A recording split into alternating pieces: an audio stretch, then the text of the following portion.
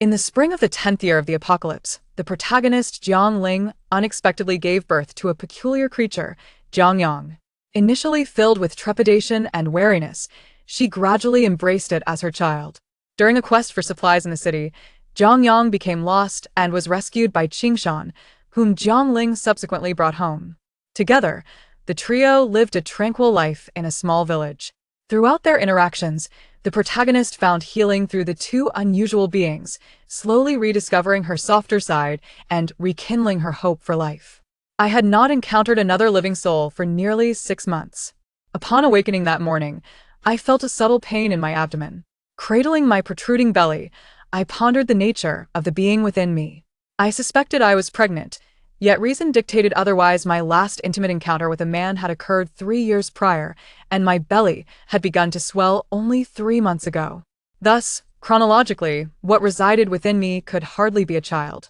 Furthermore, a pregnant woman of 3 months would not exhibit such a pronounced belly. For the past 3 months, I had been acutely aware of the gradual expansion of my abdomen, speculating on its cause. Initially, I believed I had fallen ill from consuming something unsuitable.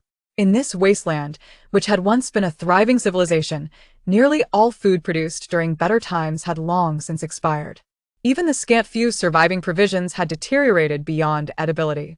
The mutated flora and fauna, which could serve as sustenance, posed unknown risks from prolonged consumption. In my struggle for survival, I had consumed numerous bizarre mutant plants and animals.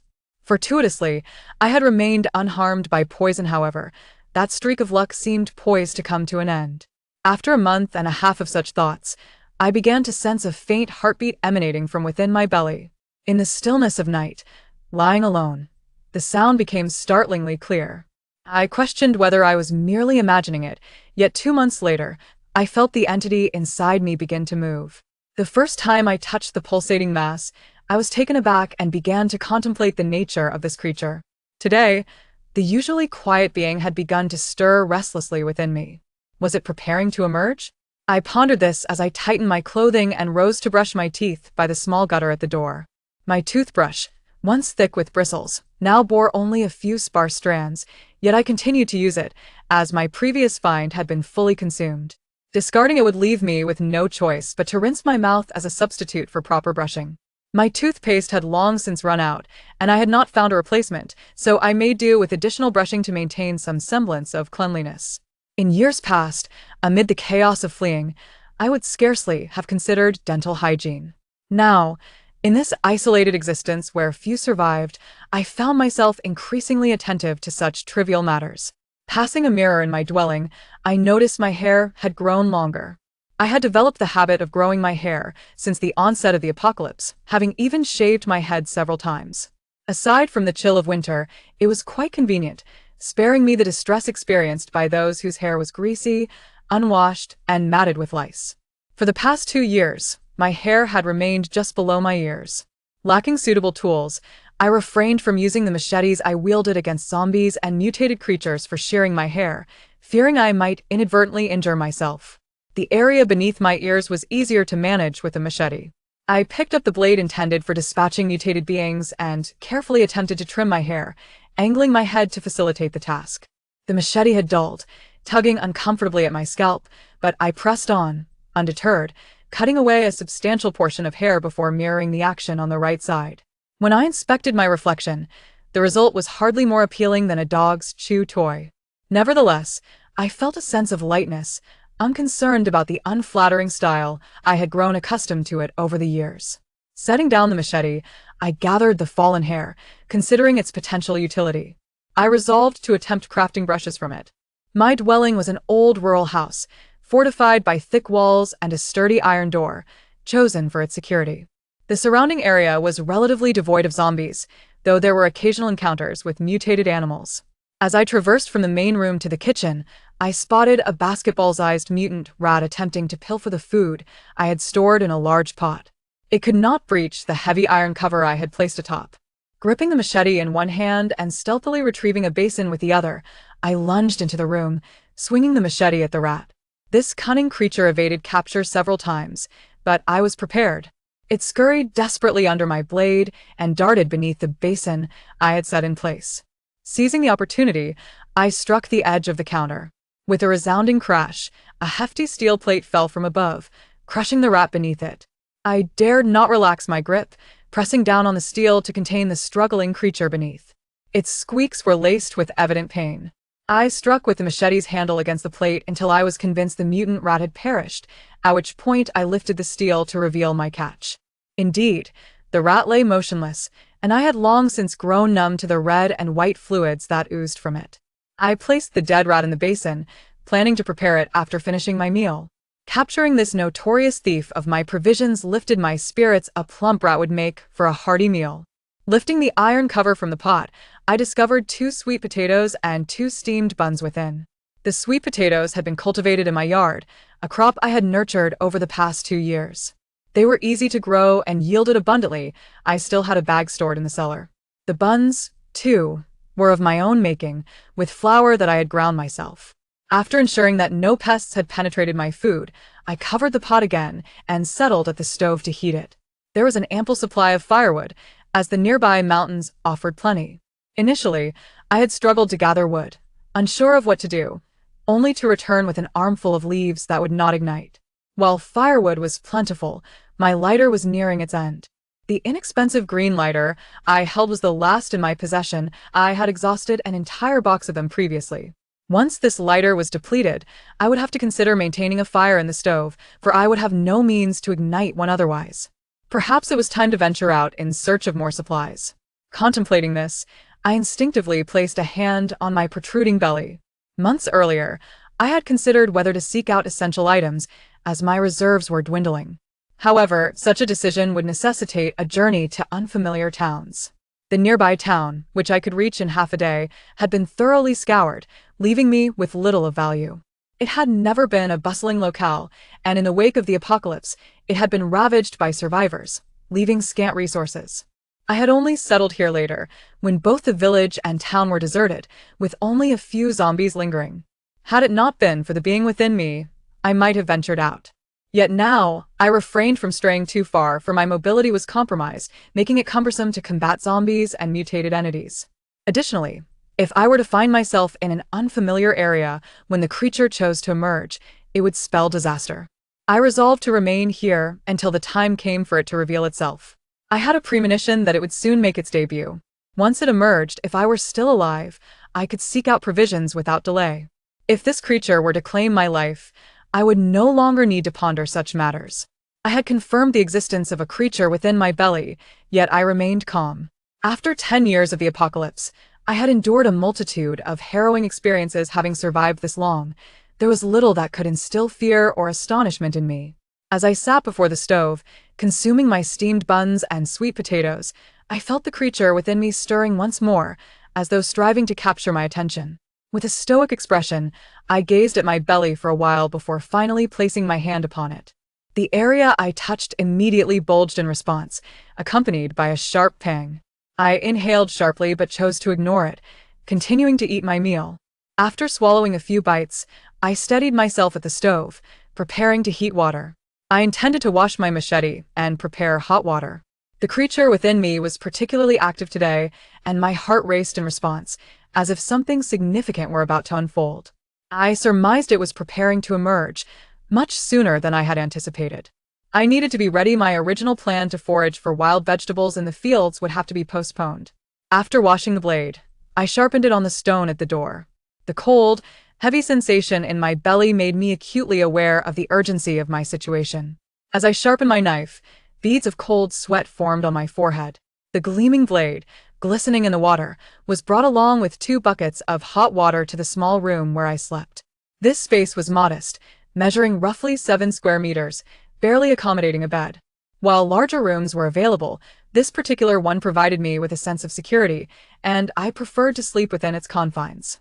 I secured the courtyard gate and the door tightly, stuffing cloth into the gaps of the windows, fearful that the scent of blood might attract some perilous entity.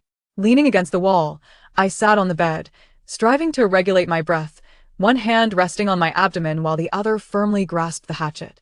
2 buckets of hot water simmered, causing the room to become stifling. The pain in my belly intensified, and I feared that this thing might rupture my intestines or stomach and escape. If that were the case, I would ensure I killed it before my demise. The waiting felt interminable, the sensation of pain stretching time to an infinite extent. Gradually, the buckets of hot water cooled, and I bit down on my lip to stifle the agony. In a frenzy, I tore the pillowcase from the adjacent pillow and stuffed it into my mouth to muffle my cries. The turmoil within my stomach worsened, as it seemed that the creature was preparing to ascend. My heart sank, and in desperation, I pressed down firmly on my abdomen, attempting to force it out from below. Each push sent waves of pain through my body, causing me to shudder. Even with my mouth muffled by the pillowcase, a pained groan escaped. But I could not relent thus.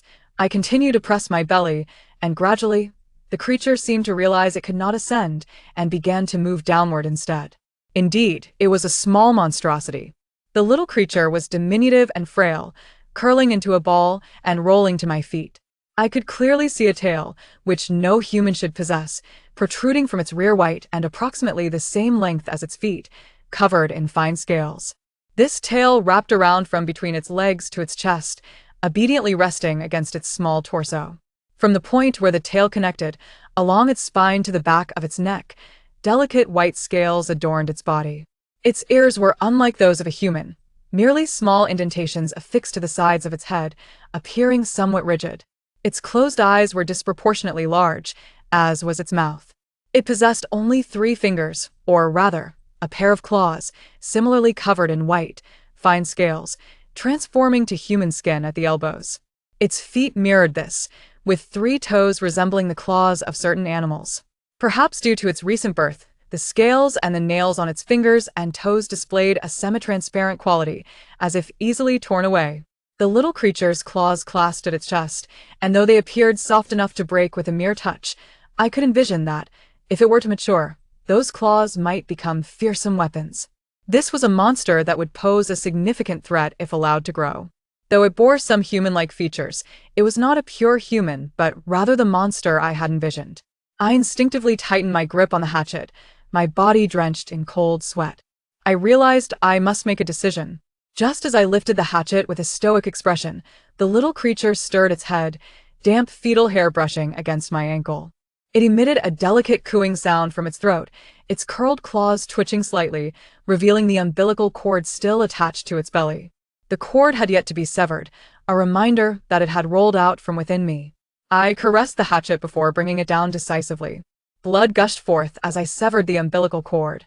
With my action, the little creature shifted, its head rolling slightly to face me, and its tightly shut eyes slowly opened.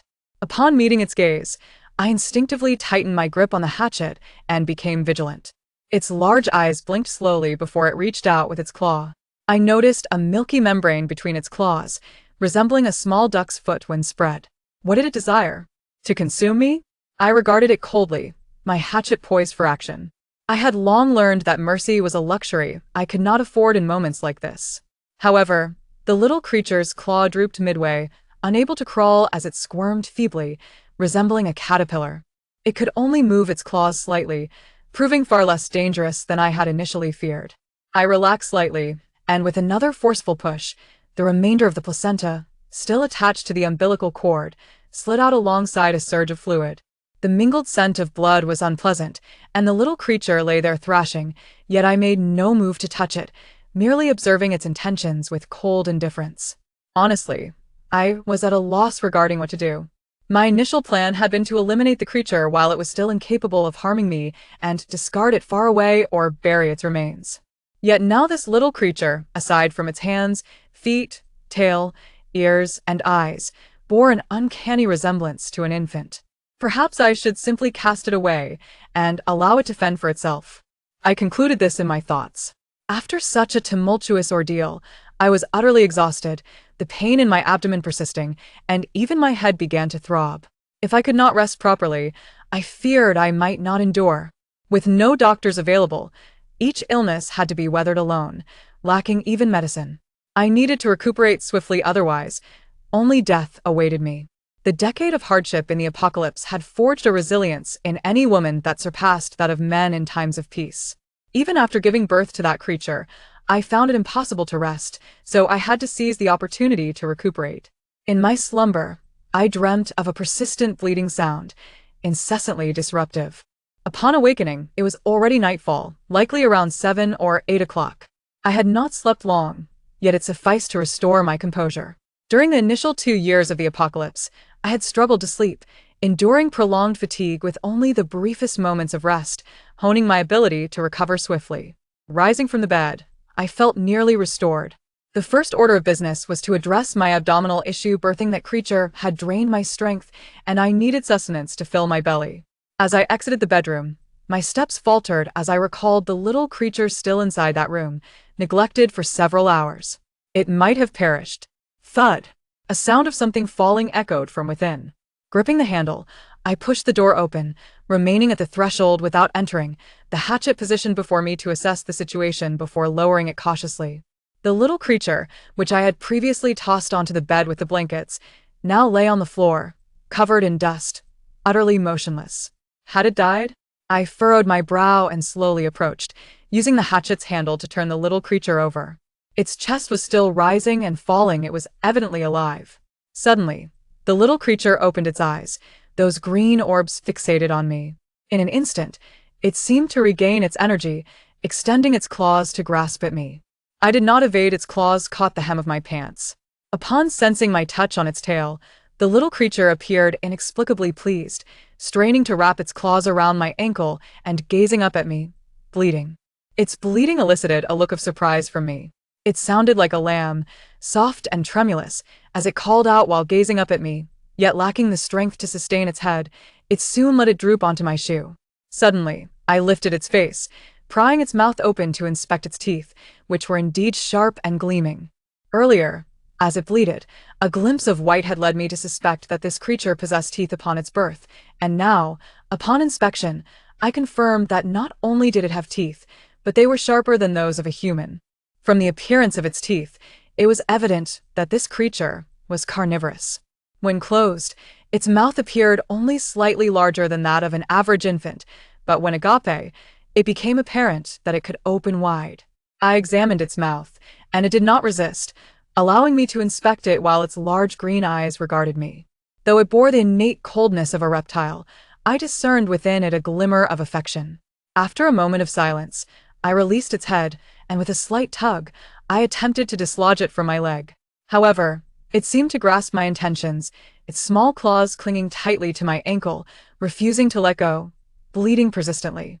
I recognized that the sound from my dream had belonged to this creature. "Release me," I commanded the little monstrosity. I averted my gaze, feeling the torn fabric of my pants where its claws had snagged. Grasping the hatchet, I turned to leave the room. Upon stepping into the courtyard, I glanced at the hatchet in my hand. This little creature was growing far too quickly. It was more dangerous than I had anticipated. If allowed to mature, it might become a formidable adversary, perhaps hunting humans like those vicious mutated beasts. I once had a friend who kept a dog, treating it as a cherished family member. However, in the apocalypse, that dog mutated and killed my friend and her parents. I witnessed the dog devouring their remains, which instilled in me an unwavering wariness and fear of all mutated creatures, a mindset that had saved me countless times. I could not fully trust others, not even other beings, hence, I chose to reside here alone. Even the so-called most loyal dog, raised since childhood, can turn against its master. What expectations can I have of such a creature? If I keep it close, when it grows strong enough to kill me, it might very well devour me. If I cast it away, and it survives by chance, perhaps when it matures and sees me again, it will harbor resentment and pose a threat. By then, will I be able to escape? Thus, the simplest solution remains to do as I originally intended and eliminate it. Yet, I find myself hesitating. I prepare the mouse meat by boiling it in water with a sprinkle of salt.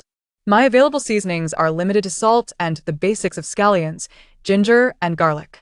I was fortunate to have found a good amount of salt, but my other spices have long been exhausted. I peel a couple of garlic cloves and slice a small piece of ginger, adding them to the pot before turning my attention to making a dough with the flour. Though my rice supply is dwindling, I still have plenty of flour and I plan to make some dumplings. My culinary skills are not particularly refined after all. Before the apocalypse, I was merely a 17-year-old high school student, having learned most life skills only in these 10 years of survival. With hunger gnawing at anyone for months, picky eating becomes a relic of the past. The enticing aroma of the mouse meat fills the air, and the dumplings in the pot are ready. I scoop them out into a bowl, pairing them with the mouse meat for a rather satisfying dinner. Having filled my stomach, I return to contemplate the dilemma of the small creature. To kill or not to kill. After sitting outside for half the night, covered in dew, I finally grasp my hatchet once more and step towards the room where the creature is confined. I must eliminate it. The room is dark, so I light a candle, holding the hatchet in one hand as I push open the door to the creature's chamber with my foot. It has rolled onto the floor, lying still as if dead. I approach, letting the wax drip onto the table to secure the candle before squatting down to inspect the small creature. I turn it over, but it remains unresponsive, its eyes tightly shut. Is it truly dead? I place my hand on its chest and fall silent. The creature no longer breathes, its body growing cold. The umbilical cord has detached, yet traces of dried blood remain on its belly, mottled and lifeless. I am not a particularly sympathetic person, at least not anymore, but for some inexplicable reason, a wave of discomfort washes over me at this moment. Humanity is indeed strange. Just moments ago, I had resolved to kill it, yet now, faced with its lifeless form, I feel a pang of sentimentality. I set down the hatchet and lift its body. I consider burying it in the yard, but before doing so, I decide to wash away the blood and grime from its tiny form. I do not know how this creature came to be within me, nor do I regard it as my child. Such an act feels excessive, but let us say, I have momentarily softened. As I carry the small creature's body outside, I recall something and veer into another vacant room, rummaging through a dusty wardrobe to find a piece of clothing belonging to a child. This garment likely belonged to the original occupants, who must have had a child, as there are quite a few small garments. I casually select the smallest one and head to the kitchen. The hot water left in the pot from my earlier cooking remains, so I ladle it out and mix it with cold water. I place the small creature's body in the warm water, cradling its soft head as I wash away the blood from its belly, the dirt from its tiny limbs, and the matted hair. The creature's hair is surprisingly soft, feeling longer than that of an ordinary infant. I have never cared for such a fragile being before, and now that it is a corpse, I do not need to be overly cautious, treating it as I would a vegetable.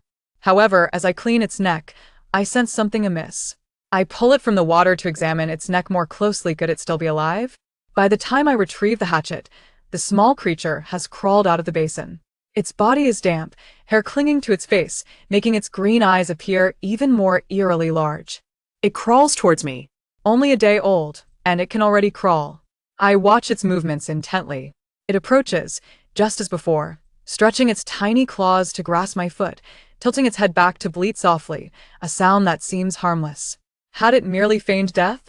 I again pull it away, pressing its head down while holding the hatchet against its neck. During the washing, I confirmed that its neck is soft. My hatchet could easily sever it. Had I believed it to be dead moments ago, I would have struck without hesitation, but this unexpected turn has rendered me unable to act. In the past 2 years, my life has been tranquil, devoid of the ruthless resolve I once possessed. Had this been years ago, the moment it crawled for me, I would have strangled it without a second thought. Yet now I hesitate, torn between the urge to kill and the instinct to spare, culminating in this current predicament. The small creature appears to grasp the danger posed by the gleaming blade at its neck. It has ceased its cries and, held by my grip, curls into a ball, emitting a soft purring sound, its tail tucked between its legs. It understands fear. After a long pause, I remove the knife and place it on the table, releasing the creature onto the floor. Perhaps this being will one day bring about my demise, I think to myself. As soon as I let it go, the small creature quickly wraps its tiny paws around my leg, resuming its soft bleating, entirely forgetting the life-and-death moment we just shared. I run my fingers through my hair and rub my face, looking down at the creature, unsure whether to smile at myself or at it, and I manage a slight grin. I place it back into the water. It attempts to crawl over to me again. I struggle to wash it properly, using one hand to hold its head down while the other cleans. I hasten through the task, rinsing it off and lifting it by its arms to dry it with a towel. As I elevate the small creature, it becomes rigid, clutching its paws and tucking its tail, resembling a stone. Once it reaches my lap, it revives, resting its head on my belly, contentedly curling into a ball. It smacks its lips, squinting its eyes as if preparing to sleep. Seeing it in this state, I paused for a moment before unceremoniously drying it off with a towel. Its head, arms, belly, backside, tail, legs, and tiny private parts. It is a boy. After hastily drying it, I dress it in the clothing I found earlier. It is a long t-shirt, but for some reason the neckline is particularly small. The creature's head is larger than typical, making it challenging to remove the shirt once on. Now I understand that this being possesses a tenacity for life unlike that of an ordinary human infant, so I need not worry as I tug it down, forcibly extracting its head from the collar. As the shirt envelopes its head, it begins to bleat in a panic, flailing its paws. I grasp both of its tiny claws, preventing its escape, while I wrestle with the fabric. However, once I manage to pull the shirt down, it quiets, snuggling against me, clutching its own paws.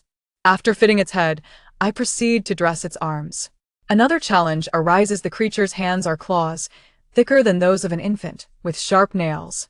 As I attempt to slide its hands into the sleeves, they become snagged immediately.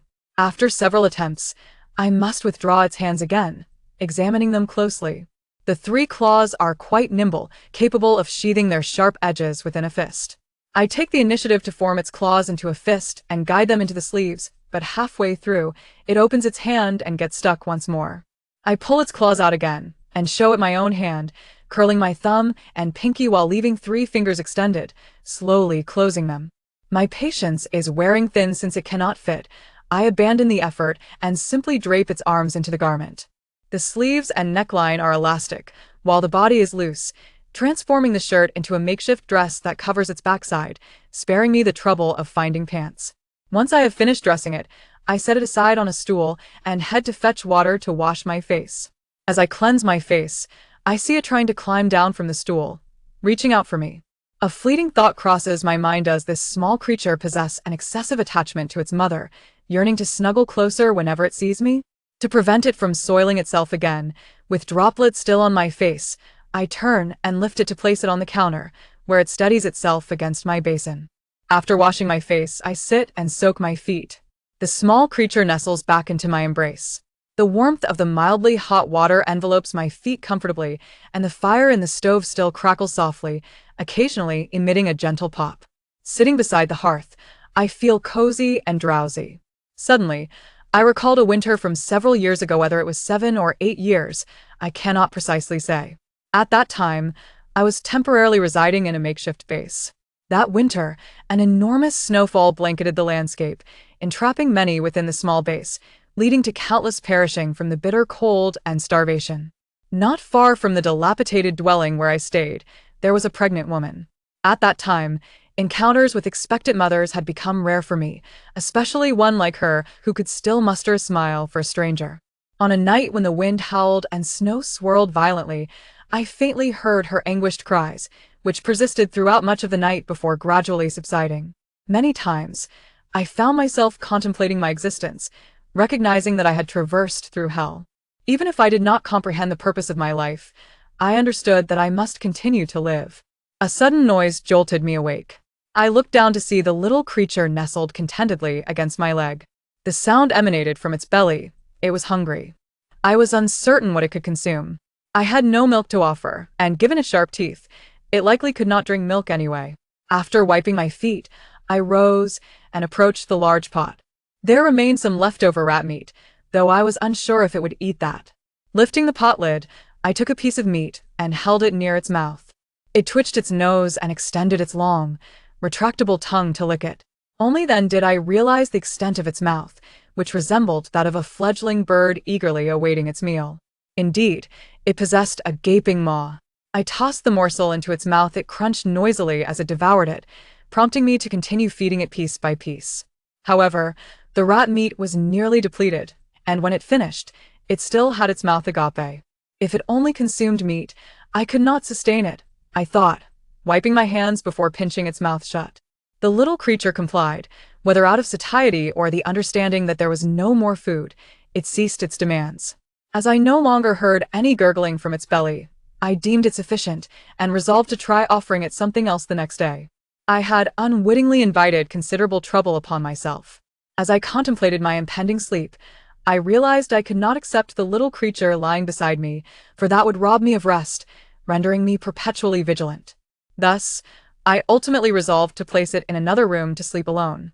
When I set it down in that room, it had nearly succumbed to slumber, its large eyes half closed.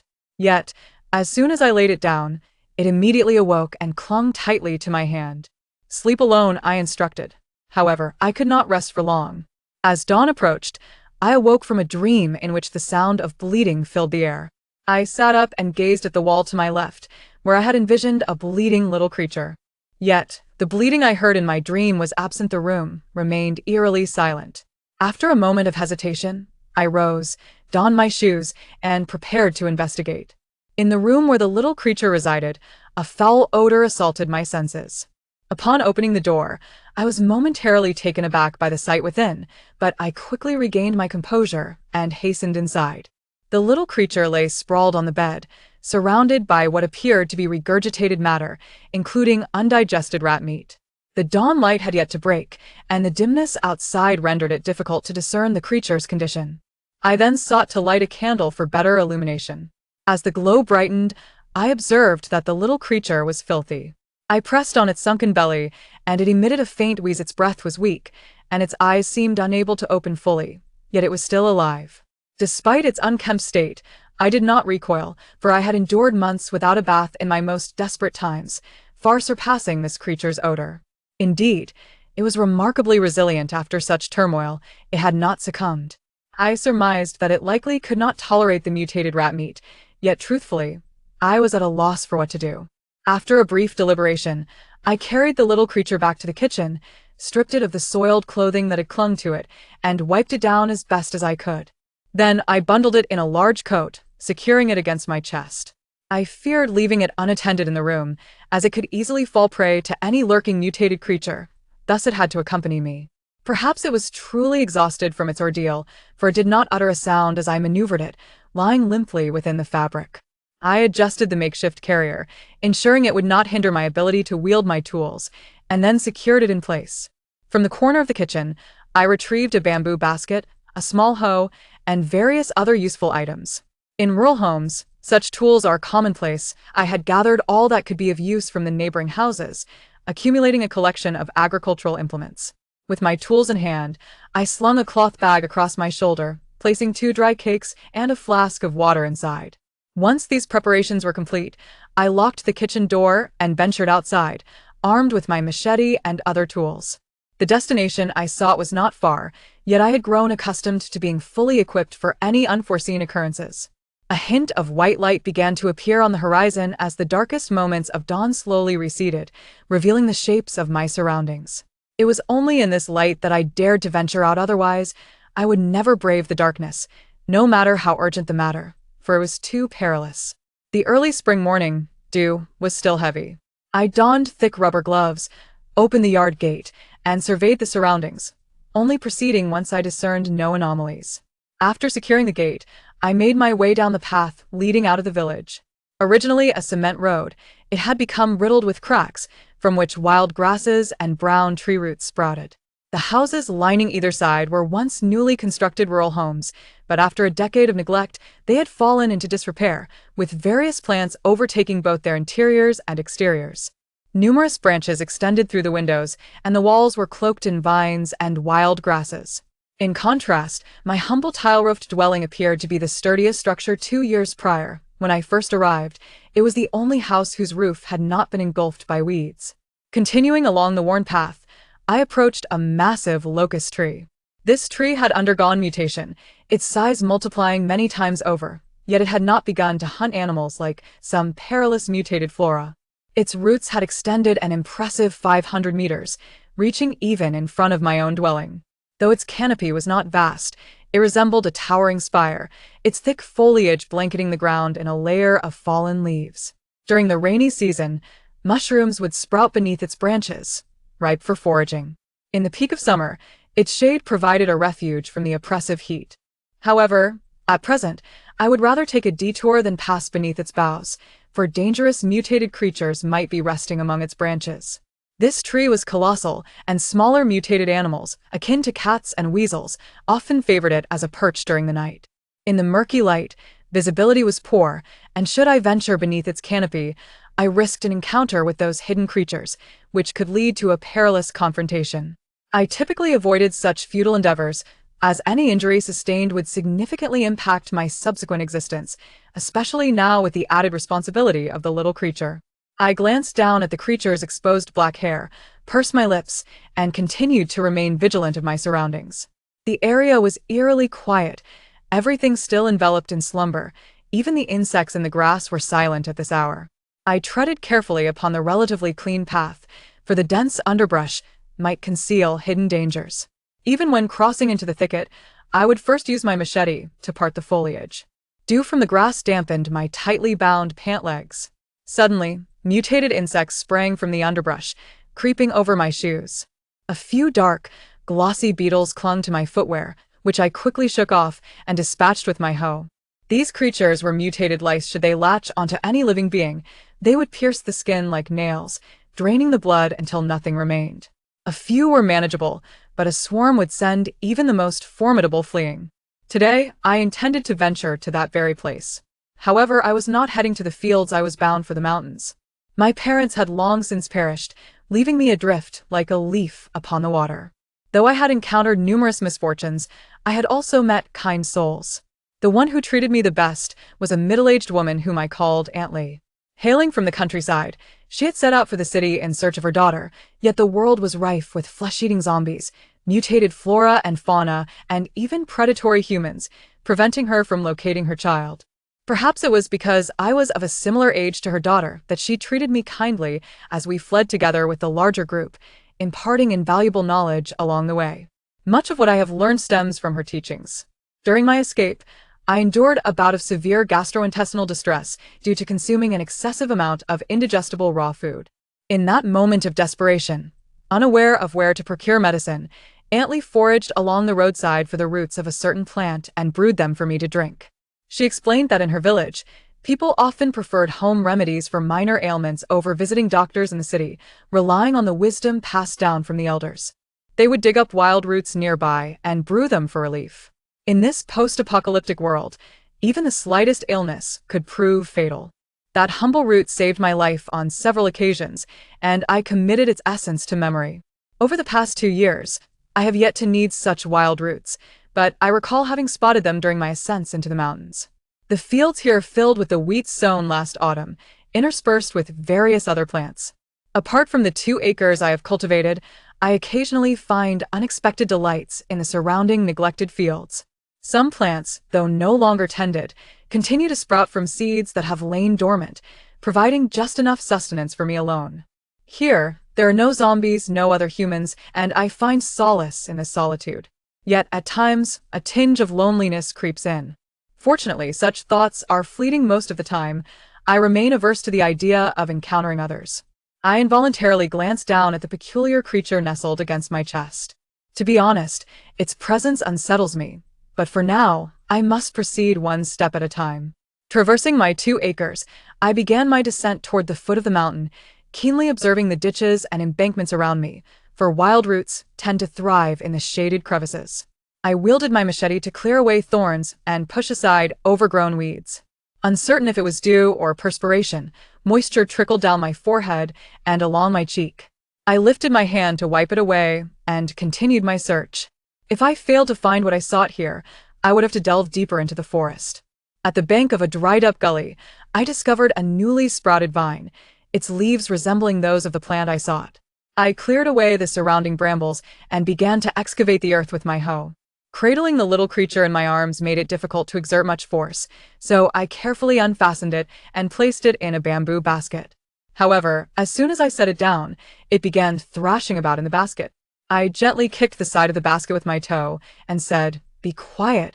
Having not spoken to anyone in quite some time, my voice felt strange and hoarse, even to my own ears. I cleared my throat and added, "No fuss." Ignoring its commotion, I resumed digging. After several moments, I unearthed the wild roots I had been searching for: 3 thick roots and 2 smaller ones intertwined together. Squatting down, I plucked them from the earth, shaking off the dirt. When I turned, I was met with the sight of the little creature half extricating itself from the basket. However, wrapped in my clothing, it was unable to pull free. With a thud, The creature tumbled headfirst into the damp earth beside the field, flattening a patch of tender grass. I brushed the dirt from the roots and lifted the little creature, securing it back to my chest before placing the gathered roots into the basket. This little creature possesses a remarkable vitality. Just moments ago, it appeared weak and on the brink of death, yet now it was lively again, bleeding in my arms. Its bleats resembled those of a sheep. Could it be that this creature is herbivorous? Upon reaching the plot I had cultivated, I set about harvesting the cabbage. The winter-grown cabbages had swelled to impressive sizes. Initially, I had feared they would perish under the heavy snow, but to my surprise, they thrived once the snow melted. Lacking experience, I was unsure if this was an anomaly, but as long as I had food, I would be content. The outer leaves of a particularly large cabbage had withered, so I tore them away to reveal the tender heart within. I offered a piece of leaf to the little creature, which gazed up at me with its large green eyes and eagerly nibbled at the cabbage. I pinched off another stem and offered it to the creature, which joyfully accepted, devouring it with gusto. While the crops in the fields had yet to yield much, a plethora of wild vegetables had emerged. In the dire times of years past, I had relied heavily on the sporadic wild greens I found along my path to survive. Having endured countless bouts of hunger, even now that sustenance is more abundant, I cannot help but remain vigilant and aware of any food within sight. Danger and sources of nourishment are the first impressions to form in my mind. This spring has brought abundant rain, yet the weather has been delightful these past few days, with the sky presenting a stunning clarity. In the distance, a field bursts forth with scattered yellow rapeseed blossoms that have sprung up on their own, not from my sowing. I noticed 2 more growing along the embankment as I passed, their drooping blooms brushing against the little creature's head. Suddenly, it sneezed, its eyes darting around, twisting its head to gaze at the yellow flowers I had just walked past. The little creature excitedly wiggled its legs, reaching out with its claws to grasp the rapeseed flowers and nibbling at them. Could it truly be herbivorous? I glanced down at it, pondering why such sharp teeth would be necessary for a plant eater. A sense of relief washed over me. If it were indeed a herbivore, it may not be as perilous as I initially feared. In my courtyard, there lies an ancient well, the kind that requires water to be poured down first to draw up fresh water. The well water is warm in winter and cool in summer, offering a delightful sweetness. I severed the wild vine, cleaned the roots thoroughly, and sliced them to brew.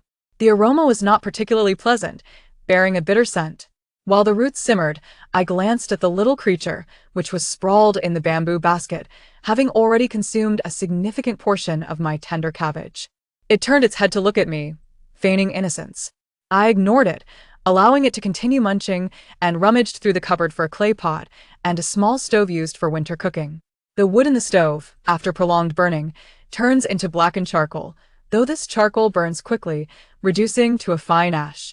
I have accumulated nearly half a bag of such ash, setting a bit in the stove to ignite, while I cleaned the pot and filled it with clear water, adding 4 handfuls of rice to cook. My rice supply is dwindling, mostly consisting of aged grains. Lacking knowledge of rice cultivation, I have been reluctant to consume it, as I've learned to ration my food carefully. My primary sustenance comes from flour-based dishes, as they are filling. Having skipped breakfast, my stomach now grumbled with hunger. Meanwhile, the little creature continued to crunch contentedly in the basket, its meal seemingly delightful. I dragged the basket over to the stove and plucked a piece of cabbage to eat raw. It was crisp and slightly sweet. I hadn't finished my piece when the little creature swayed, offering the remaining half of the cabbage to me. I paused, stuffing the last bit of cabbage into my mouth, and said, "You eat it yourself." The broth in the pot began to bubble, emitting a popping sound as the bitter flavor pervaded the kitchen. I stood up to lift the lid for a glance, giving it a gentle stir before burying the fire with ash. The brewed liquid filled 2 bowls. I ladled one and brought it over to the little creature. It was nearly finished with the cabbage, yet its belly still appeared quite flat. The steaming wild root broth, immersed in water, cooled rapidly.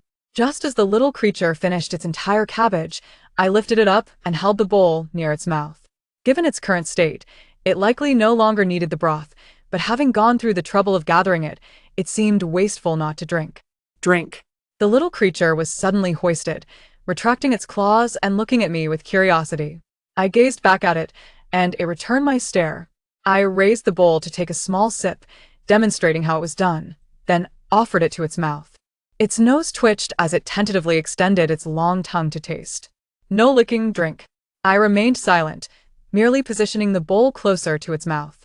After several attempts, it grasped the concept, mimicking me as it bent down to gulp the broth. The taste was overwhelmingly bitter. One sip left my mouth tingling, and the little creature, after consuming a bowl, stuck out its tongue and whimpered. At that moment, the water in the pot boiled over, transforming the white rice into fluffy grains that floated to the surface, releasing a delicate aroma. The porridge that emerged from the pot was fragrant yet mild, with rice and fresh wild vegetables mingling together in a visually appealing hue. Sipping a bowl of this steaming porridge provided immediate comfort to my stomach. Since last night, I had experienced a twinge of pain, leaving me uncertain whether it was due to the little creature's presence or a recurring stomach issue. Many survivors from the apocalypse endure stomach ailments, having faced hunger so often that going days without food became commonplace. Compared to the fate of those who perished from starvation, having merely a stomachache is a stroke of luck.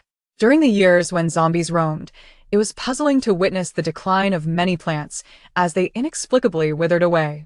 Humanity was relentlessly pursued by those terrifying undead, facing years of famine with little hope for survival. The past 2 years have seen a resurgence. Many plants have returned, flourishing more vibrantly than before, alleviating my worries about food scarcity and allowing me to occasionally indulge in a change of flavor. On this tranquil morning, sitting here in the sun with a bowl of freshly cooked porridge, this existence feels almost dreamlike. I reside here alone. At times, I cannot help but wonder if this life is merely a figment of my imagination, a beautiful construct within my mind while I remain trapped in hell, perhaps driven mad or nearing death, fabricating this idyllic world in my consciousness. At times, I find myself questioning my own existence, pondering whether I am but a figment of imagination, for there is no other soul here to affirm the authenticity of this reality. Suddenly, the little creature beside me tumbled from its perch. I scooped it up and placed it upon my lap, gazing into its eyes as I mused. You are a figment too, are you not? How else could it be that I inexplicably brought forth such an oddity? The little creature sniffed inquisitively, then wrapped its tiny paws around my hand, diving headfirst into a bowl of porridge, slurping with abandon like a little piglet. It relished the vegetable porridge immensely, and while I indulged in a bowl, the remainder was entirely consumed by it. I felt unsated and ventured into the cellar to retrieve 2 sweet potatoes, which I buried in the hearth, awaiting their transformation into a delectable meal. I turned to observe it, brimming with exuberance, as if invigorated by an unseen force, though I remained perplexed by its inexplicable excitement. After a while of silence, I glanced over again to find it seated on the grass, urinating, its little face wearing a look of bewilderment as it stared at the unexpected puddle. I resumed washing the blankets, and upon completing the task, I decided to use the leftover water to give the little creature a quick rinse as well.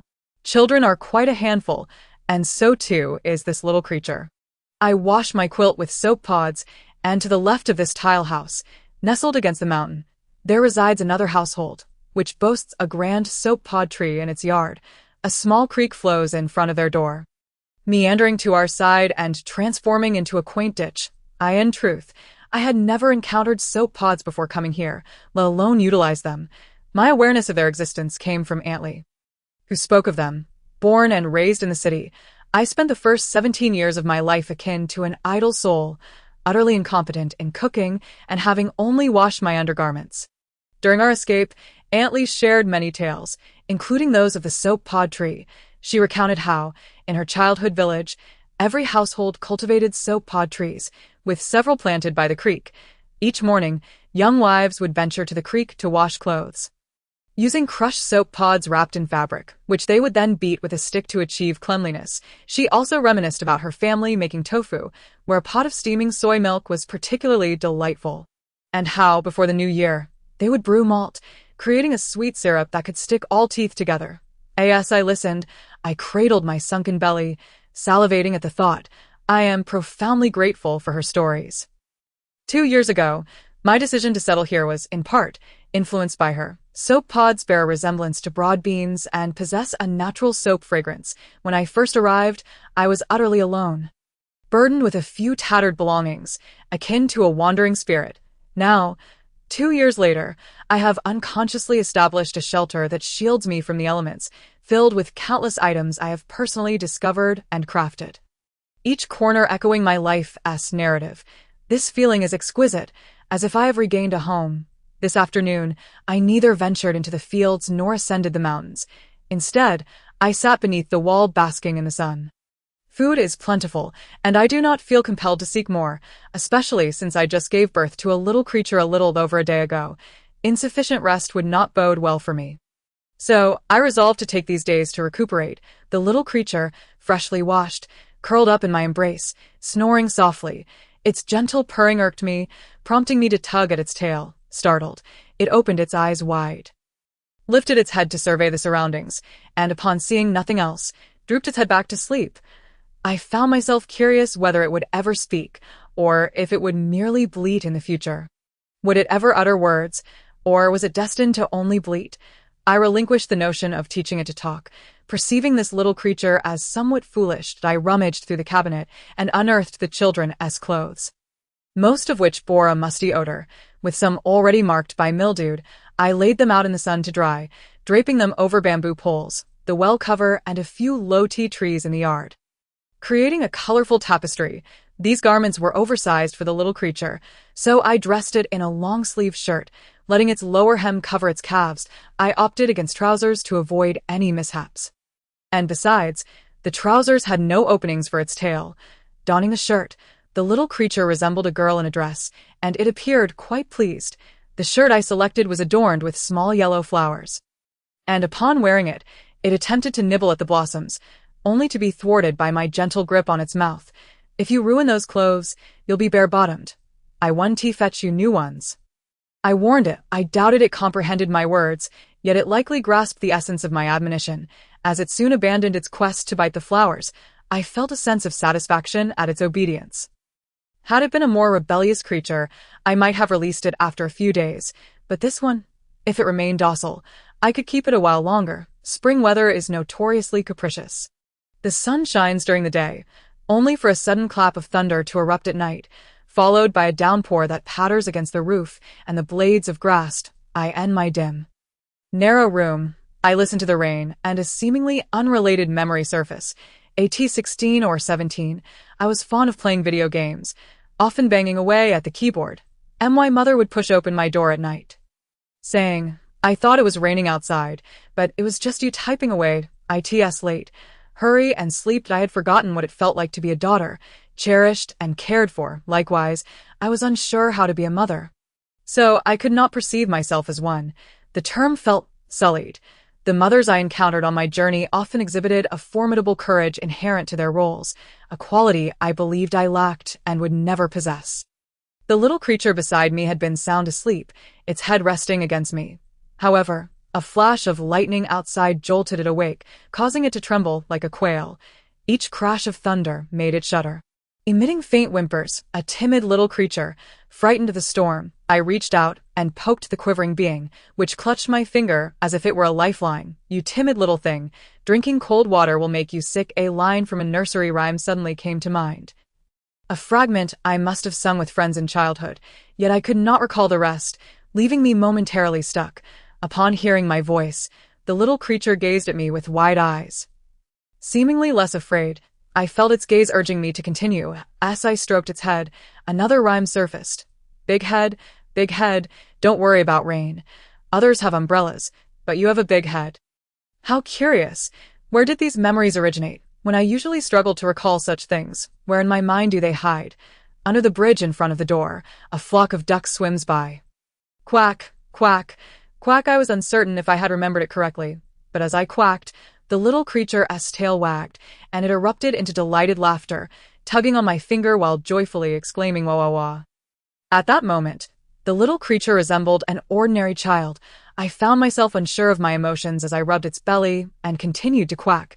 It giggled again, easily amused. The thunder continued to rumble outside, crackling, while the creature laughed uncontrollably beside me. How curious that a few quacks could elicit such joy. I could not comprehend it. I recalled someone mentioning that a child's thoughts are unfathomable, and adults could never understand what they contemplate. Eventually, in the middle of the night, The little creature fell asleep, exhausted, while the thunder subsided, leaving only the gentle patter of rain. I remained awake, finding it difficult to sleep with a living being beside me. It was a habit cultivated over many years, not easily broken initially. I had not intended for the little creature to share my room, but after placing it in another room, I soon heard its bleating and scratching at the door. This persisted for at least 2 hours until I succumbed and went to check on it, only to find it had scratched the wooden door to pieces, debris strewn about. Once it learned to crawl, it tumbled off the bed, landing without a scratch, rolling around like a ball with abandon. It only behaved when I was nearby. Otherwise, it would create mischief. I grew weary of its rolling about on the floor, collecting dust, requiring me to wash it twice daily, a task I had not even managed for myself. Thus, I fashioned a rather unattractive coat from a raincoat, wrapping it around the little creature. Now, no matter how much it rolled and gathered dirt, a simple pat and wipe would suffice. Clad in that unsightly garb, it appeared even more monstrous. Yet, it was cheerful, frolicking in the yard's grassy expanse. A few days later, I took it to the fields to gather vegetables, specifically to a patch of rapeseed flowers where I intended to harvest some for it.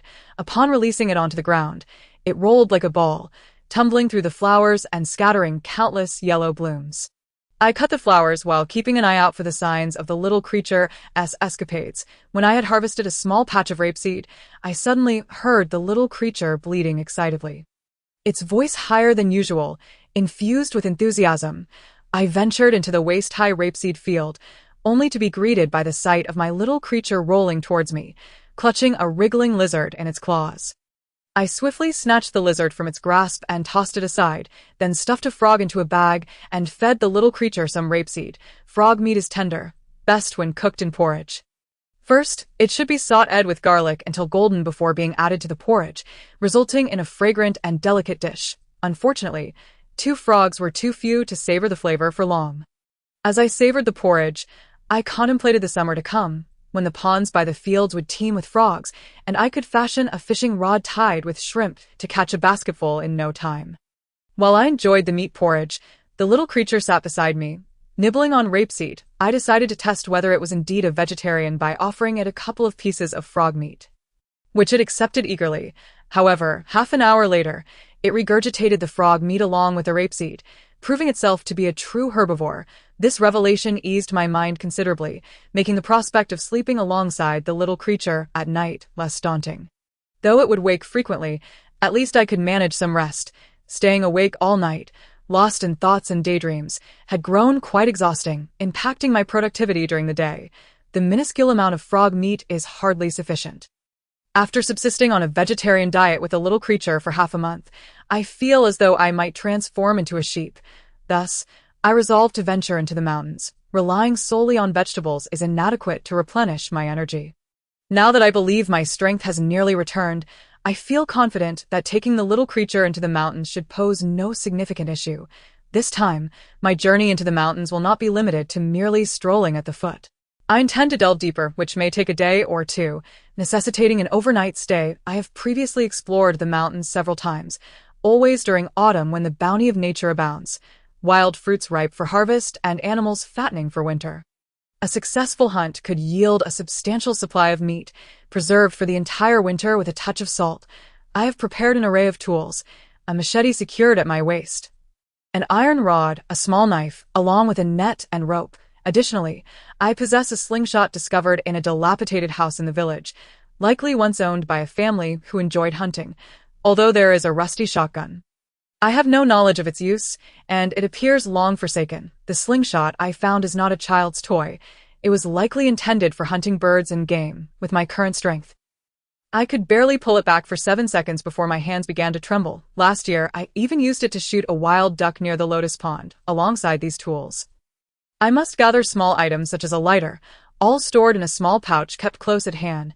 My attire consists of coarse gray linen, typically worn while gathering firewood, resilient against the thorns and brambles of the mountains.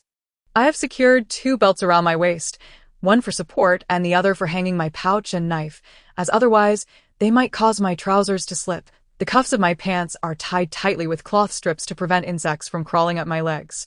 At this time of year, Entering the mountains presents no significant challenges, save for the awakening of various insects that delight in crawling upon humans. Non-venomous insects are merely a nuisance, but I dread the thought of encountering poisonous ones, which could cause swelling and persistent discomfort, though truly lethal creatures are rare. My shoes are an old pair of military canvas shoes, thickly soled with green canvas, and I must don gloves as well. Fully equipped and familiar with the terrain, the little creature, however, appears delicate and ill-prepared. I rummaged through a drawer for a bottle of dark green herbal juice, a concoction I had ground from unidentified grass. Antley had once sought this herb, claiming it could ward off insect bites. I relied on it to fend off mosquitoes during summer. I poured some of the juice onto my exposed neck, then slathered it onto the little creature. The pungent odor caused it to squint and wrinkle its face, resembling an orange peel. Quite an unattractive sight. It bleated loudly, flailing its paws in protest. Unfazed, I pinned the little creature onto the table and swiftly applied the herbal juice over its entire body, employing a technique reminiscent of salting a wild boar during winter. Afterward, I let it go, and it sniffed at itself before tumbling backward with a comical meow. I dressed it in an improvised raincoat and secured it to my back with a makeshift harness. At dawn, the little creature and I set forth, taking a route from the opposite side of the village. Along the way, we encountered a stone bridge. Though modest, it consisted of 2 uneven slabs of stone precariously spanning a clear stream, wide enough for only one person to cross. Lush grass grew along the water's edge, the same grass I had used to create the herbal juice. This bridge bore the marks of time, its surface smoothened by rain and the soles of countless feet. Now, only I treading upon it.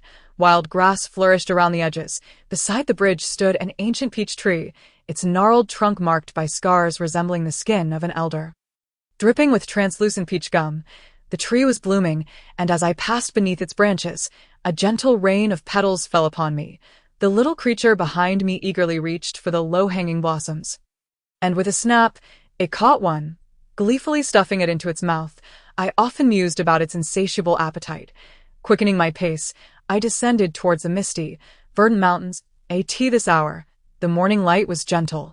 The nearby stream gurgled melodiously, while the chirping of insects filled the air, and the little creature babbled incessantly. Passing through a field, I harvested 2 large cabbages to serve as sustenance for the little creature. Fortunately, aside from the initial thicket of grass, the path ahead remained unobstructed, with only a few thorny branches to clear. The slope was gentle as I entered the mountains, the winding path leading me deeper into a bamboo grove, which was accompanied by 2 neglected burial mounds. The mountains surrounding the village were dotted with such mounds, long unattended and overgrown with weeds. The caretakers had long since departed.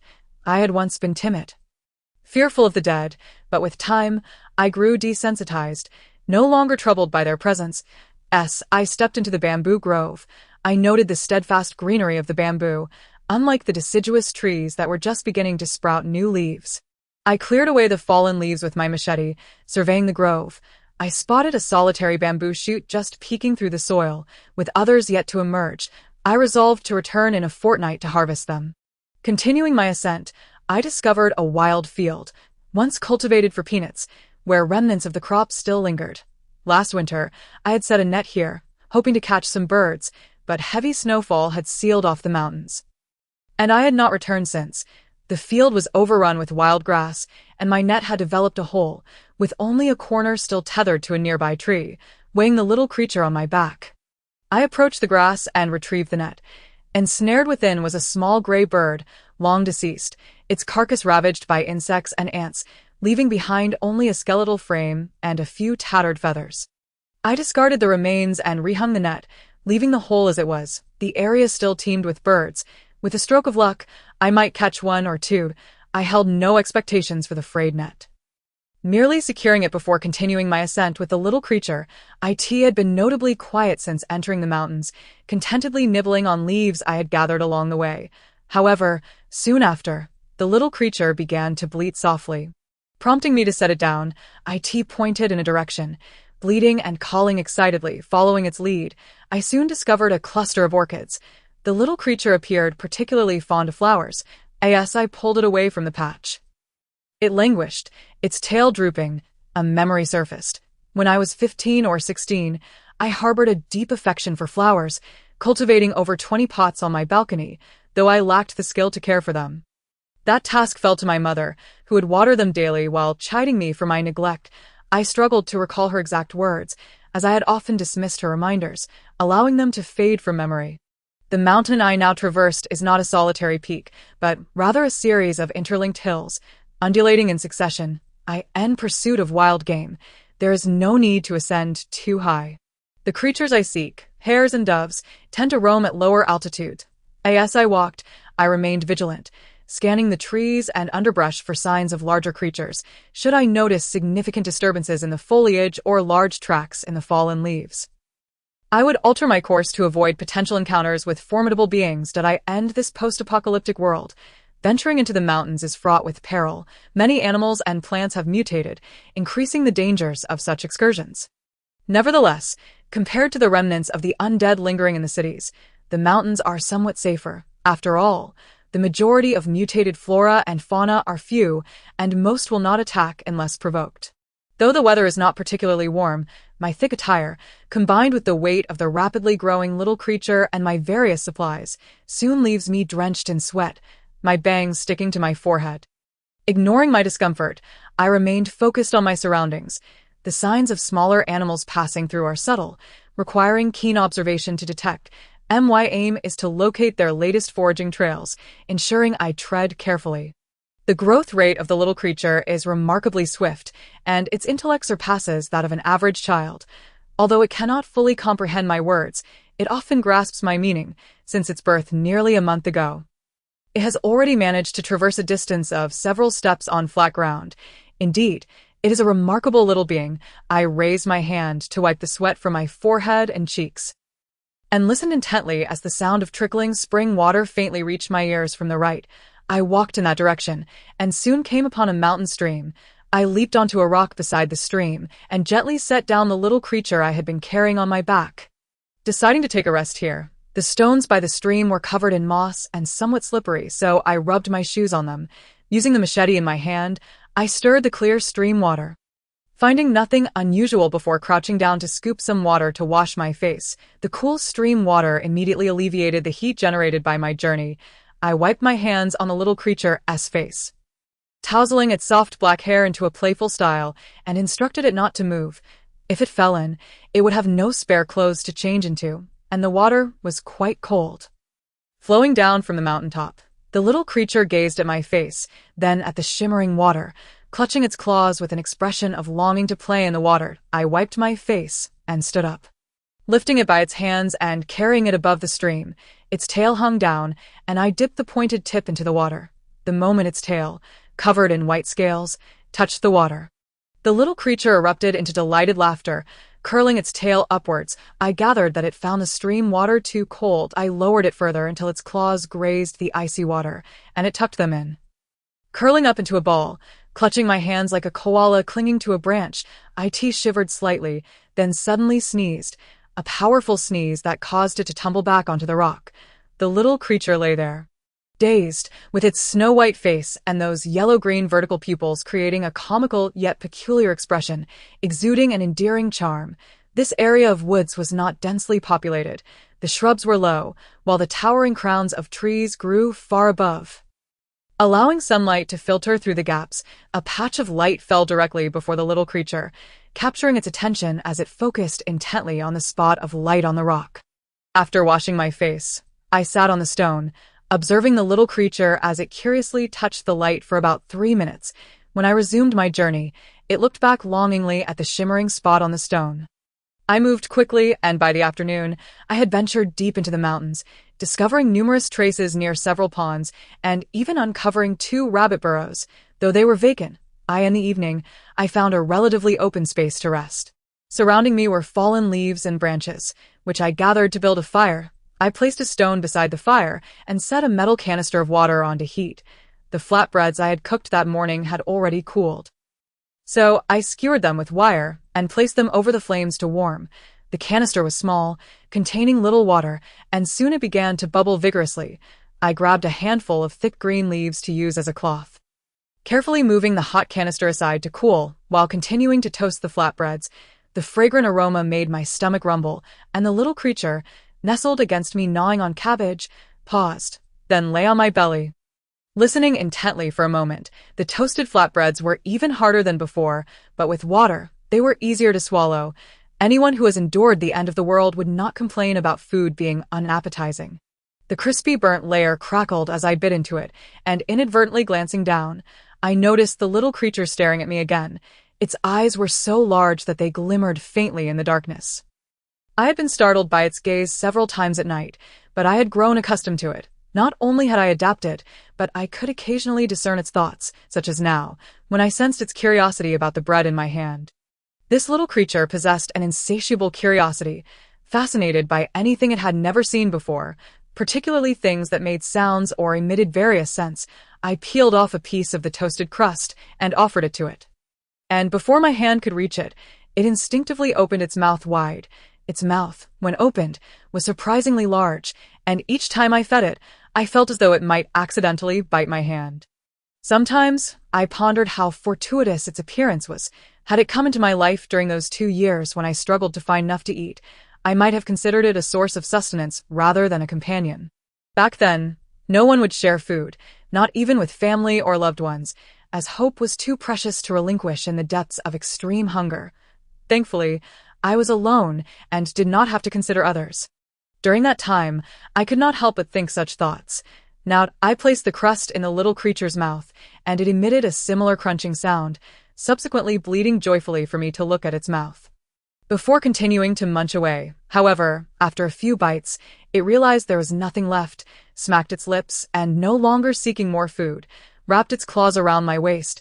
Preparing to sleep, I continued my dinner, having previously been oblivious. But now, with the little creature's antics, I began to consciously listen to the sounds I made while eating. 1 crunch, 2 crunches. The sound was so satisfying that I found myself counting. After finishing, I realized that I had been engaging in a rather mundane activity. The little creature slept soundly, nestled comfortably. The mountain nights were quite cold, although the fire burned brightly before me. The warmth only reached so far, leaving my back exposed to the chilling air, having spent many days wandering outside. I was well accustomed to such nights, and it was only after dwelling long in a place where the sky was visible that I began to yearn for a shelter that could shield me from the elements. In the middle of the night, a fine drizzle began to fall. Extinguishing the fire, I cradled the sleeping little creature and sought refuge beneath a tree. Anticipating rain, I had brought a raincoat, a deep blue one. Long in front and back, with a hood, I recalled my father riding on a motorcycle while wearing such a raincoat to fetch me from school on rainy days. I would sit on the back, hugging his waist, hidden beneath the blue fabric that separated me from the rain outside, creating 2 distinct worlds. The sound of raindrops pattering against my raincoat was soothing, while the hem fluttered in the wind, revealing the rainflowers splashing on the road. Silently donning the raincoat, I stood beneath the tree, waiting for the rain to cease. The gentle drizzle fell quietly, typical of spring rains, though the rain was light. The absence of the fire caused my body temperature to drop swiftly, making me feel particularly cold. The little creature nestled against my chest was warm, and the raincoat shielded it from the droplets. Allowing it to sleep peacefully, it lay in the warmest spot on me, and its own warmth enveloped me, providing considerable comfort. That moment, the little creature resembled a small furnace. The fine rain did not last long before it subsided. And as dawn had yet to break, I decided not to seek a place to sleep, but instead continued forward with the little creature. Many small animals emerged at night, their sounds more audible than during the day. While the mountains were not as safe at night, there was no place that guaranteed absolute safety. Around 5 or 6 in the morning, I heard calls coming from the thicket ahead. I immediately halted. Listening intently and the dark foliage, several shadows moved, accompanied by the occasional sound of flapping wings. 2 shadows fluttered down from the low branches, landing on the fallen leaves with a rustling sound. Based on the calls, I deduced they were bamboo chickens, which I had trapped before and found relatively easy to catch. After observing patiently for a while, I noticed at least 6 bamboo chickens surrounding the thicket. Even if I could not catch them all, securing half would be a significant gain. The little creature was still sleeping against my chest, so I gently shook it awake, covering its mouth to prevent any noise. and quickly set it aside along with my other belongings. I retrieved a fishing net and a funnel-shaped net bag for my tools. The net bag, with its top sewn to a circular wire opening, could be attached to a longer pole for catching small fish and shrimp. I had always favored this tool, as it was particularly convenient for trapping birds. However, for an untrained person, capturing these creatures would be quite challenging. I had become adept at catching edible items over the years, developing a set of techniques through necessity. In dire circumstances, one can learn anything. Had someone told me at 16 that I would use such a rudimentary net to catch wild chickens and birds, I would have found it utterly unbelievable. With the funnel net secured at my waist, I carefully untangled it with one hand, stepping lightly on the protruding roots of the surrounding trees. Bamboo chickens were quite alert and would flee at the slightest noise. So I made every effort to minimize sound, treading softly on the fallen leaves. Nearly inaudibly, I had just surveyed the terrain, which was advantageous for me. Here, a section was perfectly suited for setting up a net to block an opening. Securing the net in two directions, I stood and cast it down, suddenly producing a net pouch to ensnare the nearest bamboo chicken. Naturally, I failed to catch it. They were startled and began to scatter. I disregarded the two bamboo chickens that fled from a distance and focused on hurting the closer ones that were clustered together towards my previously laid net. These creatures possess limited intelligence, and soon, in their panic, they were driven into the net by me. I stepped onto the net, gathering the few bamboo chickens together, and this time, with the distance significantly reduced, I easily captured them with the pouch. Pulling the net tight, I ensnared all the struggling bamboo chickens within, then unfastened a bag tied around my waist, placing the chickens along with the net inside. My movements were swift and efficient. After gauging the bag's weight, I felt satisfied. While counting the chickens as they struggled, it appeared there were 5. I had overlooked one that remained motionless in the thicket, which by sheer chance also ended up in my net. The bag for the bamboo chickens was airtight, and thus they would suffocate quickly. Since I needed to remain in the mountains for another day, avoiding any bloodshed would be ideal. Suffocation was the best option. If that failed, strangulation would also suffice, but the recently captured bamboo chickens were still quite agitated and reaching and would invite pecks, so I tightly secured the bag and left it be. The bamboo chickens continued to squirm inside, while the little creature beside me watched the bulging bag with curiosity. I placed the bag near it. Upon seeing me, it prodded the bag with its claws, startled by its sudden movement. For the remainder of the time, I sat beneath a tree, methodically rearranging the net that had been disturbed earlier. The little creature crouched beside the bag containing the bamboo chickens, wagging its tail joyfully at the sight of the moving bag. Thoroughly entertained on its dawn, the bamboo chickens inside the sealed bag were silent. I opened the bag for a quick inspection, then secured it back at my waist, relishing the heavy sensation it provided. The mountain air was exceptionally fresh, with many trees along the roadside sporting tender green leaves. I even spotted a rhododendron about to bloom. A little later, the rhododendron would burst into a fragrant display across the mountains. But for now, occasional early bloomers were visible. The little creature behind me was restless, nudging me with its head whenever it caught a whiff of fragrant young leaves and flowers, bleating and wriggling in excitement. I could only walk while plucking roadside grasses and branches, feeding them to it. Having never raised a child, let alone a peculiar creature, I was uncertain of its dietary needs. Nonetheless, I fed it whatever it desired, reasoning that any potential consequences could be dealt with later. After all, I had survived on a haphazard diet myself, and this little creature appeared to possess far greater vitality than I continued my journey. I discovered a pond in the mountains. Such ponds often attract various small animals seeking water. I found numerous feathers nearby, including those of the doves I initially intended to hunt. I decided to stake my claim here. Choosing a position downwind, I concealed myself with the little creature behind the foliage by the pond, beside a large tree. From this vantage point, I believed many birds would alight upon its branches. Attentively observing my surroundings, the little creature was surprisingly calm.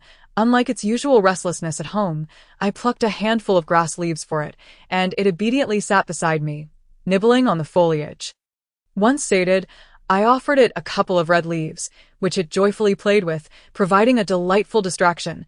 Perhaps my luck had run dry. After waiting for quite some time, I had yet to see a single bird. As I contemplated my departure, a sudden rustling in the grass caught my attention. I quickly restrained the little creature, instructing it to remain still as I grasped the slingshot I had prepared long ago. Different locales demand varied hunting methods. A dove perched on a low branch by the pond, shifting its claws and tilting its head, cooing softly.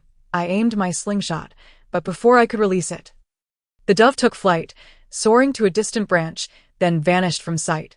Lowering the slingshot, I noticed that the little creature, which I had pressed down moments ago, was still lying on the ground. I gave its rear a gentle pat to prompt it to rise. It scrambled up, grasped my hand, and placed it atop its head, imitating the cooing of the dove. It took me a moment to comprehend its intent. It desired me to press its head down just as before. I was reluctant to indulge it in such a trivial game. The little creature scrambled up once more, a leaf sticking to its face, using its tiny paws to lift my hand again to its head. Its large yellow-green eyes sparkling with anticipation for another round. Having played this game a dozen times already, it seemed enough was enough. Surely, being pressed into a pile of fallen leaves couldn't be that enjoyable. Did it not feel any discomfort? I was unwilling to indulge it further. Resuming my search with the slingshot, I scanned the trees surrounding the pond. Noticing my disinterest, the little creature flopped onto the ground, letting out a series of coos. Its vocalizations were remarkably varied. Whether bleats or calls, I found no surprise in its sounds, only that it could not speak. Perhaps it was because I seldom conversed. It never heard anyone speak, and thus did not learn. Even so, I had no desire to teach it to speak. For now, this was sufficient. If we could communicate, I feared I might no longer regard it as a peculiar creature, nor could I refer to it as it. Such a thought filled me with trepidation. Suddenly, I heard cooing again, but this time it was distinctly from a dove, different from the little creature's odd sounds. A grayish-white dove landed remarkably close to me. I mused if the little creature's cooing had somehow attracted this foolish dove. A stone was launched from the slingshot, striking the dove, but it was not so easily dispatched. Startled, it attempted to flee, only for my second stone to hit it again. Perhaps it truly was the little creature's cooing that drew another dove, larger than the first, which also evaded death after 2 stones. Nearly escaping until I resorted to the net pouch to capture it. Navigating the mountains is neither overly difficult nor exceedingly simple. For a novice, straying from the beaten path means certain disorientation. However, I possess the ability to remember my way, a skill honed over many years. After all, I had once hidden in the mountains for 3 days to evade a group of pursuers, surviving on raw mushrooms. Before descending, I unearthed the large orchid the little creature had shown me earlier. As I dug up the orchid, the little creature clung to my leg, nuzzling and bleating joyfully. Its antics reminded me of my childhood, when I would similarly cling to my mother's leg, coaxing her to grant my desires with a playful demeanor. Indeed, children are universally alike. On my way down, I stumbled upon an unexpected delight. A net I had carelessly thrown near a peanut field had ensnared a small bird. Though it was not much, it was still a morsel. By the time I reached this point, I was close to the village, and twilight began to cloak the sky, with only the distant mountains glowing faintly. As if framed by a golden light, the little creature, eager to chase after peach blossoms, was gently reprimanded by me. The weather had suddenly turned warm, indicating we were likely past the Qingming festival. However, I still had a considerable distance to cover, as I was no true farmer. An farmer would be as clueless as I regarding when to plant what. I could only plant haphazardly. I had not paid attention to agriculture before. The recent extreme weather had rendered many areas barren, much like people in desperate flight, with no time to cultivate. In the past 2 years of relative stability, I had attempted to plant various crops. Whenever I could find seeds, I would experiment with them. I faced numerous failures, yet some successes had accumulated, granting me a modicum of experience. Beyond tilling the land, I had also familiarized myself with the edible flora in the mountains and fields. As I pondered the emergence of bamboo shoots in the mountains, I planned a day to take the little creature with me to forage for them, heading up the path we had taken earlier, toward the bamboo grove by the 2 burial mounds. When I had last visited, it was merely a carpet of dry leaves, but now I discovered the tips of bamboo shoots breaking through the soil. According to Aunt Lee, these shoots were known as big hairy shoots, thicker than the little creature's thigh, and one would suffice for a meal. I avoided any shoots that grew too tall, as they would be too mature. I left them to grow into new bamboo, seeking only those that just peeked above the ground, as these were tender and delectable, while foraging for bamboo shoots in the grove was not particularly easy. There existed a technique. A drop in elevation between the bamboo grove and the adjacent path meant many shoots would sprout from the earthen bank beside it. These shoots were much easier to extract.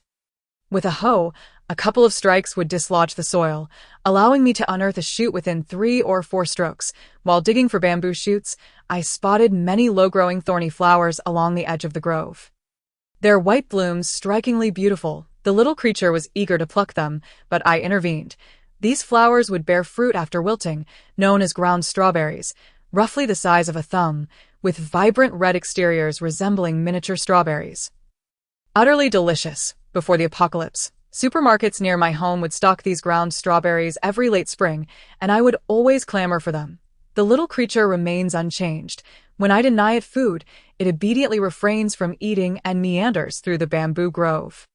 Once I finish harvesting the bamboo shoots, I shoulder 2 baskets filled to the brim and descend the mountain, with the little creature trailing close behind, clutching a shoot of its OW, and it can walk now. Albeit with a waddle reminiscent of a penguin, yet surprisingly steady, its growth cycle is slightly accelerated compared to that of human children. It now stands tall enough for its head to reach my knee. And its weight has increased significantly, making it difficult for me to carry it as often as before. Aside from its clawed hands and feet and a tail, its eyes are distinct in color, and its ears are quite small, giving it the appearance of an ordinary child with smooth skin and hair that grows longer by the day. However, its seemingly smooth skin possesses far greater resilience than that of an infant. I have never witnessed it tumble and emerge with scratches or bruises. Daily, it consumes approximately 10 pounds of vegetables, almost incessantly feasting, nibbling while I eat and continuing to munch during my breaks. Which explains its rapid growth. As I proceed, the creature clutches its bamboo shoot, trying its utmost to keep pace with my strides. The shoot it holds belongs to it. Earlier, while I was digging, it had eagerly tugged on a shoot. And by the time I unearthed over 20, I found it had already excavated half of one, its little claws caked in soil. I gently pushed it aside and, after a few strokes of my spade, presented it with a shoot, which it gleefully clutched tightly. Upon returning home, I dragged a small round stool over and placed a large basin by the well, stacking the shoots to prepare for peeling. The brownish-gray husks were peeled away layer by layer, revealing the white bamboo flesh inside. Once fully peeled, the shoots had shrunk to half their original size, resembling small towers. The little creature perched on another stool, mimicking my posture as it attempted to peel its own shoot. Before it began, I washed its claws to prevent dirt from soiling the tender flesh. It diligently peeled the husks, and though the result was somewhat unappealing, it managed to extract the edible portion. Seeing it start to eat, I quickened my peeling, transitioning from meticulous layers to slicing a shoot in half vertically, tearing off the husk with ease, significantly speeding up the process. After peeling all but 2 shoots, I sliced the remainder and arranged them on bamboo trays in the yard to dry. For lunch, we had noodles. I prepared the dough as thin as possible before cutting it into strips. I also made a dish of bamboo chicken stew with the shoots. The bamboo chickens I had caught last autumn were all salted and dried. To date, we had consumed only 1.5. I chopped half a chicken into pieces and stewed it with the sliced bamboo shoots and some wild vegetables, the aroma alone enough to make one salivate involuntarily. The broth, a pale white hue, shimmered with a layer of oil, absorbed by the crisp wild greens.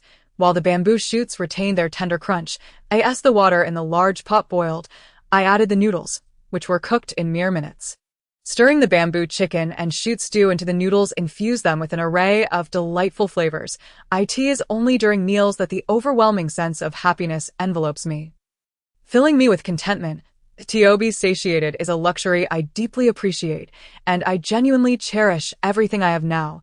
Observing the little creature as it eats, I often sense its satisfaction, perhaps when it watches me eat. It perceives my contentment as well. After devouring the noodles along with a small bowl of bamboo chicken and shoots, I felt an overwhelming fullness that extended beyond my stomach to my heart and mind. In the afternoon, I ventured into the cellar and discovered some sweet potatoes had sprouted. I gathered the sprouted potatoes, intending to plant them the following day. Over the past 2 years, my best crop has been sweet potatoes. They are easy to cultivate, yield abundantly, and stave off hunger. I also took the opportunity to tidy the cellar, and with the weather being pleasant, I gave the little creature a bath in the sun. As I washed its head, I contemplated whether its hair was growing too quickly and considered giving it a trim. The little creature, oblivious to my thoughts, raised its head to face me, squinting its eyes and making playful sounds. Reaching for my hand, water splashed into its eyes. Preventing it from opening them, I wiped its eyes with my sleeve and, after ruffling its hair, abandoned the idea of a haircut. Before dawn, I was already in the fields. After harvesting sweet potatoes last autumn, the fields had been neglected, now overrun with wild grasses. The most prevalent were the purple clover, resembling tiny purple lotus flowers, covering vast areas, and the several plots of land. Besides clover, there was alfalfa, violets, toad grass, and cow's tongue grass, none of which are fatal, as I have sampled them all. The little creature, accompanying me, sat at the field's edge, pulling clover and happily munching away, while I wielded my hoe. Uprooting the charming little flowers swaying in the spring sun, the creature joyfully feasted on the grass. I felt as though I was herding cattle. My toothbrush had completely broken, leaving me with only a bare handle. I swished some water in my mouth to rid it of the unpleasant taste, and examined the little creature's teeth. Every morning, while I brushed my teeth, it would squat beside me, rinsing its mouth. Though often it would inadvertently drink the water, ending up with a belly full of it. The little creature's teeth were white and sharp. I inserted a willow twig halfway into its mouth. Understanding my intent, it chewed vigorously, snapping the twig in half with a satisfying crunch. I let it be, sensing it was not suited for chewing willow. The unpleasant taste persisted, accompanied by a strange flavor. So, while watering some vegetables in the yard, I noticed 2 tea plants in the corner had begun to sprout. Tea leaves could possibly cleanse teeth, I mused, plucking a few leaves to chew. The flavor was also somewhat bitter, yet the aroma was pleasant, leaving my mouth feeling refreshed. The little creature had followed me again. It had been quite eager to learn, imitating my actions, that moment. It also picked some tea leaves and attempted to chew, although it chose older leaves. Seemed less fond of the tea, its expression resembling that of one who had tasted something unpleasant. I plucked a few tender buds for it, and it reluctantly swallowed them. This was the first time I realized the little creature had dislikes. Usually, it appeared content with whatever it ate, be it wild grasses or leaves from the fields or mountains. Subsequently, I maintained the habit of rising each morning to chew willow twigs, followed by a couple of tender tea leaves. The sweet potato seedlings had all been planted a few days prior, and now I occasionally watered them. Feeling somewhat restless, I gathered a clean cloth bag and harvested all the tender leaves from the 2 tea plants in the yard. However, there were too few leaves, prompting me to venture into the mountains. Occasionally, wild tea plants grow there, which I had seen before. The little creature accompanied me once more, donning a small cloth bag, not for tea picking, but to carry whatever it wished to gather. As I searched, I was pleasantly surprised to find more wild tea plants than I had anticipated, with each plant yielding 2 or 3 handfuls of leaves. I did not wander far that afternoon. Filling a small bag in no time, I began to relish the experience of picking tea leaves, continuing until dusk before descending the mountain, my bags filled, after 3 consecutive days of gathering wild tea. I finally paused and laid the leaves out to dry in the hall. While drying the tea, I sat at the door and peeled the bamboo shoots. These small water bamboo shoots were not as easy to peel as the larger spring shoots. Yet there was a slightly lazier method. By rolling the top of the shoot into 2 strands, I could quickly peel it clean. The little creature observed eagerly, but with only 3 claws, it could not replicate my technique. Merely watching me peel in fascination, glancing at it, I took the shoot it had been holding and peeled it using the simpler method, then fashioned a miniature umbrella from the husk, simply folding it a couple of times and propping it open with the peeled husk. Creating a rudimentary little umbrella, the little creature perched on my knee, wide-eyed, its nose nearly touching my hand as I crafted the tiny object. Upon completion, I handed it to the creature, and it began to play with the little umbrella at my feet. A moment later, it bleated, tugging at my pants to show me that the umbrella had unfurled. Initially, it was merely a casual endeavor. The tender shoots were quite delicate and easily damaged. The little creature anxiously held up the broken miniature umbrella for my inspection, seemingly imploring me to mend it. Repairing it was futile. I could only craft a new one for it. In one breath, I fashioned 20, tossing them aside for it to play with. The little creature spent the afternoon frolicking with the umbrellas and Come evening, wished to take one to bed, but I declined. Dinner consisted of freshly harvested bamboo shoots, which were remarkably tender, surpassing even the spring shoots in their crisp, mountain essence when stir-fried. The leftover shoots, like those before, were all sliced and sun-dried to be preserved for future meals. The tea leaves, now sufficiently wilted, were ready for the next step. Typically, tea leaves require pan-frying, a rather intricate process that I had yet to master. However, there was a rustic method that Aunt Lee had shared with me, allowing the leaves to wilt, then kneading them in a basin, followed by wrapping them in oil paper and drying them in the shade for 2 or 3 days. And finally sun-drying them. After a fortnight, they would be ready for brewing. Although I couldn't recall the exact procedure, this was the essence of IT. IT was said that fried leaves could yield green tea, whereas unprocessed ones would produce black tea. Once my tea was ready, each morning I would chew on willow twigs and brew a large cup of robust tea while seated beneath the wall's shade. Though the resulting tea leaves appeared less than appealing, the brewed tea had a satisfactory flavor, with a rich aroma. The brew was not the vibrant green the first had previously encountered, but rather a reddish hue. Curiously, while the little creature shunned the tea leaves, it developed a fondness for the brewed tea. Initially, I refrained from sharing my tea with it, but one day, parched and in search of water, it sipped the leftover tea I had set aside. And from then on, it desired tea as well. Typically, I would carry water when venturing into the fields or mountains, but now I had transitioned to bringing tea, and the little creature followed suit. As it grew steadier on its feet, it, like me, acquired a small satchel, which I filled with tea and flatbreads. Besides nibbling on grass and vegetables, the little creature also enjoyed porridge and flatbreads, as long as the food lacked any meat.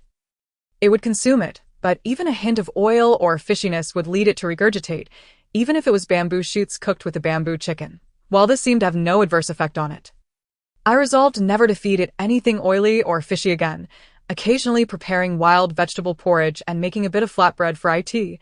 In the absence of the little creature, I had seemed less occupied. Alone, I would tend to the fields and rarely ventured outside, often spending entire afternoons idling in my room. However, with the little creature's presence, it preferred to bask in the sun outdoors rather than remain indoors. And its insatiable appetite necessitated frequent excursions into the fields and mountains in search of sustenance. Once I acclimated to this new lifestyle, I suddenly realized I had changed. Unbeknownst to me, my once narrow and dark room could no longer confine me.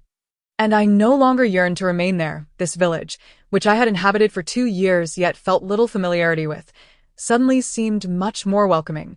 When I stepped outside, my thoughts were consumed by where the little creature might be foraging for wildflowers and grasses. Rather than scanning my surroundings for potential dangers, at times, I found this new perspective delightful, while at other moments, it felt unsettling. As the little creature grew steadier on its feet, it began to run. Though this occasionally meant I would lose sight of it during our outings, while watering the fields, I noticed the little creature, which had previously been sitting at the edge drinking water, had vanished. I searched the nearby plots but found no trace of IT. As I called its name, I suddenly realized how infrequently we communicated verbally. I referred to it as little creature in my mind. Yet it still lacked a proper name that could be called aloud. Perhaps I should name it. I hesitated at the thought. Bestowing a name upon something felt like assuming a responsibility. I could barely tend to my own welfare, let alone that of another being. However, when the little creature emerged from the underbrush, bounding toward me while bleating and presenting a handful of wildflowers, I gazed at its joyful countenance and felt my resolve waver. From now on, you shall be called Yang, I declared to the little creature. As for a surname, I hesitated, suddenly drawing a blank on my own name, which had not graced my lips in so long. Living in solitude, detached from others, I had not formed any bonds that required sharing names, and over time, I nearly forgot my own. I am Jiang Ling. You shall be Jiang Yang. The weather suddenly turned warm. Though it was not yet summer, the season's essence was already palpable. In the afternoons and evenings, the chorus of insects and frogs from the grassy edges grew increasingly boisterous, and the midday sun became quite oppressive. I was accustomed to rising early. At dawn, I prepared my belongings, bringing along chili seedlings and the little creature to the fields, intending to plant the peppers. The planting site was not far from where I had previously cultivated sweet potatoes. merely separated by a narrow patch of land. As I walked from home to the field's edge, I noticed the many white flowers that had previously bloomed along the roadside. I had observed their life cycle from bloom to fruit. 2 days prior, the berries had not ripened, but as I passed by today, I discovered many thumb-sized red fruits nestled among the green leaves. These were the ground berries I had mentioned before. Their vitality was remarkable, spreading rapidly, flourishing in clusters along the edges of fields and small ditches. During their flowering phase, the landscape had been awash with white blossoms. Now, as the berries began to ripen, I sought out those once flowering spots, discovering vibrant red fruits at every turn. A substantial number of green and yellow fruits remained unripe, but only the red ones were ready for consumption. Mature ground berries would detach easily from their stems with a gentle squeeze. They were hollow inside and bore a resemblance to strawberries. Some smaller ones were less sweet, while the larger ones could grow as big as a coin. Upon biting into them, their fragrant, sweet juices would burst forth. I sampled one and casually offered another to the little creature, who instinctively opened its mouth wide as my hand approached. After a couple of chews, it emitted a delighted "whoa," clearly relishing the flavor. As we continued down the roadside, the little creature would reach out to pluck the berries and stow them in the front pocket of its attire. The only piece of clothing I had for it featured a large pocket, which it favored, as it often collected interesting finds from the roadside. At this moment, it paused to gather a cluster of ground berries, stuffing them into its pocket, though it appeared inexperienced, as it even picked the unripe green and yellow ones. Observing its efforts, I set down the bamboo basket and hoe I had been carrying, crouching beside the patch to pluck a green berry from its pocket and pop it into its mouth. The little creature wrinkled its nose and emitted a muffled sound of discontent. I sensed it had discerned which ones were delectable, so I tugged at the large pocket of its outfit, retrieving the few remaining ripe berries and popping them into my mouth before turning to resume my work. After taking a few steps forward, I noticed the little creature had not followed, and upon glancing back, I found it standing there, bewildered, pawing at its pocket and gazing at the unappetizing green and yellow fruits with a dazed expression. "Hurry up," I called, prompting it to scamper over. Clasping my pant leg with its paw, as I walked ahead, I noticed it nibbling on those unripe fruits, its expression souring from the tartness. I couldn't help but chuckle at the sight. I paused for a moment, gently caressing its soft, fine hair atop its head, and said, "You can eat by yourself." The little creature, noticing my stillness, grasped the pouch with one paw while the other delved inside for the berries, mimicking my earlier actions by bringing them to my mouth. However, its paws were ill-suited for picking the berries, resulting in quite a few being crushed, leaving a rather unsightly mess.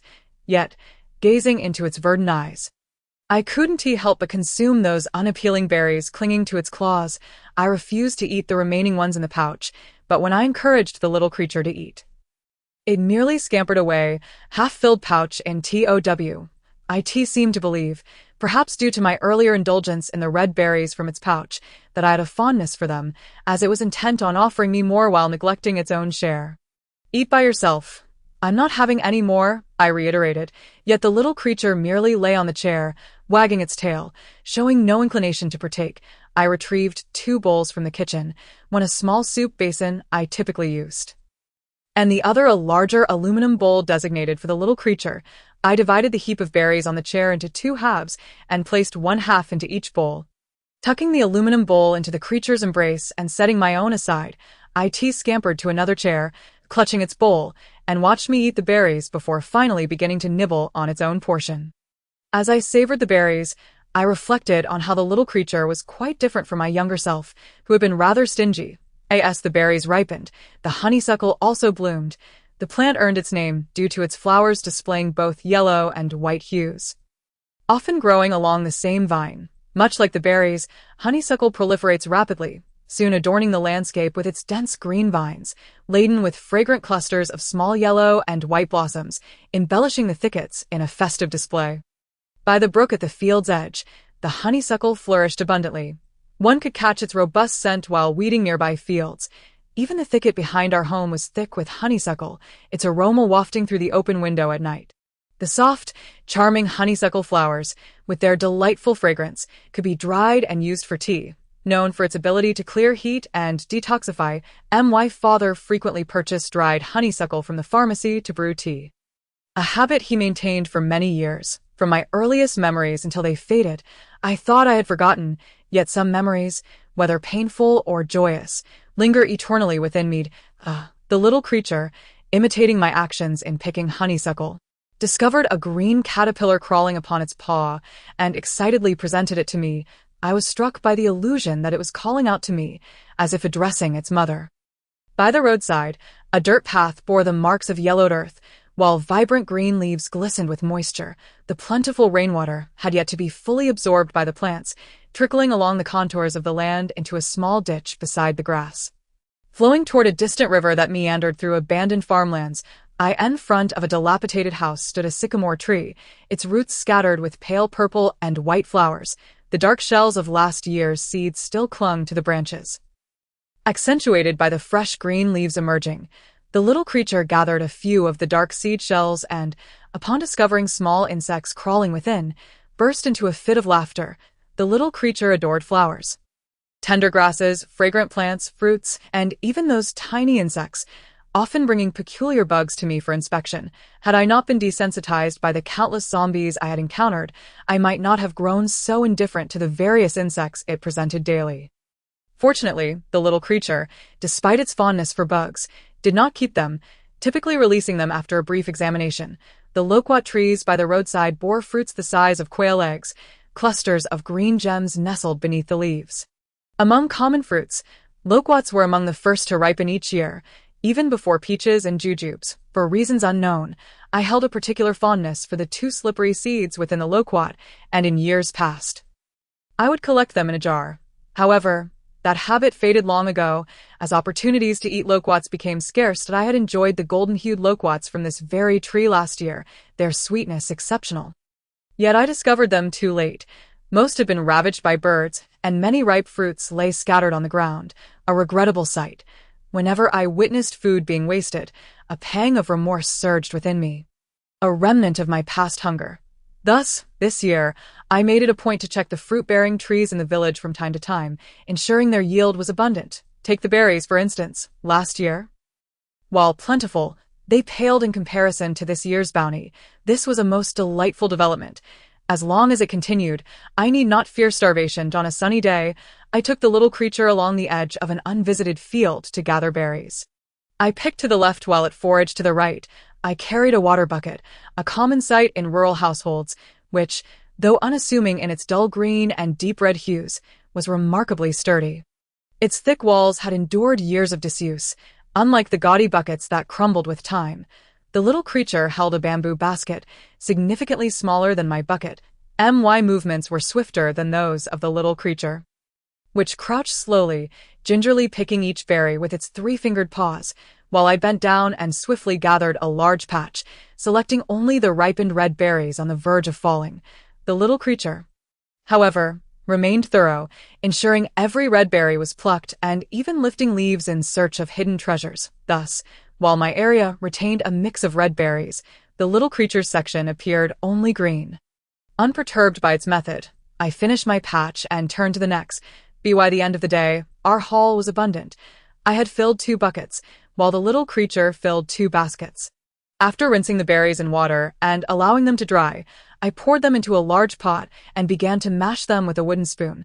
The nearly ripe fruits yielded their juices with minimal effort, each berry bursting under the pressure, transforming into a fragrant, vibrant pulp that filled the kitchen with a sweet aroma. Once the berries were thoroughly crushed, I lit the fire, opting for a gentle flame to simmer the mixture. The cast-iron pot heated evenly, preventing the contents from scorching. I stirred the simmering concoction.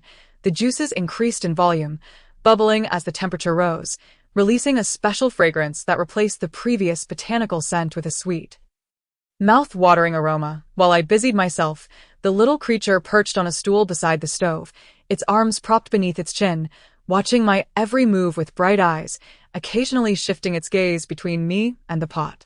Its eyes sparkled with curiosity, and its white tail wagged joyfully behind it, gently brushing against my trousers.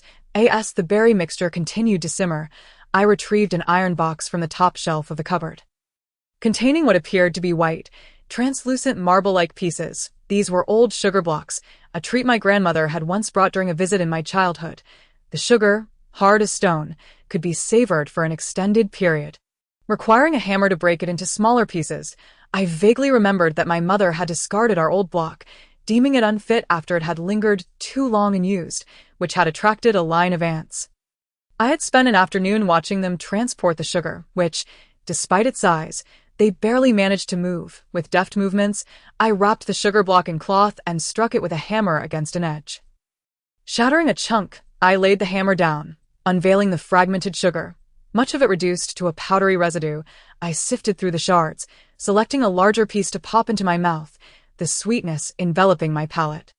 I then offered a piece to the little creature before shaking the cloth to gather the sugar dust, which I proceeded to pour into the pot. The white sugar powder melded with the red berry mixture, heightening its sweetness. Finding it slightly cloying, I covered the pot and turned to wash some jars. The jars I intended to use for the berry jam were repurposed pear canning jars, semi-transparent with a bluish tint, their lids showing signs of rust, adorned with images of large yellow pears. The original packaging had been torn off, making them perfect for my current use. I filled over 20 jars with the berry jam, placing them neatly in the wooden kitchen cupboard, which, though aged, was crafted with skill and sturdy materials. The upper shelf housed unfinished dishes, while the lower section held clean bowls and utensils, secured with a wooden latch. The latch was not particularly secure. Previously, that mutated mouse had managed to open my cabinet door. Consequently, I later replaced it with a heavy lock to secure the door. As I washed the pot, the little creature perched in front of the cabinet, repeatedly opening and closing the cabinet door a dozen times. Once I finished washing the pot, I reached out from behind it, bypassing the little creature, and retrieved a jar of berry jam. I opened it and offered a spoonful to it. My intention was merely to let it taste a couple of bites, yet it ended up devouring the entire jar. The mutated locust tree along the road leading out of the village had sprouted flower buds, with clusters of white blossoms densely carpeting the lush green canopy, resembling a blanket of snow. This mutated locust tree differed from ordinary ones. It bore a multitude of flowers and had an extended blooming period, stretching from this month all the way to September and October, lasting a full 6 months. When in bloom, it attracted numerous animals that gathered around its branches. I ventured into the bamboo grove to cut a new bamboo shoot, which was just the right thickness, after trimming the branches from the top. I affixed a sickle to its apex, fashioning it into a hook. I carried the bamboo pole ahead while the little creature followed behind, clutching an empty basket. A few minutes later, we arrived beneath the mutated locust tree. The flowers, white with a hint of tender green, were beautiful and fragrant, likely quite delectable too. I had not touched these flowers last year. I was either in a period of rest or simply lacked interest in them. However, this year, with the little creature's inexplicable fondness for various flowers, it felt wasteful to ignore such a magnificent tree, especially since the little creature had been drooling every time we passed by. Gazing longingly at the blossoms, though it drooled, it never demanded I pick any, merely staring intently, as if that alone sufficed. Before the apocalypse, in shopping malls, one could always observe parents with children, the latter crying and throwing tantrums for something, while the parents, often with stern faces, refused to buy. Yet those sensible children, no matter how much they desired something, would not voice it but would instead gaze longingly, their pitiable expressions softening their parents' hearts. My state was akin to that of such children. I found myself naturally stepping into the role of a parent, for the little creature was indeed an obedient and understanding child. Each time I softened, it seemed to pave the way for countless subsequent instances, as if it became a given. Yet, I harbored a lingering sense of reluctance and concern, the origins of which I could not pinpoint. I extended the hook toward the cluster of locust flowers, snagging a green stem and pulling down a bunch of unopened blossoms that tumbled to the ground, landing softly on the pile of fallen leaves below. The mutated locust tree's foliage was dense, casting a shadow that darkened the area beneath it compared to the surroundings. The moment I stood beneath its canopy, the warmth of the sun evaporated instantly, replaced by a cool breeze that crept up the back of my neck. The ground beneath the tree was soft and damp, with only a few small locust saplings sprouting, barely a foot tall, destined to perish soon due to lack of sunlight, rendering the base of the tree rather desolate. While it appeared tranquil, I knew there were hidden creatures among the branches. I refrained from approaching the base, ensuring the little creature did not wander in either. instead lingering on the periphery to cut the flowers growing on the outer branches. I harvested them. The little creature dragged the large bamboo basket to collect the fallen blooms. Observing the clusters of locust flowers landing amidst the leaves, it would shake the stems with its claws before placing them into the basket. At noon, I prepared an additional dish of steamed locust flowers. After washing and drying the blossoms, I mixed them evenly with flour and placed them in the steamer. The texture was soft and slightly sweet. I disliked adding savory flavors to sweet dishes, so I refrained from any sauces, finishing with a sprinkle of powdered sugar. On my usual side, there were few locust flowers left, compelling me to switch to the other side. I gathered flowers there. The little creature remained in its previous spot, continuing to collect those on the ground. I had harvested a few clusters when I turned to call for it, only to see a shadow suddenly swoop down from a nearby branch, aiming directly at the little creature. Reacting swiftly, I swung the bamboo pole. The creature, startled by the sound of my strike, instinctively altered its course and landed elsewhere. I shouted, "Jiang Yang," and sprinted towards it. The shadow belonged to a fox. Its fur a mottled blend of gray and yellow, its body long and almost wolf-like in size, with prominent claws and exposed fangs. This was a mutated fox, one I had not encountered in this vicinity before. It had likely wandered over from another mountain. This creature was evidently far more formidable than the mutated mouse. Gripping the bamboo pole tightly, I shielded the little creature behind me. It seemed to grasp the situation for the first time, dropping its basket and hiding behind me. Having never faced danger since its birth, this was its first encounter with a predatory animal. The mutated fox clearly targeted the little creature. In the natural world, predators typically focus on the easiest prey, and mothers with their young are often the simplest targets. Humans, like other animals, share this vulnerability, perhaps even more so. After the apocalypse, many mutated creatures began to view humans as food, and numerous people have met their demise at the jaws of these beasts.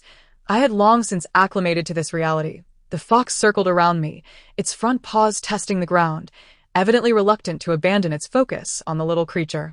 This was dire, as it meant I had to injure it to deter its pursuit. My recent comfort had led to a dangerous level of complacency. I had not brought my machete, leaving me with only the bamboo pole. The sickle affixed to the pole was meant for harvesting grain, dull and thin, suitable for cutting locust flowers, but hardly effective against a fox renowned for its cunning. Furthermore, the length of the pole made it unwieldy in my hands. I kept my gaze fixed on the scruffy fox, and suddenly it made its move. Darting straight towards the base of the bamboo pole, I instinctively swung it down, but the fox, seeming to anticipate my action, nimbly leapt onto the pole, quickly closing the distance to my face. Once it drew near, the pole became useless. In a swift motion, I discarded the bamboo and ducked to evade the fox's claws. Reaching for the basket that the little creature had abandoned at my feet, I swung it at the scruffy fox. I felt my strike connect with its front paw, though the fox's sharp claws tore through the basket, rendering it ineffective. My intent was merely to buy time. I scooped up the little creature crouched behind me and pushed it toward the roadside, swiftly repositioning the bamboo pole to grasp the sickle tightly. The scruffy fox was wounded on its front paw and quickly scrambled up a tree, disappearing from sight. However, I felt a sharp pain as the fox's claws had raked across my shoulder and arm, leaving deep gashes that bled profusely, staining my shirt red. The little creature, having been pushed, tumbled into the grass by the roadside, now covered in dirt and grass, as it stumbled back towards me. Bleating softly, I commanded, "Stay still," and cautiously scanned the area where the fox had vanished. Gripping the bloodied sickle as I approached the little creature, I knew I must look quite disheveled at this moment. As I stood, a wave of dizziness washed over me, and I steadied myself against the well's hand pump to prevent falling. Entering the house, I rummaged for some cloth strips to bandage my wounds. However, the bleeding showed no signs of stopping. I sat on the bed, closed my eyes briefly, and pressed firmly beneath my collarbone to stem the blood flow, only to feel the world around me darkening. It had been a long time since I had sustained an injury. The metallic scent of blood left me somewhat disoriented, yet it also brought a sense of clarity. I recalled my earlier state. I must have been terrified, much like countless times before, fearing that I might perish so easily. My thoughts shifted to the little creature. It seemed quite frightened. I lifted my gaze to see it huddled at the door, softly calling out to me. Half of its body was wet, Having been too close to me while I washed my wound, it likely stumbled on its way over. Now covered in mud, I waved it over. And it immediately rose to run towards me, only to trip again after a couple of steps, silently crawling back to my side. Upon reaching me, it began to shiver, letting out soft whimpers. Such frightfulness was rather delicate. I stroked its soft black fur with my uninjured hand, and then rose to fetch a clean garment from the bedside cabinet for it. You can change into this till I'll rest for a bit. There's food at home, so if you get hungry, help yourself. The little creature was capable of finding food on its own, which I did not worry about. I collapsed onto the bed and fell into a deep slumber. Upon awakening, I felt far worse than before. The bandage on my shoulder had congealed and darkened, and I could hardly feel my arm or shoulder, my vision blurred and spinning. This was troubling. I had developed a fever, as I had anticipated, and the wound had likely become infected. The little creature was perched beside the bed, not having changed clothes, seemingly motionless, its large eyes fixed on me. Upon noticing my awakening, it immediately bleated and reached for my hand with its tiny paw.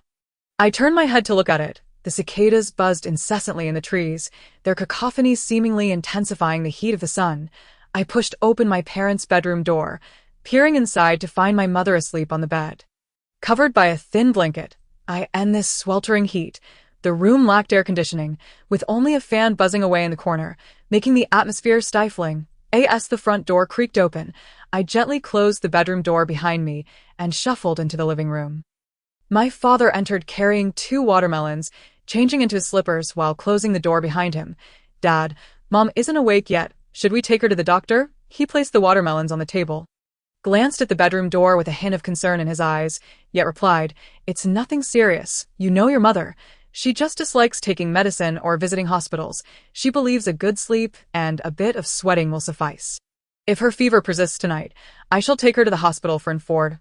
"Oh," I nodded, rushing to the refrigerator for a small pudding. "You've had 2 today, right? Don't eat any more ice pops. If you keep this up, you might fall ill like at times like these. One must be cautious. Mom insists that the air conditioning being too cold is what makes her sick. You must also take care."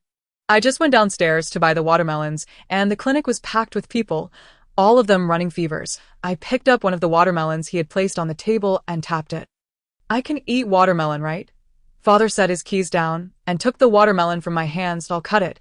You might cut yourself with those clumsy hands." I hurriedly followed him, exclaiming, "Dad, I want to cut in half so I can scoop it out." "You certainly are demanding," he muttered, yet he still cut 1/2 for me. I retrieved a spoon from the cupboard and scooped out a chunk of the seedless, crimson flesh, reveling in the sheer joy of eating watermelon. Clutching the watermelon and biting the spoon, I prepared to turn on the television, but Father began his usual lecturing. "Have you finished your homework? School starts in half a month, and next year you'll be in your senior year. Stop thinking solely about playtime and dedicate more time to your studies." I turned on the air conditioning and stood beneath its cool breeze for a moment. Feeling refreshed, I sat at my desk, watermelon in hand, when a series of notifications flashed in the lower right corner of my screen.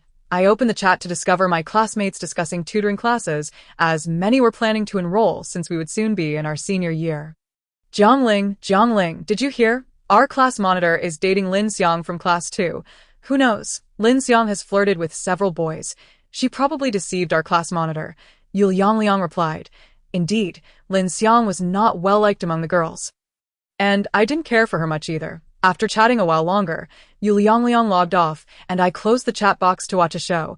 However, the earlier gossip lingered in my mind. At this age, we were all curious about love yet hesitant to take the initiative. Whenever 2 people actually got together, the news spread like wildfire. Everyone discussed it, finding it thrilling, yet simultaneously feeling a twinge of envy and eagerness. At 16 or 17, one is bound to be engulfed in such contradictions. Much like this restless summer, I lay in bed, wearing headphones and listening to music for an afternoon nap, only to awaken and realize I had overslept. It was already 5:30 in the afternoon. The music continued to play in my ears as I pulled off the headphones and rubbed my ears. After such a long slumber, my mind felt muddled, and I struggled to discern the current time. Feeling as though a lifetime had passed in an instant, I sat up and paused for a moment, puzzled. Why hadn't Dad come to wake me? He usually insists that naps should not exceed 2 hours. I opened the door and glanced outside.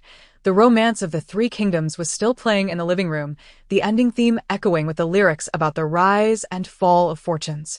The fan in the living room whirred loudly, and I wondered where Dad had gone. Mom and Dad's bedroom door remained tightly shut. I thought perhaps Dad had taken a nap too, but why hadn't he turned off the television and fan? As I approached the closed door, I wanted to check if Mom was still asleep.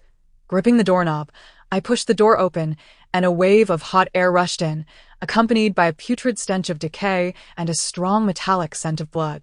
My father lay on the floor, his old white shirt soaked in blood, his glasses shattered nearby, half of his face obliterated in a gruesome manner. His shoulders, arms, and much of his chest lay in tatters. A bloodied figure was gnawing at him, and through the grotesque visage, I could faintly recognize my mother. Her once well-kept black hair was now mostly gone, and her skin was cracked and torn. Blood seeping from beneath her to the bed. The entire room was a horrific scene, littered with blood and flesh. I stood frozen, my hand still gripping the doorknob, staring in disbelief, my gaze fixated on them. And I suddenly felt a sharp pain in my shoulder. Mom. Dad, what happened to you, Mom? Why do you look like a zombie from a movie? Am I still dreaming? This can't be real. I'm dreaming. Wake me up. Dad, Mom, please wake me.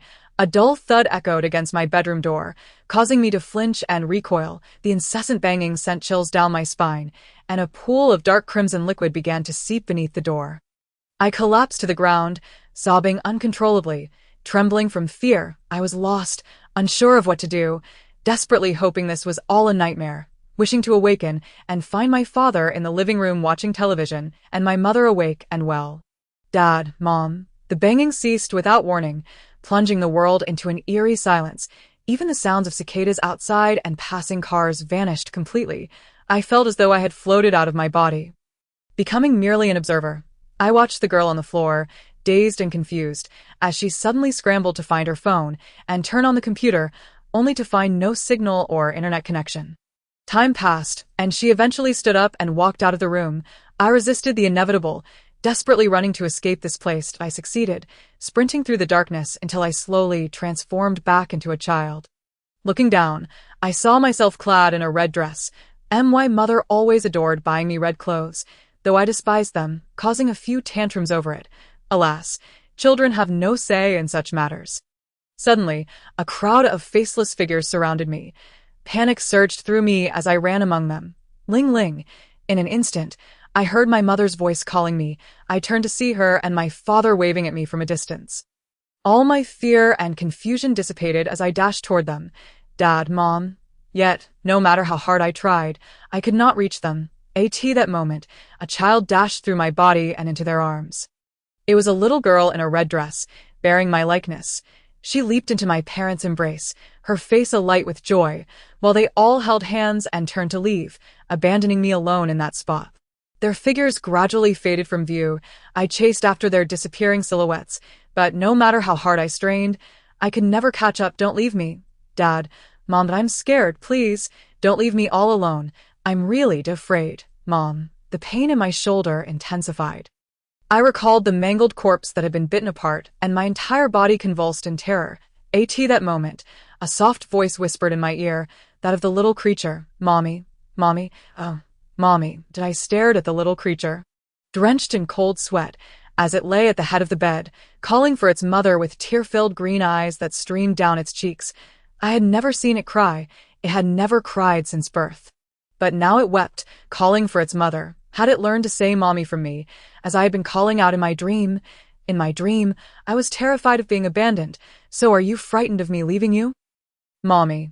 The little creature gazed up at me, its eyes filled with deep fear and affection, mirroring the look of the child in my dream. I felt as though I had become a mirror reflecting my former self. Suddenly, tears streamed down my face, and I leaned down to kiss its head. I will never abandon you. In a world devoid of settlements, one finds a lack of various necessities, including medicine, when illness strikes. One cannot distinguish medicinal herbs and must endure the suffering. If one survives, it is merely luck. If not, death comes simply. I had been injured before, had suffered fevers a few times, the worst of which occurred due to an encounter with a mutated creature. A rather large one at that. My back had been nearly flayed.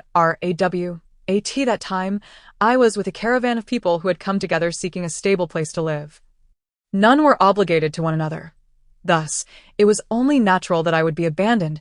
I was grateful they didn't choose to keep me alive only to consume my corpse once I perished. Instead opting to leave me and two other injured individuals in an abandoned house to await death. Though gravely wounded, I persevered. My injuries were far worse then. During the sweltering summer, my back became severely infected. Emitting a foul stench that even carrion birds found enticing, I possessed a fierce determination. When those creatures sought to devour me, I feigned death, letting them take their fill, and when they began to peck at my flesh, I would suddenly strike, turning them into my own sustenance. That time, I was able to endure. Now, I shall not be vanquished by such trivial wounds. The frailty that once resided in my memories is but a fleeting apparition. After all, I have long ceased to be that child who merely called for their parents. After lying in bed for an entire day, I struggled to rise, boiled a large pot of water, and sterilized several small blades. I scraped away the rotting flesh from my arms and shoulders, then applied the moss I had dug up outside, binding it tightly with strips of cloth. While performing these tasks, I gritted my teeth, the veins in my neck protruding. Blood dripped into the water, swiftly diffusing, while the refuse bin nearby filled with the remnants of my excised flesh, a sight that might appear rather gruesome. Little Jiang Yang had been frightened too much these past days, trembling against my back. I gathered the blades. I pondered whether I had given him an inappropriate name, for he truly resembled a timid lamb. Yet, I felt that renaming him Jiang Wolf or Jiang Tiger would not transform him into a bold and daring boy. He was inherently gentle, innocent, and kind-hearted, traits that had already begun to surface at such a tender age. I sighed inwardly, lamenting my lack of experience in raising children, uncertain how to guide Jiang Yang. Should I train him to become a person like myself? A glance at his tearful, large eyes made me reconsider. I was not so formidable, and such traits could not be taught but rather learned through the trials of life and death. After much contemplation, I realized I was utterly at a loss regarding what to do.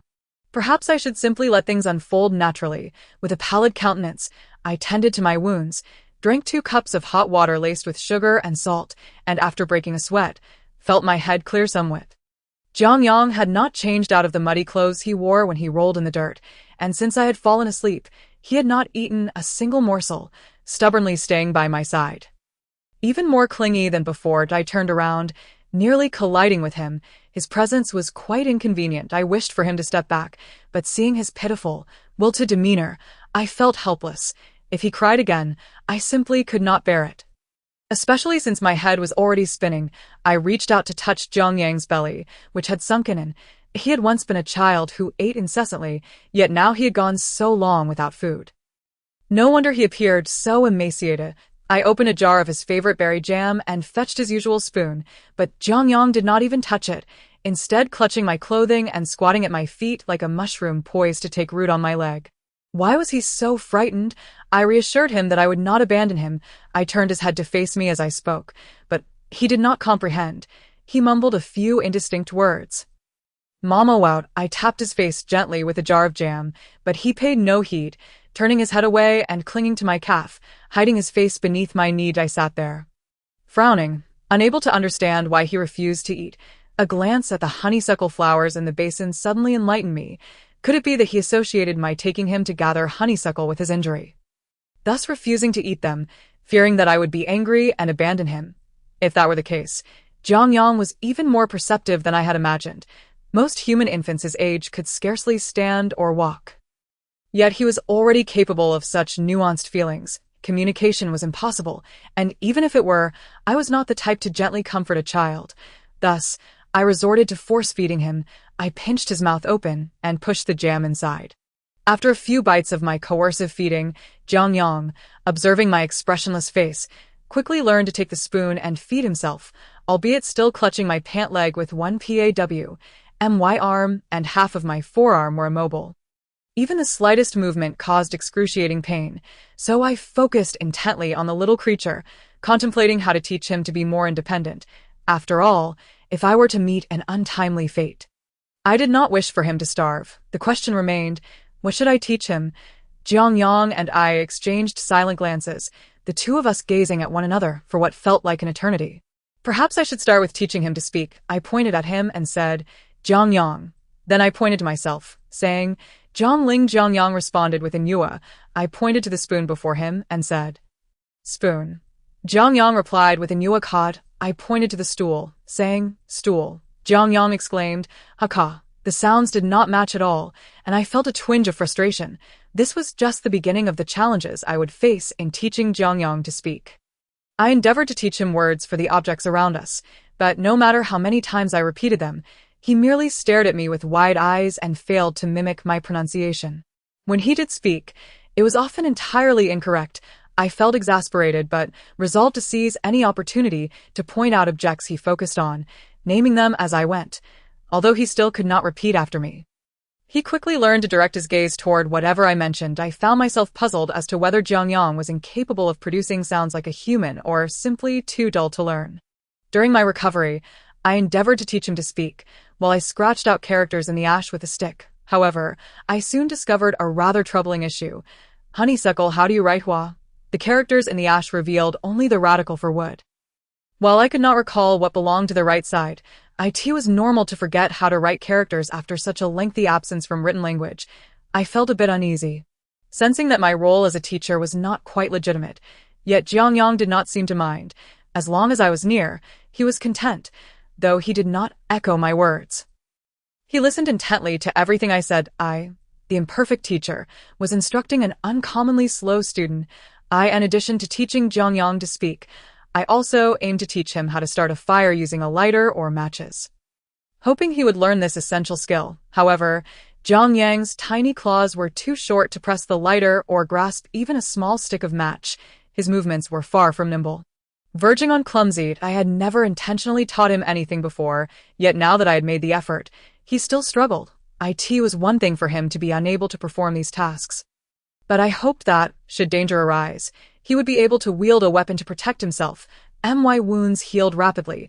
With daily changes of the moss and adequate rest, there was no infection or deterioration. And scabs formed quickly. After the wounds scabbed, I attempted to move my arm. Though it remained inconvenient, it was far better than before. I took Jiang Yang with me, giving him a hatchet, preparing to introduce him to blood. Jiang Yang, kill this snake. I wielded a specialized snake stick with a triangular fork designed to securely grasp a snake's head. The snake I had captured was harmless, grayish in color, and not particularly large. After immobilizing it, I instructed Jiang Yang to use the hatchet to strike. Yet, Jiang Yang merely squatted before the writhing snake, gently touching its tail, as if he were enchanted, even smiling up at me. Was I here to let him play with snakes? Certainly not. I raised my hand and severed the snake's body in one swift motion, blood splattering onto the grass beside Jiang Yang. He paused momentarily, then grasped the snake's tail and placed it into the pouch he carried. When we ventured outdoors for work, he would often collect small birds or frogs, stowing them in that very bag. After securing the snake, he acted as if nothing had occurred, wandering around me to pluck grass. The hatchet I had given him trailed behind, clanging against the stones, indicating he had no intention of using it, treating it merely as a tool I had handed to him. Jiang Yang, I am demonstrating for you, so you understand, yes? This is not merely for you to collect snakes. That I pointed the snake's stick at the head of the snake. Jiang Yang blinked, scampered over, and placed that segment of the snake's head into the pouch as well, then tugged at the bag's mouth. Seeking my approval, I leaned on the stick, watching him grin foolishly while glancing at the hatchet he had discarded. Realizing that teaching this child was no ordinary feat, in the end, snake meat porridge was delicious, and stir-fried snake with scallions and garlic was equally delightful. The scabs on my wounds began to itch as new flesh grew, a sensation more unbearable than pain. Sleepless, I lay awake, contemplating the stored provisions in the cellar to distract myself. Indeed, Jiang Yang had also woken during the night on occasion, and I would sometimes find him staring at me with wide eyes, as if fearing I might vanish. Since my injury, he had increasingly startled awake during the night, searching for me. This was not a good sign. The following morning, I took the hatchet, slingshot, and some tools, bringing Jiang Yang along. At first, he was cheerful, but upon realizing we were heading towards the mutated locust tree, he became unwilling to continue. I dragged him forward, all the way to the vicinity of that tree, when he suddenly ran in front of me, blocking my path. clinging to my thigh and pushing me backward, refusing to let me pass. Jiang Yang was incessantly vocalizing in a distressed manner, visibly anxious. I disregarded his protests, gripping his paw and dragging him toward the base of the tree. I had previously avoided this area due to the dense branches, as it was difficult to discern what might be concealed in the tree's crown, and the poor lighting made one susceptible to ambush. If there was no necessity for it and the risk outweighed the potential gain, it was best to avoid danger altogether. I end the desolate world. There are far more terrifying places than this. And many more formidable foes than that mutated fox. He must not allow himself to be ensnared by this minor incident. Otherwise, when he eventually departs for broader horizons, he will succumb to fear. Unable to take even a single step forward, I too was much like my own experience at the onset of this apocalyptic era, where each hesitant stride was stained with blood, and I narrowly escaped death on several occasions. Should he falter in the face of an enemy, turning to flee, death would swiftly follow. I must impart to Jiang Yang the lesson of fearlessness, that he should not shy away from any place that brings him setbacks and nightmares. I am uncertain if he will grasp my meaning, yet it is imperative that I teach him that I have prepared myself for the possibility that Jiang Yang might tremble in fear, hiding behind me, or flee at the slightest provocation. However, he has proven to be much more resilient than I anticipated. Upon realizing my reluctance to leave this place, Jiang Yang boldly positioned himself before me, although still anxious and trembling. I recognize that he will grow into a courageous man, for he dares to stand in front of me. Wishing to protect me, I gently ruffled Jiang Yang's hair, observing the arrangement of branches overhead, and identify a vantage point offering the best view. I then guide Jiang Yang to the sparsest area of branches. Pulling back the slingshot, the stone whizzes through the air with a sharp whistle, striking the treetops. In that instant, the seemingly tranquil locust tree erupts into commotion, as numerous gray-black birds take flight from the blooming locust branches, emitting harsh cries. Jiang Yang shudders once more, looking up at me, and I reassure him, "Fear not, just watch my movements." I retrieve several stones from the cloth pouch at my waist, aiming and launching them at another target. These stones were collected earlier from the riverbank. I had gathered a basketful, and I have yet to exhaust my supply. The successive stones disturb a multitude of creatures hidden within the mutated locust tree, creating a lively scene akin to a miniature world. With birds soaring and shadows darting among the branches, I crouch down, allowing the little creature to remain in front of me, wrapping my arms around him as I aim the slingshot at a specific branch. Jiang Yang's gaze is fixed on my hands, and I guide his attention to the branches above before releasing the tension. With a swift motion, a small gray mutated mouse emits a pained squeal as it tumbles from the branch, quickly scuttling towards the thick roots in a bid to hide. Another stone lands in front of it, and the clumsy creature immediately turns to burrow into a pile of fallen leaves, only to have its head swiftly severed by my machete.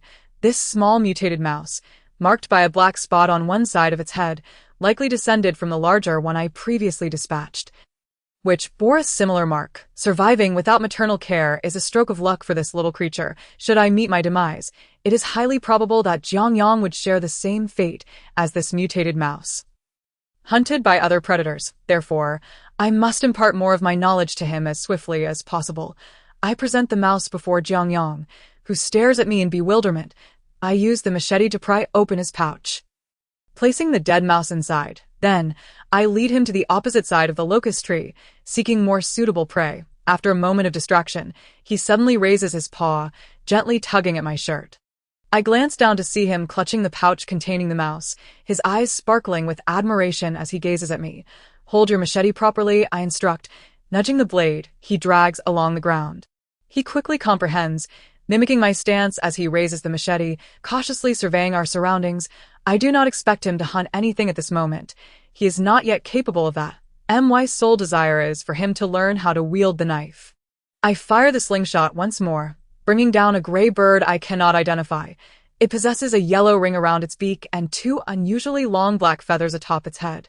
The haul is modest, but after several days of venturing with him to hunt near the mutated locust tree, Jiang Yang no longer fears that area, and the frequency of his nightmares has diminished, since he has overcome his fear. I no longer feel the need to deliberately take him there. Instead, I consciously guide him to explore other nearby locations. I take him to a decrepit house that had piqued his curiosity, but remained unexplored.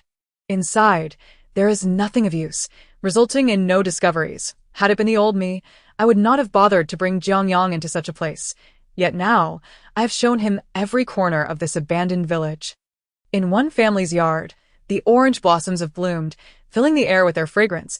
I lead Jiang Yang to walk beneath the tree, where he crouches to collect numerous fallen white-orange petals. Stowing them in the pocket of his shirt, that night, he places the orange petals beneath his pillow, inhaling their faint scent as he drifts into slumber. I dream of autumn, where the tree is laden with oranges. And I gather a basketful. However, upon turning around, I discover the tree has produced even more oranges. It seems I can never finish picking them. Initially elated by the bounty, anxiety soon takes hold, fearing the waste of the fruit if left uneaten. Suddenly, Jiang Yang appears, reassuring me, "Mother, do not worry. I can eat them all." Did I end that moment? I watch as he transforms into a long-necked dinosaur, reminiscent of the herbivorous creatures I once glimpsed in old illustrations. With a swift upward motion of his neck, he devours the entire orange tree. How will we enjoy oranges if the tree is gone? I awaken from the dream, glancing beside me to see the little herbivorous dinosaur curled around its tail. Sound asleep, munching away, unaware of the dreams it has experienced. The loquats on the tree I have been watching have grown substantial, and the peaches on the ancient peach tree by the creek are gradually maturing. Dotted all over with tiny fruits, the pond has sprouted tender green lily pads resembling small discs, while wild ducks paddle through the grass at the water's edge, diving in and resurfacing moments later. I begin to venture further afield with Jiang Yang. Long before his birth, I had resolved to seek out supplies from distant places, though I had not anticipated accepting a little creature into my life. I lead him to the riverbank, a bit farther from the village, a place I had only visited twice before. The last time was during winter last year when I gathered many small stones for slingshot ammunition. Upon leaving the familiar territory, Jiang Yang hesitates, pointing back towards the fields and the dilapidated houses in the distance. I direct him to the overgrown path ahead, telling him we are headed that way. He comprehends the direction we are taking, but remains uncertain of our purpose. It is natural for one to fear the unknown, and hesitance in such moments is to be expected. I wait for Jiang Yang, who glances back and forth between the front and the rear. Not wishing to linger, I stride forward, and after a few paces, I notice Jiang Yang rushing to catch up with me. His fear of leaving my side outweighs his apprehension of departing familiar ground. After traversing this narrow path, we arrive at a broader road, once paved with asphalt but now cracked in several places. Remarkably, despite a decade of wind, rain, and various mishaps, this asphalt road remains in better condition than the concrete ones. Although the vegetation on either side has flourished abundantly, leaving the center relatively clear, Jiang Yang initially hesitates, but once we begin walking, his eyes brim with curiosity about this new terrain. He observes the black asphalt beneath his feet, the fresh green grass sprouting alongside the road, and even a patterned snake slithering past. I empathize with his feelings. I, too, experienced this sense of wonder when I first left home for school in a distant place. I hold Jiang Yang's hand as we proceed, and he soon sheds his trepidation, bounding forward like a joyful bird, his tail wagging animatedly. We continue along the asphalt road, gradually approaching a river embraced by lush mountains. His scales on hands and feet had lost their previous softness, becoming increasingly rigid, yet they remained white. I had yet to find suitable shoes for Jiang Yang, but regardless of where he stepped, his clawed feet, covered in scales, seemed impervious to pain, so I paid it no mind. I secured his arms and bound two for myself, then took the remaining leaves and continued onward with Jiang Yang. Along this path, I encountered 3 snakes slithering across. 2 were adorned with patterns, which I chose not to disturb, waiting for them to pass before moving forward. The third, lacking markings, appeared non-venomous. I intended to catch it, but it darted away too swiftly, disappearing into the grass in the blink of an eye. Turning right with Jiang Yang, the riverbank soon came into clear view. Lush green grass blanketed the shore, which had once been farmland, expansive fields that had lain fallow for years and been flooded multiple times, leaving only dense wild grass in their wake. Only the remnants of straight, level field ridges hinted at the land's former appearance. The river here was substantial, with mountains flanking either side, leaving a narrow gorge through which the water flowed, calming considerably thereafter. The mountains, reflected in the water, appeared verdant, while the river itself took on a deep green hue. This marked Jiang Yang's first encounter with a river. His eyes widened in astonishment, round and bright. He clasped his paws excitedly, pointing towards the vast mountains and water, his vocalizations animated. I responded with a nonchalant proceeding ahead. The slope was steep, and careless steps could lead to a fall. Thus, after descending a few steps, I turned to assist Jiang Yang. Yet, as I did, I heard him yelp and tumble down, rolling past me like a ball until he landed in a patch of wild grass at the foot of the slope. Frowning, I hastened down the slope to check if he was hurt. Before I reached him, Jiang Yang had already risen, his head adorned with grass, his clothes soiled, sitting amidst the wild grass and laughing heartily. Appearing unscathed, I lifted him and guided him back towards the riverbank. Not long after, Jiang Yang pulled at my hand, shaking it vigorously, his excitement palpable. Turning to him, I noticed he was pointing animatedly at something nearby. Following his gaze, I spotted two pure white herons. They appeared to be mutated egrets, with elongated tail feathers, larger than typical egrets. They strolled leisurely along the riverbank, occasionally preening their feathers, and when they took flight, they resembled clouds of pristine white, a truly beautiful sight. As Jiang Yang and I approached, the herons suddenly spread their wings and glided over the river, landing on the opposite mountain. The white birds harmonized beautifully with the green mountains, creating a picturesque scene. Regrettably, I felt little sentiment, while Jiang Yang seemed to possess an innate romanticism, particularly fond of such beauty. He sighed wistfully, his eyes scanning the surroundings as if searching for other intriguing, unseen wonders. As we walked along the riverbank, I sought to see if there were any shells to collect. A refreshing breeze, tinged with a hint of brine, swept over from the river. After washing my hands and face, Jiang Yang and I scoured the riverbank, gathering over 20 palm-sized shells. There had been a previous retreat of water, and had I come then, I might have found even more. The shells we collected now were not particularly plump. Jiang Yang squatted beside the shells, curiously tapping them with his paws. Most of the black-shelled clams were half buried in mud. Upon retrieving them, they were caked in dirt, tightly shut and unresponsive to Jiang Yang's poking or shaking, as if they were mere stones. While Jiang Yang played with the shells, I wandered to two nearby fields, which had once been rice paddies and still bore a few inch-long seedlings in the corners. Squatting by the edge of the field, I parted the wild grass and discovered small holes in the mud, occasionally bubbling as if something was stirring beneath. These were likely loach burrows, and perhaps there were some eel as well. I recalled the unused traps piled in a corner at home, which could be employed to catch loach and eel. The traps, woven from bamboo, were long cylindrical devices, forming an L shape with an entrance narrow enough to allow the loach to enter, but preventing their escape. I was familiar with how to use the traps, though I had yet to do so in this area. With a bit of effort, I pried open a gap, using a machete to leverage it, and began extracting the clam meat, setting it aside until I had a small piled, a portion of the riverbank curved inward, where the water was shallow, favored by small fish that lingered there. Some not much thicker than a finger, their bodies translucent, resting quietly on the sandy bottom.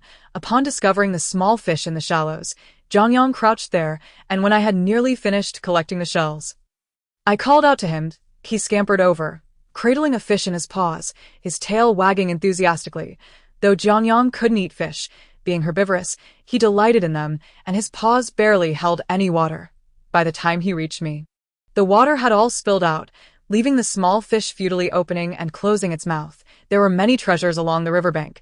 Jiang Yang rummaged here and there, even unearthing a crab beneath a large stone. I opened a pod to find 4 or 5 broad beans, placing them in a small bamboo basket. The dried pods could be burned, while the green beans, cooked with a pinch of salt over a fierce flame, would release a delightful aroma. The clam meat, cleaned of sand and cut into small pieces, would also be simmered in a small pot with salt.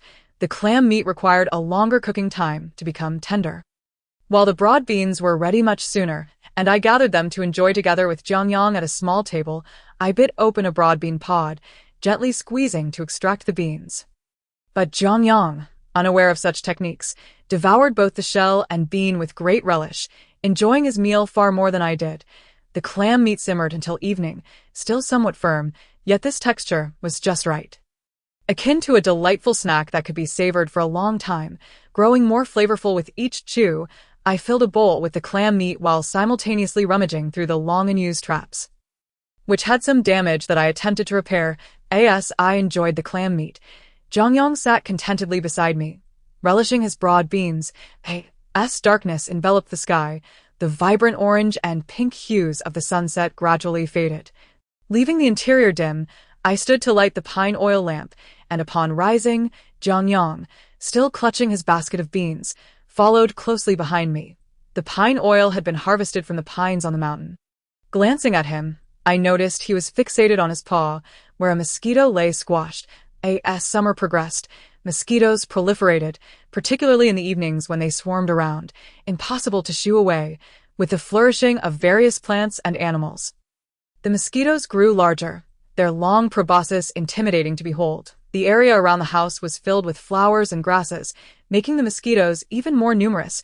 I applied a green herbal juice, previously ground for repelling mosquitoes, which provided some temporary relief, though once the scent faded, the mosquitoes returned to bite. In a matter of moments, I had been bitten twice on my feet, the itching unbearable. Jiang Yang had also fallen victim. And when I glanced at him, he bore a swollen bite on his face that he had scratched until it became puffy. Despite being bitten, he remained silent, sitting there scratching while holding a broad bean in the other paw. Scratching his face before continuing to eat, I set down the trap, washed my hands, and retrieved the herbal juice to apply some on Jiang Yang's face, urging him not to scratch. He hesitated, reaching for his face. But after I pulled his paw down twice, he understood. If the itch became unbearable, he scrunched his face and focused on consuming his broad beans, his tail wagging vigorously. I applied some of the juice to myself, and then took Jiang Yang, covering him thoroughly. Though the pungent aroma reduced the number of mosquitoes, it also left Jiang Yang somewhat distressed by the scent. It was a case of inflicting 1,000 on the enemy while harming oneself 800. I could hear Jiang Yang grunting uncomfortably, prompting me to consider gathering some mugwort to repel the mosquitoes. Moreover, the stock of herbal juice was running low, necessitating replenishment. With the heat of summer, I had grown lazy about heating water for bathing in the evenings, opting instead to draw water directly from the well and wash outside, as there was no one around to see. Under the stars and moon, accompanied only by the shadows of trees and the chirping of insects. The air was fragrant with the scent of grass, while the sound of frogs and crickets filled my ears. I found the surroundings tranquil yet lively, quiet due to the absence of others, yet bustling with the noisy chorus of frogs, doves, and various birds that would suddenly start calling out in the dead of night. The call of the cuckoo had been frequent in recent nights, leading me to believe it resided in the 2 large trees behind the house. Last summer, I had been alone, seemingly oblivious to both the tranquility and the bustle surrounding me. To be honest, I struggled to recall how I had passed last summer. It is curious indeed. I find myself gradually remembering events from many years ago with increasing clarity, while the days of recent years seem to blur into obscurity. With a splash, the cold well water cascaded over my body, washing away the heat and the scent of sweat. The water trickled down the stones beneath my feet, flowing into the crevices and onto the grassy and muddy ground nearby. A small frog, startled by the water I splashed, leaped out with a croak. Jiang Yang squatted beside me, waiting for me to finish my bath. Upon seeing the frog, he immediately wanted to catch it. But I halted him. Step aside. You'll get splashed again, and your bath will be for naught. Sometimes, he would widen his eyes in excitement, only to have water splatter into them, prompting him to rub them with his paws, turning them a shade of red. I completed my bath swiftly, drying off haphazardly before donning a tank top and shorts, then headed to the kitchen to fetch a large tea jar. Inside, honeysuckle had been steeped and cooled. Recently, I had been alternating between tea leaves and honeysuckle for my drinks. This room is quite cramped, sealed tightly, and during summer, it becomes stifling. Yet last summer, even during the most sweltering days, I kept everything shut, never opening a window. However, this year, I closed the door but opened the window. The window was fitted with a screen, preventing mosquitoes from entering while allowing a bit of cool breeze to flow in. Before bed, I applied some herbal juice to my skin. I slept soundly for the first half of the night, but the second half found my arms itching from mosquito bites. The night before, the sunset had draped much of the sky in vibrant hues, and upon waking the next day, a bright sun was to be expected. I rose early, had a light meal, and took Jiang Yang to gather mugwort leaves. There was an abundance of mugwort here, flourishing at its peak. lush and green, with not a single wormhole in sight. Crisp and tender, I quickly harvested a couple of handfuls, while Jiang Yang had already begun nibbling on them. I moved him aside to munch on other grass, and hurriedly cut down an entire cluster of mugwort. This area was not the most abundant, by the locust tree near the creek and by the pond. The mugwort was truly plentiful. The sun blazed, and after a day under its rays, the once fresh mugwort wilted, yet it was still burnable. I took 2 stalks to try burning, and the thick smoke carried the fragrance of mugwort, effectively driving away mosquitoes, though it was not particularly pleasant to inhale continuously. Thus, before meals, I would burn dried mugwort in the bedroom, tightly shutting the door to repel mosquitoes. After dining and bathing, the room would be free of them. I repaired a dozen traps, placing bits of steamed bun inside before situating them in the water fields by the riverbank. 12 were set in the fields, and 6 more were placed in 2 nearby plots close to the village, as well as in the water plants by the pond. Having never set traps before, I was uncertain if they would be effective, but I decided to try. The end result was quite satisfactory. From the 12 traps in the riverbank fields, I caught 10 loaches and even 2 small eels. Surprisingly, I also managed to catch loaches in the 2 plots near the village, while the 2 traps in the pond yielded nothing, not even a shrimp. With an overabundance of loaches, I couldn't consume them all in one meal, but fortunately, most were still alive. I placed them in a basin of water to keep them alive, intending to catch a few when I wanted to cook. Initially, the basin was outside, but after losing 7 or 8 loaches overnight likely to some creature, I had no choice but to move it into the kitchen and securely lock the door. The second time I retrieved the traps, it started to rain. Jiang Yang and I donned a large raincoat, returning with the traps from the water fields. He clutched one trap, while I balanced the others on a shoulder pole as we walked along the asphalt road. While walking, Jiang Yang peered into the trap.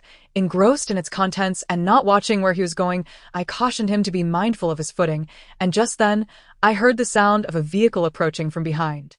When we had gone to the riverbank, the rain had been light, but now it suddenly poured down heavily, hammering against the asphalt and the grass on either side, creating a loud noise. Amidst the sound of the rain, I heard the long-awaited noise of a vehicle. This world no longer belonged to humanity. The once bustling cities had become desolate, leaving only scattered remnants. Finding living people on such a vast expanse of land was far more challenging than searching for food in the fields. So many perished in that cataclysm, followed by several more disasters. I had once thought all humanity had been wiped out. However, as I wandered here, I encountered a few individuals along the way. Some clustered together to form a village for survival, while others, like myself, roamed alone or in pairs. Now, everywhere was sparsely populated, and during my long stay here, I had met only one person half a year ago, and recently, I had seen no one else. Aside from a few scavengers who rummaged through the abandoned cities, few dared to leave their familiar surroundings. Therefore, the sound of that vehicle likely indicated a group of scavengers, aside from those who survived in small communities between scattered villages. No one else had any reason to use vehicles during such times. With diminished productivity, a mass exodus of skilled labor, and a regression of civilization by at least a century, as far as I knew, there were likely no places left capable of producing automobiles, and the fuel they required was scarce, mostly remnants of the past. The rumble of the vehicle drew nearer, and instinctively, I sought cover, but the surrounding wild grass was low. Leaving little to conceal myself, hearing the vehicle approach, I glanced at Jiang Yang, who appeared unconcerned, his curious eyes fixed on the road ahead, where the outline of a vehicle was beginning to emerge. I quickly pulled Jiang Yang to the roadside, setting down the burden on my shoulder, seizing the trap he held and placing it atop the load. I then swapped my large raincoat for his smaller one. Jiang Yang's coat was ill-fitting, failing to cover his conspicuous white paws. I was uncertain of the vehicle's occupants and whether they harbored ill intentions. If I failed to hide Jiang Yang, his appearance might draw attention, raising suspicion among them, which could lead to trouble. Alone, I would be at a disadvantage if conflict arose. Jiang Yang looked bewildered, his large eyes questioning my actions as I wrapped him in the large raincoat. Instructing him, "Stay silent and still," I covered his mouth and shook my head, unsure if he grasped my meaning. Time was of the essence, leaving me little opportunity for further action. I could only position Jiang Yang behind me, shielding him as best as I could, while I stood by the roadside, watching as the vehicle approached. The smaller raincoat I wore was too tight, leaving half my body soaked, while the rainwater streamed down my forehead into my eyes. I wiped my face with my hand, clutching the shoulder pole tightly. Aside from that, I had a machete tucked beneath my raincoat at my lower back. The vehicle grew ever closer, revealing itself to be a truck. Its paint stripped away, though it was not merely a truck. It had been haphazardly modified, seemingly a jigsaw of various vehicle parts. It was an old vehicle, rust speckling the front, and the tires showed signs of numerous repairs. The back had several makeshift windows, obscured by glass, revealing vague outlines of people within. The vehicle eventually halted before me, and the window slid down, unveiling a middle-aged man's face. Through the window, I also noticed a young man in the passenger seat, groggy and rubbing his eyes awake. The glass windows at the back of the truck were pulled open, revealing 3 more men's faces, with others still hidden behind them, all staring at me. A vehicle full of young men. Realizing this, my vigilance heightened. Women who had survived to this day were no less formidable than any man, perhaps even more so. However, should the numbers be too overwhelming, even the strongest individual would find themselves at a disadvantage. I had encountered my share of troubling situations, including tragedies that women often faced in the post-apocalyptic world. I held little regard for my body. As long as I remained uninjured, it mattered not if I were to be violated. In times of desperation, I had even bartered my body for food. However, a year ago, I passed by a place where I met 2 women who were burying a younger woman. They told me they had lived together, but when 2 of them went out to search for food, the one left behind encountered a group of passing men. That woman was raped to death by that group. In this world, women often suffered more than men. Death was a common sight, and I had witnessed even slender men being killed in a similar manner. I assessed that there were over a dozen men in the vehicle, all young and strong, and my wariness intensified as my hand instinctively moved to the machete at my waist. The man in the driver's seat noticed my apprehension but said nothing, merely smiling and revealing his teeth as he called out, "Miss, may I ask you for directions? Is this the way to Hanyang City? We seem to have taken a wrong turn and have been wandering around here for a while. Could you kindly point us in the right direction?" They didn't inquire about my situation, only seeking directions, which eased my tension slightly. Thus, I pointed with a shoulder pole toward the path they had taken, succinctly stating, "Continue straight ahead. There's a fork near the riverbank. Take the left." Hanyang City is the place where I intend to gather supplies. 2 years ago, I passed through there, and the zombies had not yet been eradicated. The city was deserted, and there should still be some usable items remaining. This group of people seems to be heading there for unknown reasons. Upon expressing this thought, the man in the driver's seat exclaimed while scratching his prickly head, "We've taken a wrong turn." He turned to the back of the vehicle and shouted, "Which one of you fools suggested this route? If we had listened to that Gao Yuan kid and turned left, we would have been on the right path by now. They must be heading towards the riverbank, coming from the road on the right." After his shout, a rough voice from the back exclaimed, "It wasn't me. It was Brother Qi who said that. Hey, you lot. Why blame me? You all said the same thing." I remained silent, having just woken up from a nap. Jiang Yang stirred behind me, and the man in the driver's seat, noticing him, curiously remarked, "Hey, little sister, you've brought a child along. That must be quite the burn." He chuckled a couple of times and reversed the vehicle. However, before long, the car suddenly stopped, and a person jumped out from the passenger seat, walking towards me. It was the young man who had been sleeping in the passenger seat earlier. Likely in his mid-20s, younger than I instinctively reached for my machete, but relaxed my grip upon noticing that only one person had exited the vehicle. The young man halted a couple of meters in front of me and waved his hand, saying, "Don't be alarmed. I mean no harm." I inquired, "Is there something you need?" The rain had lessened to a mere drizzle, and the young man, without a raincoat, was gradually getting wet. He scrutinized me for a moment before shyly rubbing his forehead, saying, "I felt a sense of familiarity back in the car. Turns out it really is you." His words suggested an acquaintance, but I scrutinized him again and found no recollection. Sensing my confusion, he awkwardly added, "You probably don't remember, huh? It's quite normal. We've only met once." He scratched his face, and I noticed his ears reddening, finding it slightly puzzling. Then he said, 5 years ago in Qingshan City. My uncle brought me along. My name is Gao Yuan. I was wearing something similar to what I have on now, a vest and dark blue pants." The memories flooded back as he spoke. This self-identified Gao Yuan appeared to be one of my past clients.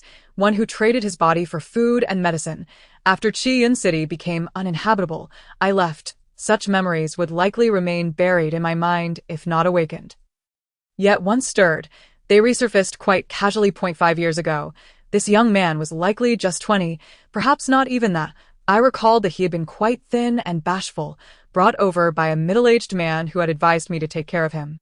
Indeed, he was a naive youth, mostly passive, blushing profusely, and eager to hide beneath the bed, unable to meet my gaze, as if he wanted to flee. "Ah, you remember now," he said dryly. "I didn't come to discuss that. Though, I wanted to ask about this child behind you. He must be yours, right?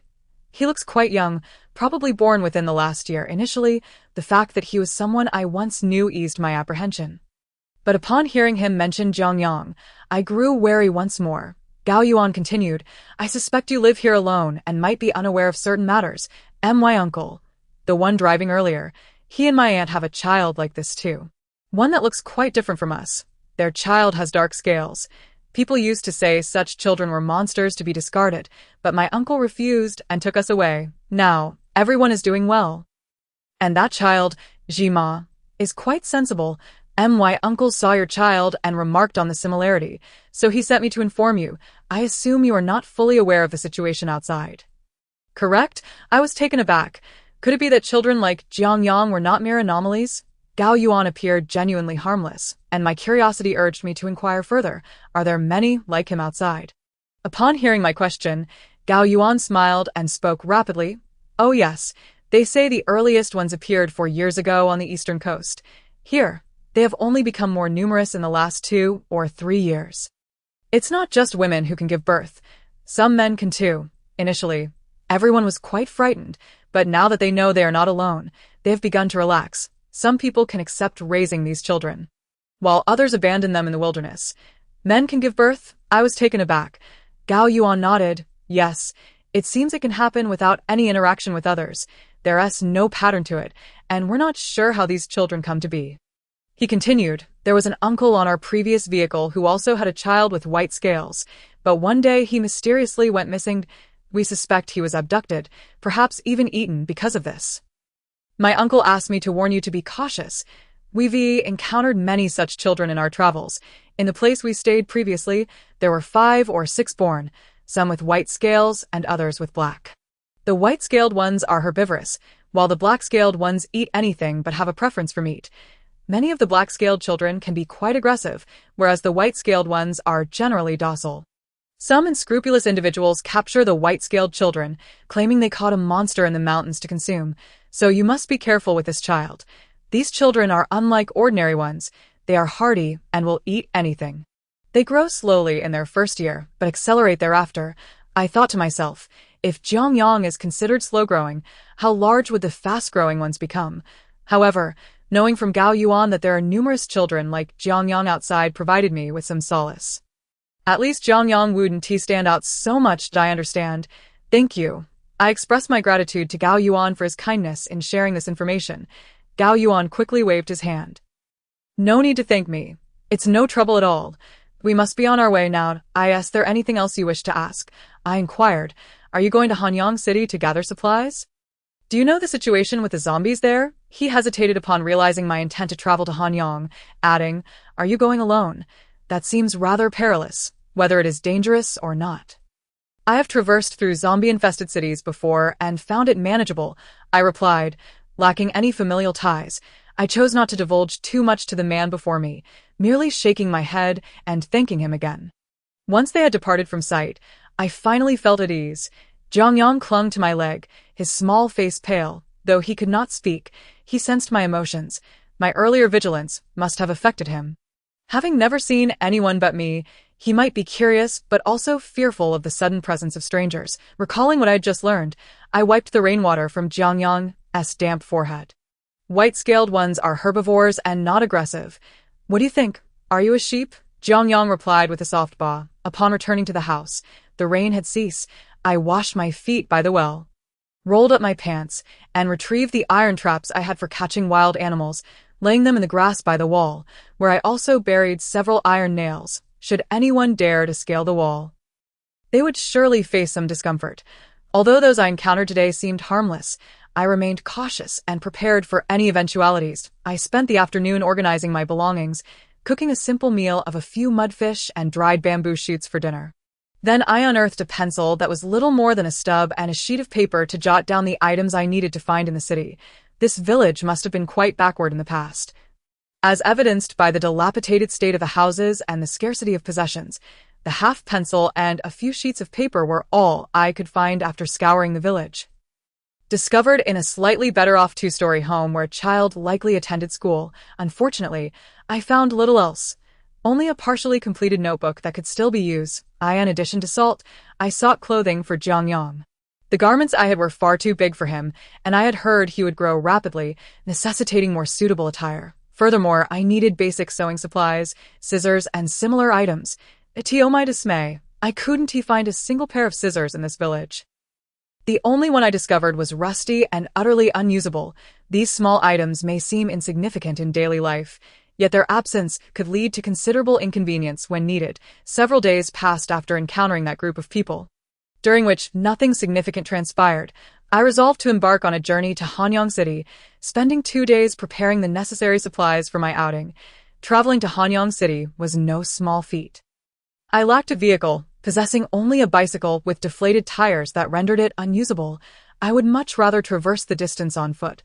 Furthermore, many of the roads were poorly maintained. For those like Gao Yuan, navigating cracked surfaces in their vehicles posed little challenge. A group of men could easily fill in any significant gaps with dirt. On the day of our departure, just before dawn, Jiang Yang and I set off for Hanyang City.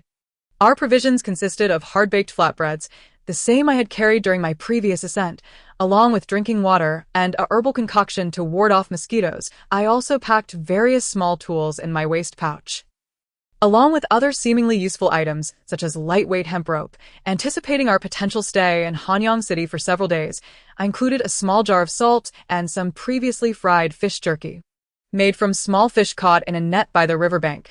As we journeyed, I ensured my attire was suitable, donning long trousers and sleeves to protect my skin, while carrying a reliable tool that would enable me to bear enough supplies without overburdening myself.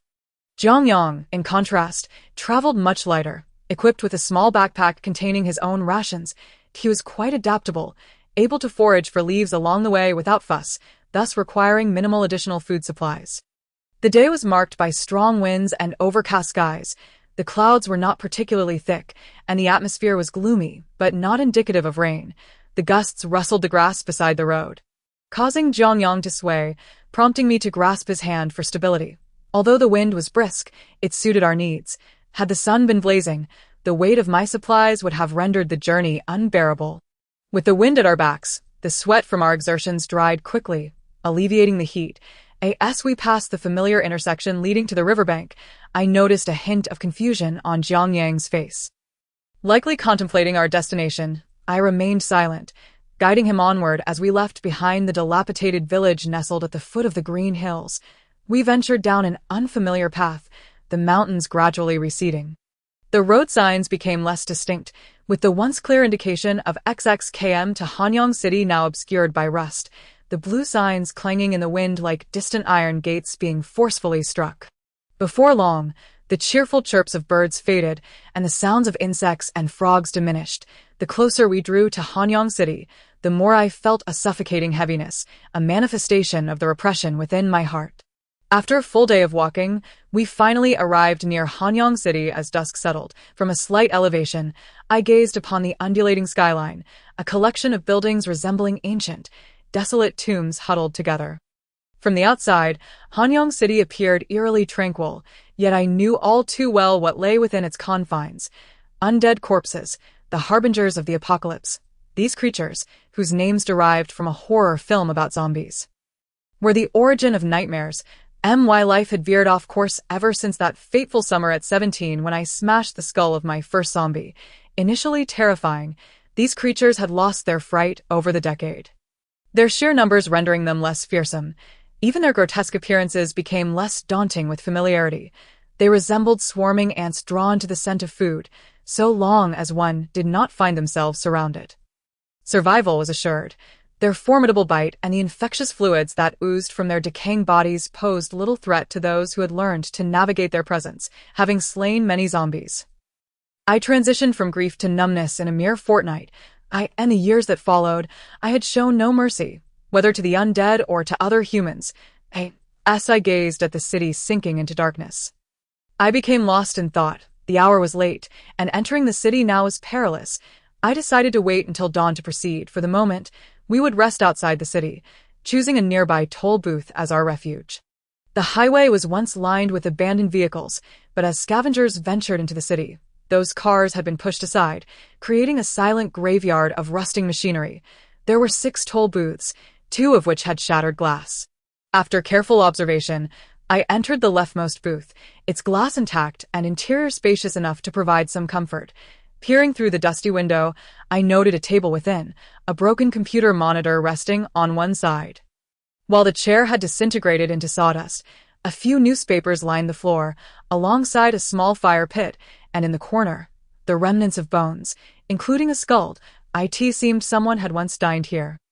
What they consumed was evident.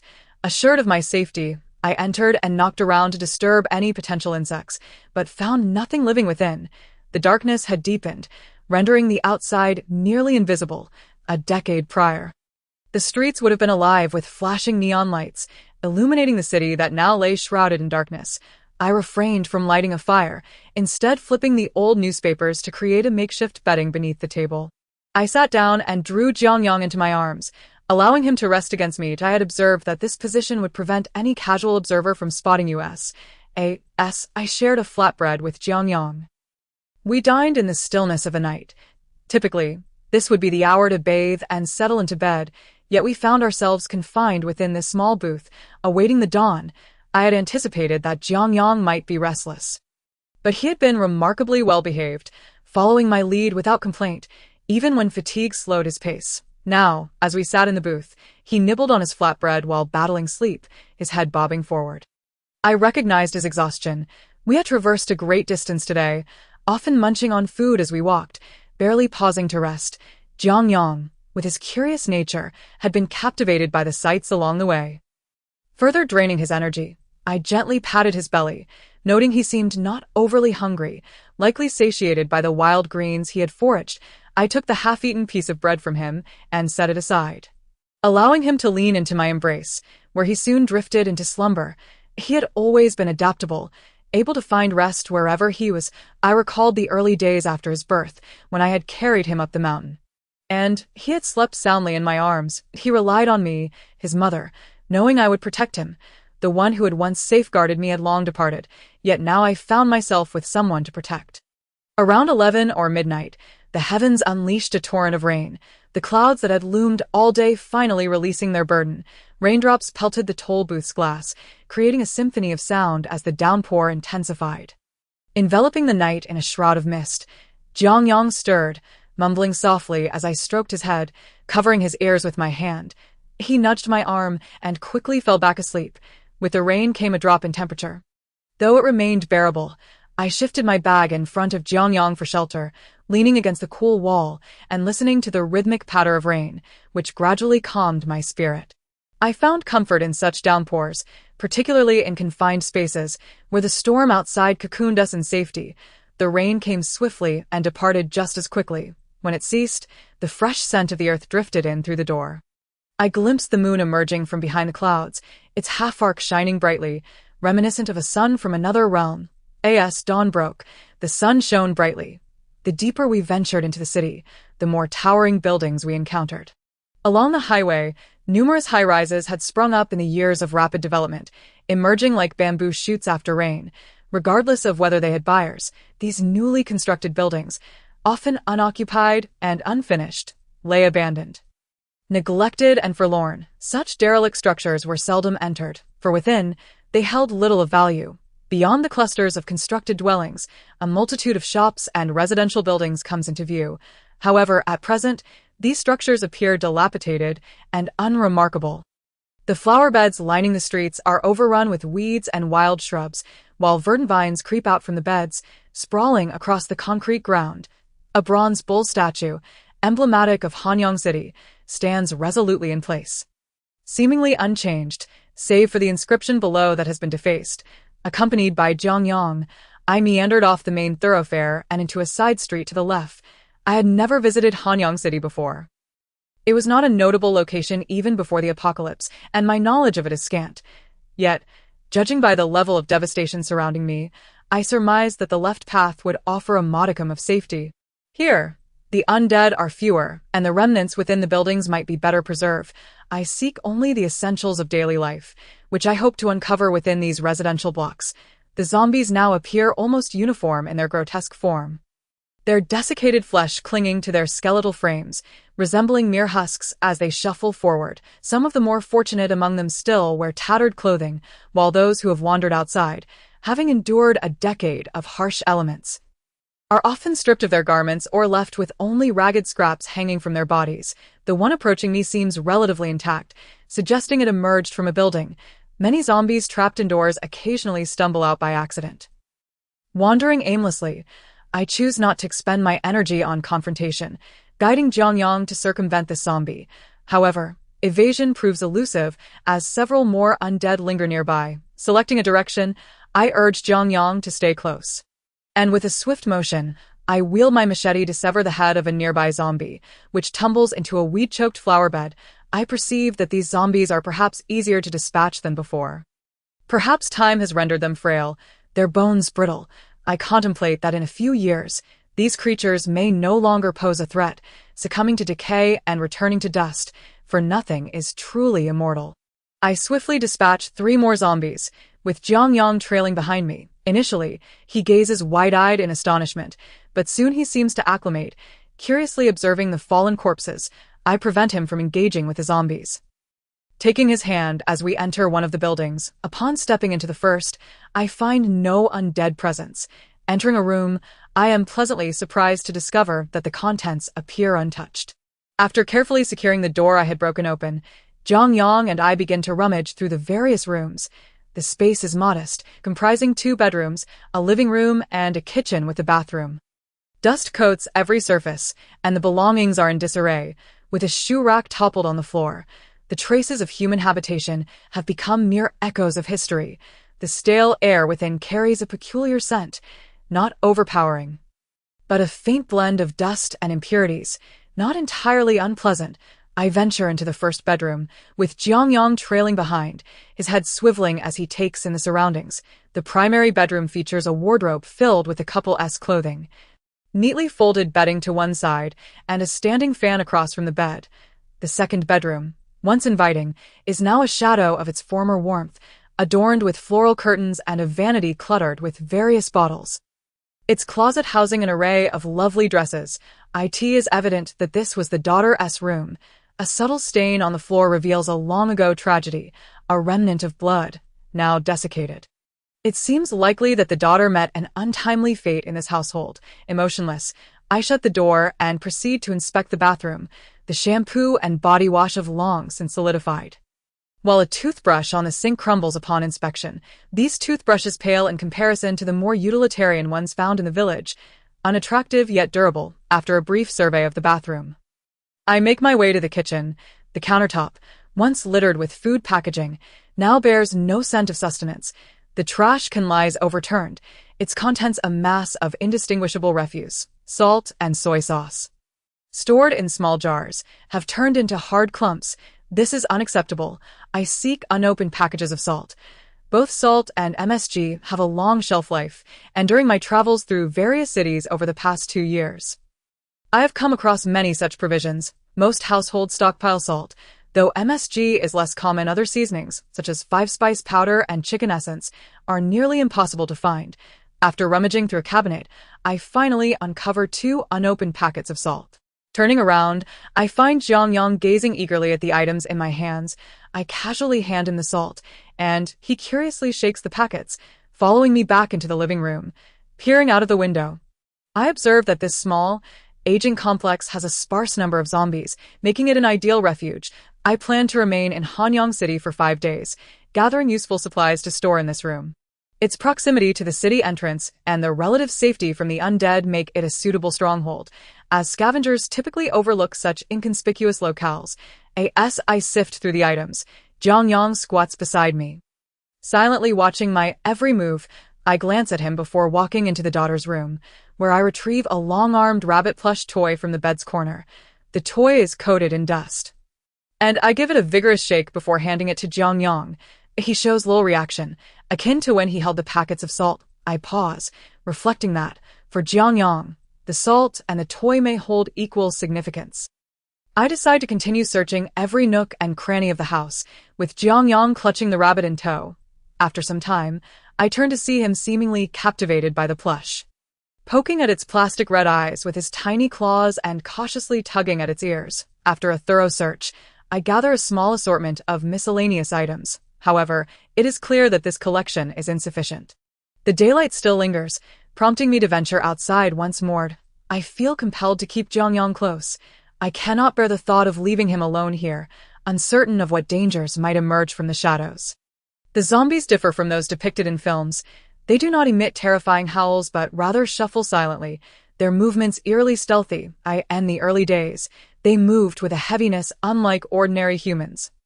But now they have become agile and quiet.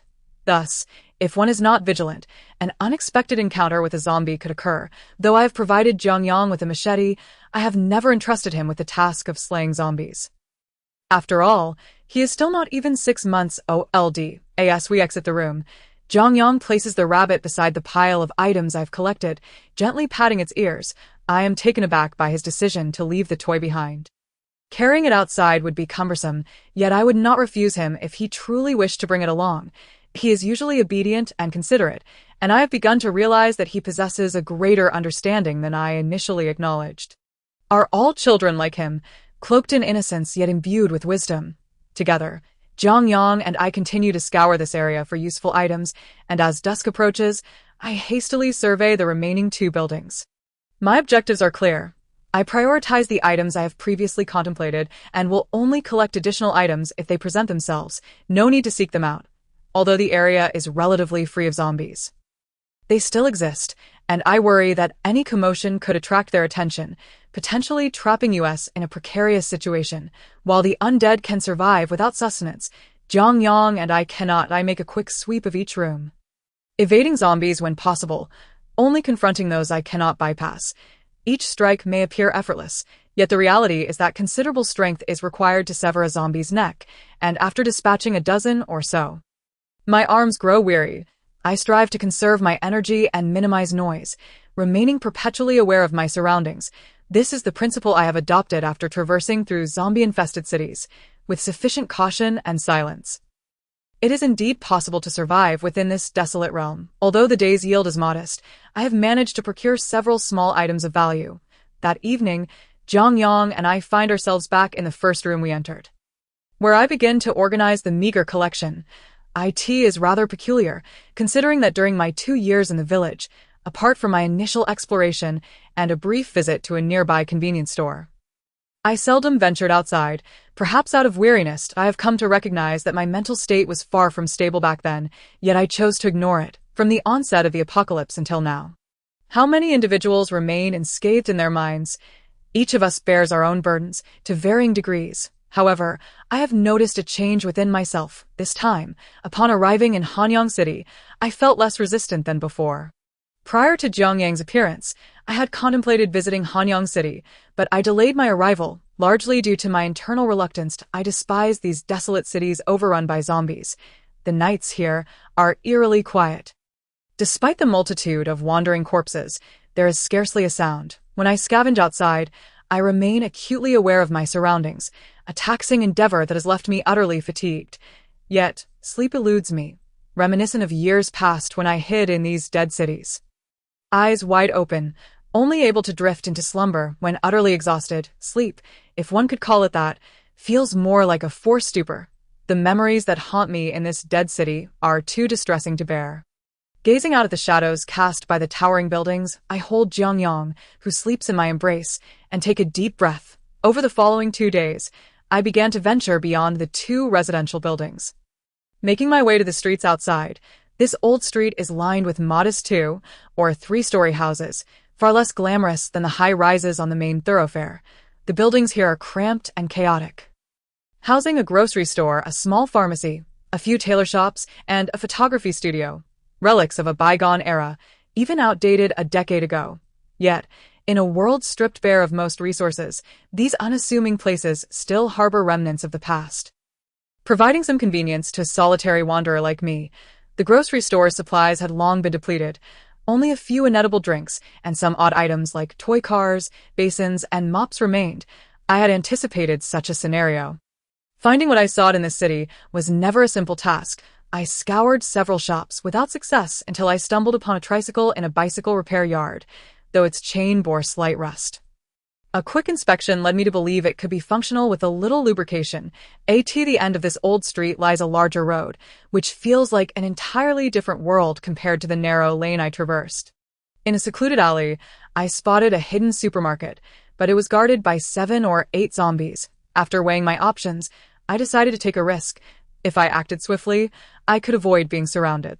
However, this posed a challenge to protect Jiang Yang. Frowning, I surveyed my surroundings and noticed a van parked outside a nearby shop.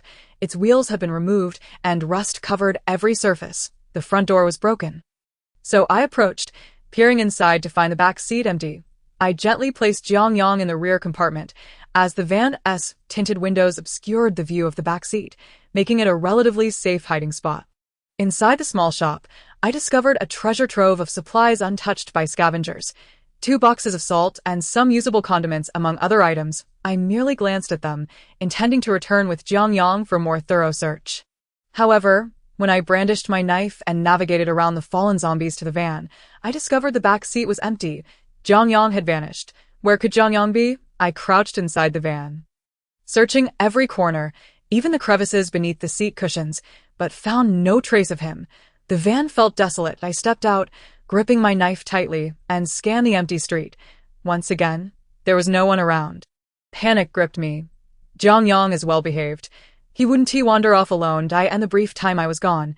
If he had tried to leave the street, I would have seen him. The only plausible explanation for his sudden disappearance was that someone had taken him, or perhaps a mutated creature had snatched him away. I recalled a time in this dead city when I encountered a large mutated wildcat, capable of running across rooftops and walls, its size comparable to that of a motorcycle. They hunt in these desolate places, viewing humans as mere prey. Could it be that Jiang Yang was taken by such a creature? The more I pondered, the more convinced I became. Standing there, I began to understand the anguish parents must feel when they realize their child is missing. It had been a long time since I had experienced such panic, or even despair. Centered around the van, I searched the area, gradually attracting the attention of nearby zombies. I concealed myself in an empty shop, realizing that my noise would only draw more of them and I could handle these zombies. But what if Jiang Yang was nearby? What if he encountered a horde? I inhaled deeply, waiting for the number of zombies outside to dwindle before venturing out once more. That day, I scoured every corner of the adjacent street, even crossing over to another, but my inability to concentrate nearly cost me when a zombie lunged from a dark alley. My heart raced, and I broke into a cold sweat.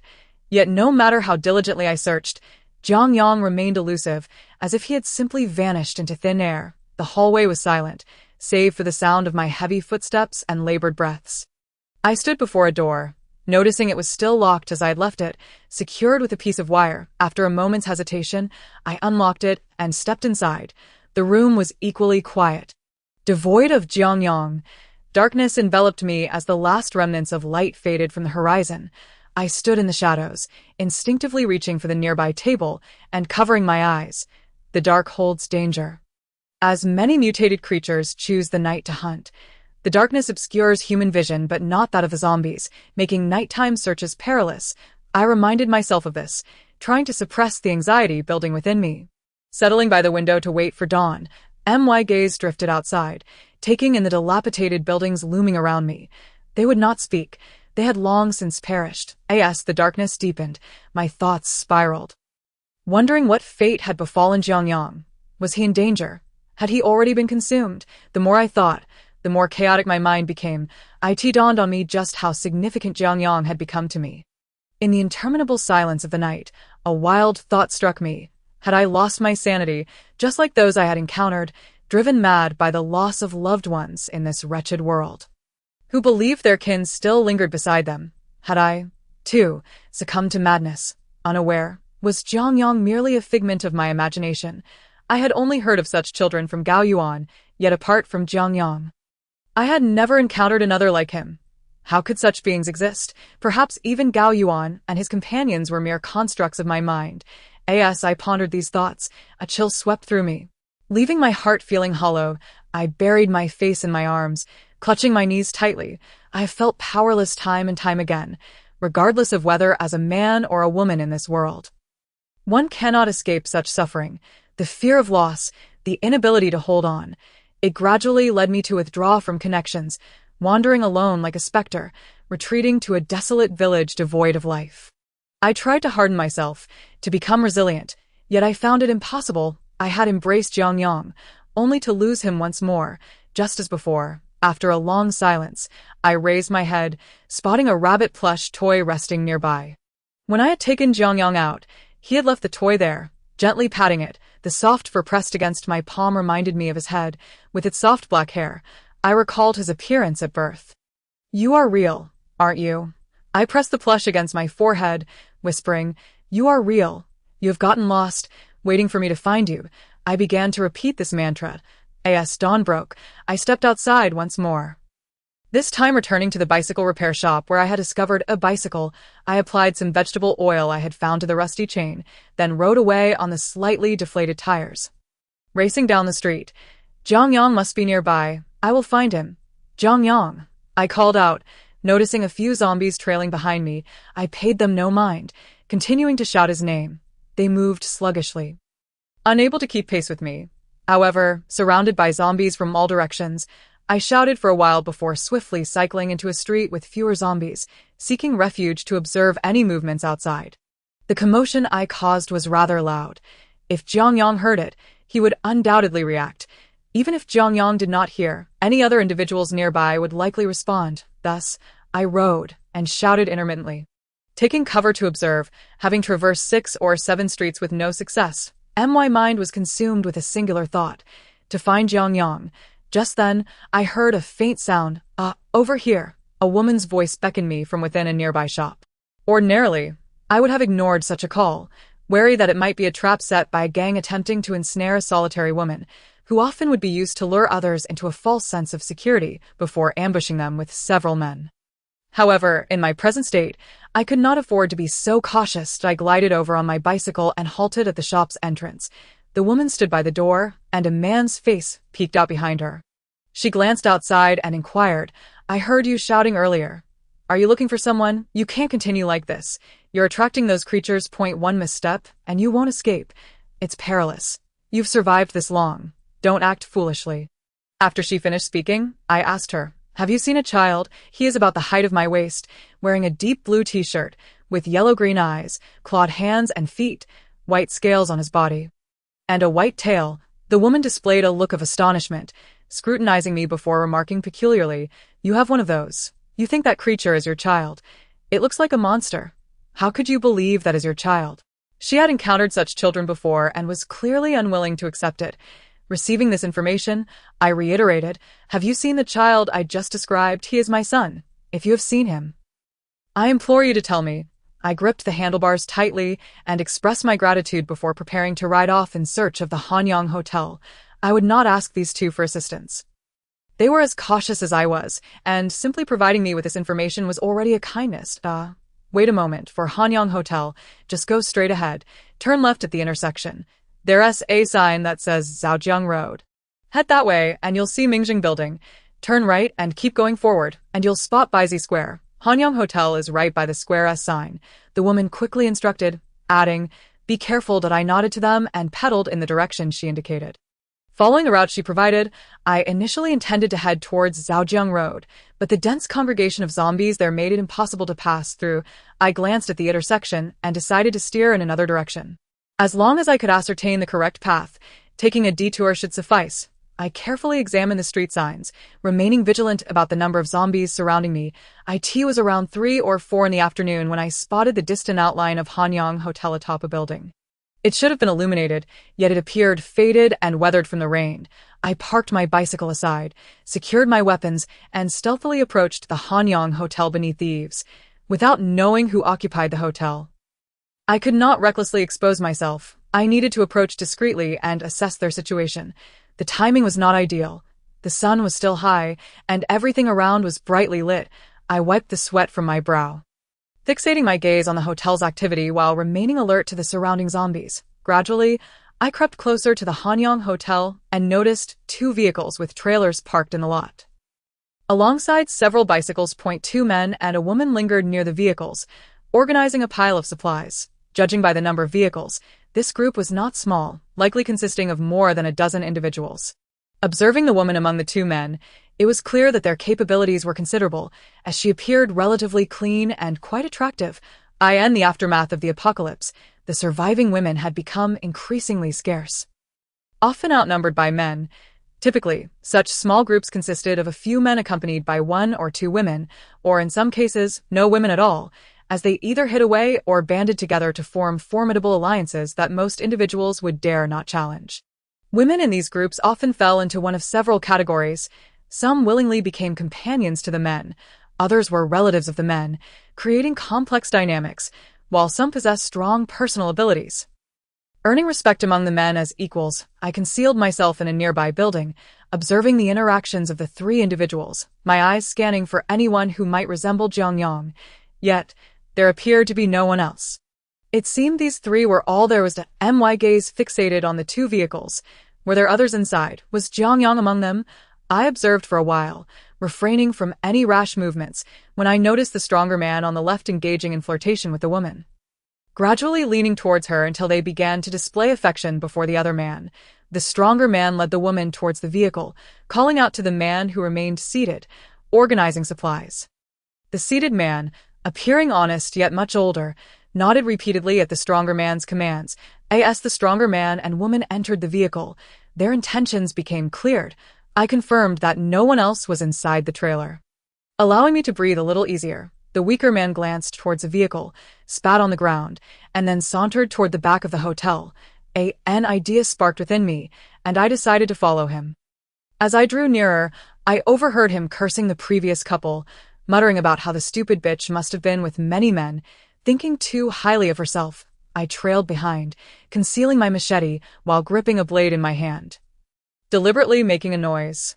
"Who's there?" The weaker man, startled, turned to look, his guard up. I feigned surprise, clutching my stomach and sitting against the wall, shouting, "Who is it? Show yourself." The weaker man approached, squinting at me.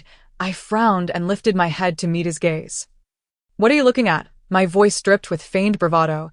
He could clearly sense my pretense, and upon seeing my frail demeanor, the glint of greed in his eyes became unmistakable.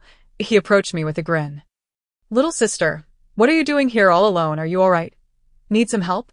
I scoffed inwardly, responding, "No need. Just go away, don't come any closer. If you do, I won't hold back." I was acutely aware that my words would likely provoke the opposite reaction.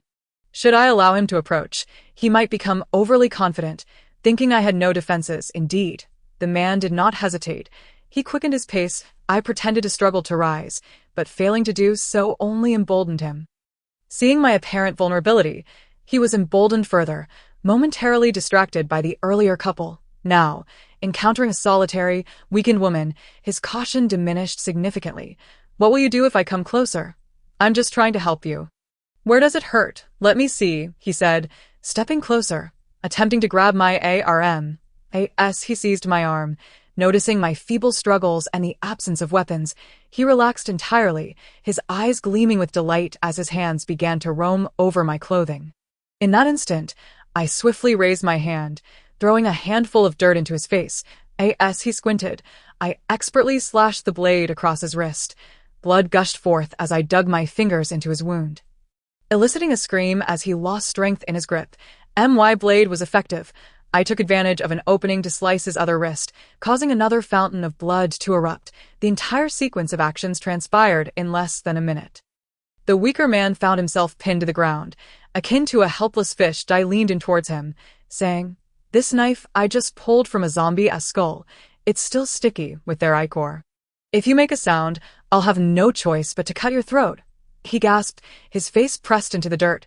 Struggling to breathe as he mumbled incoherently, I slightly loosened my grip to allow him to breathe through his nose, and then asked, "Did your group capture a child with long white scales, about waist-high, wearing a deep blue t-shirt, caught near Zhao Mao Old Street?"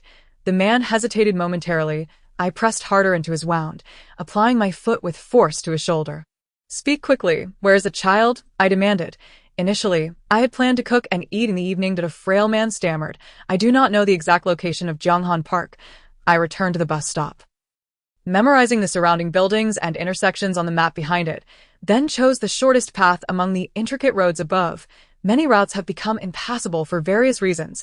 Some were destroyed during the apocalypse, others blocked by collapsed buildings, and many surrounded by an overwhelming number of zombies. Faced with such situations, I often had to take detours, compelling me to remember the various circumstances around me before the onset of the apocalypse. I was not one to remember routes. Except for a few familiar paths, I would forget how to return as soon as I turned a corner on an unfamiliar road. I once thought I was directionally challenged, but later realized that when one's survival is at stake, the capacity to learn can surpass one's imagination. Often, it is not a matter of inability, but rather the absence of necessity. During my fourth concealment in a roadside house, I heard the sound of a vehicle passing by. Cautiously, I peered out through the window and spotted a car. This vehicle appeared to be of better quality than the one I had seen before. The open truck bed held nearly 20 men, all seemingly between the ages of 30 and 50, each wielding a weapon. 3 individuals occupied the front seats: an older driver, a bald man in a black t-shirt with a fierce demeanor, and a young woman with long hair, sharpening a knife while seated on the man's lap. The men in the truck bed laughed and conversed, completely indifferent to the zombies trailing behind them. Some even poked at the zombies with sticks, erupting into laughter as they fell. The young woman in the front shouted angrily, "What are you making such noise for? You'll attract the zombies." Immediately, the truck bed fell silent, and their chatter diminished significantly. The vehicle quickly passed by, and I remained hidden beneath the window, fearful of being seen. They had mentioned Jianghan Park and how they had dealt with a dog, suggesting they were indeed the ones who had taken Jiang Yang. With this group, including the 3 men I had encountered earlier, there were over 20 robust men and 2 women. It was no wonder they dared to target the mutated dog. I cautiously pushed my bicycle out from my hiding place and set off towards Jianghan Park. Unfamiliar with the route, I consulted the map twice, taking numerous detours, and by the time I spotted the sign for Jianghan Park, darkness was nearly upon me. At such a time, it would be prudent to wait until morning before venturing in, but I could not afford to wait. The mere thought that Jiang Yang might have been consumed ignited a fervent fire within me, causing my bones to ache with anxiety. I concealed my bicycle in the park security room and armed myself with a machete as I ventured inside. The outer buildings appeared relatively intact, with occasional patches of grass sprouting from the upper floors, while other plants emerged from flower beds, providing a somewhat clear line of sight. However, the park's vegetation had dramatically transformed since the pre-apocalyptic days. It had grown lush and dense, nearly obscuring the entrance. Upon entering the park, the light dimmed further, and the fragrant scent of grass and foliage momentarily transported me back to the village where I had lived for 2 years. Despite having left only a few days ago, it felt like an eternity had passed. Gripping my knife tightly, I carefully searched for any signs that might lead me to the mutated dog's lair. The man I had killed had mentioned they had come here yesterday to hunt the mutated dog, so traces should remain. After searching for a while, I finally discovered some relatively fresh bloodstains along the roadside. Following this clue, I continued down the path. The road ahead was too narrow for vehicles, yet it was evident that the group had driven in. Tire tracks were imprinted on the grassy verge beside the cobblestone path. The remaining signs became increasingly apparent, prompting me to quicken my pace. Soon, I came upon a cluster of artificial hills. The vegetation around them was broken, and the grass was stained with numerous blood traces, indicating a battle had taken place here. Approaching one of the dark openings among the hills, I observed that the entrance, originally small, had been excavated to form a larger hole. Inside, it appeared spacious, but the darkness obscured my view of its contents. Standing at the entrance, I was struck by a foul odor mixed with the scent of blood. It was the unmistakable stench of dogs. Indeed, this was the lair of the mutated dogs. Within, I discovered a pregnant female mutated dog. The 20-odd men had only managed to kill one male dog and had failed to take the female. I thought to myself that if I entered alone, I might not return. Contemplating this, I resolutely stepped inside. Throughout the years, the thought of ending my life had crossed my mind numerous times, yet I always discarded it. If I were to commit suicide, what would become of my previous struggles? I refused to become such a pitiful figure, so although I could not find meaning in survival, I chose to endure. However, now that I had finally found a purpose for living, I was compelled to take this perilous path. I stepped into the darkness, and the sky outside succumbed to complete blackness.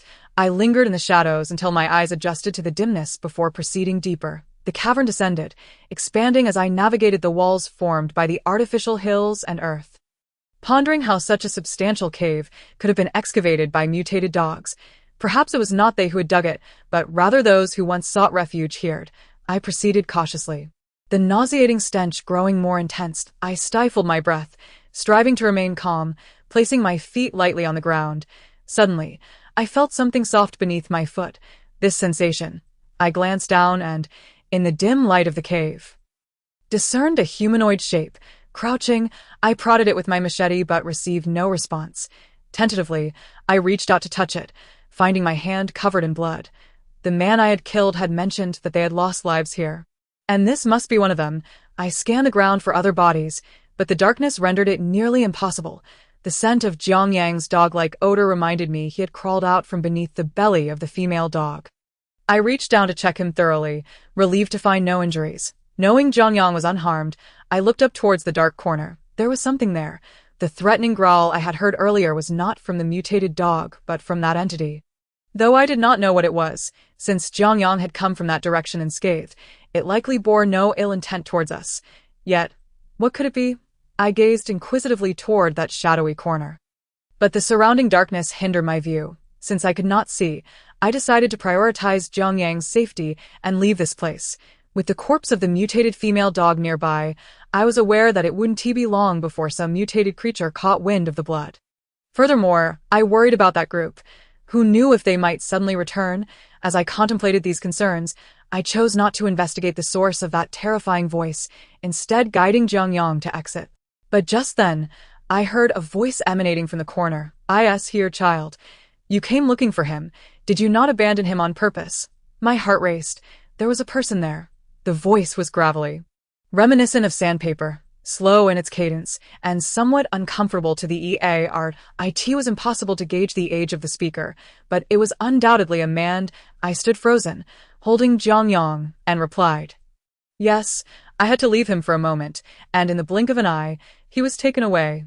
There was silence on the other side, and as I began to leave with Jiang Yang, I did not hear any attempt to stop me. However, at that moment, Jiang Yang suddenly twisted, clinging to my leg and pulling toward the corner. I frowned as he exerted all his strength to drag me closer. Bleeding pitifully, after a brief struggle, I relented and slowly approached the dark corner. Jiang Yang obediently followed, clinging to my leg. As I neared, I could vaguely see a shadowy figure half reclining, half sitting in the crevice between the female dog and the earthen wall. Upon reaching him, he remained motionless. I called out, "Are you injured?"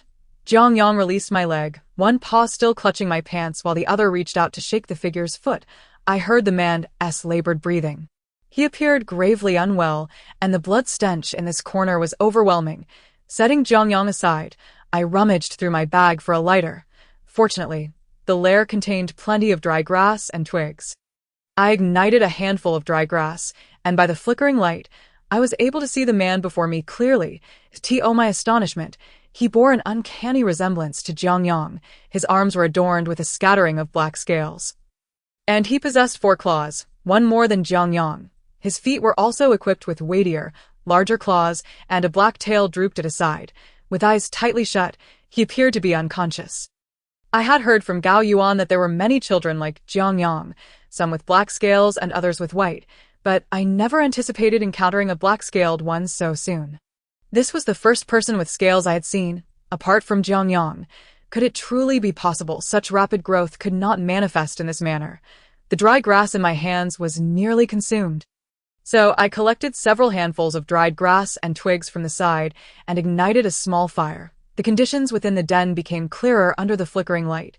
Nearby, a mutant female dog lay covered in black fur, marred by numerous wounds, some inflicted by human blades, others by sharp teeth and claws. A deep gash on her neck seemed to be the cause of her demise. I glanced at the gaping wound on the dog's neck before my gaze shifted to the unconscious black-scaled boy beside her. Was this injury his doing? This black-scaled child, this youth, though still alive, appeared more wretched than the deceased mutant dog. Blood pooled beneath him, and I realized that the large puddle of blood contained not only the dog's but his as well. His abdomen bore bite marks, flesh mangled and raw, to the point where I felt I could see his insides.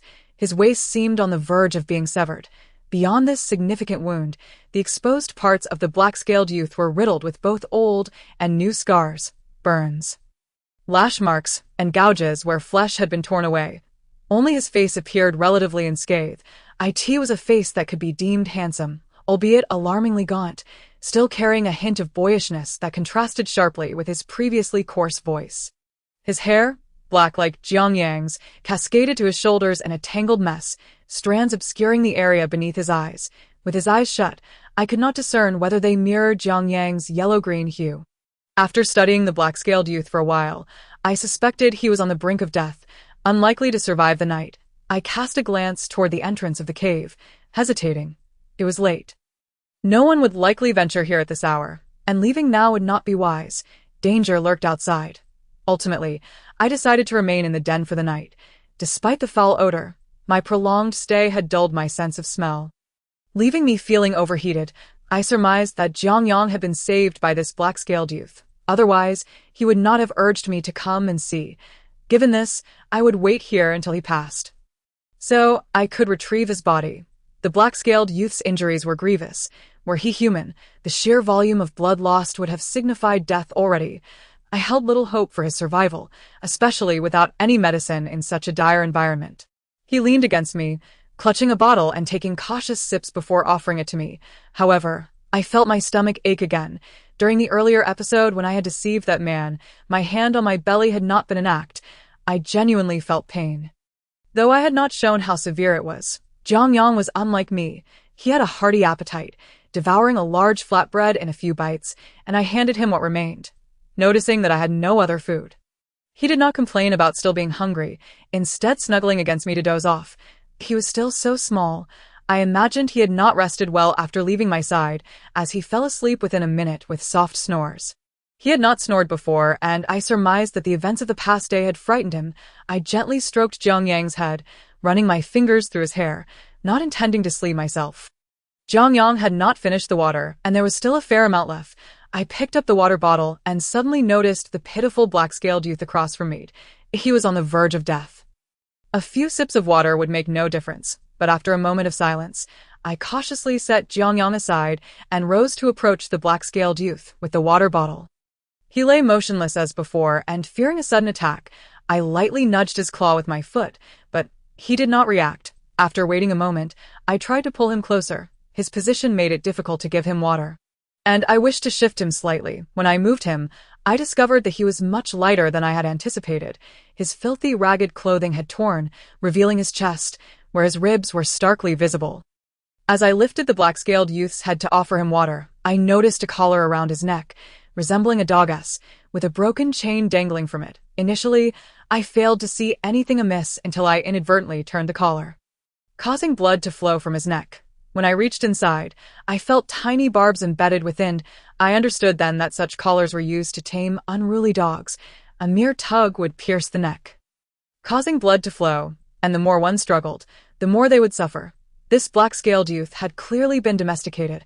I twisted the cap off the bottle, cradling his head with one hand while prying open his mouth with the other. Indeed, he possessed a mouth full of sharp teeth.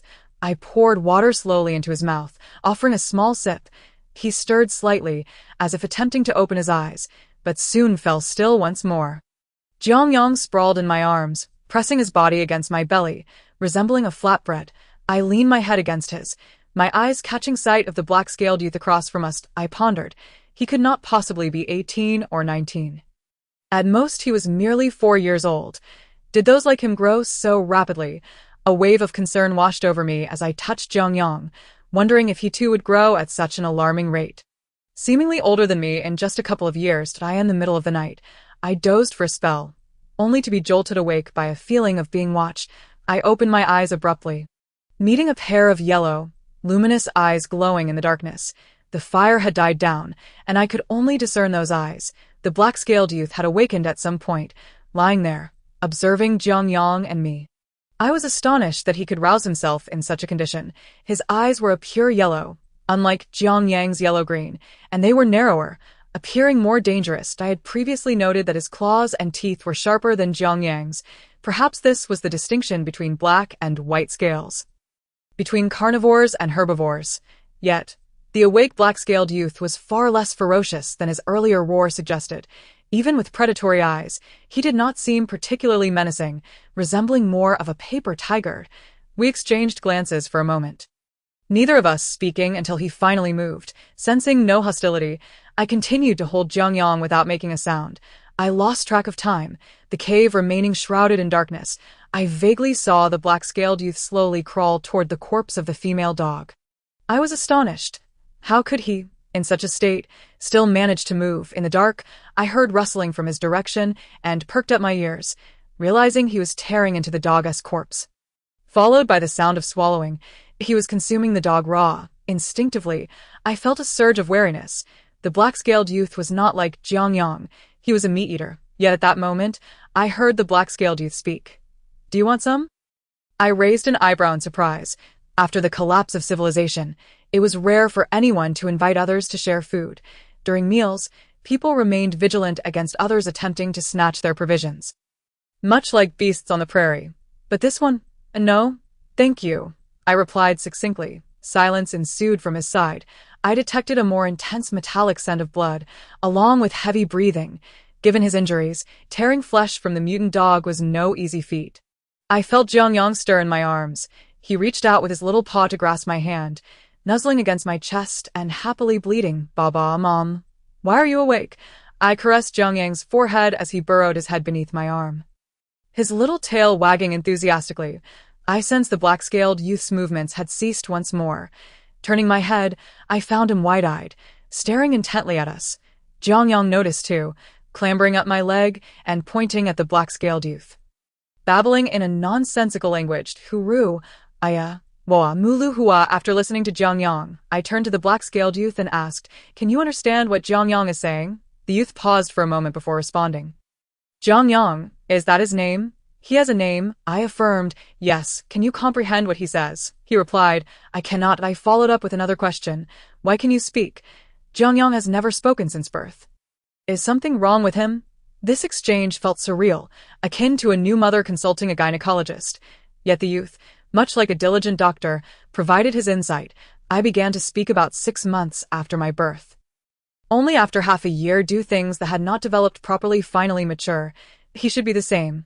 "How long have you been alive?" The black-scaled youth contemplated before uncertainly answering.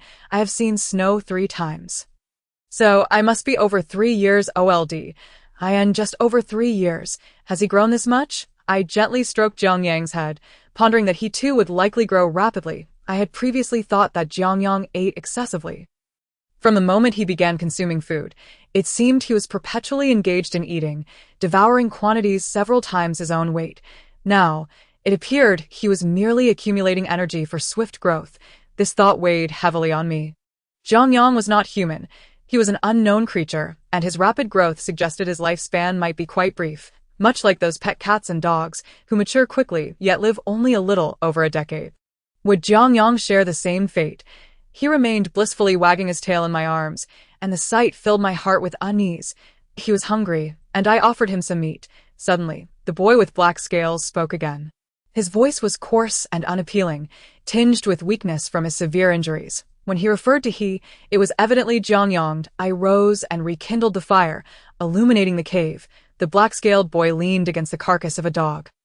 Blood smeared across his paws and jaws. Beside him, a fresh wound on the dog's hind leg revealed a sizable chunk of flesh had been torn away. Noticing my gaze, the boy appeared momentarily taken aback, then raised his arm to wipe his mouth, only to smear blood further across his face. He seemed to realize this, and extended his tongue to lick his lips, a tongue unusually long. akin to Jiang Yang's. The boy raised the piece of meat in his hand, gesturing towards Jiang Yang, and awkwardly said, "Feed him," I replied. "Jiang Yang cannot eat meat." Upon hearing this, the black-scaled boy looked visibly startled. Glancing between the meat in his hand and Jiang Yang at my feet, hesitantly saying, "But I fed him meat yesterday. He ate it," I interjected. "He ate it, and then he vomited it, right?" I understood Jiang Yang well. Whatever was offered to him, he would eagerly accept, even if it was inedible. Eventually, he would regurgitate everything he had consumed. The boy muttered a soft acknowledgement. "Why do they keep you?" I inquired. "To help them hunt." And as a backup food source, the boy replied with remarkable calmness. While I had suspected the first part, the latter revelation caught me off guard. His words brought to mind the numerous scars on his body, many of which were marks of flesh that had been gouged out and had grown back. Had he been consumed by those people? In the early years of the apocalypse, cannibalism was commonplace. After all, humans were the easiest food source then. However, in recent years, as flora and fauna have returned, alternative food sources have become increasingly available, and the desire to consume humans has dwindled. Furthermore, with fewer humans around, finding them was no longer easy. When other food was available, who would think to eat humans? Gao Yuan had mentioned that there were those who would capture children with scales to consume them. I understood that while they bore a striking resemblance to humans, they were not purely human, leading some to view them as monsters worthy of hunting. I felt no surprise at this. Yet, upon confronting the black-scaled boy before me, I could not shake a sense of discomfort. I seldom engaged in conversation with others, and my words often felt rigid. Yet this boy exhibited remarkable friendliness, responding openly to my inquiries, allowing me to grasp the essence of his character. Despite his formidable appearance, he was merely a child of just over 3 years, and his scars told a tale of suffering. He faced me with such an attitude. I began to wonder if all scaled beings were as gentle as this boy and Jiang Yang. If this race consisted of such well-behaved children, how could they possibly evade extinction? I found myself puzzled. "Have you never tried to escape before?" The black-scaled boy, engrossed in devouring the meat, appeared ravenous. However, I noticed the wound on his waist, leading me to believe that whatever he consumed might leak out from there. I had surmised his situation. He had likely been raised by those people since childhood, trained to hunt, occasionally having his flesh carved for meals. He was kept in a cage, and any disobedience or attempts to escape resulted in punishment, leaving him too weak to flee. I was beginning to understand, and I posed one last question. "Did you save Jiang Yang?" The black-scaled boy had devoured the large piece of meat and was now tearing into another. His eyes grew vacant as he spoke softly, almost as if to himself. "The person who occasionally brought me food has died. He was killed because he tried to set me free. He was very old, and they deemed him useless, so they killed him. They have captured many white-scaled children, and I wanted to save them. I didn't want them to be confined like me. But I couldn't save them. Each one was consumed shortly after capture, and I don't want this any longer." Following his train of thought, I asked, "So when they captured Jiang Yang this time, intending to use him as bait to catch mutated dogs, you took the opportunity to escape, and while they were distracted, you hid Jiang Yang here. Did you kill this dog too?" The black-scaled boy nodded, continuing to eat in the corner. If even the reputedly ferocious black-scaled beings were merely paper tigers, how much more dangerous would the gentler white-scaled ones be? No wonder they possess sharp teeth and claws. Without such defenses, they would likely perish more easily. Listening to the black-scaled boy's tale, my worries for Jiang Yang's future deepened. Jiang Yang had not suffered any injuries while with me, and I could scarcely imagine him enduring harm akin to that of the black-scaled boy. Oblivious to my concerns, Jiang Yang contentedly gnawed on his tail and played with the strap from my clothing. I held him close, remaining silent as a lengthy silence enveloped us. The black-scaled boy, having finished his meal, curled up and fell asleep. Perhaps even losing consciousness, I leaned against the cave wall, dozing briefly. When I opened my eyes again, I noticed 2 bright spots of light on the earthen wall opposite me. The cave was not as dark as I had imagined. I craned my neck and discovered several tiny holes above me. It must be dawn outside, as slender beams of light filtered through those openings. Hearing a rustle, I saw the black-scaled boy awaken. He rose from the ground and prepared to tear into the carcass of the dog once more. I marveled at the tenacity of this black-scaled creature, truly alive, appearing slightly better than the previous day. After watching him for a moment, I suddenly asked, "Do you have somewhere to go? If not, you can come with me." I led Jiang Yang and the black-scaled boy out of the mutated dog's lair and temporarily found an empty house near Jianghan Park for the boy to rest in. Although he claimed those people would soon leave and not return, I remained uneasy. What if they decided to check back before departing and stumbled upon us? It was better to be cautious. Using another knife I carried, I scraped off a considerable amount of dog meat for the boy, storing it in the empty house. The mutated dog was massive, and we couldn't move it, so we could only take small portions. I felt regretful, but did not greedily wish to carry all the meat, as we had more important items to bring back. According to my previous plan, Jiang Yang and I were supposed to leave Hanyang City today. But with the addition of an injured companion, I had to alter my plans and remain here a few more days, at the very least. I wanted to ensure that the black-scaled boy's wounds healed sufficiently. Noticing my gaze fixed on his abdomen, he assured me that his injury would heal quickly and that he would be able to walk in 2 days. He spoke hurriedly, as if fearing I might change my mind and not take him with me. I found it hard to believe that such a severe wound could heal in just 2 days, but having decided to take him along, I prepared to stay a while longer. When I first asked the black-scaled boy if he wanted to come with me, he agreed almost instantly. Without a moment's hesitation initially, he had shown a basic level of wariness, but upon seeing Jiang Yang's reliance on me, his caution evaporated, making it all too easy for him to agree to accompany me. He was truly naive. Yet, considering he was only 3 years old, I could understand. After thoroughly checking that the area around the house posed no danger, I placed Jiang Yang and the black-scaled boy together and prepared to head towards the Hanyang Hotel to see if that group had departed. If possible, I would have preferred not to leave Jiang Yang behind. Even with the black-scaled boy present, I was still uneasy. However, if I went to the Hanyang Hotel, I might encounter that group. If I were alone, I could escape, but bringing Jiang Yang would be perilous. They could recognize him and, upon realizing he was unharmed, might come to investigate, potentially deducing that I was responsible for the man's death behind the Hanyang Hotel. Considering these factors, I ultimately decided to separate from Jiang Yang. He reached out to me, seemingly on the verge of tears. I felt a pang of headache, gently stroking his small head. In the end, I managed to lull him to sleep and placed him beside the black-scaled boy, allowing me to leave. Before departing, I instructed the boy to keep a close watch on Jiang Yang. He nodded earnestly, assuring me, "I will take good care of him." As I stepped outside, I cast a glance backward and perceived the boy with black scales resembling a vigilant dog. Alert to its surroundings alone, I pedaled my bicycle toward the vicinity of the Hanyang Hotel. Before reaching my destination, the sound of an engine rumbled nearby, prompting me to dismount and stealthily push my bike into a narrow alley. The vehicle's noise faded into the distance, veering away from me. Peering through the clutter, I observed 3 cars departing one after another, confirming the black-scaled boy's assertion that they were hastily transporting the mutated dog away. Once the sounds of the vehicle subsided, I lingered for a while before making my way toward the Hanyang Hotel. The hotel stood deserted, yet the parking lot ahead was a scene of chaos, as if a group had dismembered the dog there. A large pool of blood stained the ground, and discarded entrails lay about, while a few scavenging birds pecked at the remains, and 2 rats emerged from a nearby drain to drag off scraps of flesh. I merely observed from a distance, opting not to approach, and turned my bike in another direction. Jiang Yang rushed over, clinging to my leg, and I guided him toward the black-scaled boy, intent on examining his wounds.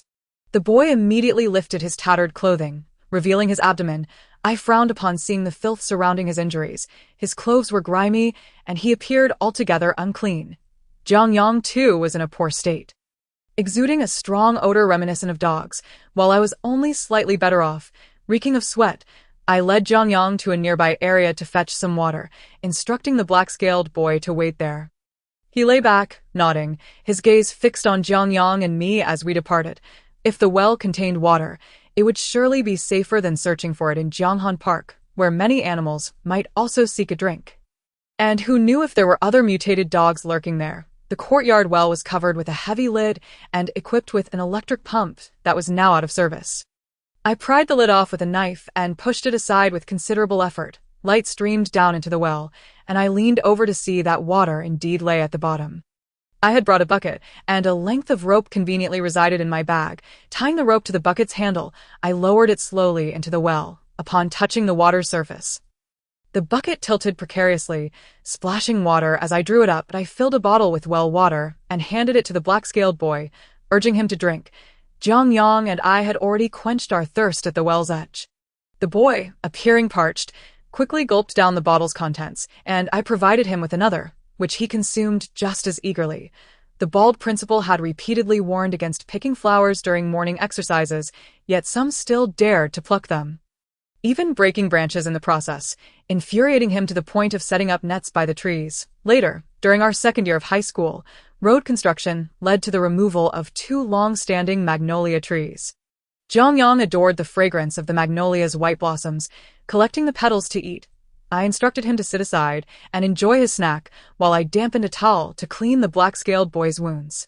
"There's no need to wipe," the boy protested, retreating slightly. "It'll just get dirty again." I was skeptical of his cleanliness and inquired. "Do you never wash?" he replied. "When I come across a river, I sometimes fetch water to rinse off. When it rains, I move the cage outside, and after a night of rain, it's clean again." I noted that he spoke of his experiences with a calm demeanor, seemingly oblivious to the abuse he had endured. Perhaps for him, such a life was the norm. Jiang Yang, unable to stray far from me, held a large white flower in one hand while grasping mine with the other as we went to fetch water. It took 3 rounds of water changes before I could adequately cleanse the boy's wounds, and to my astonishment, I noticed fresh tissue had begun to form around them. This remarkable healing ability might be a compensation for their suffering. I mused. During the process of cleaning his wounds, the boy emitted not a single sound of discomfort, leading me to wonder if he felt any pain at all. Throughout, he gazed at the towel in my hand with a mix of wonder and longing. I approached and offered him the towel. Understanding my intent, he took it and pressed it against his face, revealing a childlike smile. I often forget that he is, after all, merely a child. "It's dirty," he murmured after a while. Holding up the towel, now stained from contact with his soiled face, I fetched a fresh stack of towels, discarding the old one and providing him with a new one while also fetching another bucket of water and using a new towel to clean Jiang Yang. Once pristine, Jiang Yang now bore the brunt of the filthiest state he had ever been in since birth. After cleaning him up, I dressed him in a fresh outfit, and he appeared noticeably brighter. Bobbing his head cheerfully, sitting behind him, I tended to his tail, and he chuckled, rolling back into my embrace. Once I had finished attending to Jiang Yang, I turned to see the black-scaled boy had fallen asleep. I placed the new towel beside him while still holding the old, soiled one, his youthful face adorned with a faint, contented smile. As afternoon settled in, sunlight streamed through the window. I pressed my hand against my abdomen. Rising to retrieve some wooden stools and tables from the adjacent room to use as firewood, I needed to prepare something to eat. My stomach could no longer endure the emptiness. I constructed a makeshift stove from the iron frame dismantled from the cage, stacking bricks to create a platform with 3 sides closed off, leaving only an opening to form a concave shape. I ignited a fire beneath, using dry leaves I had gathered from the well's courtyard and broken furniture found nearby. The leaves ignited easily, while the furniture smoldered slowly, producing acrid smoke. But in truth, it was unwise to light a fire in such a city, as the smoke could attract unwanted attention. The zombies would not be drawn to the smoke, nor would the mutated animals, but the real danger lay with other humans within the city. If the group from the Hanyang Hotel had not departed, I certainly would not be cooking now. According to my original plan, I should have already been on my way back, but I had to remain here, as I had no other provisions. I had consumed raw meat before, but with these mutated animals, I intended to cook the flesh thoroughly first, having witnessed firsthand the gruesome fate of someone who had eaten raw mutated meat. Their body had rotted away, and I wished to avoid such a demise. My stomach and immune system were not as resilient as Jiang Yang's or the black-scaled boy's. I sliced the dog meat into thin strips, making several cuts horizontally, and laid it across the iron frame. Once the frame was nearly full, I filled an aluminum basin with water and placed a few strips of the diced dog meat inside, setting it atop the frame as well. The basin was small, likely intended for soup, and not particularly thick. After a brief time over the flames, the outer layer blackened from smoke, while bubbles began to form around the edges of the water.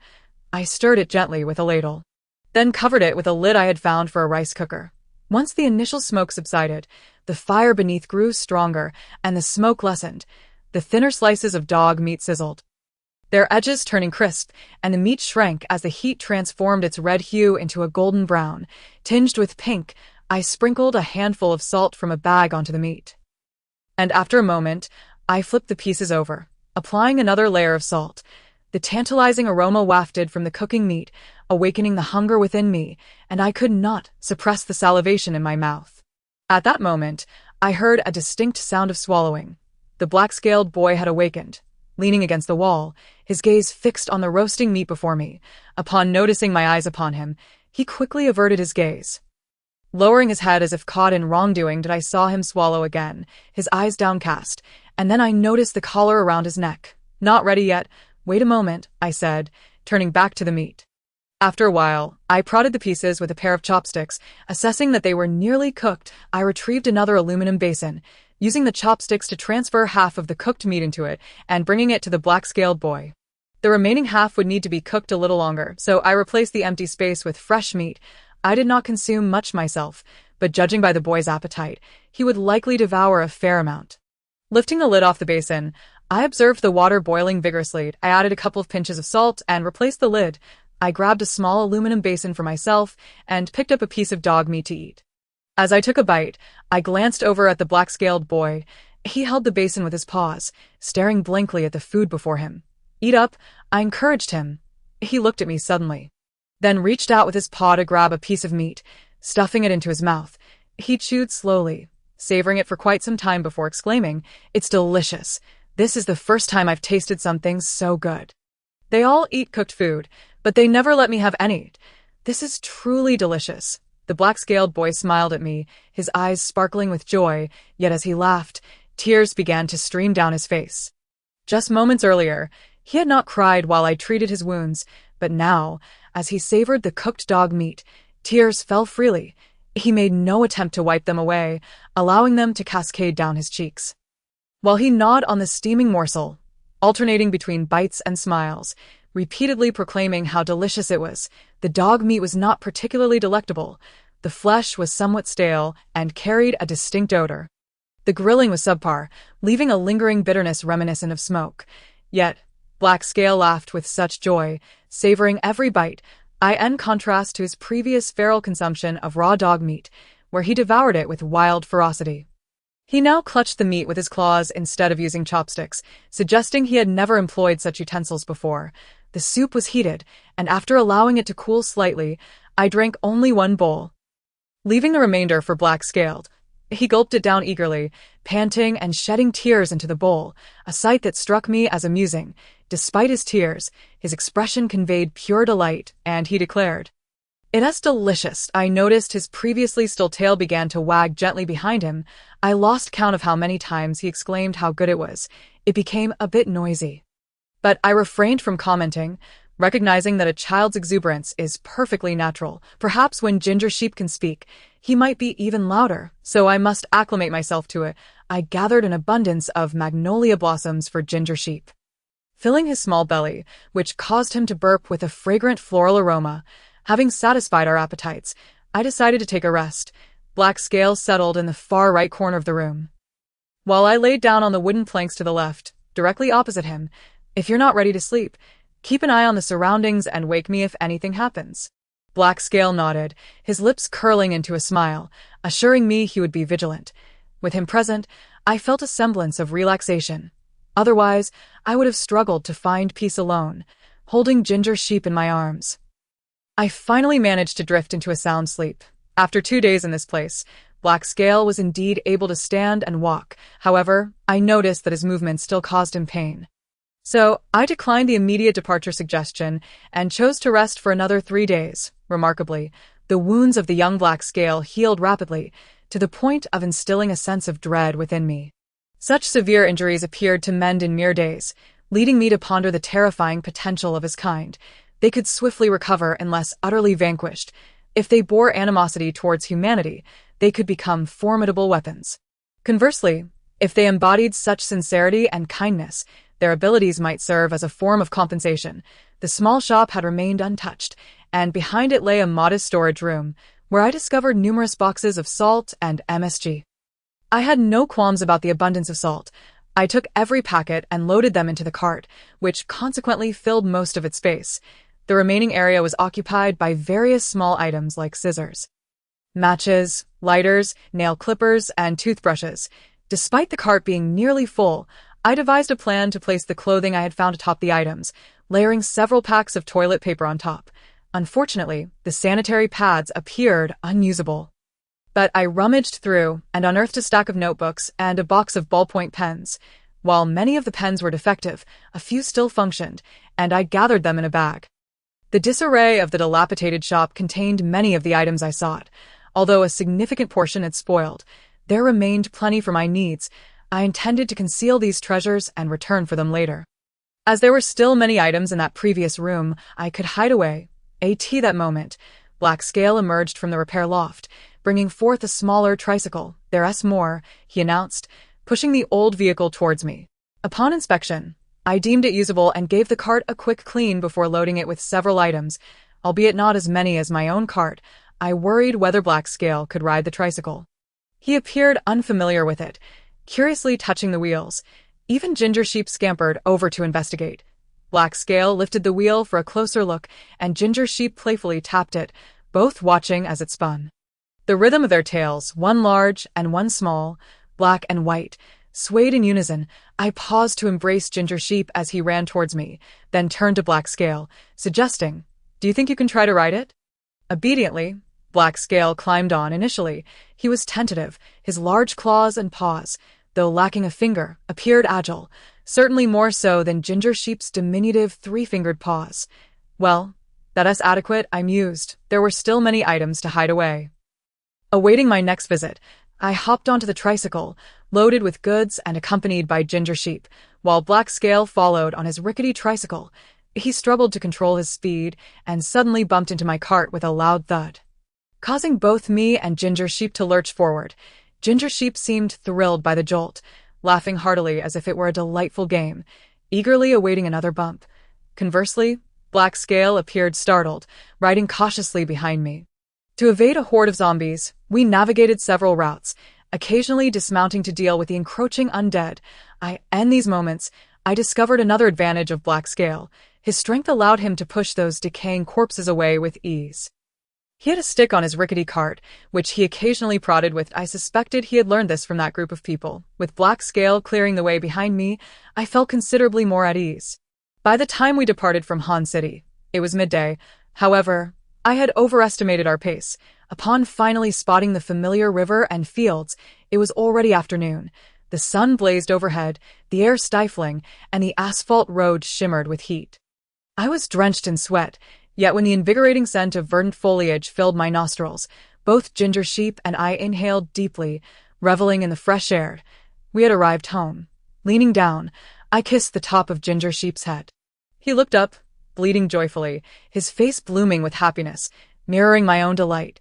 Every home possesses a unique scent, one that the nose recognizes long before the eyes do. Is that where we will live from now on? Black Scale inquired, pointing at the dilapidated village embraced by mountains. "Yes, that will be your home too," I replied, after a moment of contemplation. Black Scale asked, "Is that my home as well?" "Indeed," I assured him, witnessing his blissful grin. Then, a thought struck me, one I should have considered sooner. I asked Black Scale, "Do you have a name?" He shook his head, seemingly grasping the significance of my question, his eyes filled with anticipation. "What would you like to be called?" I inquired, realizing it was not my place to name him since he was not my child.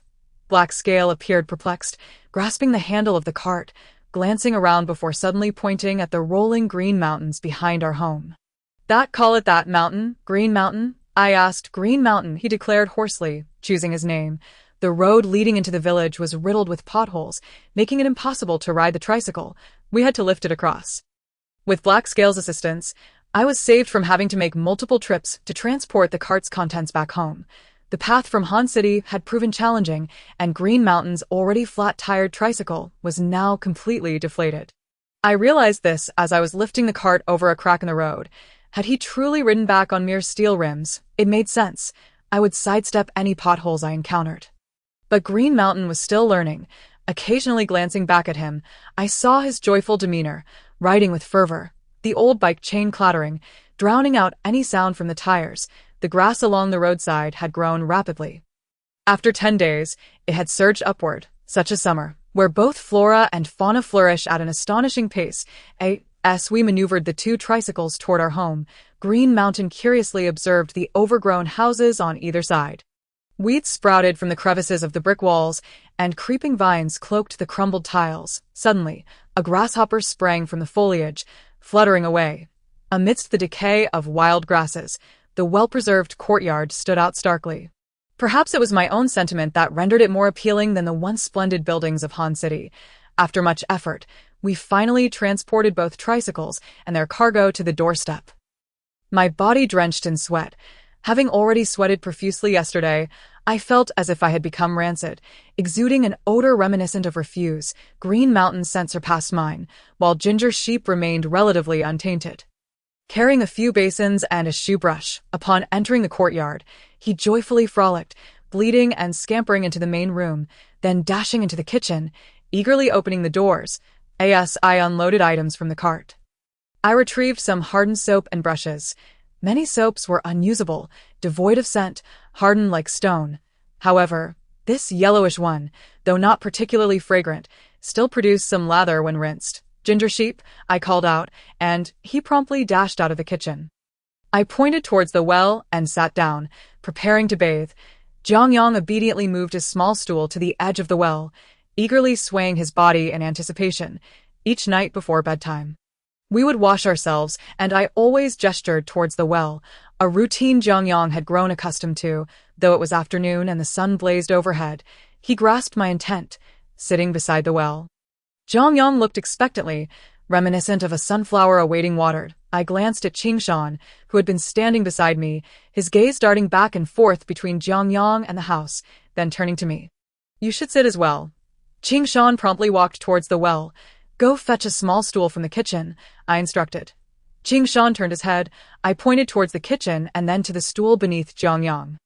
He hurried back to the kitchen and soon returned, cradling a small stool in his hands, carefully mimicking Jiang Yang's actions as he placed it by the well and sat down gingerly, as if fearing he might break it. The handle of the well pump was hot from the sun. I fetched a small basin of water from inside, splashing some onto the handle and pouring a bit into the water inlet. The spout, unused for days, emitted a creaking sound as I worked. Soon, clear spring water gushed forth from the rubber hose, cascading into the large basin before me.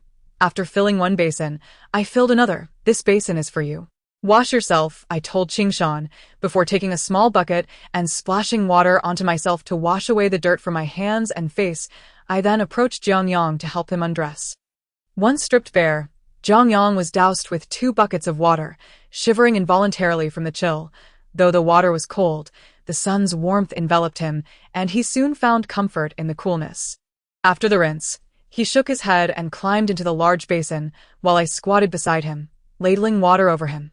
Once thoroughly soaked, I applied soap to his head, his eyes squinting in response. Jiang Yang squinted, his lips pursed, as the sound of splashing water mingled with the foam washing away into the basin. After rinsing his hair, I wrapped a towel around his head, rubbing it gently.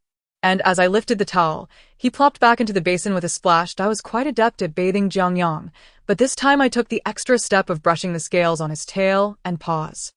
The soap glided over the scales, producing a frothy lather. The rhythmic sound of brushing seemed to please Jiang Yang as he extended his paws towards me, making an effort to spread his tiny claws. After finishing with his scales, I noticed that Jiang Yang appeared even whiter, glistening under the sunlight. Once dried and dressed, I gave his little backside a pat, and he resumed his spot on a stone at the entrance. Waiting patiently, Jiang Yang was clean, but Qingshan he squatted in the basin, the once clear water now murky and black. "Come out and sit here," I instructed him, and after he emerged, I poured out the dirty water, revealing some sediment at the bottom. Qingshan sat on the small stool, hugging his knees, his clothes clinging to him, and his hair damp and disheveled, looking both pitiful and disheartened. I pondered for a moment, then retrieved a length of hose from the tricycle, attaching it to the well spout, securing it with wire. I then asked Qingshan to press the handle while I held the hose above his head. With a rush of water, I rinsed Qingshan's hair, feeling the tangles beneath my fingers. Unable to endure the mess any longer, I paused, snipped away the excess hair with scissors, leaving a rather unkempt appearance. However, Qingshan was overjoyed, running his fingers over his newly cropped hair and exclaiming, "My head feels so light." With his hair shortened, washing became effortless. I repeated the same method I used for Jiang Yang, lathering soap and rinsing thoroughly. Once cleaned, I turned my attention to the collar around Qingshan's neck. It was securely fastened, and despite my attempts to cut it off with scissors and pliers, it took considerable effort to finally remove it. I examined the collar. Noticing the tiny barbs were mostly dulled, I tossed it aside and glanced at Qingshan, who now bore small wounds on his neck from the removal. He didn't seem overly jubilant about the collar's removal, perhaps due to having worn it for so long, and now felt a sense of unfamiliarity. He touched his neck, confusion clouding his eyes.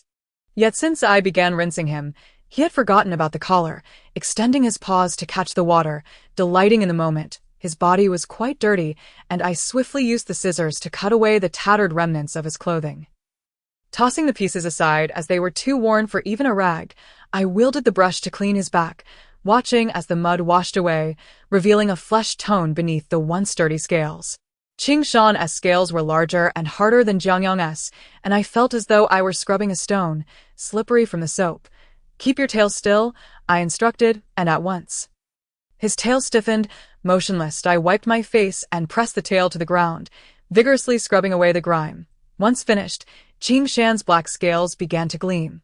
The effort it took to clean Qingshan equated to washing 10 Jiang Yangs. By the time Qingshan was clean and dressed in fresh clothing, sitting beside Jiang Yang, the sun had begun its descent. I set the brush down and took a moment to catch my breath before washing myself. The two of them sat in identical poses, watching my back intently. As I scrubbed my chest by the well, I found solace in the vibrant green moss nearby, momentarily feeling uneasy, but soon I relaxed. What was there to fret about with a child needing my assistance in bathing? After washing myself thoroughly, I felt rejuvenated, slipping into loose-fitting clothing and tidying up. The water we had used was substantial, leaving the area around the well drenched, with a small ditch failing to carry it away swiftly, flooding the surrounding grass. "Qingshan," I called, and he immediately stood. I handed him a hoe. "Widen this ditch a bit." He accepted the hoe and began digging, while I stepped into the kitchen for a moment. Upon returning, I saw that Qingshan had dug a deep channel capable of submerging Jiang Yang. I approached to rinse their feet, and as I squeezed the hose to wash Qingshan's feet, Jiang Yang scampered over, eager to join. It seemed both of them relished the water, especially on a hot day. And I did too. We stood by the well, rinsing our feet for quite some time until mine began to wrinkle. Taking advantage of the daylight, I started preparing dinner, mixing batter for pancakes, boiling sweet potatoes, and stewing a bamboo chicken. Jiang Yang could only eat pancakes and sweet potatoes, while Qingshan and I could enjoy everything on our way here. Qingshan mentioned that when he was with that group, his meals were mostly grass, with only occasional scraps of meat, so he suggested I also let him eat grass. It was no wonder he was so thin, having consumed nothing but greens. As for his suggestion, I dismissed it. While I couldn't provide meat at every meal, the surrounding area was rich with wildlife, and with some effort, one would never go hungry. I could catch plenty on my own. And judging by Qingshan's ability to hunt mutated dogs, he likely faced minimal danger here. Yet now, seeing him and Jiang Yang contentedly munching on pancakes, a profound sense of having rescued this child washed over me. The scallion-laden pancakes soaked in the bamboo chicken broth, saturated with oil and flavor, were indeed delectable. The following morning, I rose early and peeked into Qingshan's room. The bed was empty, and as I pondered his whereabouts, I spotted him crawling out from under the bed. There were two beds. One I shared with Jiang Yang, and the other allocated to Qingshan last night. Months prior, when Jiang Yang was born, I had once left him in this very room for the night. In this old house, the kitchen occupied the far left. The main room was centrally located, and on the right side were 4 rooms facing each other. The smallest was the one I currently occupied, chosen for its size. Another room stored miscellaneous items, filled with tools I no longer needed. The last room contained useful items I had found in the village, where I had placed various finds from Hanyang just the night before, filling the entire room. At last, the room allocated to Qingshan is relatively spacious and somewhat empty, alone in the large room. Qingshan seems to struggle with sleep, crawling out from beneath the bed, brushing off the dust from his body, his tail flicking restlessly. In a soft voice, he murmurs, "I am not quite accustomed to this." I cannot fathom why he consistently appears anxious about upsetting me. I do not believe I am fierce in nature. I have never uttered a harsh word to this child. I merely often wear a neutral expression. Could it be that his past experiences of reprimand have instilled in him a fear of my displeasure? I suppose this is normal for someone just arriving, perhaps in a few days. He will adjust. Go brush your teeth. Later, join me in the fields, I suggest. All right. Qingshan nods vigorously. Bah. The ginger sheep at my feet bleats in agreement. I am finally able to use a toothbrush again, squatting by the well. I finish brushing my teeth with a toothbrush I found in Hanyang, teaching the ginger sheep how to use it and simultaneously instructing Qingshan, do not bite it. Brush up and down, side to side. And open your mouth to brush here. The ginger sheep clutches the toothbrush with its paws, enjoying the process immensely. Qingshan brushes diligently. The two of us spend a good while brushing our teeth before reluctantly placing the toothbrushes on the shelf. The red, blue, and green toothbrushes are lined up together. I glance at them, and a scene suddenly flashes in my mind. 3 rinsing cups and 3 toothbrushes of the same colors resting on a white porcelain washstand. After a moment of contemplation, I realize that this vivid image is a memory from my home a decade ago. However, at that time, my toothbrush was green, and now it is blue, with the 2 excitable children who have just brushed their teeth. I head toward the kitchen, pondering what to prepare for breakfast. Yesterday's pancakes have been entirely consumed, leaving nothing behind. Given that I have matters to attend to in the morning, I decide to whip up a simple batter soup. After breakfast, we venture into the fields. I carry a knife in one hand and a bucket of water in the other, leading the way. The ginger sheep follows closely behind, clutching a red scoop. While Qingshan trails at the rear, fixated on the bucket I hold, I approach the irrigation ditch near the fields to fetch water, intending to irrigate the sweet potatoes and chili seedlings. After filling the bucket, I tell Qingshan, you can carry it now. He eagerly accepts the task, fully focused on the bucket, no longer fixated on me. I think to myself, he indeed wishes to carry the bucket. After watering and weeding, we venture into another field to inspect the wheat. The golden wheat glistens under the sunlight, exuding a dry yet warm fragrance. I walk over to the edge, peel a kernel of wheat, and assess that it is nearly ready for harvest. However, I have never cultivated rice before, so it might be a failure.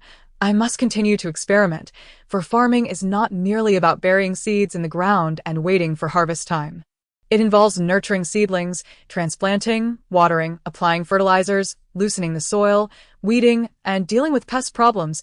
IT is indeed a laborious endeavor. Without personally tending to the crops, one cannot truly grasp the experience. As I stroll around the field, the ginger sheep and Qingshan follow closely behind. The ginger sheep is quite familiar with this area, often picking flowers or pulling grass to munch on, while Qingshan appears more restrained. Most of the time, he observes the scenery around him with curiosity, occasionally glancing at the ginger sheep's antics.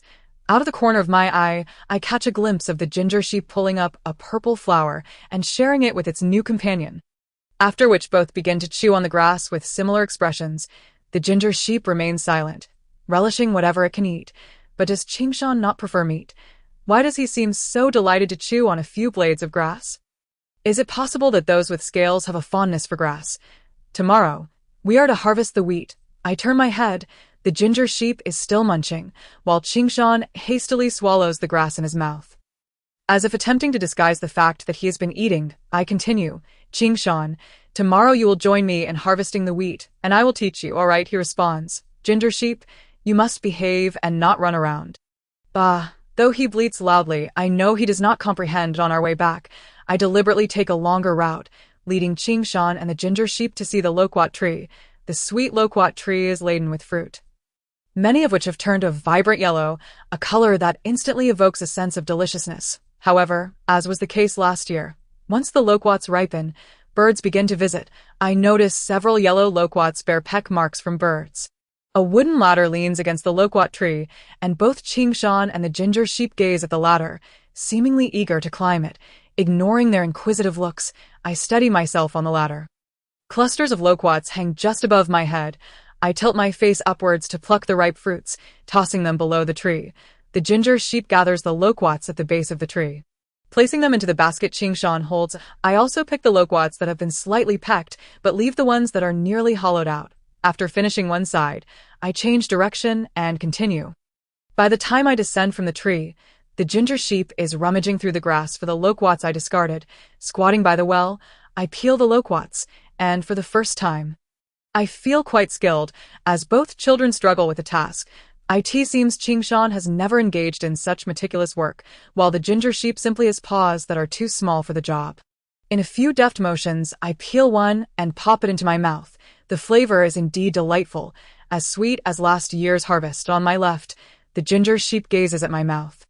Salivating on my right, Qingshan lowers his head, still struggling, nearly crushing the loquat in his hands. I peel another one, intending to feed it to the ginger sheep, but I decide to remove the slippery seeds first.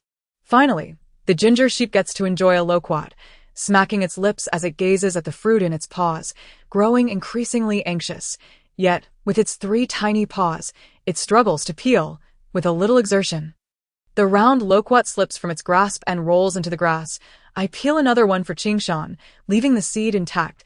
He eagerly accepts it, tossing it into his mouth and chewing with delight. Can loquat seeds be eaten? I ponder. Glancing at the basket of loquats, I rise and head to the kitchen, retrieving 2 spoons. Upon examining the spoons in my hands, I find them unnecessary. Initially, I intended for them to scoop out the seeds, but seeing their enjoyment in eating them this way seems to bring them joy. In the aftermath of the apocalypse, nearly a year later, the various foodstuffs produced before have mostly expired and become inedible. Everyone is compelled to seek sustenance in the wild. Once discovered, any naturally growing fruits, regardless of their ripeness, are swiftly harvested and consumed. In those days, fruits that once required peeling were seldom enjoyed in such a manner. Skins and seeds were consumed without hesitation. After eating the loquat, the ginger sheep would completely spit out the seeds, creating a small pile at its feet. As it nibbled, it began to play with the seeds. A small mound also formed at my feet, while Qingshan's pile was initially disorganized. However, upon noticing the seeds at our feet, he gathered all the scattered ones into a small heap of his own. Yet, Qingshan's pile appeared rather dismal, as he often crushed the seeds, leaving few intact. He cast an envious glance at our seeds and cautiously began to extract the seeds from the loquats before consuming them. In the end, it was I who, due to the effort of peeling, ended up eating the least. The ginger sheep, squatting there, suddenly stands up, leans against my leg, grabs my hand, and places a loquat seed in my palm. This seed is particularly large, round, and appealing. As a child, I delighted in collecting loquat seeds, especially fond of such plump ones. The ginger sheep seems to have inherited this trait from me, holding 2 round seeds in its paws. But none as lovely as the one in my hand. I realize it wishes to gift me the most beautiful seed, and I cannot help but smile, gently patting its head and giving it a kiss. Moments later, my right sleeve is tugged. I turn to see Qingshan, who also holds a round loquat seed, carefully placing it in my hand with both paws, gazing at the 2 round seeds in my hand. I fall silent for a moment before reaching out to pat Qingshan's head. Half of the loquats in the basket have been consumed. I resolve to save the other half for tomorrow. I pull out 2 transparent jars, giving one to each of the children so they can store their loquat seeds.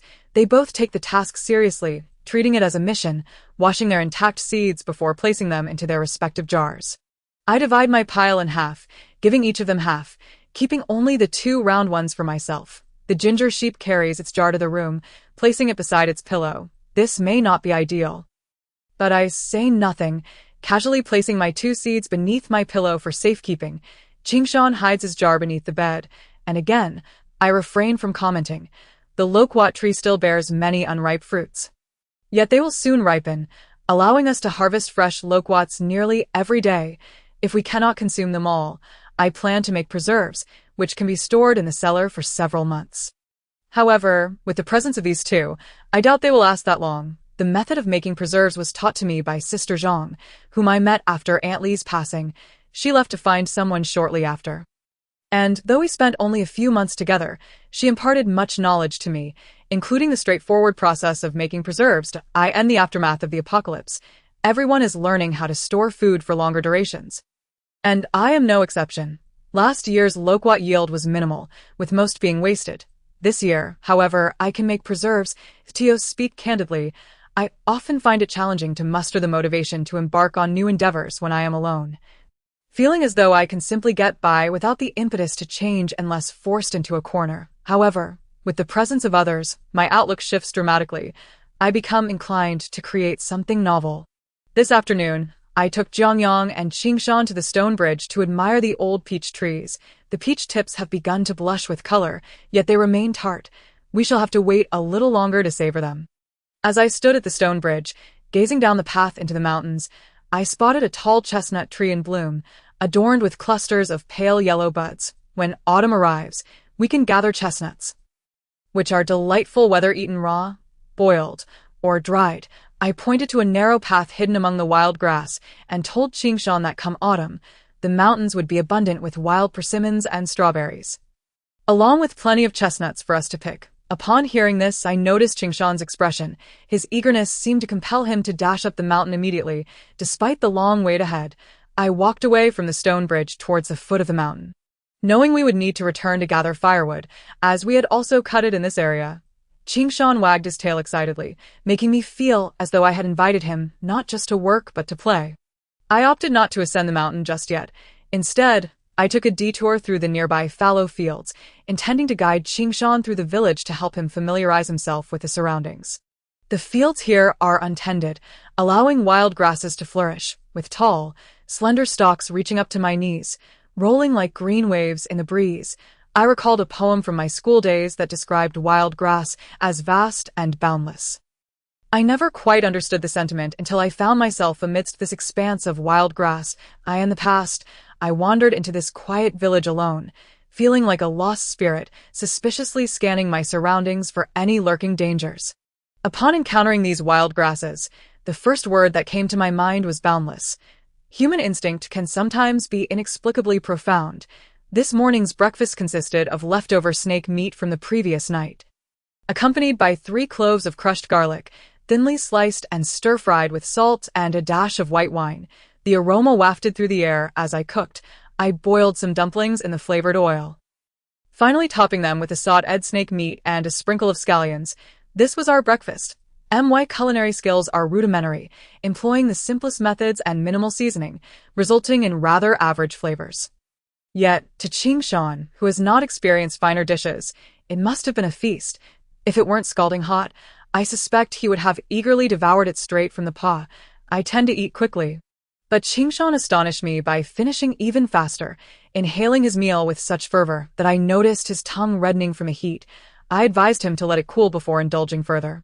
And reluctantly, he set aside his bowl, watching longingly. Jiang Yang continued to enjoy his dish, while I had prepared a separate pot of tender water spinach dumplings just for him, as he chewed on the remaining stalks of spinach. He savored the dumplings along with their vibrant green filling. Observing Qingshan wagging his tail, Jiang Yang, displaying brotherly affection, shared a stalk of spinach with him.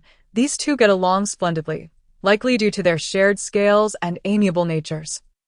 Having never quarreled, I had previously worried about their compatibility, but after a day of observation, I felt reassured. Go ahead and eat, I encouraged, prompting Qingshan to resume his meal of snake meat dumplings, though he was now more cautious with his pace.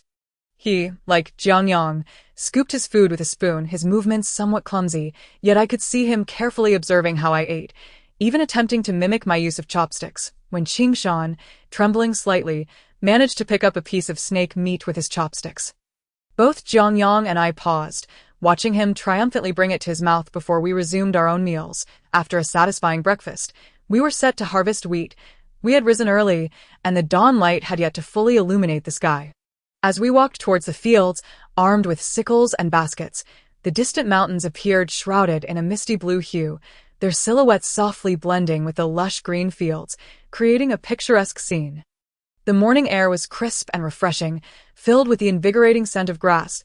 We walked in a line along the edge of the field, the grass brushing against our pant legs. The insects hiding in the grass fell silent as we passed, only to resume their chorus once we were gone. The wheat in the fields hung low, rustling gently in the breeze. I spread out the thick oilcloth beside the wheat and noted that these higher fields were dry, while those near the road and riverbank were irrigated. When the time comes for me to plant rice, I shall need to consider the nearest waterlogged fields, as distance would pose an inconvenience. Especially with a vegetable patch to tend, I instructed Jiang Yang to stay by the oilcloth while I took Qingshan to begin harvesting from one corner of the wheat field. Grab here and cut down to this level. Understand? I asked, and Qingshan nodded. I demonstrated by cutting a handful of wheat for him to observe. Now you try. Qingshan imitated my actions, wielding the sickle to cut the stalks. You're applying too much force. You re-cutting too high. I corrected him and demonstrated once more. You need to hold it level with a slight upward angle like this. As I swiftly harvested a few handfuls, Qingshan looked at me with admiration. There's nothing to boast about. I had already harvested wheat alone twice before, and not only do I have to cut it, but I also need to thresh and shell it myself. Over the past 2 years, I've developed a method. After a while of watching Qingshan learn, I felt confident enough to let him work on another corner, and we began harvesting in tandem. We piled the cut wheat haphazardly along the field's edge, planning to spread it out on the oilcloth to dry after our midday meal. As I bent down to cut the wheat, the sun gradually rose behind me. Once the sun emerged, the heat enveloped us. I turned to check on Jiang Yang by the oilcloth and saw him contentedly lying there, wagging his tail and munching on grass. So I returned my gaze to Qingshan. He was diligently cutting wheat without any apparent issues, and I resumed my work. As the sun climbed higher, I felt the heat intensify, my back burning under its rays. Straightening up, I retrieved 2 hats from Jiang Yang. These fashionable wide-brimmed hats, though mismatched with my dusty attire, served as sun protection. The straw hats I had previously found in the village had deteriorated, and the one I managed to salvage last year was accidentally ruined. Lacking the skill to weave a new one, I had resorted to using lotus leaves as makeshift sun hats. Jiang Yang donned one of the hats as he wandered along the edge of the oilcloth. Foraging for food, I handed the other hat to Qingshan, enthusiastically harvesting wheat. He had been in high spirits since I mentioned this crop would be milled into flour to make the dumpling soup he enjoys. His excitement propelled him to work even harder. Initially, Qingshan was slower than me, but after a while, he matched my pace. Soon, I looked up to find he was outpacing me significantly. His strength surpassed mine. While I felt the strain from extended labor, he showed no signs of fatigue, having not taken a single break. I twisted my wrist and called out to him, "Qingshan, come take a rest." He acknowledged but continued to cut a few more stalks before approaching. I advised him, if you're tired, just say so. There's no rush. In previous years, it took me 3 to 4 days to harvest these 2 acres, working from dawn until dusk, with Qingshan's assistance. I estimated we could finish in about 2 days, especially since he seemed capable of outperforming me. Qingshan shook his head earnestly, insisting, "I'm not tired at all," concerned he might be putting on a brave face. Akin to a child seeking to prove their worth, I reiterated, "If you're fatigued, speak up. You're already thin. Don't overexert yourself." He touched his spiky head, looking bewildered, yet he genuinely felt no fatigue. Observing him, I sensed he wasn't being disingenuous, so I refrained from further prodding. It struck me how different they are from humans. Nonetheless, Qingshan's competence is a boon for me, as it allows me to envision Jiang Yang's future self. They are both skilled beings, and I trust their differences will not be vast. Should Jiang Yang grow to be as capable as Qingshan, my worries would diminish.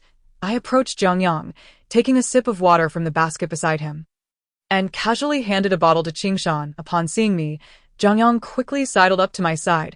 I glanced down to find he was munching on something familiar, corn stalks. I reached out and took the 2 stalks from Jiang Yang, confirming they were indeed corn husks. This moment, the sun was undeniably hot, yet when the sun disappears and the clouds roll in with a brisk wind, a chill sets in, for we are still in the grain rain season.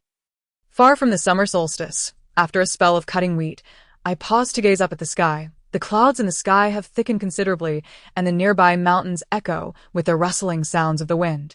The green leaves sway wildly, revealing the paler veins hidden behind them. I bend down once more, my movements to harvest the wheat becoming increasingly swift. The insects in the wheat field are startled into flight, fluttering past my feet and landing in the surrounding fields.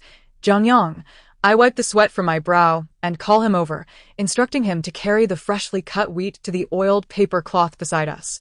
Jiang Yang is obedient. He follows my directions dutifully, scampering from the edge of the field with handfuls of wheat. Although he cannot do much, his joy in participating is evident, while I am engrossed in harvesting. Qingshan, working nearby, is far quicker than I am. By midday, only a small strip of wheat remains uncut. Qingshan, we must finish before the rain comes, I say as I continue to cut. The sound of his work persists in response. Oh, the last handful of wheat is cut by me. I exhale deeply, surveying the remaining stubble and scattered grains before turning to tidy up the wheat on the oilcloth. Even Jiang Yang carries a large bundle of wheat. Hurrying alongside us as we make our way home, the living room, which had been cleared of its contents yesterday, appears even more spacious. A thick oilcloth in white, blue, and red is laid down, upon which we place the harvested wheat. Yesterday's collection is set near the back door, while today's fresh harvest is positioned closer to the front. Outside, the sound of rain drowns out all other noises, the usually boisterous insects. Birds and frogs have vanished. The sweltering heat that had stifled us just days ago has been swept away by this rain. A breeze flows through the open back and front doors, and the sweat from my earlier exertion is instantly dried. Causing me to shiver involuntarily, rainwater splashes in, dampening a small patch of ground at the entrance. I am drying the wheat here while Qingshan and Jiang Yang assist me. Qingshan, being the older of the two, understands my words and communicates well with me. He quickly learns what I teach him and has already begun to spread the wheat out to dry. Jiang Yang, still quite young, is mostly obedient, yet according to Qingshan, in his first 6 months of life, he has yet to fully develop, which explains his limited speech. Thus, his assistance can sometimes be counterproductive. As he watches us arrange the wheat, he squats beside us, inadvertently scattering the neatly organized piles that I do not stop him, allowing him to join in, and in the end, I kiss his cheek and praise him. Each time I bestow affection upon him, Jiang Yang beams with delight. I cannot recall if I was similarly joyful as a child. My family was one of a strict mother and a lenient father. Since my earliest memories, my mother has always been stern, while my father, though talkative, was indulgent. Many things my mother forbade me to buy, I was able to acquire through whispered conversations with my father. I once believed my mother did not love me as much, which led me to favor my father. However, after I embraced Jiang Yang, I began to understand much more. Why mother indeed loves me. At times her methods may be misguided, but surely she expresses her affection in the way she deems best.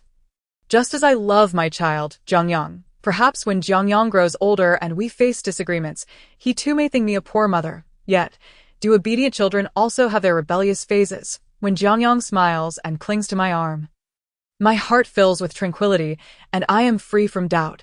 I only wish to nurture him, ensuring he remains joyful. As I turn to tidy the scattered wheat, I discover that Qingshan has already organized everything quietly. He has done an admirable job, and I commend him. Although he is not my child, he is undeniably a lovable boy. Had I encountered Qingshan before Jiang Yang's birth, no matter how pitiable he appeared, I might not have been moved, having seen too many distressed souls. It is precisely after having Jiang Yang that my perspective has shifted. Hearing my praise, Qingshan squats down and chuckles, scratching his neck. I notice several red scratches on his skin, likely from the wheat harvest. I pull Jiang Yang over to inspect him, finding similar marks on his neck and hands that I have a few myself. Though not severe yesterday, they have intensified today, likely due to the handling of the wheat. We heat water in a pot and take a bath under the shelter outside the kitchen. The heavy rain continues for a while before gradually tapering off, leaving only a light drizzle and a brightening sky. Due to our busy day with the wheat, our lunch is delayed and we quickly eat at the small table, feeling the pangs of hunger. This weather is unsuitable for drying wheat, making it impossible to thresh. And while I intended to let Qingshan rest, Jiang Yang has caught a worm from somewhere and I decide to take them fishing instead, as this light rain provides the perfect conditions. Behind the house, around the toilet area, lies a fertile patch where I had previously dug up soil for the vegetable garden and found numerous worms. Today, I plan to gather some for bait, with a hoe slung over my shoulder. Jiang Yang carries a jar, and Qingshan holds 2 bamboo fishing rods. Once we reach the spot, I plunge the hoe into the rich black soil, unearthing a multitude of wriggling black and red worms. I crouch down, scooping them up with my hands and placing them in the jar. Many worms, desperate to burrow back into the earth, are pulled out again by me. Jiang Yang is fascinated by the little creatures, unafraid to grasp them, and Qingshan, equally unfazed, joins in before long. Our jar is filled with worms. Ultimately, I catch 7 fish. Qingshan does not manage to catch a single one at once. When he finally hooked a fish, it slipped free before he could reel it in. And the expression of surprise turning to despair on his face nearly made me laugh, but I held back, knowing it would only worsen his disappointment. After all, he is still a child. His lack of success at fishing leaves him somewhat disheartened. I reassure him, promising we will return another day, which brightens his spirits. After fishing, I stroll through the fields once more. The trellis I had built for the beans has been blown down by the wind. But thankfully, the bean vines remain intact, still intertwined with the slender bamboo sticks. I reinforce the structure and gather a large handful of water spinach to take home for dinner. That evening, I prepare the fish by removing their innards and cutting them into pieces. Cooking them with ginger, garlic, and white wine to create a large pot of white fish soup. We consume 3 larger fish, while the remaining 4 smaller ones are temporarily kept in a large basin. To prevent any mutated animals from stealing them, the basin is placed in Qingshan's room for the night. Before sleeping, I call out a couple of times and Jiang Yang, still reluctant, finally comes over to join me in the room. Summer rains arrive swiftly and depart just as quickly. The following day, the heat returns, reminiscent of the height of summer. Merely standing in the sun for a few minutes leaves me drenched in sweat. I lay out the wheat on the cement slab in front of a nearby concrete building, which remains in good condition and is conveniently close to home, after clearing the surrounding grass. I sweep the cement surface of dust and stones using a large broom made of thin bamboo sticks, then lay down 2 thick layers of oiled paper cloth to dry the wheat. Once dried, the wheat can be threshed. The village possesses a motorized thresher, but without power, and given that it seems to be malfunctioning, we must rely on our own efforts. Although tedious and laborious, it is not difficult. I simply need to guard against birds and small mutated animals that might steal the grains. As I watch over the drying wheat, I must also turn it over to ensure it dries evenly. This task is entrusted to Qingshan, who dons a sky blue artistic hat adorned with flowers, a yellow t-shirt, and loose black trousers, wielding a long bamboo pole to ward off the birds. Both Jiang Yang and Qingshan have larger than average feet, and their oversized trousers only barely accommodate them. But I have no choice but to alter their trousers to fit better. I cut the sides of the pants open, transforming a single pair into 2, fastening them around their waists with ties and adding buttons at the bottom. Though a bit cumbersome to wear, at least they can finally fit into their trousers. I inquire how Qingshan managed to wear his previous pair, and he reveals he has worn them without change, dragging them along the ground in his youth. As he grew, the trousers became tattered from exposure to the elements and encounters with fierce animals, and no one ever thought to replace them. It is no wonder his clothing was in such disrepair when I found him. Jiang Yang's trousers undergo a more meticulous alteration, with additional buttons compared to Qingshan's. Every morning, Jiang Yang sits on the bed, focused on fastening the 2 rows of buttons, which takes him a while. Once finished, he turns around to show me, and only after receiving my praise does he hop off the bed to brush his teeth. Our clothing is the simplest of styles, all boys' attire. I have not worn a bra for a long time.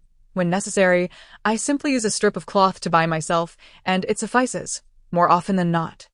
I do not feel the need to don a bra to shield myself from the gaze of others. After all, in this post-apocalyptic world, many things have become trivial, and I have long since adapted to this lifestyle. Comfort is paramount. While Qingshan tended to the wheat alone, I accompanied Jiang Yang with a basket to gather the scattered ears of grain in the field. As I arrived, I noticed several grayish-white birds wandering about. When I called out, they took to the sky in a flurry. Once we finished collecting the wheat, we would let the land bask in the sun for a few days. I intended to burn the leftover stubble in the field and then bring some rich soil and vegetation to fuel the fire.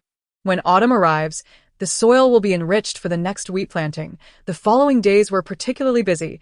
After drying the wheat, I had to thresh it from the stalks. Some could be knocked loose, while others had to be pulled off by hand, and that was not the end of it.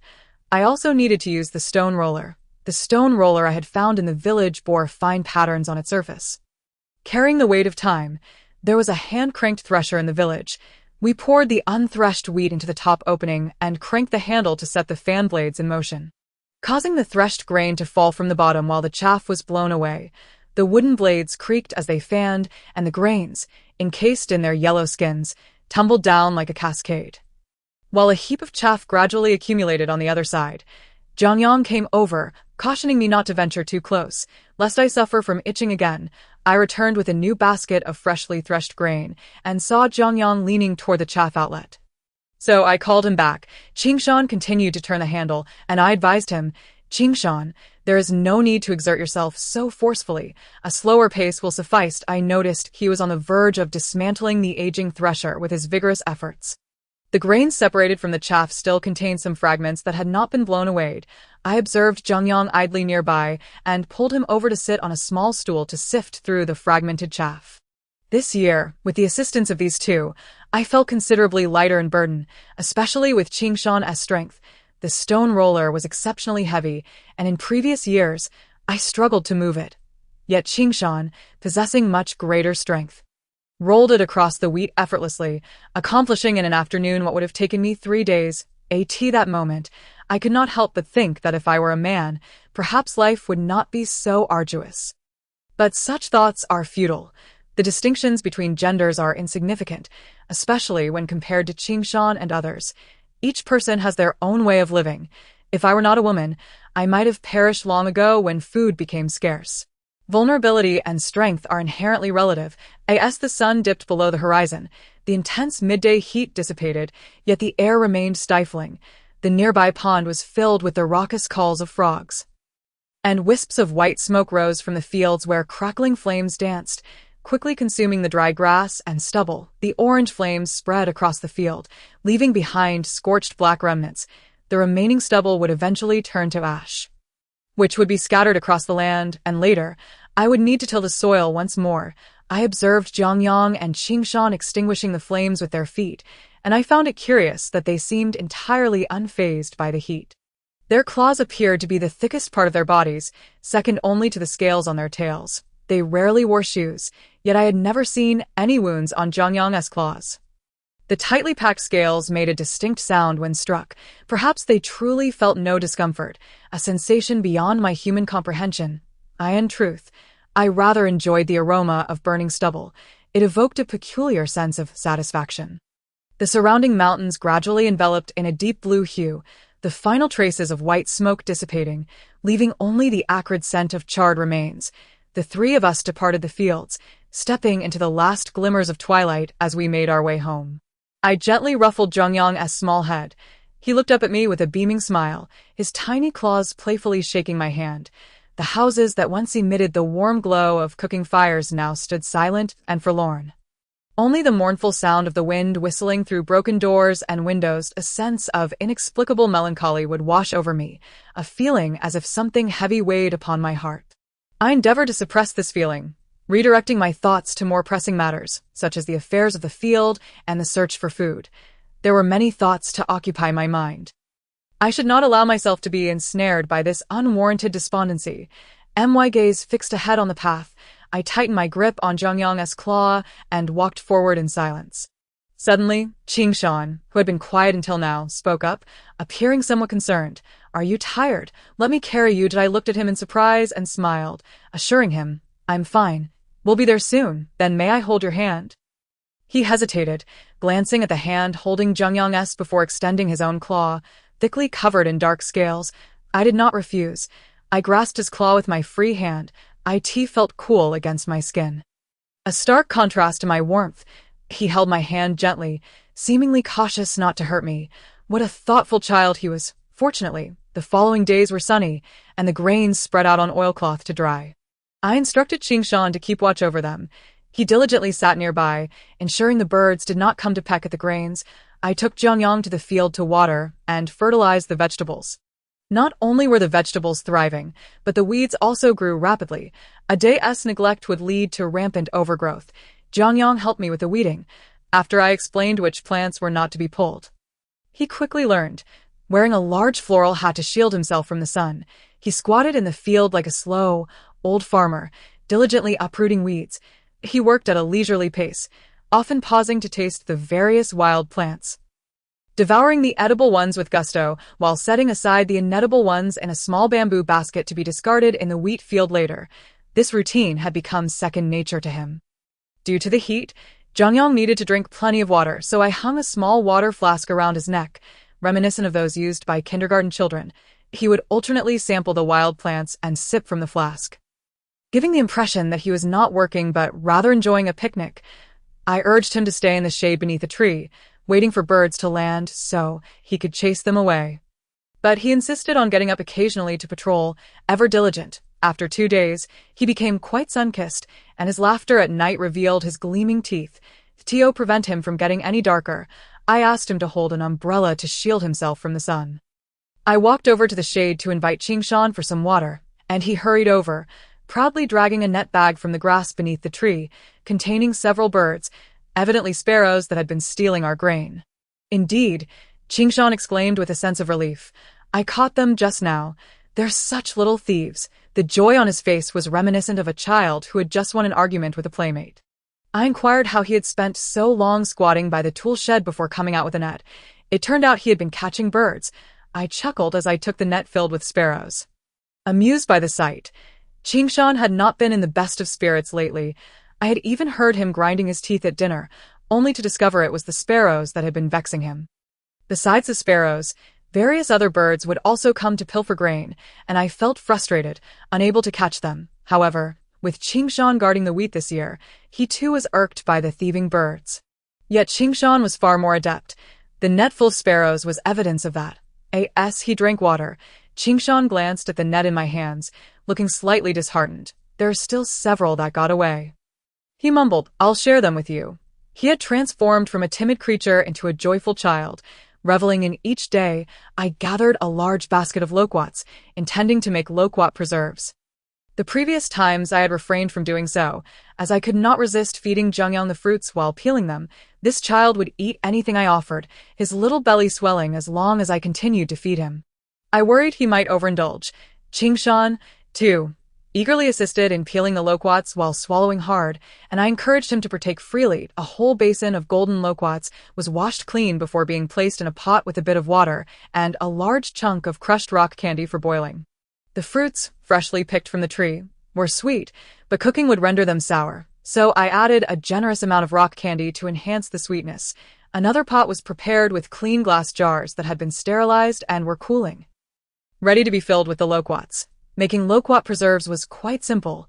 The process was not much different from the previous berry jam, requiring less cooking time. Once the pot reached a boil, I would lower the heat and simmer for a while longer. The sweet aroma of the simmering loquats wafted through the air, drawing the attention of Jiang Yang and Qingshan, who pretended to play with the sparrows while stealing glances at the pot. Feigning ignorance, I allowed the cooked loquats to cool before beckoning them over to fetch their bowls. I intentionally left a bit in the pot for them. Upon hearing this, Qingshan dashed to the cupboard. With Jiang Yang sluggishly trailing behind, Qingshan first retrieved Jiang Yang's bowl before getting his own. Though Qingshan is tall and walks swiftly, he always trails behind Jiang Yang. When I serve them loquats, he dutifully stands behind Jiang Yang. Regardless of what we eat, if Jiang Yang can partake, I naturally allow him to have the first share, for this is simply an expression of my love for my child, perhaps influenced by my actions. Qingshan also tends to yield to Jiang Yang. I initially believed this to be a manifestation of a considerate child caring for a younger sibling. However, I later realized that when I share a meal with Qingshan, he also prioritizes me. I pondered that this might stem from Qingshan's lack of a strong sense of belonging to the family, prompting his polite demeanor. I refrained from altering these dynamics, for it seemed futile. Among the three of us, only I contemplate such matters. Qingshan and Jiang Yang are blissfully innocent, unconcerned with these complexities, leading lives that are both simple and fulfilling. When I prepare meat dishes that only Qingshan and I can enjoy, Jiang Yang quietly nibbles on vegetables without ever demanding a shared. If I uncover a delectable treat in limited quantity, Qingshan does not contest with Jiang Yang. Rather than quarreling, they prefer my distribution, regardless of how I allocate the food. They accept it with joy and without dissent. In the beginning, I might have favored Jiang Yang, but as my bond with Qingshan deepened, I began to reflect on the fairness of my actions. I felt akin to a mother with both a biological child and an adopted one. Despite one of the children appearing significantly older, Jiang Yang and Qingshan savored their meal, even drinking the sweet broth from their bowls. As children often have a penchant for sweet treats, I stored over 20 jars of loquats in the cellar. With Jiang Yang and Qingshan assisting me, Admiring the neatly arranged jars on the shelf previously occupied by raspberry jam, I explained to them that we could indulge in a jar every 7 days. I shared that during the Dragon Boat Festival in May, we would traditionally buy calamus and mugwort to hang by the door, wear 5-colored strings, and carry small pouches filled with realgar powder to ward off malevolence. Having lived in the city, I had not fully grasped the dangers of poisonous creatures as my grandmother had warned.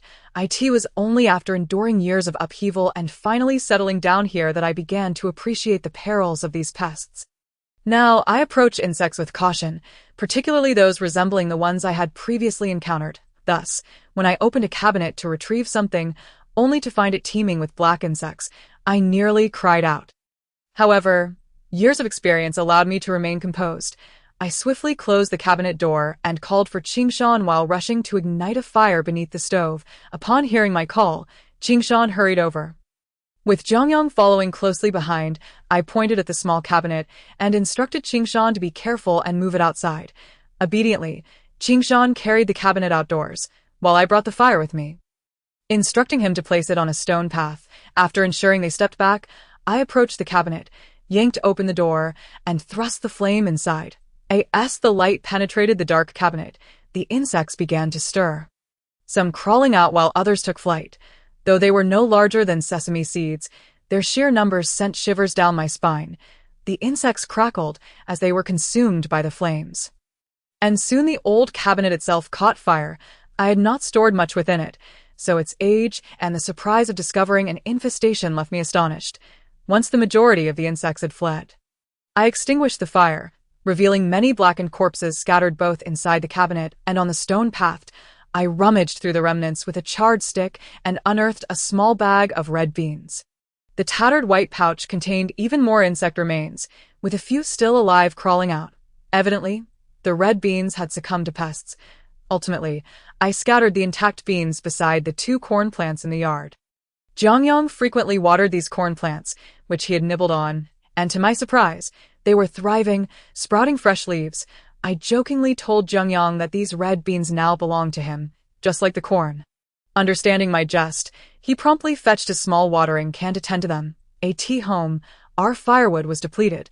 Although there was still an abundance of wheat straw, it burns too quickly and is not as effective for sustaining a fire as a piece of wood. Thus, I resolved to head up the mountain to gather firewood. Jiang Yang insisted on accompanying me, and so did Qingshan, leading us to embark on the journey together. We were not venturing deep into the mountains, merely to the small hills at the outskirts, where numerous pine trees were sprouting new shoots, their clusters of tender green needles still tightly bound, resembling slender rods atop dark green branches. We passed by a flowering chestnut tree, its ground littered with fallen blossoms, and I caught a glimpse of a squirrel darting up the tree. As I turned to look, I saw a gray shape swiftly vanish. Beside the chestnut tree stood an orange tree, its blossoms long fallen, now adorned with clusters of small green fruits. Counting them revealed dozens. This orange tree bore many fruits, but they lacked the sweetness found in the village's other orange trees. Ahead, a fork in the path awaited us. The road straight ahead led back into the mountains, yet we could not venture that far for firewood. Instead, we took the right-hand path, which was lined with lower trees more suitable for burning. Not far along this route, we encountered a makeshift shelter constructed from wood and thatch, leaning against the mountain, flanked by 2 larger chestnut trees, its other sides exposed to the elements. The shelter had fallen into disrepair, with grass sprouting from the top and the stone trough surrounded by weeds. Inside, there lay a hollow stone trough and a large, copper-headed hammer, with a frayed rope lying on the ground, resembling a snake. Before arriving in this village, I had never encountered such an object and could only speculate that it served a purpose in pounding something. I had once experimented with it. If I stepped on the wooden board, the hammer would wobble and strike the stone trough, but I was unsure of the correct usage and had ultimately left it alone. Jiang Yang had seen this contraption before, but it was Qingshan's first encounter. I noticed him gazing intently at the hammer, curiosity shining in his eyes, much like Jiang Yang had when he first discovered it. Perhaps they are innately more curious than adults. The newly sprouted bamboo shoots had grown into slender bamboo, their leaf sheaths poised to unfurl. The bamboo here grew densely, unpruned, resulting in the emergence of small water bamboo that did not reach great heights. unlike the larger bamboo cultivated in dedicated groves. Unable to contain himself, Qingshan exclaimed, "I want to chop this," watching me. Jiang Yang hurried over to assist me in gathering branches, mimicking my actions with great enthusiasm. Once we had collected enough firewood, I went to the well to wash my hands and face. My swollen hands soaked in the cool water, providing a refreshing comfort that made me reluctant to pull them out. Jiang Yang squatted nearby, extending his small, white paw into the water, gently probing my swollen hand. He let out soft bleats, as if trying to comfort me. After I withdrew my hand and shook off the water, I squeezed my swollen fingers, believing that this would alleviate my discomfort. Jiang Yang, seeing me do this, extended his paw to mimic my actions, applying surprising strength. Although it was a bit painful to be squeezed, his obedience prompted me to allow him to continue for a while. Afterward, he instinctively blew on my hand. His little backside raised as he leaned over, his saliva landing on my skin, the scent of gardenias wafting from him, reflecting on the recent surge of insects. I worried that they might encounter venomous ones as well. That evening, I boiled a pot of mugwort water to mix into their bath, encouraging the two little ones to soak in it longer. I joined them in the bath, and whether it was due to the mugwort water or not, my hand had noticeably reduced in swelling by nightfall. Though the scent of mugwort lingered on my skin, I also applied some herbal juice I had extracted earlier, resulting in a rather peculiar aroma. As I lay down to sleep, I noticed Jiang Yang's tail, cool against my feverish hand, providing a soothing sensation. Jiang Yang had a habit of wagging his tail while sleeping, and when I grasped it, he ceased its movement. Allowing me to hold on, he would occasionally rub his eyes and glance at me, then drape his cool tail back onto my hand. Within a couple of days, my hand returned to normal, prompting both Jiang Yang and Qingshan to observe my healed skin. As the days progressed, the weather grew increasingly oppressive and sweltering, despite the fact that we had yet to reach the summer solstice or the minor heat of the season. The heat rendered everyone irritable. Earlier, in an effort to repel venomous creatures, I had ceremoniously scattered calamus and mugwort throughout the house, but within a few days, they had dried sufficiently to be used as firewood. With the temperature soaring, the two little ones transformed into water buffaloes, constantly guzzling tea. Previously, I could brew tea every other day, allowing it to cool for all three of us to enjoy. Now, I found myself boiling tea 3 times a day. A single large porcelain jar would be drained by Jiang Yang and Qingshan in no time. This routine was becoming rather burdensome, and I struggled to manage the constant brewing. After some contemplation, I decided to drag out a large jar from beneath the kitchen cabinet, one that stood nearly as tall as a person. The jar appears to have once been used for pickling vegetables, complete with a wooden lid, albeit slightly moldy with black spots. I moved the jar to the well's edge and scrubbed it thoroughly, eradicating all traces of mold from the lid, then placed it under the sun to dry. Once it was ready, I could use it to store tea. From that day forth, I began each morning by brewing a large pot of tea, adding a pinch of salt to it, allowing it to cool throughout the day.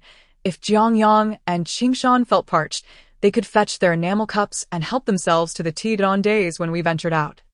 I prepared each of them a sizable thermos filled to the brim with tea, which they would wear around their necks. As we consumed more tea, the tea leaves dwindled more rapidly, although there was an ample supply of honeysuckle. The two little ones preferred tea made from leaves. I resolved to collect more tea leaves come spring, as it was evident that the quantity harvested this year would not suffice. My own consumption of water paled in comparison to Jiang Yang's, and at times, I felt they were akin to 2 voracious water buffaloes. They not only drank copiously, but seemed to desire immersion in water during the summer, prolonging their bathing sessions each afternoon. I had attached a hose at the well's outlet. Each afternoon, as it was time for their baths, I would have them sit on a small bench, clad in their shorts, while I stood behind, spraying them down with water. After a while, they would take turns lathering themselves with soap, adhering strictly to the steps I had taught them, scrubbing their necks, shoulders, bellies, and thighs, particularly their hands and feet, ensuring to clean between their fingers and toes. They would finish by scrubbing each other's backs and then tousling their hair. Once soaped up, they would squint their eyes in blissful anticipation as I rinsed them off. As I sprayed water, I often felt like a humble farmer bathing 2 calves. Once the soap bubbles were rinsed away, Jiang Yang and Qingshan would gaze longingly at the still spraying hose, their desire to continue splashing evident in their eyes. Jiang Yang's gaze was particularly straightforward. He would playfully wag his tail, bleeding incessantly, occasionally uttering mama, a word he reserved for moments of great excitement. According to Qingshan, Jiang Yang would be able to speak around August. Qingshan, being less forthright, seldom showed such affection. Instead, he simply stared intently at the hose and then at me, his eyes wide with anticipation. I found myself at a loss with their demands, having no choice but to continue dousing them.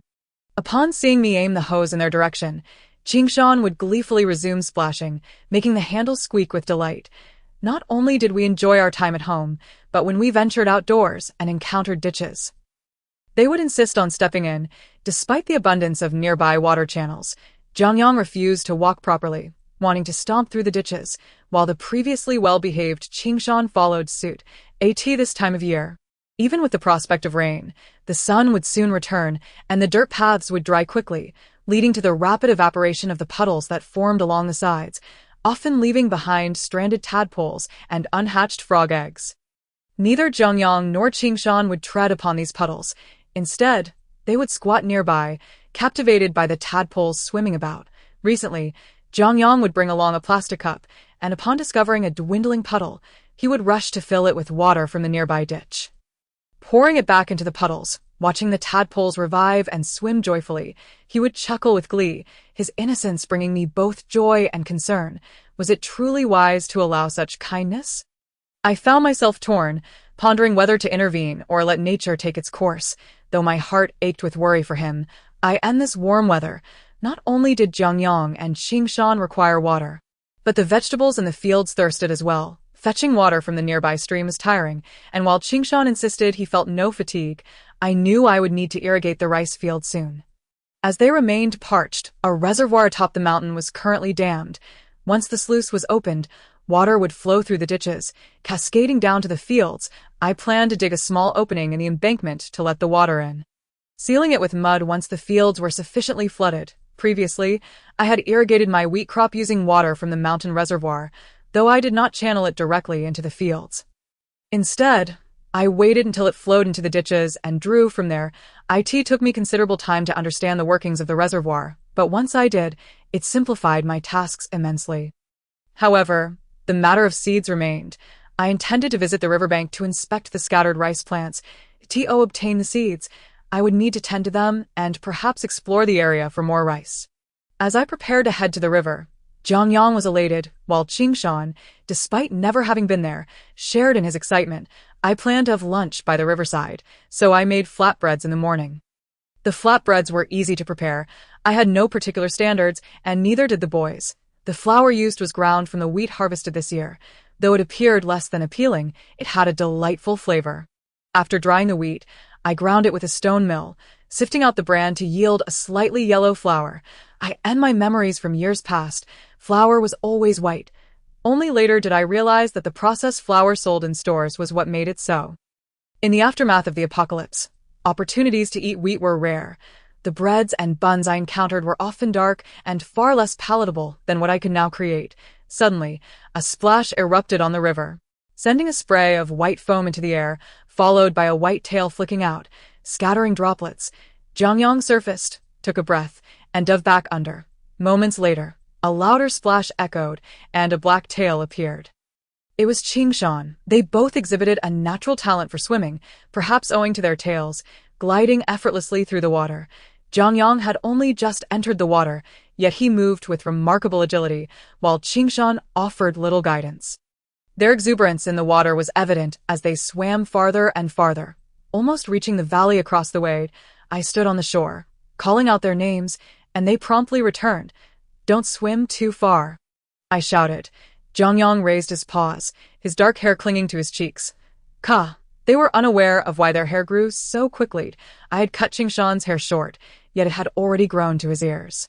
Jiang Yang's was slightly longer, as it seemed to slow once it reached beneath his ears. Now, all three of us had hair of similar length. After a while, the two would return to shore, not from discomfort with the cold water, but rather to present their catches, which they placed in a bucket by the water's edge. Qingshan was thrilled to have caught his first fish, having discovered an effective method of simply grabbing them from below. Rather than using a fishing rod in no time, he had returned several times, filling the bucket to capacity. Once the bucket overflowed, Qingshan approached me, seeking a solution for his haul. As I had not intended to fish. I had brought only the small bucket. Thus, I fashioned a small enclosure in the riverbank to create a shallow pool for him to place his fish. Qingshan eagerly jumped into the confined pool, digging into the mud with his paws, deepening it considerably. While the excavated dirt formed a dam, in the process, he unearthed a sizable loach. As Qingshan placed his fish into the small pool, Jiang Yang mimicked him, tossing stones, water plants, shrimp, and shells into the enclosure. The once clear water quickly became murky as the trapped fish flailed in panic, stirring the mud. After observing the fish for a moment, I turned my attention back to the fields, intending to check on the growth of the scattered rice plants. These rice plants were thriving, thanks to their proximity to the flowing water, eliminating the need for manual irrigation. The slender, verdant leaves of the rice caught my attention, and I marked the area for future reference. I learned to swim during these years of hardship. As a child, I had visited a swimming pool with my parents, but after choking on water and falling ill, I had refused to swim again. Yet, when survival demanded it, my innate ability to learn surged forth, and I found myself mastering the skill to cross a river, driven by necessity since swimming was not an option. I had no desire to merely stand there basking in the sun, so I strolled along the riverbank towards the edge. There, at the foot of the mountain, I discovered a patch of shade that I had yet to explore. My initial intention was to seek refuge from the sun while gathering some branches for firewood, with the hope of grilling a few fish later. However, upon reaching the mountain's base and wielding my machete to chop branches and reeds, I stumbled upon a hidden path concealed behind the foliage. This path appeared to have been neglected for quite some time, nearly obscured by the tangled branches that grew askew. After a moment's hesitation, I called out to Qingshan and Jiang Yang, gesturing towards the cleaved path to inform them of my intent to venture inside. With my machete in hand, I delved into the narrow passage, clearing away the surrounding branches as I walked. Beneath my feet, faint traces of previous footprints were discernible. This was a narrow trail, wide enough for a single person. One side was flanked by a rocky wall, while the other was lush with vegetation, abundant in reeds and small trees, with the river flowing below. The path clung closely to the mountain's base, completely hidden from the riverbank by the dense underbrush. The grayish-blue and black stone walls were entwined with green vines and clusters of purple wildflowers, streaked with signs of water erosion. As I advanced, the sound of flowing water grew increasingly distinct. Turning around a large, shell-shaped rock, I discovered a recessed area in the mountain wall, where water cascaded down like a miniature waterfall into a small pool below. The water in this pool was crystal clear, revealing the tiny stones at its bottom, illuminated by sunlight filtering from above, rendering the surface almost ethereal. Leaves and small purple flowers floated atop the water. And when I looked up, I noticed that numerous trees thrived atop the recessed stone wall, one of which, a nameless purple-flowered tree, was in bloom. Suddenly, I heard hurried footsteps behind me and turned to see Qingshan and Jiang Yang approaching. Qingshan held Jiang Yang close, both of them clad only in shorts, still dripping with water. Upon spotting me, their tense expressions relaxed, and Jiang Yang reached out, eager for me to hold him. Grasping Jiang Yang's hand, I gently placed him into the clear pool, then beckoned for Qingshan to join us. Complying, he stepped into the water as well. When they emerged from the river, their bodies reeked of fish, their feet caked in mud, and their shorts stained. I settled onto a large stone nearby, waiting for them to clean themselves. The stone I sat on was also adorned with resilient vines, their small leaves clinging tightly to the surface, as if they had grown together with the stone. Bored, I absently plucked at the leaves, while a bug crawled across my foot. The water surface was covered with an abundance of green water lilies, so many that they completely obscured the water beneath. Extending towards the mountain's edge, the white flowers of the lilies gently closed their petals, scattered like stars across the vibrant green expanse. Nearby, a small wooden platform jutted into the lake, tethered to a half-sunken boat anchored to a post. This boat appeared less dilapidated than those on the reservoir, yet it was evidently no longer seaworthy. The wooden platform creaked underfoot, swaying precariously as I stepped onto it, before I ultimately descended, navigating through the dense water plants to reach the lilies. I harvested a small lily, examining its leaves but failing to find any edible bulbs. It was still too early in the season. Perhaps in a month or two, I could return with Jiang Yang and Qingshan to row out and collect the prized bulbs. Me. I heard Jiang Yang's voice and turned to see him not beside me but in the grass, pointing at the mountain wall and calling out. Following his gaze, I spotted familiar green vines, sweet potato vines. I set down the lily and approached, confirming the presence of a vast expanse of sweet potato vines. Tracing the vines, I uncovered a cellar nestled within the thick grass of the mountain wall. Just above the narrow path we had taken, obscured by a cluster of low bamboo and thorny bushes, the cellar was mostly concealed, its decrepit wooden door partially ajar, with sweet potato vines spilling out from within. Typically, cellars are used to store sweet potatoes, so it was not surprising that, after such a long period, the vines had proliferated. After a moment's contemplation, I stepped aside and, using my machete, pushed open the dilapidated door. The rotting door splintered into several pieces, revealing the skeletal remains lying inside. No, merely a skeleton. My gaze swept across the small cellar, which also bore some sweet potato vines. Beyond that, there was nothing else. I returned my focus to the skeleton, which was unmistakably that of a human, its bones curled in a posture of self-embrace, clad in tattered, decayed garments. Beneath the skeleton lay a patch of fertile black soil, sprouting vibrant green grass and pale plants that had turned white from lack of sunlight. The grass emerged from the hollow ribcage, its lush leaves draping over the gray, tattered fabric. This might have been a person who perished from starvation here. Or perhaps someone who chose to embrace death in this secluded place. Time had long since passed, and the skeleton could not speak, leaving me oblivious to the circumstances of their demise, a matter I had no inclination to investigate. In this post-apocalyptic world, humanity had become akin to birds and beasts. Wherever one died, their remains would decay in that very spot, buried beneath the relentless encroachment of wild grass and shifting sands. During my visit to Hanyang, I had encountered corpses in the streets and homes, some trapped in cabinets, others peacefully resting in beds. The dead were everywhere. Even in desolate wilderness, one could occasionally stumble upon a skeleton. When I first arrived in this village, I discovered several corpses, all long deceased. I gathered them together and excavated a large pit to inter them. This skeletal frame. I glanced back at Jiang Yang and Qingshan. Their attention diverted, likely captivated by the grass sprouting from the skeleton's crevices or a bug fluttering above. After all, they were just children, their understanding of death not yet profoundly ingrained. Ultimately, I approached the quiet skeleton and began to unearth it. As the bones crumbled apart, Jiang Yang and Qingshan instinctively came to assist, Qingshan grasping two leg bones, while Jiang Yang cradled the skull. Together, we ascended the mountain beside the small cabin. Jiang Yang walked alongside me, spotting a bug emerging from the eye socket of the skull and proudly presenting it to me. After I acknowledged his find, he gently placed the bug onto a nearby leaf. While Qingshan dug the grave, I cleared away some brush and debris with my machete. When I turned to check on Jiang Yang, I found him diligently brushing off the dirt and grime clinging to the skeleton. Qingshan, dig according to the marks I made. I'll fetch some items from the small house below, I instructed.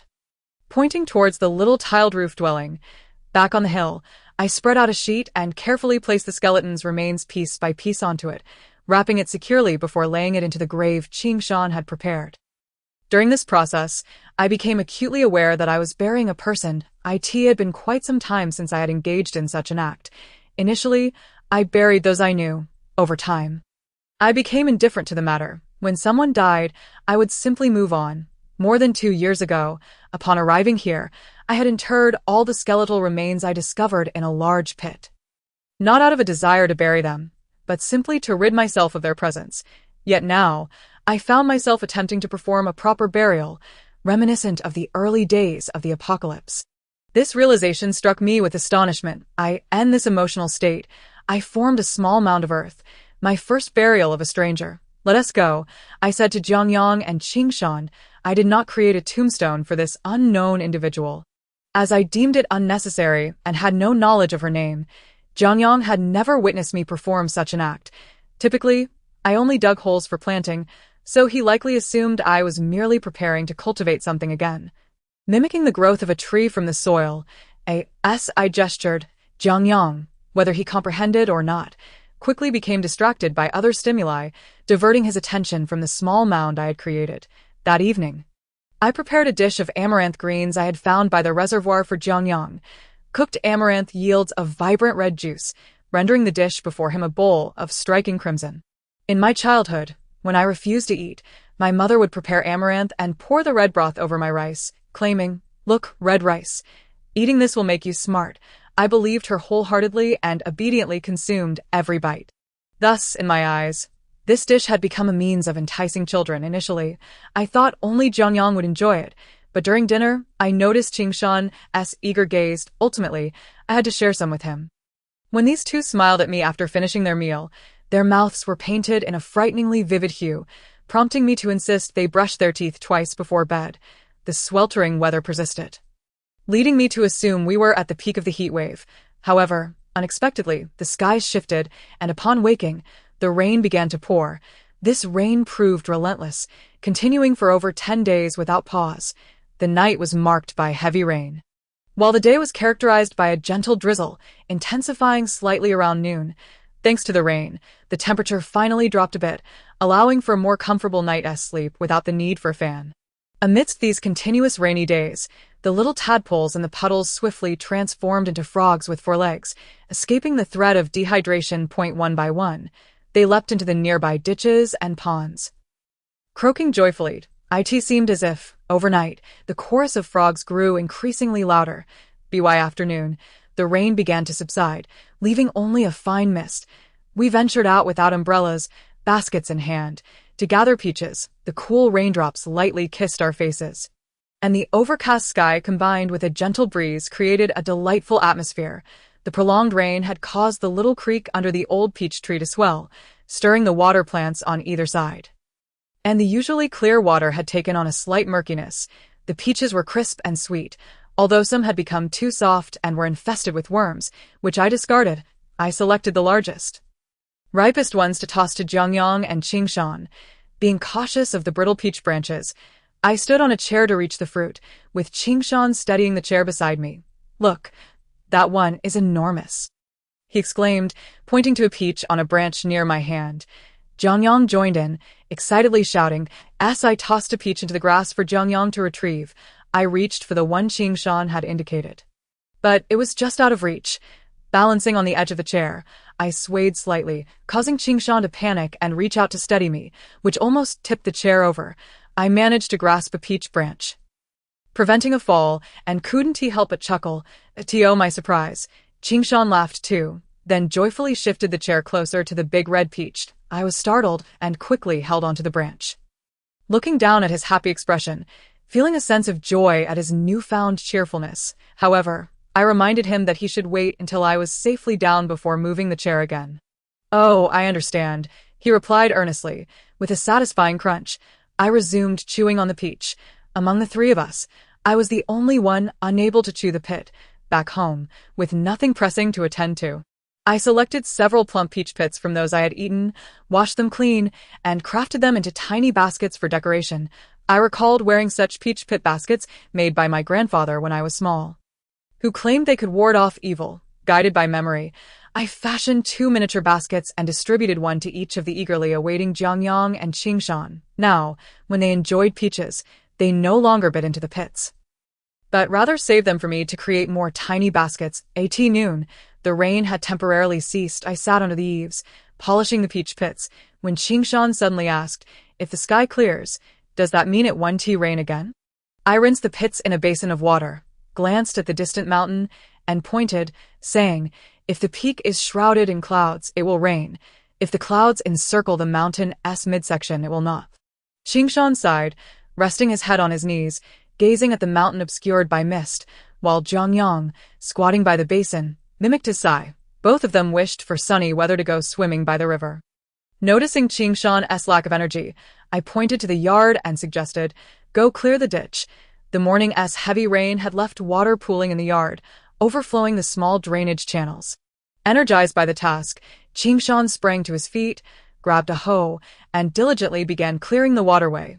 The incessant rain had turned the yard into a muddy mess, particularly the path we frequently traversed, leaving muddy footprints each time. While I managed fine, Jiang Yang and Qingshan, who went barefoot, found their feet coated in mud, compelling them to wash off at the well, only to return muddy again. I handed the peach pit baskets I had made to Qingshan, They had been diligently collecting peach pits daily, eagerly awaiting more baskets and little boats from me, though I couldn't promise one every time.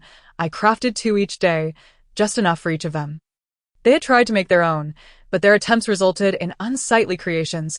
I braided 2 red yarn bracelets, attaching them to the baskets I had made. Initially, I intended them as bracelets, but Qingshan preferred to wear them as necklaces. So I extended the string for him. Jiang Yang followed suit, and soon they both had necklaces adorned with the tiny baskets. The baskets I had crafted were carefully stored by them, carried everywhere, and I often spotted them playing with their little string of baskets. I wondered when I might venture back up the mountain to see if the rain would ease. If it did, I would explore the mountain once more. I walked barefoot over the slightly rough, damp stones. One stone was unsteady, and I nearly stumbled upon stepping on it, prompting me to wedge a smaller stone beneath it for stability. The yard, now featuring 2 small stone pathways, looked noticeably different.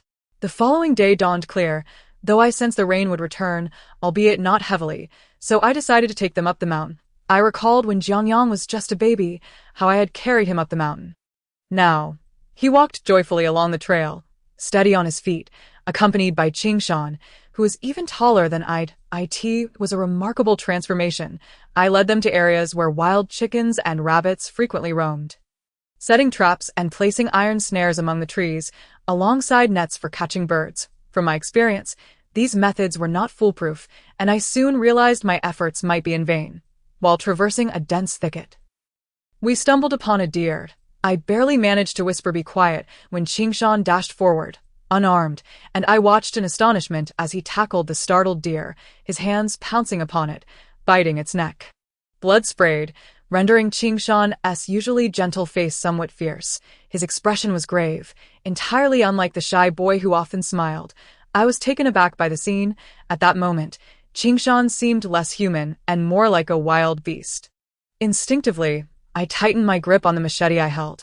However, he soon hesitated, looking at me with a hint of uncertainty, just as he had instinctively pounced on his prey, relying on his claws and teeth. While I, too, had reacted out of instinct, I had anticipated Qingshan would assist me in hunting, but witnessing his hunting prowess firsthand felt surreal. In truth, I had been naive. He had killed a mutated dog upon our first meeting. Yet, since I hadn't seen that encounter, having cared for him since, I had formed a misleading impression of innocence. Qingshan and Jiang Yang accompanied me daily, obedient and well-behaved. I had come to view him as harmless like Jiang Yang. Nearly forgetting his past as a hunter, he stood there, slightly nervous, wiping his face, and murmured, "I used to do this. They taught me to catch like this." He glanced at his blood-splattered clothes and lowered his head, saying softly, "I want to get my clothes dirty next time." I stood there for a moment before stepping forward to pat his head. He had grown so quickly that if he hadn't been looking down, I would have had to stretch to reach him, but it was sufficient. Hearing my words, Qingshan smiled again, eagerly offering me the nearly lifeless deer. "Here, take it, it's all yours." I knew he would feel disheartened if I declined, so I replied, "You hold on to it." He complied without protest, obediently carrying the deer. Qingshan soon followed, puzzled, asking, "Didn't we plan to stay on the mountain until tomorrow?" My preparations had become unnecessary, and I didn't have to lift a finger. As we walked along the mountain path, stepping on the damp leaves, I inhaled the scent of decaying foliage mixed with the lingering odor of blood behind me, realizing I no longer needed to worry about Qingshan going hungry. "You used to hunt with those people often, didn't you?" I inquired. I recalled how emaciated he had been and surmised that they probably never allowed him to eat his fill. I was weak then, but now I'm stronger, Qingshan declared. "I can catch even more now because I will ensure he is well fed now." Qingshan chuckled softly, as if sharing a little secret, his tone tinged with pride. "They won't let me eat meat, and I am quite hungry." While catching those things, I bit into them, and at that moment, I could have a taste, managing to bite off a decent chunk. Such a pitiable situation that I remarked, "Indeed, Qingshan is quite remarkable. From now on, you shall be in charge of hunting our prey. Whatever you desire, go catch it, and I will cook it for you." Qingshan hurriedly replied from behind, "What do you want to eat?" "I will catch it for you, whatever I catch. You can have, then." As if recalling something, he added, "I will also catch to pick food for Jiang Yang." Jiang Yang squeaked a few sounds while munching on flowers. I felt that in the future, Bringing Qingshan into the mountains might not require taking along many supplies. Seeing Qingshan attempt to place the deer near the well, I called out to stop him and suggested moving it to the stream outside instead. Such a large deer would leave a strong smell of blood. I did not wish to have such an odor lingering in the yard, watching him, his hair and clothes dripping with water. The faint unease in my heart gradually dissipated like mist in the mountains, blown away by the wind. The sky cleared, and after a prolonged period of persistent white clouds in the mountains, only wisps remained. The humid moisture had completely evaporated after 2 days of high temperatures. Following the long rainy days, the temperature surged dramatically, even hotter than before. At some point, the nearby trees began to resonate with the sounds of cicadas. The chirping of the cicadas, combined with the croaking of frogs in the fields, created the soundtrack of summer. I had also asked Jiang Yang and Qingshan to take a nap, but it was impossible for all of us to sleep on the bamboo bed since only one remained intact. So, I laid bamboo mats on the ground, and Qingshan lay down there. Did I wish to swap places with him, but he refused, so I let it be. Jiang Yang sprawled beside me, exposing his belly. I gently tugged at his shirt, then slowly closed my eyes. The bamboo bed was narrow for two, and I felt a bit cramped as I turned to sleep on my side. I am the first cicada song I heard this year. I experienced a long-lost dream. That I in the dream, I still bore a youthful face, sitting in my seat, bored as I gazed at the blackboard. My classmates around me scribbled notes, while the teacher at the podium wrote an equation on the board. As expected, he called someone up to solve it. I lowered my head to read, hoping he wouldn't call on me. Ultimately, he picked a drowsy boy. His face was familiar, yet I couldn't remember his name. His chair scraped back with a jarring sound. Like the others, I watched him struggle with the problem, standing there in a lackadaisical manner. The math teacher resumed his lecture, lamenting that our group of disinterested students had him worrying for the future of our country. I never understood why he was so concerned about national issues. Outside, the sun blazed, and the cicadas sang loudly. I felt a bit drowsy. Finally, the bell rang, and I traversed the corridor towards the restroom. Passing by a classroom of seniors, their class had already ended, yet no one emerged. They remained seated, fervently writing. Each desk was piled high with stacks of books, and a corner of the blackboard, not wiped clean, declared there were only 20 days left until the college entrance examination.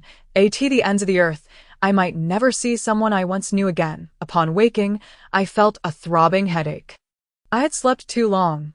Glancing at the sky, I estimated it was around 4 in the afternoon. Jiang Yang and Qingshan sat on the bamboo mats, playing with a box of marbles I had unearthed from the corner of a drawer. They were the cheapest marbles, transparent with blue, red, yellow, and white leaf-like designs inside, though I had no idea what they were. The marbles rolled and clinked to my feet on the bamboo mat. I propped my elbow on my knee, my palm cradling my face, enduring the intense discomfort of my headache. Jiang Yang, puzzled, climbed onto my lap. Gazing up at my expression, I released my hand to touch his cheek, then got up to wash my face with a cool well water.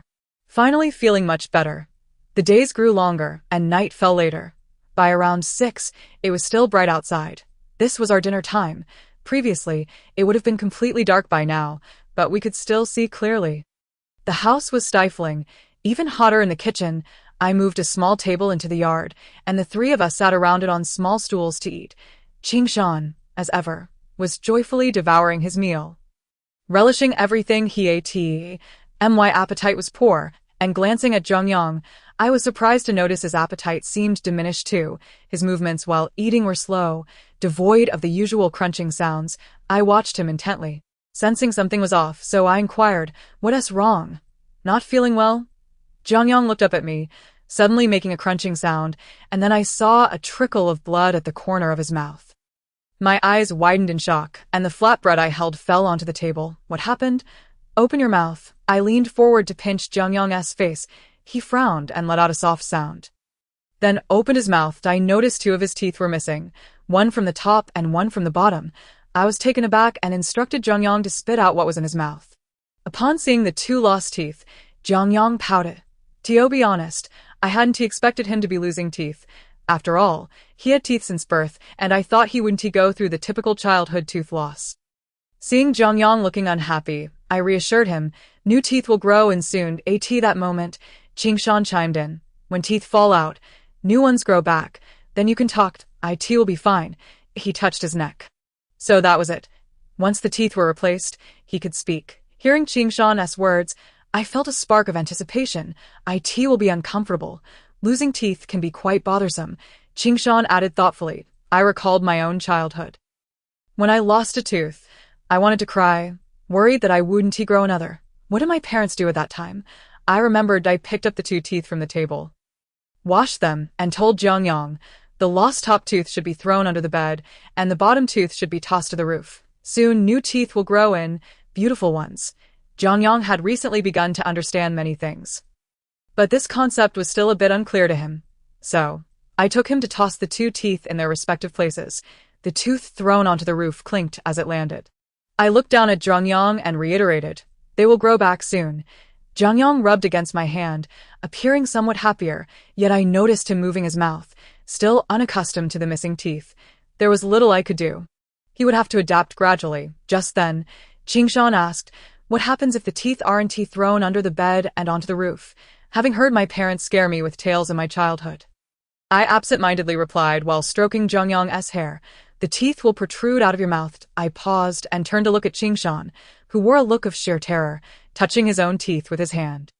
I could only say, what I just said was a lie. Not throwing them under the bed or onto the roof is fine. Qingshan relaxed, but Jiang Yang looked at me with a puzzled expression. After calming the 2 children, I prepared them for a bath and bedtime. However, in the middle of the night, I woke to find something was off with Jiang Yang. His entire body felt feverish, as if he were burning up. I quickly got up and touched his forehead. It was hot, and even his usually cool scales felt warm. I softly called his name, and Jiang Yang mumbled a couple of sounds without opening his eyes. How could he suddenly have a fever? There were no medicines available. What could I do? Generally, when children fell ill, it could be perilous. If things went awry, they could perish, feeling the heat radiating from Jiang Yang. Anxiety and worry surged within me. I could only reassure myself that Jiang Yang was different from ordinary children. He would surely recover on his own. Qingshan, who was similarly affected, must have gone through something like this himself. Which is why he said that. This thought eased my mind considerably. Yet, I still asked him, "Did you have a fever when you lost your teeth before?" Qingshan nodded. "Just let the wind blow. And after a day, you'll be fine." Let the wind blow. I surveyed the room, the same narrow one I had initially chosen. Though the window was open, it was still hot. Before sleeping, I had been fanning Jiang Yang with a palm fan. After some contemplation, I asked Qingshan to move the bamboo bed outside. He placed it near the well, and I carried Jiang Yang out, settling onto the bamboo bed. The moment we stepped outside, I felt a refreshing coolness. Much better than the stifling indoors. Moreover, it was not dark outside. In fact, it was slightly brighter than inside. As I sat on the bamboo bed, holding the feverish Jiang Yang, Qingshan sat beside us with a palm fan, fanning us gently. The grass was alive with the sounds of insects, and mosquitoes buzzed around, but I paid no heed, my focus solely on Jiang Yang. After a while, I stroked his head, uncertain if it was just my imagination. But I sensed he was indeed feeling a bit better. Suddenly, I swatted away a mosquito that had landed on my leg, feeding on me. "Qingshan, go get that green herbal juice from the cupboard." And grabbed 2 handfuls of dried mugwort leaves. He tightly closed his eyes, but upon catching a whiff of the burning mugwort and the herbal juice, he weakly nestled his face into my embrace. Holding him, I gently patted his back. Jiang Yang quickly relaxed, wrapping his arms around one of mine. We sat quietly in the yard, and after a while, Jiang Yang's condition stabilized, allowing me to hold him and lie down. Qingshan remained seated nearby, holding a nearly burnt-out bundle of dried mugwort. As I lay there gazing at the sky, I was greeted by a multitude of stars. When standing on the ground, our view is limited. Yet looking up reveals an expansive panorama, evoking a sense of vastness. I watched the heavens while gently patting Jiang Yang's back, humming an unknown melody. The scent of burning mugwort lingered, accompanied by the chirping of crickets in the grass. By the edges of the fields, ponds, and at the foot of the hills, large patches of miscanthus grass had sprouted, intertwined with red willows. Come autumn, these would transform into white tufts that would cling to passers-by.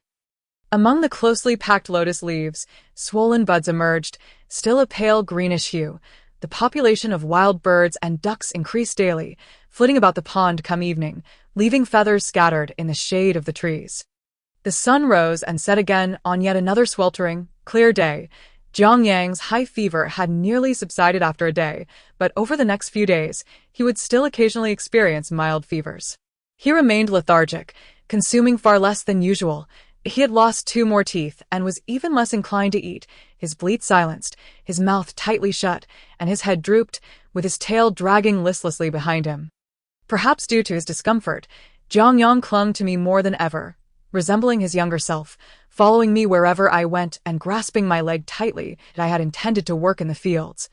But seeing Jiang Yang in such distress, I could not bear to take him into the harsh sunlight, so I decided to pause my tasks. I had Qingshan attend to watering the vegetables and weeding for just a day. Meanwhile, I sat with Jiang Yang in the cool breeze at the front of the house, allowing him to rest.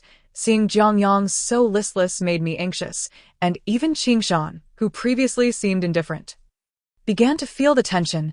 A thick branch of bayberry hung low with heavy fruit, accompanied by a handful of wild daylilies, a bag of green peas gathered from who knows where, 2 wild ducks, and a small owl trapped in a net. The daylilies and bayberries caught Jiang Yang's attention. He craned his neck from my embrace, but soon shifted his gaze to the little owl still ensnared in the net.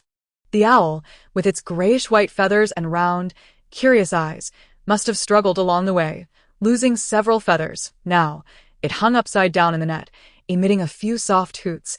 This little owl was so small that it likely could not yet fly.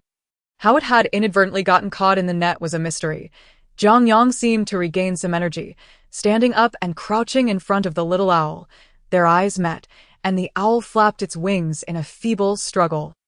Witnessing Jiang Yang's rare display of vitality brought me a measure of comfort. I conferred with Qingshan, deciding to spare the owl's life and keep it in a cage for a while to keep Jiang Yang company. Qingshan nodded in agreement, handing the net over to me. Clearly fond of the little owl, I sensed that both of them were drawn to it, perhaps because of the yellow rings surrounding the owl's eyes, which resembled their own. I carried the owl to find a cage, with Jiang Yang and Qingshan following closely, holding their breath in anticipation as I located it. Swiftly, I grasped the owl's wings and gently lifted it into the cage, closing the door with precision. Upon entering the cage, the little owl hooted a few times, clumsily flapping its wings against the bamboo bottom. It had become disheveled during its ordeal in the net. Now huddled in a corner, appearing both dazed and confused, I lifted the cage by its hanging ring and placed it on a stone by the door, while Jiang Yang and Qingshan leaned in closely, watching the owl intently. Their contrasting eye colors, one yellow, the other green, fixed on the owl, causing it to retreat to the corner of the cage, paralyzed with fear. The branch of bayberries appeared vibrant and plump, though I knew them to be quite sour, as there was only one bayberry tree along the mountain path where I had previously set traps. I had seen the berries there last year, and tasted their flavor. I plucked one and bit into it, taking a long time to finish the sour morsel. Indeed, it was still quite tart, leaving a bitter tang in my mouth, with my back turned to the two who were so engrossed in watching the bird. I couldn't help but grimace at the taste. I left the remaining bayberries untouched and took the bunch of daylilies, the bag of green peas, and the 2 lethargic wild ducks to the kitchen. I boiled a large pot of water, preparing to pluck the duck's feathers while sitting aside to shell the peas. I was unsure where Qingshan had procured the peas, as I had not encountered them during my walks in the mountains. However, the expanse of the mountain was vast, and I typically followed the same paths, rarely venturing into uncharted territory. Qingshan must have explored areas I had yet to discover. After shelling a couple of peas, Qingshan entered with the owl's cage, being cautious as Jiang Yang supported the bottom, seemingly afraid it would topple. Together, they carefully maneuvered the cage beside me, continuing to observe the owl. The water in the pot boiled, and I set the basket of peas aside, rising to begin plucking the duck's feathers. After scalding them, the stiff feathers became easier to remove.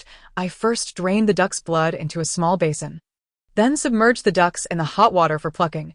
The duck's heart, liver, and kidneys were set aside, and I discovered a small, round yellow ball in the duck's belly, an undeveloped egg. Now was not the right time to collect duck eggs.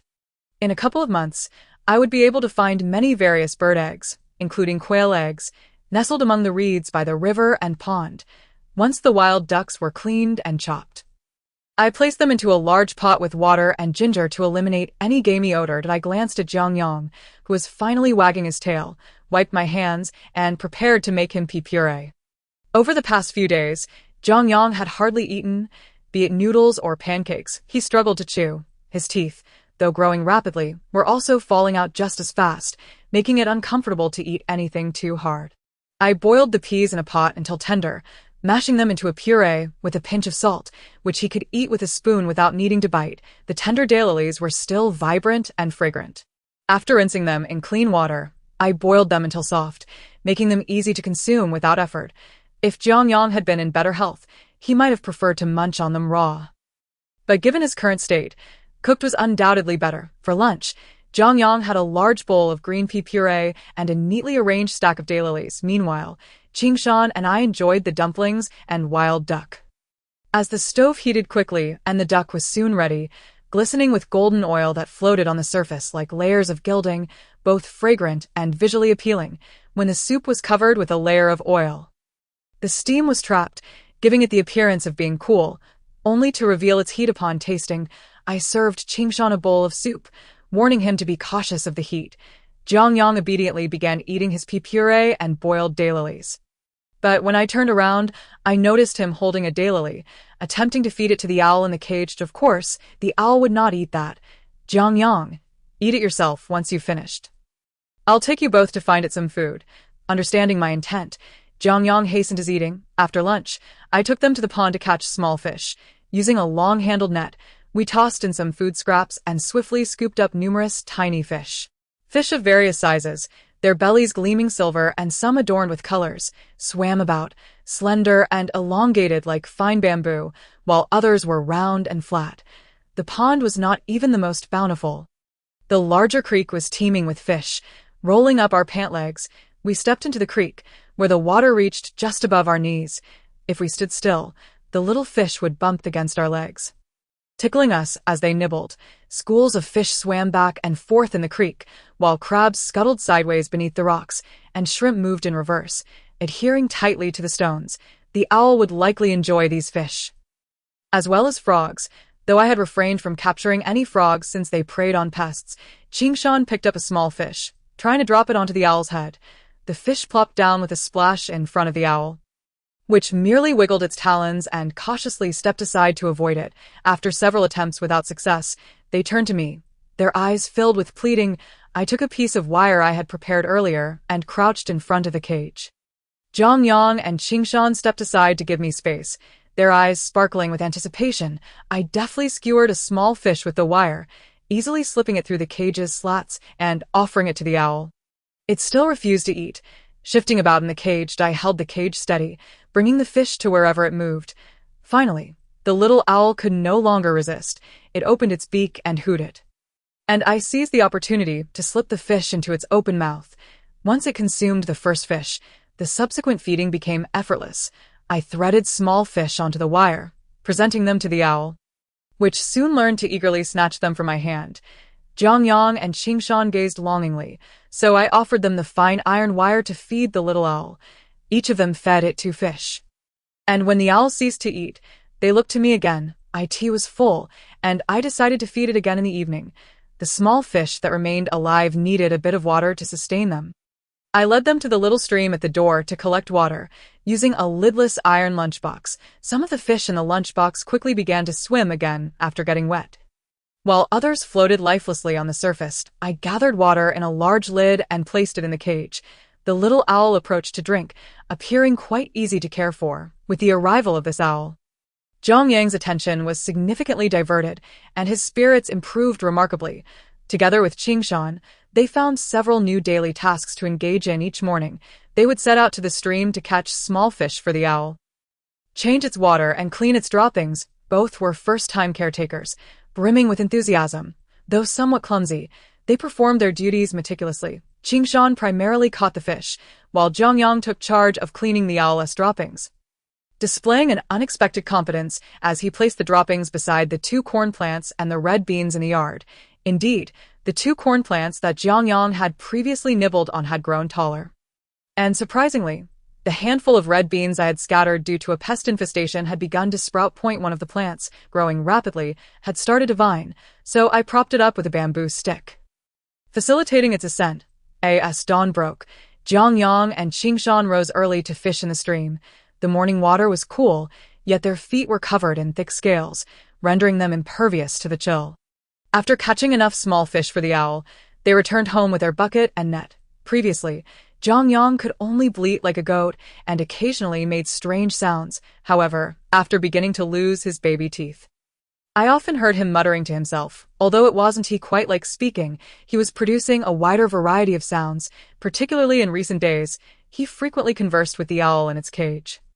Resembling an infant learning to speak, squatting in front of the cage, Jiang Yang babbled away, while the owl stared at him, occasionally tilting its head and making soft coos, as if it too were trying to make sense of his words. The owl's response delighted Jiang Yang, prompting him to chatter incessantly. Children, in their innocence, thrive on praise. However, Qingshan's clothes were indeed difficult to clean. After hunting, he often stained them with blood, and despite our ample clothing supply, I hesitated to let him wear everything at once, so I let the stains be. He wore them without concern. The recent heat was unbearable.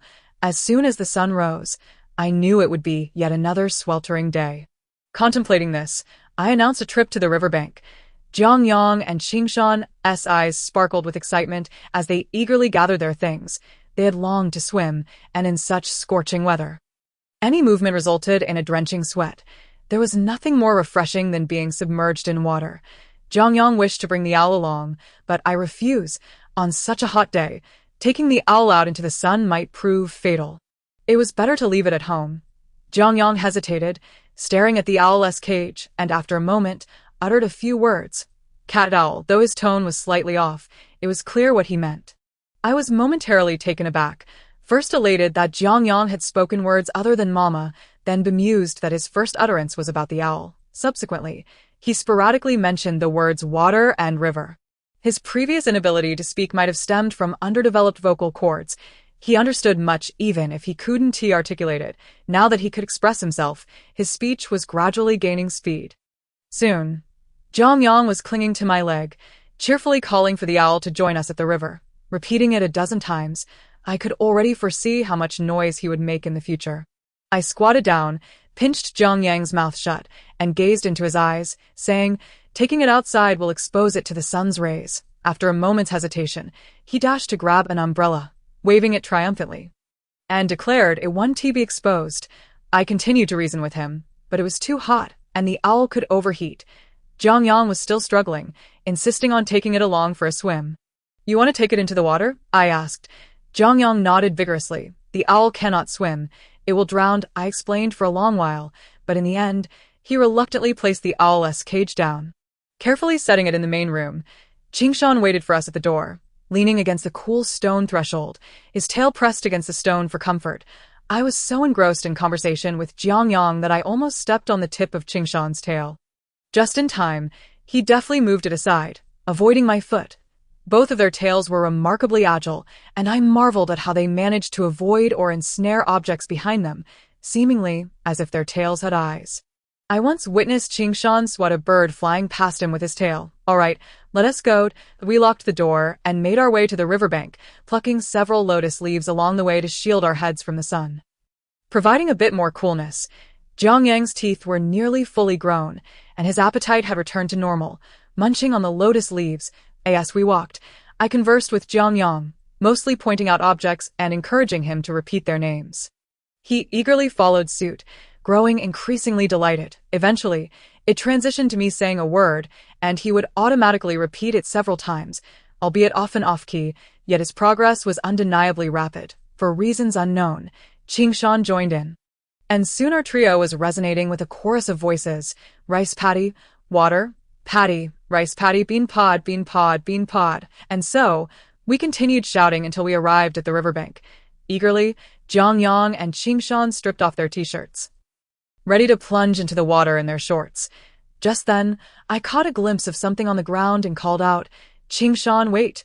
As Qingshan was about to leap into the water, my voice halted him mid-stride, and he turned to me with a puzzled look. I stepped closer, bending down to pick up 2 black scales that had fallen beside Qingshan's t-shirt. "Are these your scales? How did they come off?" Qingshan looked bewildered, inspecting his hands and claws, unaware of any scales missing. Suddenly, Jiang Yang pushed Qingshan to turn around, revealing that indeed, a few scales had fallen from the area along Qingshan's spine, leaving two small white patches behind. Both Jiang Yang and Qingshan, apart from the scales on their hands and feet, had a line of scales extending from their tails along their spines to beneath their necks. While the rest of their skin was similar to mine, I examined Qingshan's back closely and noticed not just the two missing scales, but several others that appeared loose and were on the verge of falling off. "It's been a bit itchy on my back," Qingshan mentioned, unable to resist scratching, which resulted in 3 more scales dropping off. Before I could voice a warning, the scales had already landed on the ground. Jiang Yang picked them up and handed them to me. Furrowing my brow, I inspected the fallen scales, noting that they were not as smooth and sturdy as the intact ones, but rather brittle, with edges significantly thinned. When I applied slight pressure, one of the scales broke. "Qingshan, are you truly feeling well?" I asked, still concerned. He shook his head, insisting he felt fine, merely that his back was itchy. He attempted to scratch again, but I firmly held his paw down. Seeing my disapproval, he relented, refraining from scratching further. I clutched the scales, feeling a twinge of worry. However, Qingshan, unfazed, happily joined Jiang Yang to swim. I stood on the riverbank, pondering for a long while, ultimately deciding to join them in the water. The river carried a faint fishy scent, though it was not unpleasant. The surface was warmed by the sun, while the water below my shoulders felt refreshingly cool. Unlike the two boys, I did not venture into the deeper waters. Instead, I swam along the shallows while searching for clams. After a while, I emerged onto the shore, my bare feet nearly scorched by the sun-baked stones, and my clothes dried quickly, becoming stiff and salty, necessitating a rinse in the nearby clear stream. While I gathered wild vegetables by the stream for our fish soup, a thought struck me. Could the scales on their backs serve a protective function for their spines in their youth? Once they grew strong enough, the scales became unnecessary, thus shedding. This realization brought me considerable relief. Regardless, this hypothesis was certainly preferable to the prospect of illness. In the days that followed, I made it a point to check on Qingshan's back regularly. Just as Jiang Yang's speech became increasingly fluid and his teeth fully emerged, Qingshan's scales completely fell away, save for the one still attached at the base of his tail, though I remained worried. Qingshan seemed much lighter, even offering me comfort. "It is much easier now. Previously, I felt as though my back could not stretch." Qingshan said earnestly. "Is everything truly all right?" I inquired. The articulate Jiang Yang had completely transformed into a mere echo. Summer rains are always swift and grand, with dense clouds enveloping the sky, creating an illusion of night even in the daylight. Once the heavy rain subsides and the sky clears, the evening light resembles that of midday. After the rain, the sun shines brightly in the evening, casting brilliant orange clouds across the horizon, saturating the landscape with color. The houses, trees, and river surface all take on hues akin to the sky. We traversed the path by the river to the reservoir's cabin, where the water level had risen alarmingly, nearly reaching the height of the embankment. The once green lake had turned a murky yellow. There was a breach in the embankment beside the cabin, where stones had mysteriously vanished, allowing the reservoir's water to surge into the river below, creating a muddy outflow. Amidst the thunderous sound, I crouched in the vegetable garden to gather produce. I had previously cleared the weeds, and now various edible vegetables were growing neatly. The peppers were ripe for picking, and I filled a large bag with them. Spotting some red sky peppers, I collected a few more, along with beans, which were ripening faster than those in my village garden. Although they were not plentiful, there were enough to enjoy a taste. The 2 children living with me here had little in the way of entertainment, and I did not wish to deprive them of the joy of gathering. Jiang Yang opened his mouth wide, pointing inside, and asked, "Spicy? Spicy?" I repeated in confusion, suddenly detecting the scent of chili from his mouth. It was not spicy. It was hot. I said this while dipping a ladle into the nearby water jar for him to rinse his mouth. Jiang Yang took a large gulp of water, and I urged him, "No, you should rinse and spit it out." As we reached the door, I saw Qingshan standing by the entrance, his mouth slightly reddened as well. I filled a ladle for him too, and suggested he join Jiang Yang in rinsing his mouth. Qingshan, unbothered, imitated Jiang Yang's reckless eating. After a while, they both felt a bit better, but when they saw that I was slicing chili to stir-fry, they dared not touch any. Thus, I ended up being the only one consuming the peppers.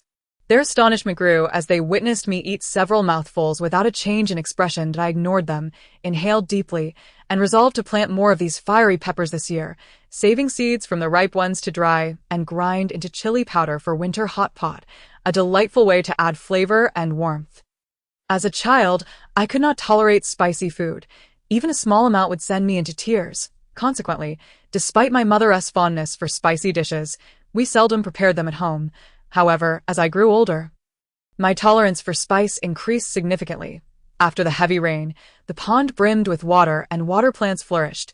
The ditches in the fields were also filled, and I noticed bubbles frequently surfacing in the pond's aquatic grass, revealing dark shrimp with their pincers extended, appearing quite meaty. I went to the foot of the mountain to cut a few slender bamboo poles, tying a rope to the end, and took Jiang Yang and Qingshan to the pond to catch crayfish. Catching crayfish proved far easier than fishing. One could either tie a worm or a small frog to the end of the string or simply attach a stick and toss it into the water plants. The crayfish would latch onto the stick, firmly gripping it with their pincers, making them easy to pull up. After one attempt, Qingshan fell in love with crayfish catching as it was accessible to him. Jiang Yang, too, though not as skilled, managed to catch several. It did not take long to fill a large bucket with crayfish. I shook the bucket and felt it was sufficient. Jiang Yang, eager, reached into the bucket to poke at a crayfish and got his claw caught. However, Jiang Yang's claws were tougher than those of the big crayfish, and he displayed none of the trepidation I had shown when I first encountered a crayfish as a child. Instead, he happily lifted the creature to show me. "Look, a crayfish," he exclaimed. "Yes, a crayfish," I replied somewhat dismissively, as Jiang Yang had been quite noisy lately.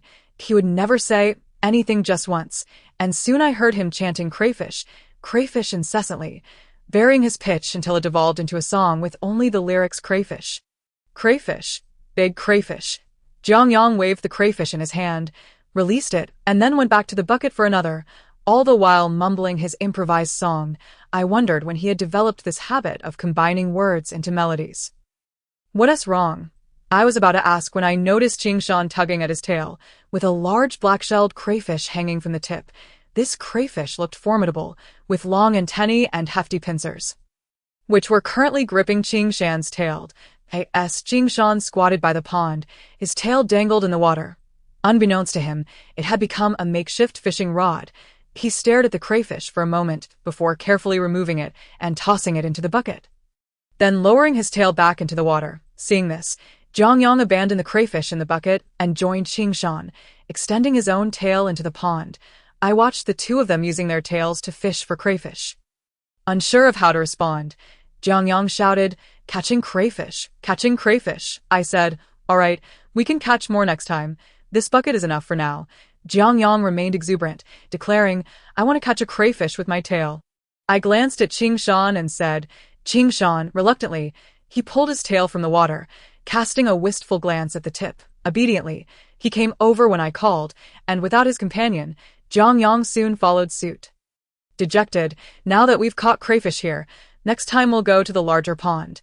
There are more there." Upon hearing this, the two children brightened again. After dinner, I began to prepare the bucket of crayfish, cleaning them and removing the intestines, adding some ginger, garlic, and chili for flavoring before stir-frying in a large pot. Then, I added water and let it simmer over high heat. It was quite simple to make. Once the black-shelled crayfish were cooked, they turned a vibrant red, releasing a mouth-watering aroma. Though I lacked an abundance of seasoning, the scent alone was enough to make one salivate.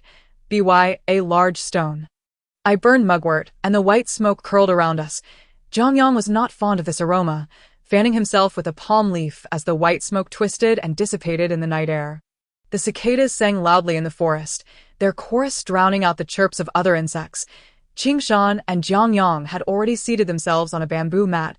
I placed the crayfish on a stool in the yard. But it was only Qingshan and me who would eat. Jiang Yang had his own snacks, fresh lotus leaves and flowers he had picked earlier. The lotus flowers had yet to bloom, but their buds were full and tinged with red. Jiang Yang tore the petals off as if he were peeling something, popping them into his mouth.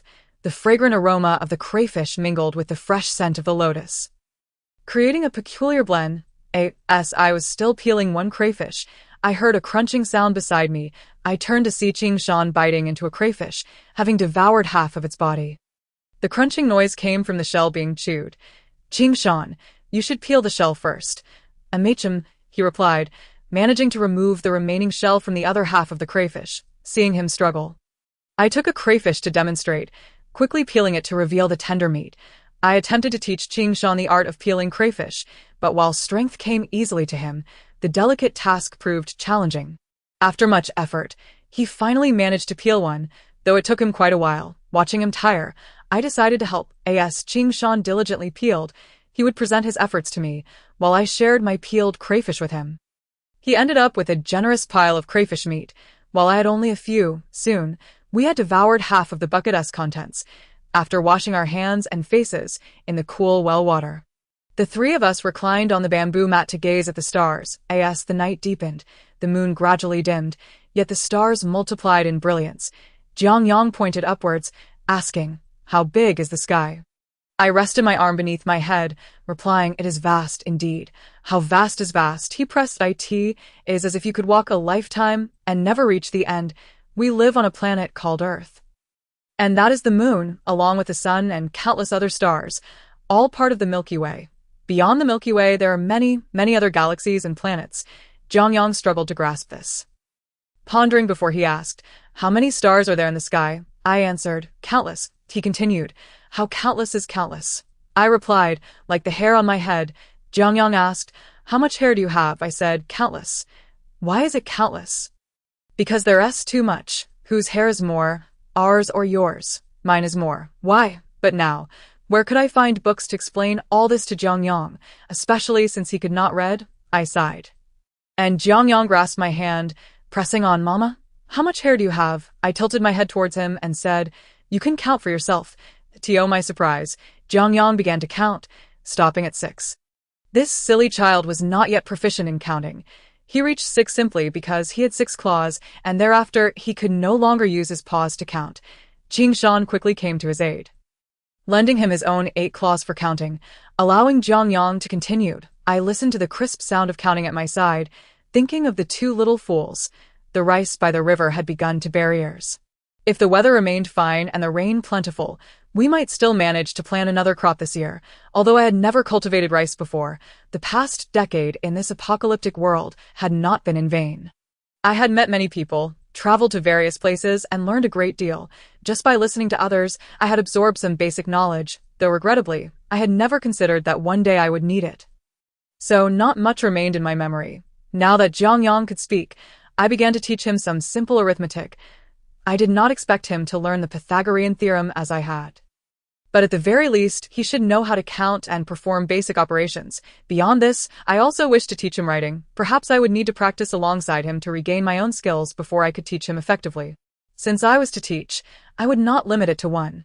Qingshan must join us in learning as well. That I recalled my childhood when learning mathematics, how our school had distributed many circular and triangular boards, along with several bags of colorful sticks. With these bamboo sticks, Jiang Yang and Qingshan's enthusiasm for learning surged. While working in the fields, I would casually hand them a handful of sticks and ask them to count how many they had. If they counted correctly, I would praise them and pluck a flower from the edge of the field as a reward, which delighted them immensely. In the evenings, as we relaxed in the yard, I would let them count the stars in the sky, each taking turns in their designated area, counting as far as they could. Both of them were quite clever. Within days they could count up to 100. The sticks quickly became unnecessary and turned into toys. After they found the pattern in the numbers, it became increasingly easier. That night, I felt troubled in my dreams, having counted numbers all night long. Upon waking, my mind was still filled with various figures. Looking at Jiang Yang, who was awake beside me, I began to count again, feeling slightly regretful for teaching him mathematics. "Jiang Yang, today we shall not count. Let us recite ancient poetry instead." "What is ancient poetry?" Jiang Yang blinked his big eyes and happily agreed. However, after a day, I regretted it again. Jiang Yang could recite goose, goose, goose, with a graceful neck singing to the sky repeatedly for an entire day. I was almost unfamiliar with the character for goose at that point. It was not that I did not wish to teach him other poems, but I had mostly forgotten them. And letting Jiang Yang recite goose, goose, Goose, like a looping recorder in my ear, made it impossible for me to remember any other poems that I attempted to teach Jiang Yang how to write. Hoping to divert his attention initially, this method showed some promise. Jiang Yang, holding a stick, began to write our names in the mud at the edge of the field, albeit in a crooked manner. However, he soon began to chant again as he wrote. For writing with his hands did not hinder his mouth. What could I do? I could only think of moving a bit further away, but wherever I went, Jiang Yang would follow, and his voice trailed behind me. I could no longer tolerate his incessant chanting. If he had merely shouted random things like before, it would have been more bearable, but now he was fixated on numbers and that poem. After much contemplation, I devised a plan. I gathered many tender vegetable leaves to keep nearby. When I grew weary of his chatter, I would beckon Jiang Yang over and feed him a few leaves, hoping to gain myself a moment of peace. Thus, it is said, humans are most formidable. In any environment, given enough time, they can adapt. Many place names in that black notebook now seemed familiar to me. One was the capital of our province. When I was a child, my parents had taken me to that grand square, where we watched the throngs of people and took many photos. There was another city I had longed to visit, as I had made several friends online from that coastal city, and I yearned to meet them in person. But I also recalled a province that had once experienced a devastating earthquake. Our school had organized donations at that time. Years ago, I had passed through there again, only to find it had suffered another quake, but this time no one had rebuilt, and few people remained. My initial impressions of these places largely stemmed from the internet. But in this apocalyptic world, having traversed regions I had never visited, my perceptions had drastically altered. Amidst familiarity, time had introduced a sense of strangeness. My gaze finally settled on a place named further back in the notebook. As I taught Jiang Yang and Qingshan to write these place names, I began to share stories about them, imparting all that I knew. This place is home to many giant pandas. They are our national treasure. National treasure? Giant panda. What do they look like? Jiang Yang asked eagerly. I thought for a moment and decided to draw a giant panda for him on paper. It looks like this. Very cute. Jiang Yang stared at it for a while, wrinkling his nose. It looks scary. Its mouth is bigger than mine, and its claws are huge. I paused, turning the page. I had to admit, my drawing skills left much to be desired. Do giant pandas eat people? Will they eat us?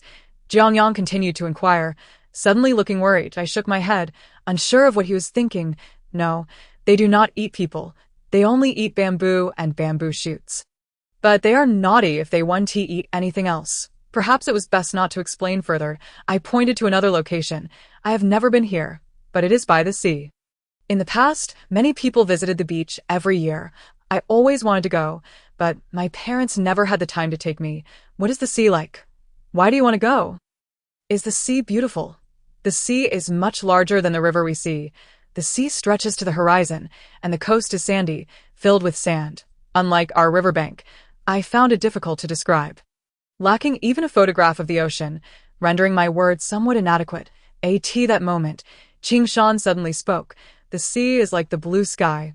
Whatever you see in the sky is what the sea looks like. Upon hearing Qingshan's words, Jiang Yang tilted his head to look at the sky and exclaimed in awe. Curious, I asked Qingshan, have you seen the sea? He nodded. I was initially from that place. They brought me away from the sea to here. Shaking his head vigorously, he added, no, this place is great.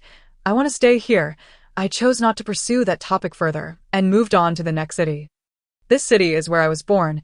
It is not very famous, but the scenery is beautiful and there is plenty of delicious food. I thought better of it and decided to move on to the next topic. I rarely spoke so much. Perhaps I was infected by Jiang Yang's enthusiasm. Holding that black notebook, I could not help but ramble on, with both Jiang Yang and Qingshan listening intently. Initially, it was only Jiang Yang asking questions. But eventually, Qingshan began to inquire as well. Did matcha cake really delicious? Just how delicious is it? What is air conditioning and how does it cool or heat a room? What is a holiday? And why do we have breaks? Are there many kids with long tails in school? These questions filled the air. Does it hurt anywhere? I don't hurt. Then why are you crying? I hugged Jiang Yang and said, all right, that's enough for today. We will continue next time. Suddenly, Jiang Yang wrapped his arms around my neck and kissed my cheek. Jiang Yang wagged his tail and laid his head against my neck. Falling silent, a sense of tranquility washed over me. All right, let go of Mama. I need to go cook. At the foot of the mountain, my vegetable garden, along with a large patch of sweet potatoes, had been ravaged by wild boars. As I carried a bucket to fertilize the crops in the morning, I sensed something was amiss before I even reached the field.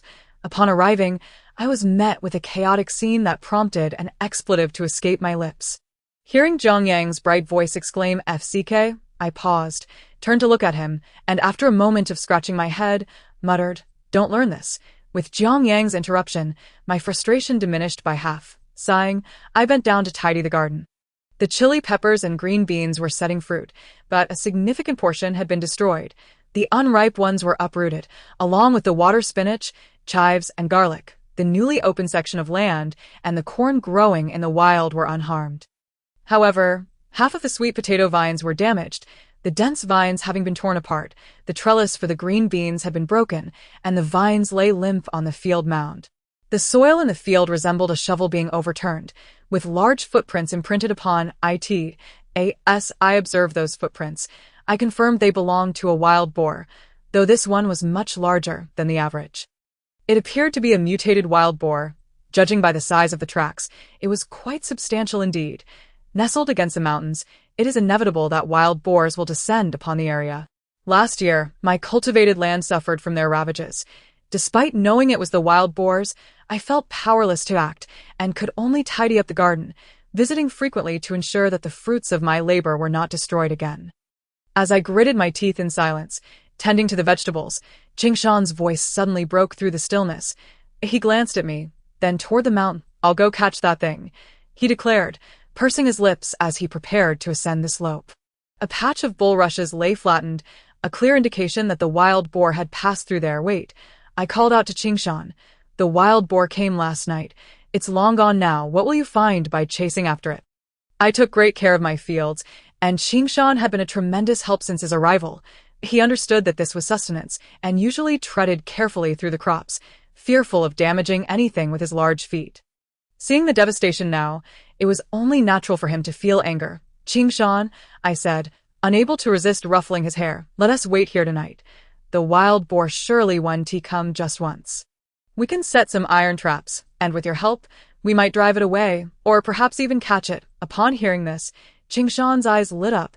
"I will definitely catch it. All right, I'm counting on you." I patted his shoulder. He had grown so quickly that I could no longer reach his head. Yet, despite his growth, he retained a certain childlike innocence. My words of reliance prompted him to nod solemnly, his eyes sparkling with eagerness, exuding a reliable demeanor. Sour green beans are delightfully crisp and appetizing, perfect for summer meals. After tidying the fields, I spent the afternoon cutting bulrushes and felling bamboo on the mountain. I intended to construct a simple shelter beside the field, where we could wait for the wild boar's return. Building a basic shelter was straightforward. Having wandered in the past, I had gained considerable experience. Now, with tools and materials at hand, it was even simpler. I planted 4 sturdy bamboo poles at each corner. If I were alone, I might have needed stones to secure them, but with Qingshan's assistance, he drove the sharpened bamboo deep into the earth with great force. On his first attempt, lacking experience, he pressed the bamboo down far too much, requiring me to instruct him to pull it back a bit. After securing the poles, I carved grooves into them, laying split bamboo across to form a simple frame, and then added slender bamboo poles to create 3 sides, all firmly anchored in the ground. Lastly, the bulrushes, dried in the sun throughout the day, were placed atop the structure, forming a thick thatched roof. The surrounding 3 sides were covered with leafy branches, transforming the shelter into a makeshift wall. Though not large, the shelter was sufficient for the 3 of us. The ground inside was cleared and covered with oiled paper, weighted down by stones at the corners, serving as a table for our belongings. As the fiery clouds of dusk descended, I set up the iron traps along the field's edge. Since Qingshan began assisting me with hunting, these traps had seen little use. I scarcely needed to lift a finger. Merely observing. Now, I retrieved the traps, carefully placing each one. I reminded Qingshan to watch my placement, lest he inadvertently trap himself while pursuing the wild boar. Once everything was arranged, we settled into the shelter. The coolness outside was refreshing, though the mosquitoes were quite bothersome. Each of us wielded a fan to ward them off, tools resting nearby. Summer's moon seldom graced the night. the early hours were instead adorned with countless stars. Each night, I found solace in gazing at the celestial display, reflecting on summers past, where the seasons held little distinction for me. Whether scorching or frigid, I never exposed myself to the wilderness, always seeking refuge in a small room to feel safe. Even if drenched in sweat, I would not venture out at night. Yet now, I found myself outside, amidst the fields, feeling as though I had gradually stepped out of that confined space, unafraid, and instead enveloped in a profound tranquility. The night in the mountains was alive with sound. Birds called from the trees, crickets chirped in the fields, and the symphony of various insects filled the air. Sitting within the shelter, I observed the darkness outside, houses and fields shrouded in shadow.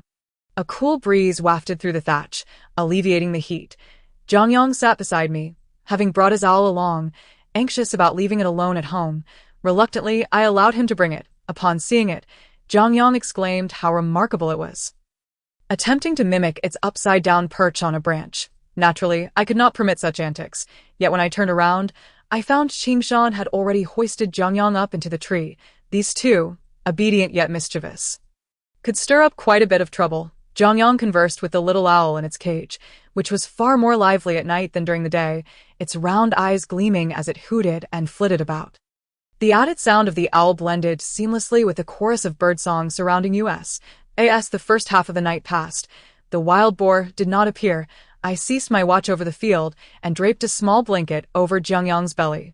He soon succumbed to sleep, despite his efforts to keep his eyes open, yearning to wait for the wild boar with us. A gentle pat on his back encouraged him to lean back, and I caught his head, allowing him to settle beside me, drifting into a deep slumber. Qingshan remained vigilant, his gaze fixed on the direction where the wild boar had last been seen, his eyes glowing faintly in the darkness.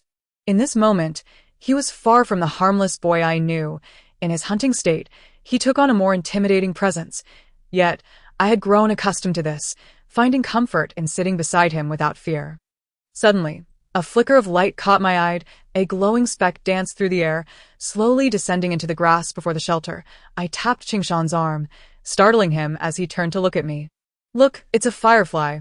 This was my first sighting of fireflies this year, and soon they would become more numerous. That night, the wild boar did not come. Qingshan gazed at the brightening sky, his expression one of deep disappointment. "It's all right. We'll come back tonight," I reassured him, all the while feeling the bites on my arm. Thus, we stood watch for 3 consecutive nights before we finally encountered the troublesome wild boar once more. In the dead of night, a commotion erupted. The mutated wild boar had triggered one of the iron traps and, with a howl, turned to flee back into the mountains. Qingshan pursued it like a flash of lightning, and I followed closely behind with my knife. Qingshan's speed allowed him to intercept the boar, driving it to turn back towards me. As I chased the beast, it unexpectedly spun around. I rolled aside just in time to avoid its formidable tusks. This wild boar was not only large but sported 2 exceptionally long tusks, resembling ivory.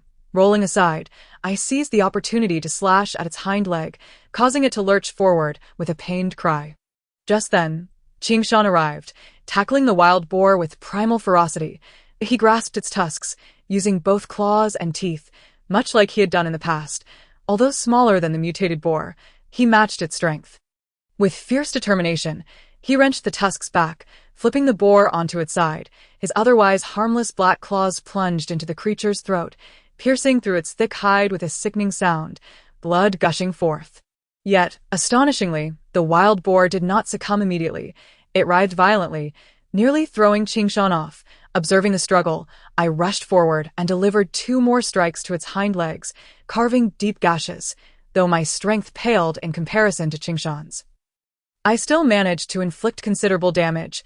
Injured and bleeding from its throat, the wild boar attempted to rise but faltered, crashing to the ground and trampling a swath of grass. Qingshan, akin to a wolf that had captured its prey, clung tightly to the boar until it finally collapsed, swiftly pinning it down. He then plunged his claws into the gaping wound at its neck, tearing away a significant portion of its head. At last, the wild boar lay still, lifeless among the fields. The entire encounter unfolded within a matter of minutes. I had scarcely contributed, as Qingshan swiftly dispatched the creature on his own. His strength was formidable. Had I been alone, I likely would have been unable to kill the wild boar, resorting instead to scaring it off with a torch. I wiped the blood from my hands and approached Qingshan. Concerned, "Are you hurt?" He shook his head and glanced at me, and I understood his unspoken concern. "I'm fine, too." Then, waving his hand, he beckoned the startled Jiang Yang to come over. Jiang Yang rushed over, his large eyes wide open, squatting beside the lifeless wild boar and poking at its two blood-stained tusks. Having captured such a sizable wild boar meant a long supply of meat, and the happiest of all was naturally Qingshan. He assisted me in processing the boar's skin by the creek, skillfully stripping away the tough hide. Jiang Yang was equally pleased, for he had acquired the two elongated tusks of the mutated wild boar, which had now become his new toys. With Qingshan's presence, I felt considerably more at ease. Compared to last year, my tasks had significantly decreased, yet my quality of life had improved immensely, with more free time on my hands. I began contemplating other ventures. As the days grew warmer, the old bamboo mat on my bed became quite stifling, prompting me to prepare several new bamboo beds, having never crafted such items before. I observed the process and deemed it rather simple, ultimately deciding to give it a try. Upon hearing my resolution, both Jiang Yang and Qingshan raised their hands in agreement, having never opposed my ideas. To construct a bamboo bed, I knew I could not use the slender water bamboo. Instead, I needed to harvest the thicker varieties from the bamboo grove.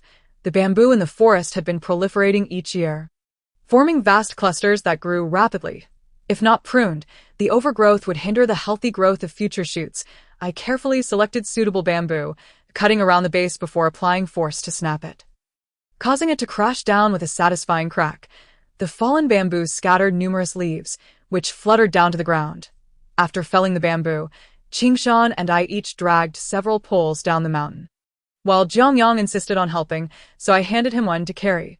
To my surprise, I noticed that Jiang Yang's strength had significantly increased. He effortlessly dragged a hefty bamboo pole without breaking a sweat. At home, we possessed one intact bamboo bed and another that was broken, which I utilized as a reference. I compared lengths and cut two medium-sized bamboo poles to serve as the main framework for the sides of the bed. Additionally, I cut two thicker poles for the cross supports at each end. The center required hollowing out to accommodate the long bamboo pieces on either side. This design necessitated a gentle curve, but simply bending the bamboo would risk breaking it. Thus, I needed to heat it to achieve the desired shape. To bend the bamboo, I planned to split it open, placing the section to be curved over the fire, while gradually applying pressure on both ends to create the arc. Although the concept seemed straightforward, executing it proved to be quite challenging. It took me 2 to 3 days to successfully construct the framework. For the bed slats, I arranged split bamboo strips side by side. Upon disassembling the broken bamboo bed, I discovered small connecting pieces wedged between the bamboo strips. Recently, the little owl had grown and was now flapping around in its cage. Unable to fly, seeing me work on the bamboo bed, Jiang Yang and Qingshan suddenly decided to construct a new, larger cage for the owl. Thus, they eagerly claimed the leftover bamboo strips for their project, and I even split some additional pieces for them. Qingshan and Jiang Yang were not particularly adept at intricate tasks, often clumsy when it came to splitting bamboo. However, after days of practice, I had become quite skilled, consistently producing evenly sized strips without damaging the bamboo. Each afternoon, we gathered in the spacious main room, where the breeze flowed through, surrounded by the refreshing scent of bamboo, diligently engaged in our respective crafts. By the time I completed my first bamboo bed, several days had passed. The newly crafted bed, though not aesthetically pleasing, was sturdy. It did not wobble when sat upon and emitted a delightful aroma of fresh bamboo. With newfound confidence from my first creation, I resolved to craft a second bamboo bed and explore the possibility of making other tools from bamboo, such as baskets and containers for practical use. However, Jiang Yang and Qingshan had yet to finish their birdcage. Observing their efforts over the past few days, I remained silent, knowing that one must engage in hands-on experimentation to truly understand the process. While Qingshan diligently worked on his own, Jiang Yang was more spirited. Upon seeing my completed bamboo bed, he rushed over, tugging at my hand and playfully insisting that I assist them with their chaotic birdcage. Qingshan, holding two bamboo strips, looked up at me for help, while Jiang Yang, adept at persuasion, clung to my waist, burying his head in my embrace. "Mom, Please help us make a big bird cage. You're so skilled. If you can make a bamboo bed, you can surely make a bird cage too. I gently pushed him away and took the bamboo strips from Qingshan. The upper portion of their previous bird cage was round, which was straightforward for a small cage. However, crafting a larger cage with a circular top posed a challenge. It was evident that attempting to scale up their design would not work. Thus, I decided to construct a large square cage instead, simplifying the process considerably. Having gained experience from making the bamboo bed, constructing the larger cage became much easier. Jiang Yang and Qingshan surrounded me, assisting by holding the bamboo and passing me tools. At other times, Qingshan looked on with wide eyes as the cage gradually took shape, while Jiang Yang incessantly praised me, even declaring in his dreams that mom is the best, which left me both amused and touched. In truth, many children fail to grasp the significance of their parents' work. No matter how impressive the accomplishments may be, nothing compares to the joy of crafting a handmade toy for a child. The simplicity of a child's thoughts is truly endearing. Once the new cage was completed, the little owl found itself in a more spacious environment, immediately flapping its wings and even hanging upside down from the horizontal perch I had specially created for it. As the little owl had a penchant for this position, with the onset of my crafting journey, I felt as though I had discovered a newfound passion. Completing each item brought me immense satisfaction. Thus, I continued experimenting with bamboo, creating various types of baskets, trays, and racks. The baskets could be used for gathering vegetables, while the trays served well for drying items, and the racks, placed in the yard, held the trays for sun-drying peppers, dried vegetables, and beans. Additionally, I crafted new palm fans, as the previous ones had been accidentally punctured by Qingshan and Jiang Yang. Given my recent success with various items, creating several fans seemed like a simple task. However, palm fans are traditionally made from palm fronds rather than bamboo. Several palm trees grew nearby, with one shorter tree by the creek and two taller ones with large fronds. I climbed a ladder to harvest the palm leaves, which naturally resembled a fan. I carefully cut off the branched parts, leaving the connected base intact, and laid them flat on stones to dry. In a few days, I would be able to craft the fans. If one were not concerned with aesthetics, the fronds could be used as they were. However, to enhance durability, I stitched small fabric strips around the trimmed edge, transforming it into a simple yet functional fan. In the evenings, we would relax in the courtyard, each of us resting on a new bamboo bed, waving our freshly made palm fans while sipping chilled tea from the well.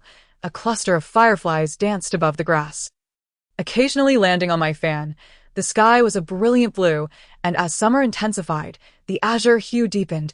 Fluffy white clouds drifted lazily across the sky, appearing both clean and soft.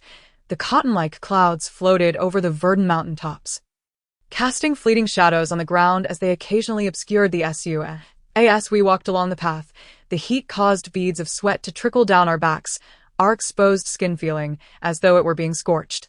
When the clouds blocked the sun, we quickened our pace, seeking refuge in the shade cast by the clouds, momentarily relieved from the sun's relentless rays. However, the clouds moved swiftly, and soon the sun emerged once more, radiating its scorching warmth. Though the hottest part of the day had passed, the afternoon remained stifling. Around 4 o'clock, the oppressive heat was maddening, sapping our motivation for any activity.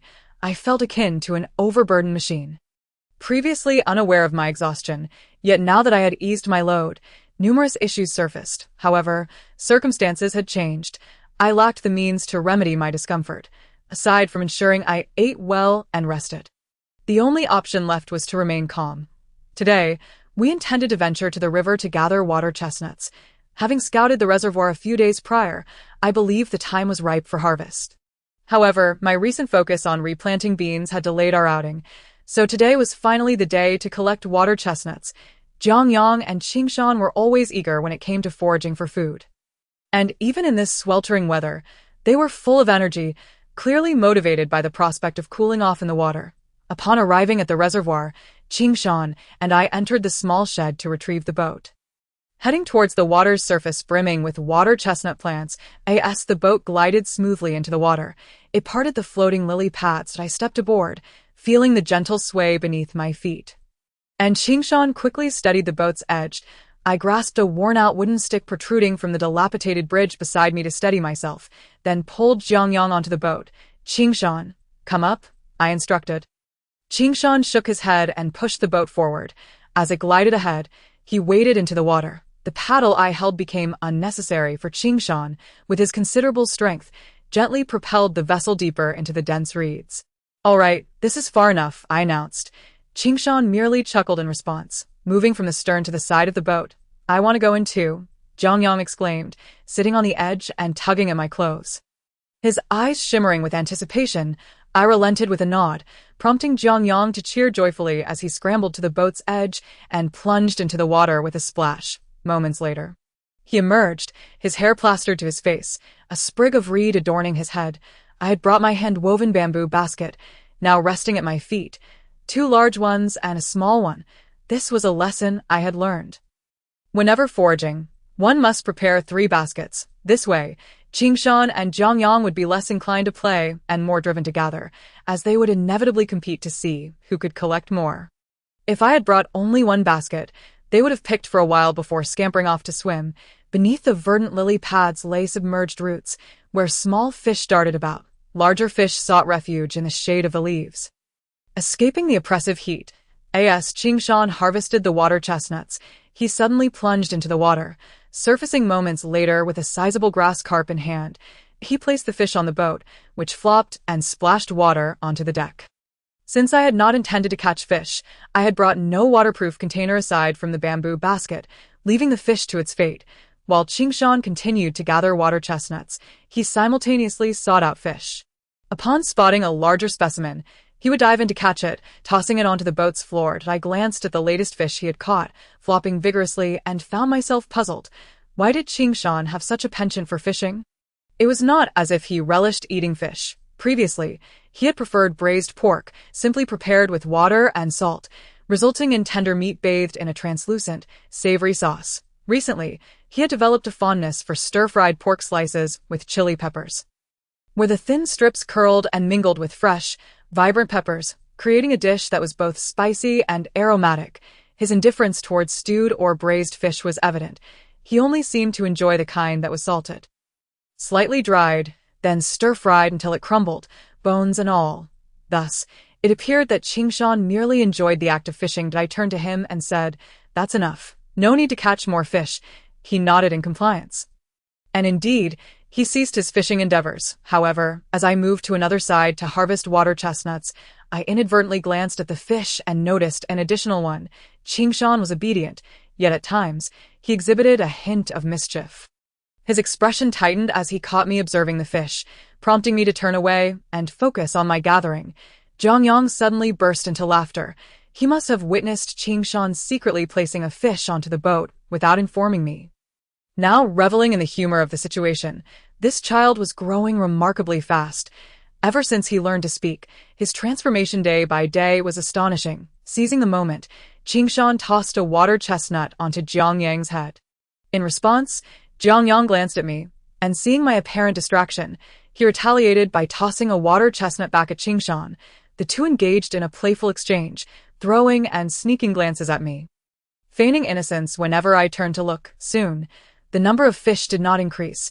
Qingshan diligently continued harvesting water chestnuts. Once we had gathered a sufficient amount, I took up the paddle and steered the boat to a different spot. The expanse of water chestnuts was vast, impossible to clear in one goad. As the sun dipped toward the west, we filled our baskets, though a small portion remained unharvested.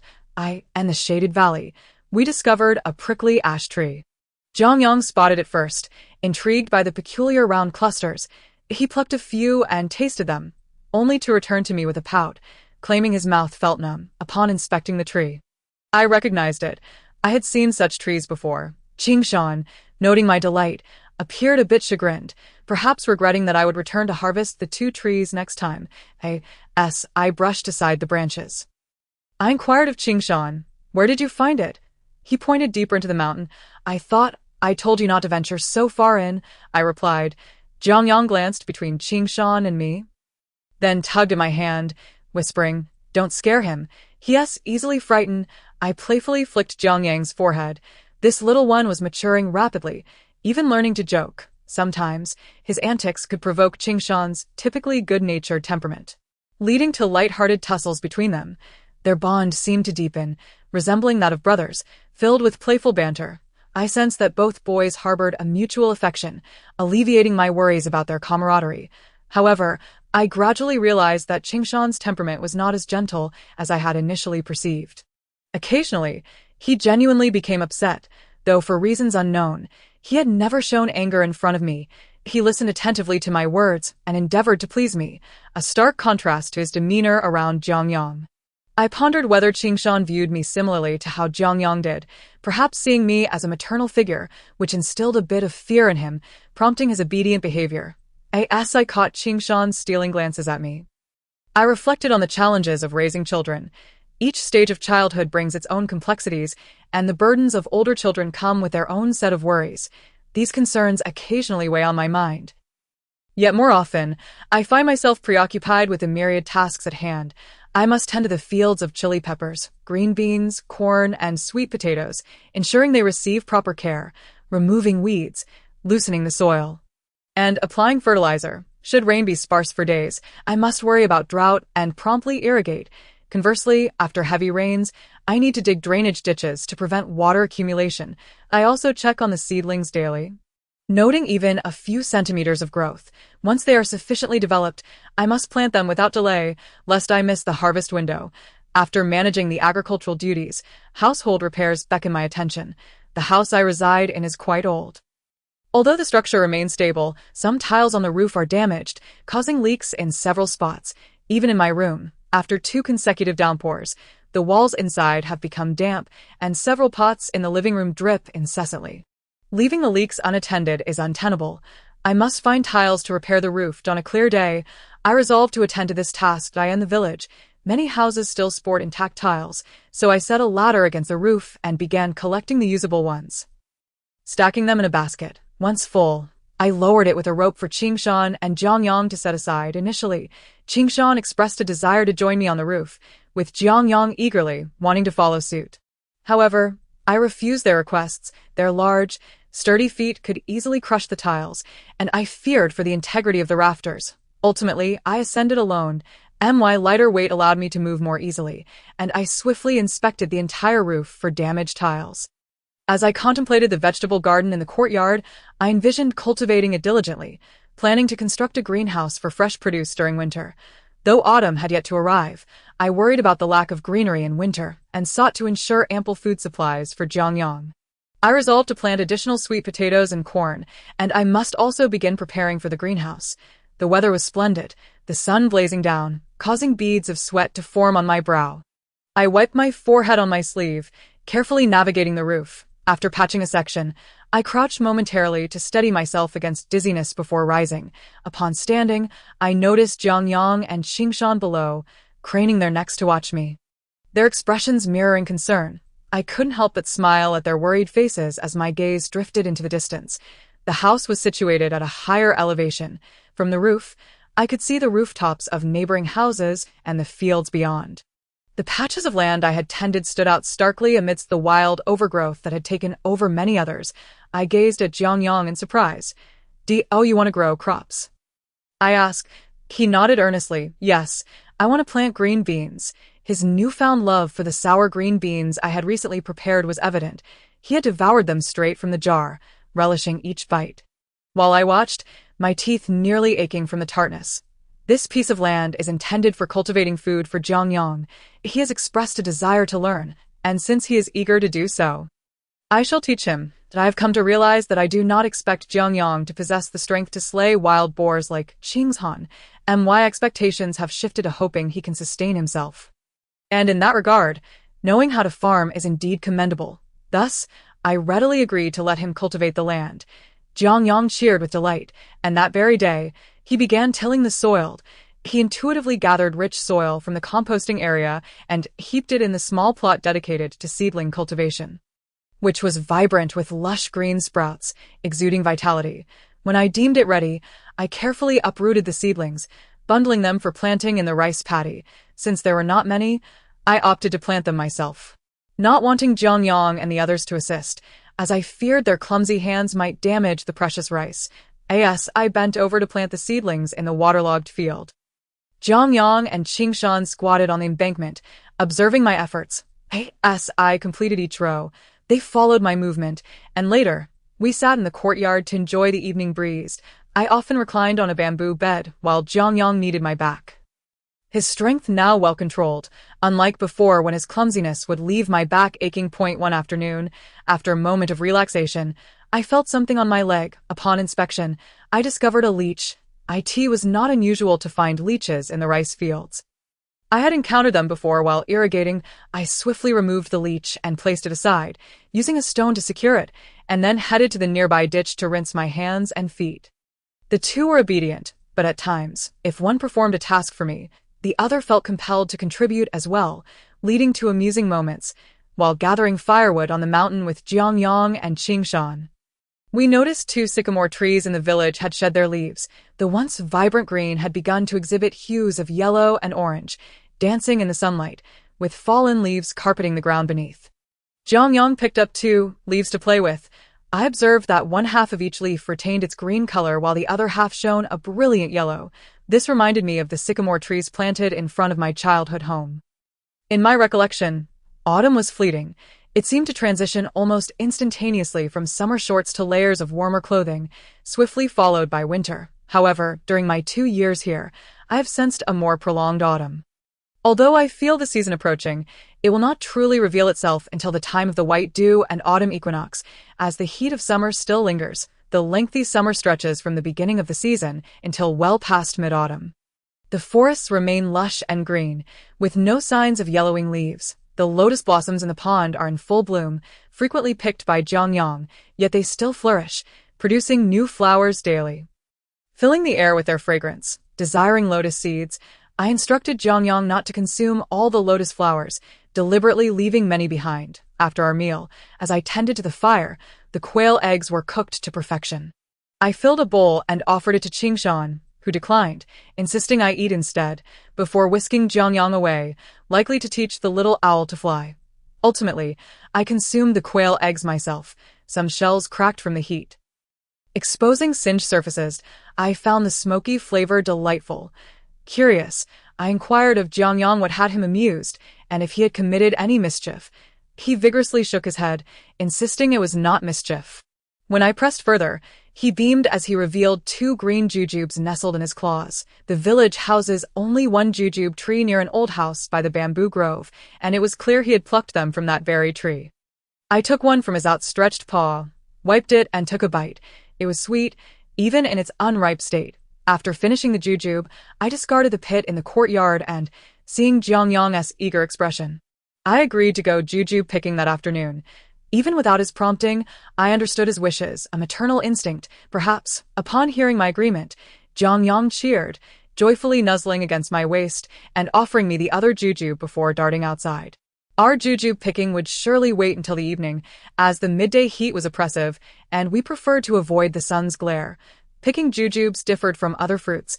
The tree stood tall without substantial branches to climb upon. So, I prepared a long pole with a hook to reach the fruit. Jujubes, unlike other fruits, were resilient. Falling from the branches would not damage them, especially since the ground beneath the tree was cushioned with grass. At this point, Jiang Yang had not yet reached his first birthday, marking perhaps his first true understanding of the concept of death. The owl's demise was distinct from the passing of other small creatures. As he had invested much affection in the owl, feeding and teaching it to fly, this owl had become an integral member of our little family, alongside Qingshan and me, yet now, with the owl gone, its death's cause remained a mystery. Perhaps it succumbed to the cold or some other peril, but such speculations were rendered meaningless. Here, I knew better than anyone that death was irrevocable, no matter how painful or sorrowful. It could not be undone. This understanding filled me with concern for Jiang Yang and Qingshan, particularly Jiang Yang. After discovering the owl's lifeless body that morning, Jiang Yang sat at the door, cradling the stiff bird. Neglecting breakfast and failing to tend to the garden as usual, as I passed by, I noticed him discreetly wiping away tears. I set aside what I was carrying and sat beside him. He stared at the ground, caressing the owl without uttering a word. I gently patted his head, feeling his hair had grown coarser and longer than in his infancy. "Mama," he finally murmured, "the owl is dead." His voice trembled with emotion. Jiang Yang rarely cried. Signaling his profound sorrow, I felt compelled to console him, yet I found myself stating, everything eventually dies. One day, I will die, as will Qingshan, and you too. You must learn to accept this. Jiang Yang looked up at me, his eyes wide with confusion and glistening with unshed tears, his yellow-green irises brimming with vulnerability. I embraced him gently, recounting, when I was a child, I raised a pair of rabbits. Bought by my grandfather. They were small, with long ears and pure white fur. I tended to them daily, and they grew large. I gestured to illustrate their size. Jiang Yang listened intently, tightening his grip on the owl. I continued. Then my grandfather passed away. He was my father's father, and he was very kind, always bringing me treats and taking me on adventures around him. The neighborhood children dared not bully me, and my parents would not scold me. But eventually, he died and was buried in the earth. I paused, recalling that my own parents would also pass away. I ran away in fear and never saw them again. And many friends I cherished, they too have left this world. I kissed Jiang Yang's head, conveying that such experiences were universal. Sorrow serves no purpose. You see? Jiang Yang buried his face into my embrace. Crying out, I don't want you all to die. I held him tightly, feeling the weight of my own inadequacy and comforting him, realizing that my attempts only deepened his distress. Jiang Yang, what I mean is that you will face more of these experiences. I hope you can be strong. Even if one day I am no longer with you, I wish for you to recover quickly. If you feel sad, allow yourself to cry, but do not dwell in sorrow. He shook his head, clinging to me tighter, his strength growing, making it uncomfortable for me. After a while, he wiped his tears and looked up, holding the owl aloft. Can we bury it and make it a grave? Jiang Yang now comprehended what a grave entailed, having seen many burial mounds surrounding the village. When he inquired, I explained that these mounds housed the remains of the deceased, remembering our previous experience at the reservoir, where we buried a body. He asked why the dead needed to be interred in the earth. If he had previously grasped only the surface of death, he now understood its depth. Can the owl have a grave? He asked, concern etching his features. It can, I assured him. Jiang Yang, mustering his spirits, suggested that we find a beautiful spot to lay it to rest, allowing it to sleep peacefully. We decided on a place beside the house, beneath a large tree. Suddenly, Qingshan's voice resonated from behind us. He had been eavesdropping for quite some time, holding a shovel in hand. We had previously cleared the wild grass near the house, but now a profusion of small flowering weeds had returned. Jiang Yang occasionally plucked and nibbled on them, which is why I hadn't fully cleared the area. The flat expanse was now adorned with a myriad of wildflowers and grasses. Dandelions, with their milky sap, and the purple and pale purple of the violet, along with the yellow-flowered sorrel, the sharp pink of the nightshade, and the many green fruits of the red-stemmed rhubarb, all created a picturesque setting. Beside this grassy patch stood an unnamed large tree, and further along were several palm trees from which we had harvested leaves to craft fans. Jiang Yang chose a spot beneath the great tree, marked it out, and began digging a hole with Qingshan. I provided them with a box to hold the owl's remains. They dug the grave deep. Jiang Yang insisted that a deeper burial would ensure a quieter rest, allowing for a more comfortable slumber. The owl was gently interred in the earth, with Jiang Yang himself filling the grave, and he even erected a small stone marker at the mound's front, clumsily inscribing the word owl. These characters were taught to him by me and were the first he learned beyond our three names. Though complex, he had memorized them well. The empty cage in the hall remained devoid of the once flapping, cooing bird. At noon, while Jiang Yang napped, I found myself unable to sleep. I rose and stepped outside, only to find Qingshan already there. He sat beside the small grave, a cluster of wildflowers at his side, diligently tying them together. Upon noticing my approach, Qingshan sheepishly scratched his neck and said, I didn't want to take a nap, so I'm just sitting here. The sultry days following the onset of autumn left many feeling lethargic, and Jiang Yang had been uncharacteristically quiet since the owl's passing. I was accustomed to his incessant chatter, so his sudden silence felt disconcerting, filling me with concern. Qingshan shared my worries, though he too struggled to articulate his feelings, opting instead to venture up the mountain more often, returning with items he thought Jiang Yang might appreciate. I caught a new owl for Jiang Yang. Qingshan, with a hint of joy, remarked, this one is bigger. It won't dies so easily. Jiang Yang was still napping, but would soon awaken. Qingshan and I hid, eager to observe Jiang Yang's reaction. After a short wait, we saw him emerge from the house. Rubbing his eyes, he immediately noticed the flapping owl in the cage, and we distinctly saw the expression of surprise blossom on his face as he dashed to the cage. However, that smile quickly faded. He crouched down, watching the owl flutter within, his expression seemingly more sorrowful than before. Quietly, Qingshan and I retreated back into the house. Qingshan, perplexed, remarked, "I don't understand. He seems even more upset." I understood his sentiment and recognized the reason for Jiang Yang's reaction. Both children were wonderful, so I tiptoed over to Qingshan and softly reassured him, "It's all right.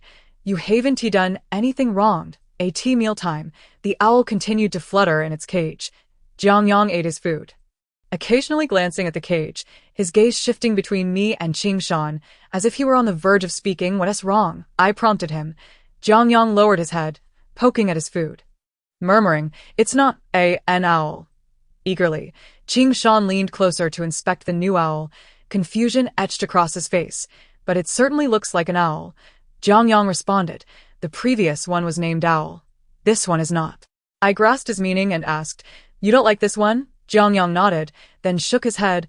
"I like it, but it will die." After a moment's hesitation, he asked, "Can I release it?" I refrained from giving a direct answer and suggested, "Since Qingshan caught it, you should ask him." Jiang Yang turned to Qingshan, who quickly nodded in agreement. "Of course." Jiang Yang's face lit up with a smile, and Qingshan visibly relaxed. I resumed my meal. After lunch, Jiang Yang and Qingshan went to set the owl free. Though this outcome wasn't what Qingshan had initially envisioned, it was ultimately a positive resolution. Gradually, Jiang Yang began to recover, and he agreed to let me store the empty cage in the shed. I sensed that Jiang Yang possessed a peculiar sense of romance and sensitivity. He derived joy from the smallest flowers and insects, finding delight in both sunny and rainy days. His fascination with everything around him sparked an interest that was uniquely childlike. It was through Jiang Yang that I began to appreciate this place more deeply. A year ago, I felt disconnected from the world, as if a veil separated me from my surroundings. The new life that Jiang Yang represented was akin to a second pair of eyes, revealing beauty to me anew, allowing me to accept it once more. "Look, such a huge snail," Jiang Yang exclaimed, holding a bucket and waving a large snail at me, his smile melting my heart. I and my anxiety over whether I could adequately care for him. A wellspring of courage emerged within me. Qingshan was nearby, also collecting snails in a bucket. He resembled Jiang Yang but exuded a greater strength. As Jiang Yang trailed behind him, I observed them, feeling as though a small creature was following a mature one, a harmonious sight. While Qingshan and I indulged in snails, Jiang Yang crunched on pickled beans. I felt relieved that I had replanted beans. They should suffice for him. Recently, some corn in the fields had begun to form ears, while other patches had only just flowered.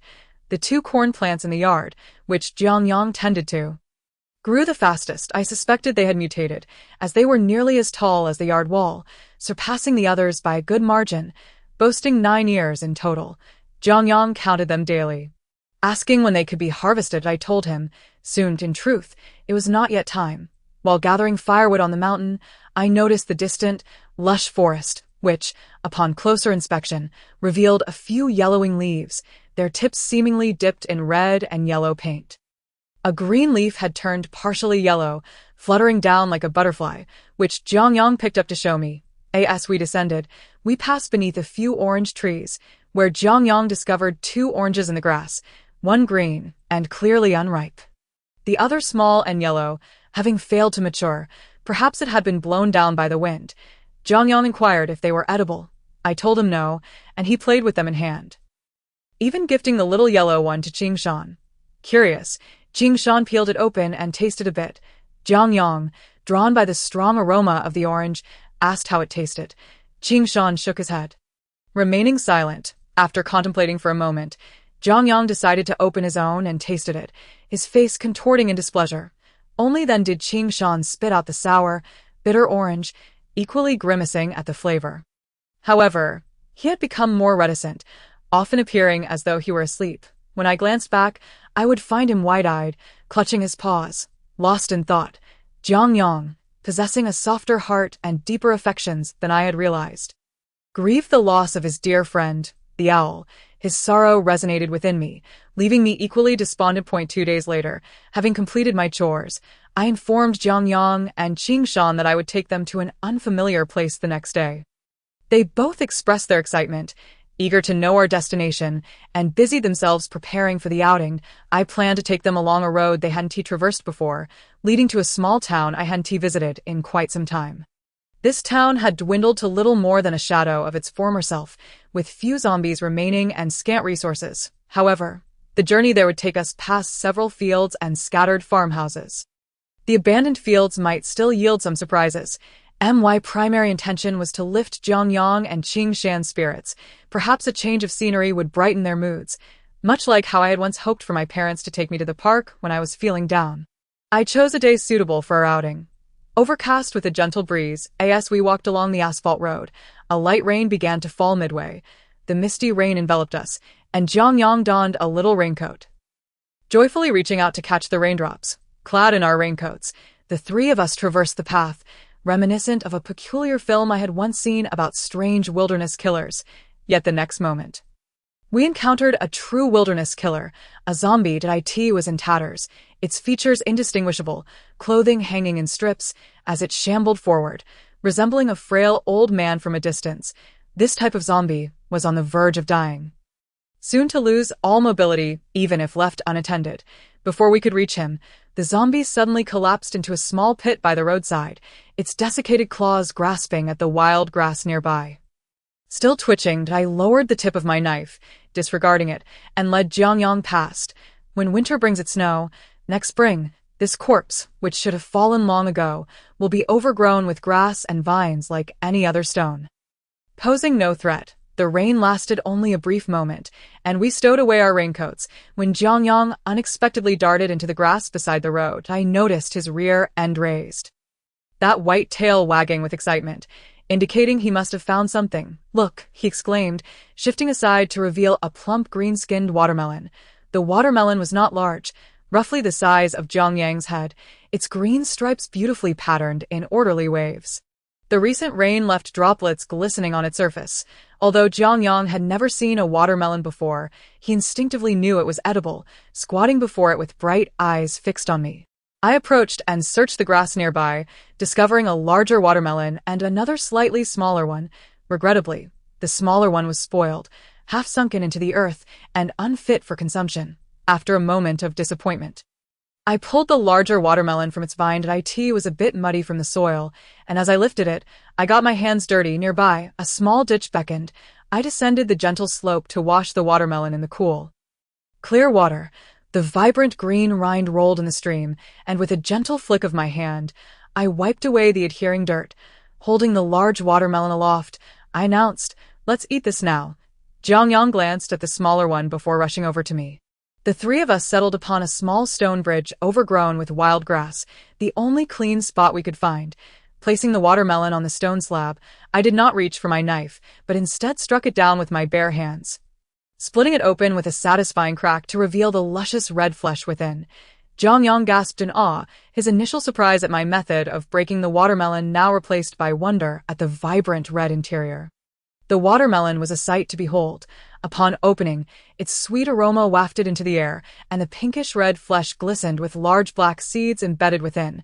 After a long day of travel, though not weary, we had worked up a sweat. Sitting by the roadside, feeling the gentle breeze while enjoying watermelon was a profound delight. It had been ages since I last tasted watermelon, and the scent alone had my mouth watering.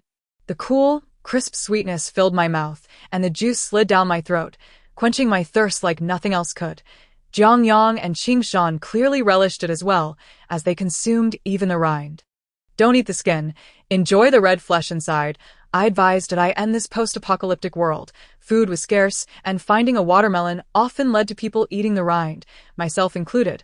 However, at this moment, there was no need to consume the rind, especially since it was not palatable raw. We devoured the entire watermelon, still yearning for more. "It will grow watermelons in our bellies," I jested to frighten them. Jiang Yang's eyes sparkled with longing as he eagerly asked, "Really, if it grows, it could sprout right in my mouth, and I could eat it straight away." Oh, the innocence of this child. Qingshan, however, was not fooled. He helped me gather the watermelon seeds from the ground, smirking slightly as he reminded me that he had eaten watermelon before and that they did not grow inside one's belly after washing our faces and hands in the ditch. We continued on our way, the sweetness of watermelon lingering on our lips. The dense forest gradually thinned, and the first house appeared by the roadside. This dwelling was in a state of disrepair, its roof having been blown away, likely due to the extreme weather of recent years, heavy rains, snowfall, and violent winds. Our current home, surrounded by towering mountains, had largely escaped such devastation. Many of these solitary houses in open areas had suffered calamity. I recalled a time when I encountered hailstones the size of fists. They fell unexpectedly, and if one did not find shelter in time, the consequences could be fatal. Despite its dilapidation, the yard outside was lush and vibrant, as plants adapted far better to this new world than humans did. The owner of the house had long since vanished, but the flora planted years ago had thrived, now overtaking the yard and spilling out into the surroundings, creating a lively scene. Peering through the half-broken iron gate, I could see thorny rose branches in one corner, sprawling wildly and occupying nearly half the yard. When I visited last year, this rosebush had not grown so large.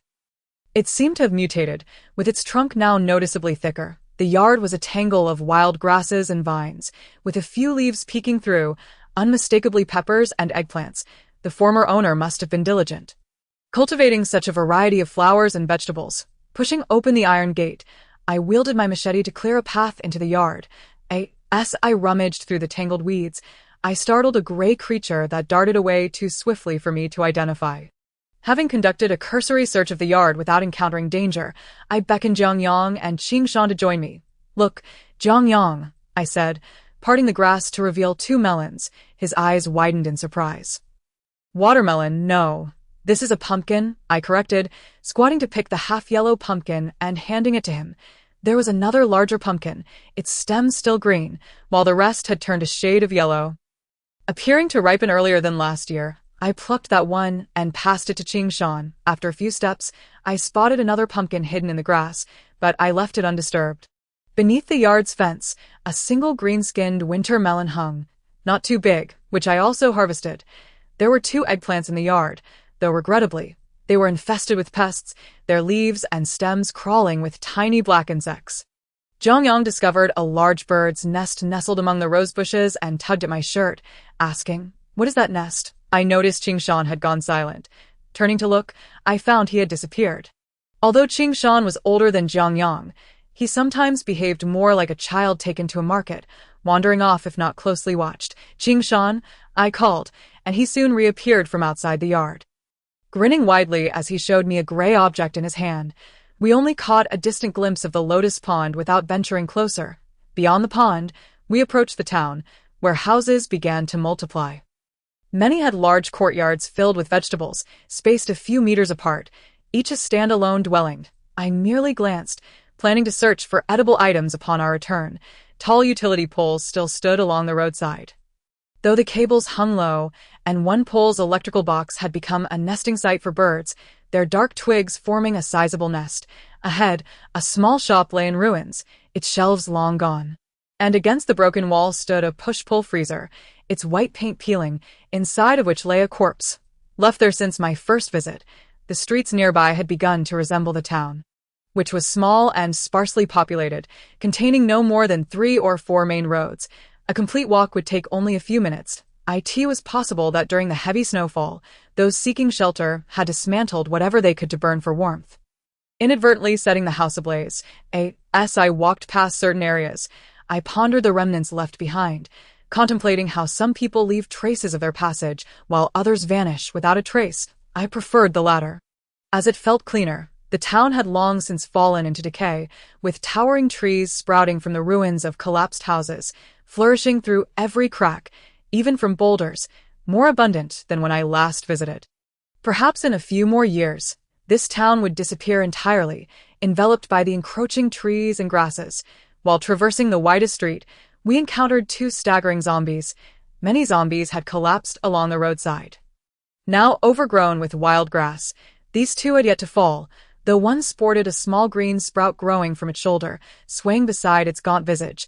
Qingshan prodded them aside with a long stick, eliminating the threat before continuing forward, ready to confront any additional zombies we might encounter. "What is it?"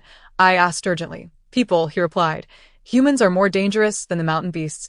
I guided the two of them into a dilapidated house by the roadside, instructing them to remain silent and wait for Qingshan to signal that the people had passed. Before long, I heard the sound of footsteps and the voices of children. "Brother, look at the flowers." "Dad, look at the flowers." "All right, Ing, don't disturb your father. Sit still. Your brother can't see the road ahead." "It's fine, Mom. I can see." There existed a family of four, a middle-aged couple and their two children. The younger of the two, a little girl, sported a black tail and held a yellow flower delicately in her clawed grip, her face adorned with a joyful smile. The child accompanying her, perhaps not deserving to be called a child due to his nearly adult stature, had a white tail trailing behind him. This family was also leading a cow, laden with various belongings, suggesting they might be in the process of moving. The presence of two such children captured my attention, particularly that of the black-scaled girl, revealing the existence of girls amidst them. Though small in stature, the child seemed remarkably perceptive. Sensing my gaze, her smile faded, and she pursed her lips, puffing her cheeks as she peered toward our hiding spot. Her parents and brother, noticing her curious glance, turned their heads in cautious acknowledgement. I stood up alongside Jiang Yang and Qingshan, choosing not to remain concealed any longer, and simply declared, "We are passing through." Upon seeing Jiang Yang and Qingshan, the family appeared to relax slightly, though their tension had not entirely dissipated. They did not engage in conversation, merely nodding before hastening their pace, and the little girl fell silent as they swiftly disappeared from our sight. In this apocalyptic world, such behavior was common. Mutual non-interference was the norm, especially among small groups. There was no malice on either side. It was merely a moment of passing. I observed their departure, noting they were headed in a different direction, not toward our village, and continued on our path. As we left the dilapidated house, an orange cat suddenly leaped from a dark corner and dashed away, revealing that it had been hiding there while we were concealed. That night, Jiang Yang, perhaps weary from our journey, fell into a deep slumber. While eating winter melon, he pointed at the piece in his hand, exclaiming, "This is an Eastern melon." He then gestured toward the pumpkin I held, stating, "That is a southern melon." Finally, he directed my attention to a large tub in the corner, where watermelon seeds had been planted, and asked, "What about a northern melon?" I replied, "There is no northern melon." I then indicated the winter melon, explaining, "This is winter melon, as in the season, not the eastern direction." Curious, Jiang Yang inquired, "Are there spring melons or summer melons?" I answered, "There are none. Why not, Ma?" After pondering, I replied, "We shall make pumpkin cakes later." Jiang Yang ceased his inquiries. Although I had never made pumpkin cakes before, I had experience with other types of cakes. Ultimately, the process for such creations often follows a similar method, leading to comparable results. I selected the oldest pumpkin, sliced it open, and scooped out the soft, fibrous interior, which contained many white seeds. I instructed Jiang Yang and the others to help separate the seeds, keeping some for planting while the rest could be roasted. In truth, it wasn't imperative to save seeds, as I had spotted several old pumpkins still in the field and could collect more later. I peeled the pumpkin skin, cut it into slices, and placed them in a steamer until tender. Then, using a large spoon, I mashed the cooked pumpkin into a vibrant yellow puree, incorporating flour and water. Similar to the preparation of buns, I shaped the mixture into patties and pan-fried them until golden. Despite the rudimentary method, the outcome was delightful. The cakes were sweet, with a crisp exterior that yielded to a chewy interior. Both Jiang Yang and Qingshan relished them, as did I, leading me to use all the pumpkins for this simple dish. I also prepared an exceptionally thin version of the cake, which turned out slightly charred and crisp, akin to a biscuit. The quantity I produced seemed to vanish as quickly as I prepared them. Devoured by Jiang Yang and Qingshan, as the days passed, I truly sensed the arrival of autumn on a particularly sunny day. The change was palpable. The once blistering sun that could scorch the skin had softened. A noticeable change for someone like me who spent much time outdoors. The jujube tree in the village bore ripe fruit, prompting me to send Qingshan to shake the jujubes down while Jiang Yang laid them out to dry. Using a bamboo mat, akin to a large board with tiny gaps, was ideal for drying vegetables. When not in use, it could be stored upright in the main room, and when needed, it could be laid out in the yard. Propped up by two stools, with autumn upon us, the harvest would increase, and so too would the items needing drying, starting with the jujubes. Jiang Yang sat beside the bamboo mat, carefully arranging each jujube with meticulous attention. Occasionally flipping them to ensure even drying, his precision often surpassed mine. I would have simply tossed them onto the mat and smoothed them out. Without such fuss, the autumn sky appeared vast and open. The clouds now distant, unlike summer's dense formations that seemed to rest upon the treetops, white and fluffy, as if within reach, the autumn clouds drifted in clusters, inspiring a sense of expansiveness within me. "Ma," Jiang Yang exclaimed, pointing skyward. "Look at that large bird." Pausing my pepper picking, I glanced up to see a sizable bird pursuing a smaller one. It was an eagle, familiar to me from its hunting forays into our fields for rodents and rabbits. This majestic bird seemed undeterred by human presence, maintaining indifference even at 100 meters. Should one approach closer, it would take flight, soaring high into the sky. Eagles prefer lofty perches, and I often spotted them atop a tall, partially dead tree in the fields, its lower half still adorned with green leaves while the upper branches were bare and dry. Regardless of my disinterest in the eagle's activities, Qingshan darted toward it upon spotting its descent into the field. Before I could react, he had already approached the majestic bird, but his speed paled in comparison to that of the eagle. As it ascended to a branch, it emitted a series of sharp calls directed at Qingshan, who gazed up in disappointment, contemplating climbing the tree. In an instant, the eagle took flight, and I recognized his longing for more pumpkin cakes. I had planted numerous peppers, and they were now ripening in succession. Unable to consume them all, I resolved to harvest the red peppers to prepare chili sauce and dried peppers. Peppers are a wonderful resource. During the frigid winter months, consuming spicy food can bring warmth. Although I was not particularly worried about freezing to death now, I recalled a few years back when a heavy snowfall left me desperately searching for anything to burn for warmth. Enduring the bitter cold, when my mind felt frozen, chewing a dried pepper would invigorate me, despite the fiery sensation in my mouth. Yet at that time, I was not here, and obtaining peppers was quite challenging. Jiang Yang still struggled with the taste of spiciness. While he was fine assisting in the pepper picking, he kept his distance when it came time for chopping, sneezing repeatedly as the pungent aroma reached him. Qingshan, though not fond of spicy food, had a peculiar affinity for it, often insisting on eating despite his eyes turning red from the heat. I poured the large basket of freshly picked peppers into a basin by the well to wash them clean. Removing the green stems, Jiang Yang and Qingshan squatted beside the basin, helping with the washing while I focused on stem removal. Once the peppers were rinsed, I allowed them to dry before proceeding to chop them. Jiang Yang and Qingshan were not much help during this stage, so I shooed them to the doorway, where they watched me intently. I placed a cutting board on a bamboo sieve, and the chopped peppers were swept off the board. Accumulating in the sieve, the vibrant red pepper flakes piled higher, filling the air with a pungent aroma that tickled my nose, compelling me to turn away and sneeze. Hearing my sneezes, Jiang Yang, with his reddened eyes, erupted into laughter, prompting Qingshan to nudge him to stop. Jiang Yang, unable to withstand the strong scent, rushed over, fanning me with a hand fan in a futile attempt to disperse the irritation. However, he couldn't last long, retreating as the gust only intensified the spiciness, making it nearly impossible to breathe. The scent was manageable, but the areas of my hands that had come into contact with the pepper juice began to burn, akin to being scalded by fire. Ignoring the discomfort, I quickened my pace to chop a whole basket of peppers. Placing them into a large jar, I added half a jar of salt and minced garlic, mixing until the pepper juice overflowed. Before sealing the jar, this jar was placed beneath a cabinet in the kitchen, where it would sit for a few days until the chili sauce was ready for consumption. This method of making chili sauce was the simplest, yet it allowed for long preservation. A portion of the peppers was laid out on the bamboo mat to dry, destined to be crushed into chili powder later. After processing the peppers, my hands were stained red, and I sat by the well, soaking them in water for a while. Once I finished soaking, Jiang Yang moved a small stool in front of me and began fanning my hands. While it was of little use, the warm breeze was quite pleasant. "Ma, is it cool?" he asked. "Yes, Ma." The corn in the yard has grown such long tassels. It's not ripe yet. We'll have to wait a few days." "Oh."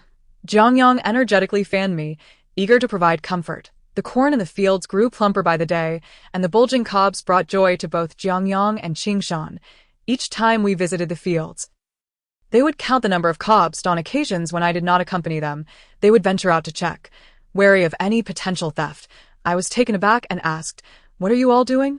Upon seeing me approach, the muddy Jiang Yang lifted his head and rushed over, clutching my leg with his dirt-covered paws, lamenting how the corn in the field had been devoured by mice. Qingshan also leapt out of the large pit, joining Jiang Yang in recounting their previous encounter with a large mouse that had been stealing corn. Indeed, I noticed that one of the corn plants in the field had been replanted, with an ear of corn lying on the side. The mouse, upon noticing us, scurried into a hole at the edge of the field. The fallen corn was a result of the mouse's mischief, not ours. Jiang Yang furiously wagged his tail, indignantly explaining the situation to me. I grasped what had transpired. They had bumped into the mouse stealing corn, witnessed it dart into its hole, and attempted to dig it out. Well, we didn't manage to dig it out. Qingshan added, his expression somber as he gazed at the large pit. Field mice are adept at burrowing. Once they dive into their burrows, they vanish without a trace, making it nearly impossible to unearth them. To console them, I picked 3 ears of corn from the 2 plants in the yard, boiled them, and offered one to each as a comfort. The cooked sweet corn was fragrant and delightful, with plump kernels arranged neatly in golden rows, both appetizing and visually appealing. Taking a bite, the crisp, tender flavor was beyond description. Jiang Yang, holding the corn, took a bite, and with his cheeks puffed up, paused to say, "This corn is delicious. I detest the mice that steal it." Qingshan, munching on his corn in silence, nodded in agreement, seemingly more resolute in their quest to catch the thieving field mouse after savoring the delightful corn. Children are often clear-cut in their sentiments, their likes and dislikes more pronounced than those of adults. The 2 of them declared their intent to catch the field mouse, returning to the field daily in search of it. I chose to let them be, curious to see if they could indeed capture the elusive rodent. I suspected that the mouse had been frightened into hiding by their incessant wandering. After 3 rounds of boiling the corn, the 2 plants tended by Jiang Yang were consumed, yet they had still not managed to catch the mouse. One day, as we went back to work in the fields, Qingshan suddenly froze, spotting something in the cornfield from a distance. His eyesight was significantly sharper than mine. I couldn't quite discern what he was looking at until I saw a large shadow soar up from the field into the sky. It was then that I realized Qingshan was watching a majestic eagle. Perhaps it was the very one he had attempted to catch before. I mused. Could it be that Qingshan harbored intentions of capturing this eagle as well? Just as I contemplated this, I saw him sprinting over like the wind, shouting at the eagle.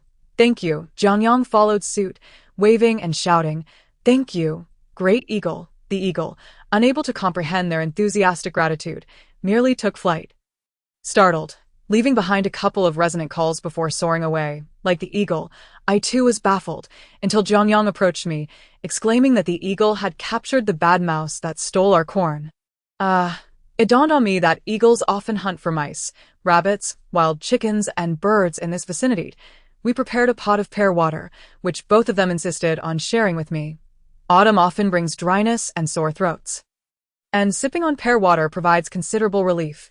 Jiang Yang relished the pear water, while Qingshan and I found it excessively sweet. Ultimately, it was Jiang Yang who consumed the most. I drank from a bowl, while Jiang Yang opted for a large aluminum basin typically used for soup. In truth, I usually felt unwell during autumn, burdened by many lingering ailments from my youth, ailments that remained unhealed. I paid them little mind, as I knew from experience that enduring minor discomforts was trivial compared to more intense pains I had faced. Over the span of a decade, one can undergo a transformation that can only be described as revolutionary. 10 years ago, a mere splinter could bring me to tears, and a cut on my finger would send my parents into a frenzy, as if I had contracted a grave illness. Yet now, when I accidentally nick myself, I scarcely flinch, simply wiping away the blood without a second thought, continuing my work with the knife in hand. One morning, as I ventured into the fields, I noticed a plethora of dewdrops adorning the blades of grass, the delicate foliage along the path shimmering with moisture. I discovered that, unbeknownst to me, dew had formed.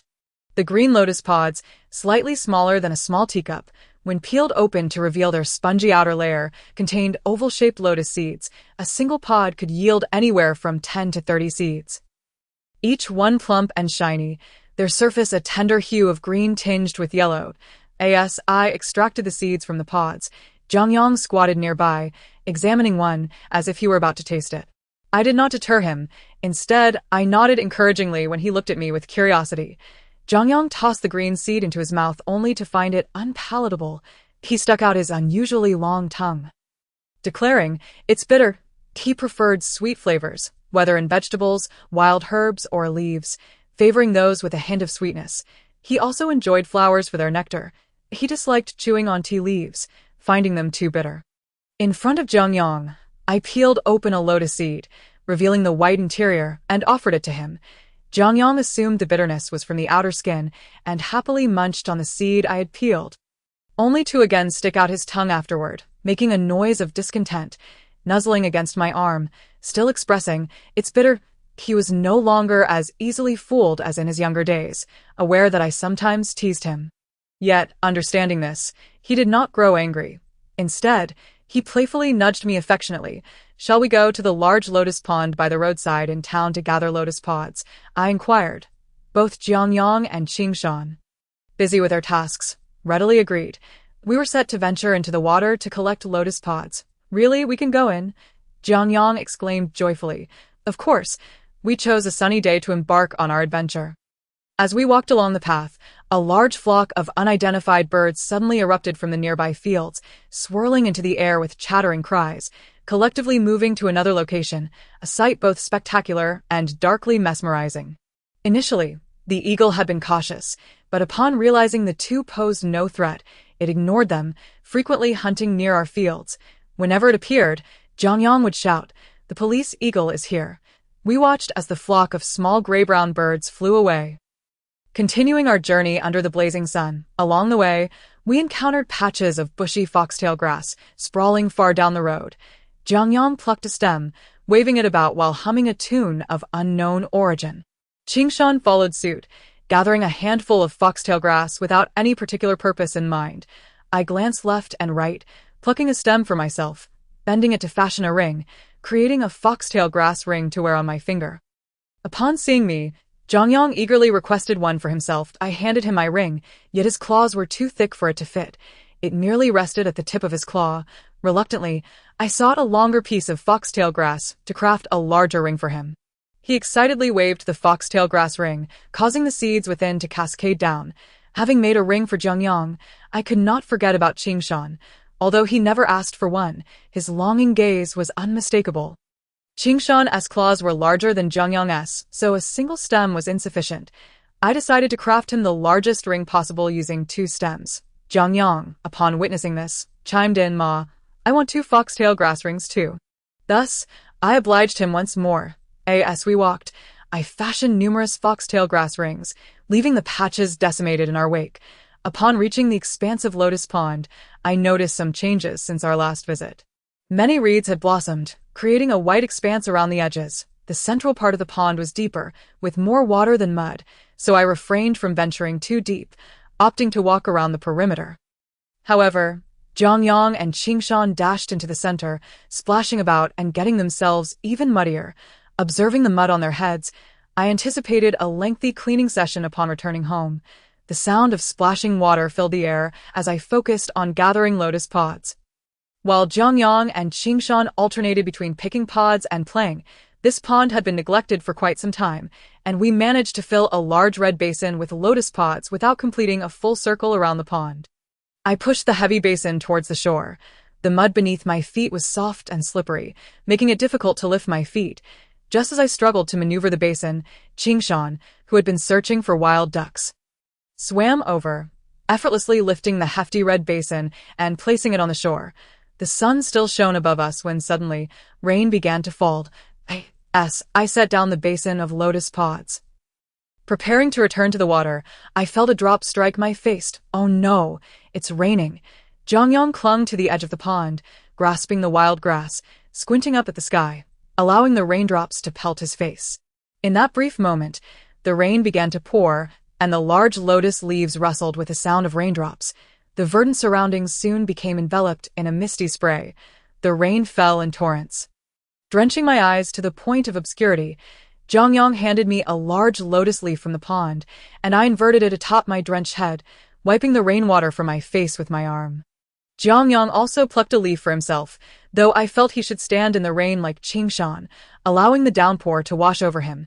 This was a sun shower, with the rain pouring down diligently while the sun shone unabashedly. Neither party willing to yield, the sudden shower was brief, dissipating after about 10 minutes, leaving even Qingshan's face still muddied. After the unexpected rain, the scent of the grass intensified, and the lotus leaves in the pond seemed to flourish. Standing tall and vibrant, I lifted the empty red basin to collect water, and Jiang Yang, seeing this, cleared a path in front of me. Diving deeper into the lotus pond, he moved the leaves aside, causing droplets to cascade from them like tiny pearls onto my hands and into the basin. Amused, Jiang Yang playfully nudged the leaves, making the shimmering droplets tumble down in delightful succession. Qingshan raised his hand to point at the sky. When Jiang Yang first beheld a rainbow, he was astonished and asked why there were so many colors in the sky. I explained that it was a rainbow, and he inquired about its meaning. Color signifies various hues, and rainbow perhaps refers to light. Together, they symbolize colorful light. I knew he would not grasp the concept of light refraction, so I likened the rainbow to the vibrant orange and purple hues of dawn and dusk, which appear at specific times. After pondering, Jiang Yang concluded that it must manifest when he was in a good mood. Jiang Yang confidently declared, he is the sky. When he's happy, it's clear. When he's not, it rains, and when he's angry, thunder roars. If there are red hues at sunset, perhaps he is shy, just like when you praise Qingshan, he blushes thus. The rainbow appears only when he is joyous. Well, if you perceive it that way, then so be it. Jiang Yang is indeed a romantic child, albeit rather muddy at that moment. We arrived at a thicket of reeds on the other side of the lotus pond. This expanse of reeds was considerable, nearly half the size of the pond itself. Viewed from the nearby road, the tall reeds resembled a meticulously woven green carpet, and we stood beside this grand tapestry, tugging at its fringes. The reeds thrived in the damp soil. Home to numerous waterfalls, I spotted several nests constructed from mud, twigs, and dried grass nearby. Qingshan, covered in mud, ventured into the reeds and emerged with a duck's nest containing several pale duck eggs. After presenting the nest, he handed it to me. The reed fluff was white, akin to that of bulrushes, yet distinctly different. Reeds often grow in large clusters along the pond's edge, exuding a certain reticence, while bulrush fluff is more carefree, sprouting by streams, fields, mountains, and even by walls. When the white fluff floats about, reeds are confined to the vicinity of the pond, while bulrushes fill the heavens. Moreover, reed fluff appears softer and more substantial, suggesting a more devoted growth, while bulrush fluff seems rather haphazard in comparison. As the sun dipped behind the mountains, only a radiant halo remained. The air was filled with the chirping of birds and the distant cacophony of cicadas, a testament to summer's dwindling vibrancy. I departed the lotus pond, accompanied by 2 playful calves, returning home with a heart full of contentment. As I walked behind them, I noticed their faint muddy paw prints left in their wake, only to realize I had left my own as well. Qingshan balanced the large red basin on his head, walking steadily, while a mound of lotus pods precariously perched atop. Freshly picked chestnuts from the trees were crisp and crunchy, bursting with a sweet flavor. Although not overly moist, they offered a uniquely refreshing taste. I recalled that in novels, the chestnuts wrapped in brown shells required peeling away a thin white inner skin to reveal the tender yellow kernels beneath. Both Jiang Yang and I favored the younger chestnuts, while Qingshan had a penchant for the more mature ones. Most of those chestnuts had fallen from their prickly husks, and after shelling them, the white inner skin had darkened to match the brown exterior, making it more difficult to remove. Finding it bothersome, Qingshan consumed them with the fuzzy inner skin intact. Did he truly not notice the irritation it caused? I had my doubts. Raw chestnuts were delectable, but once boiled, they became even more scrumptious. Thus, anything delicious remains delightful regardless of its preparation. I selected several mature chestnuts from the half-eaten basket Jiang Yang and Qingshan had left behind, placed them into a pot of water, and set it on the stove. As I began preparing dinner, the pot of boiling water would soon cook the chestnuts to perfection. While dining, the aroma of the boiling chestnuts wafted through the air, so enticing that it almost overshadowed the taste of our meal. After finishing dinner and washing up, I was just in time to retrieve the pot. The boiled chestnuts had a soft, sticky texture akin to a sweet cake. Rich and delightful, the tightly adhering brown inner skin was much easier to remove once cooked. The satisfaction of peeling off the skin to reveal a complete chestnut was gratifying. The golden-hued chestnuts, still warm, were especially delicious, as they could be dried for preservation. I had prepared an ample batch, but within 2 days, they had all been devoured before I could even dry them.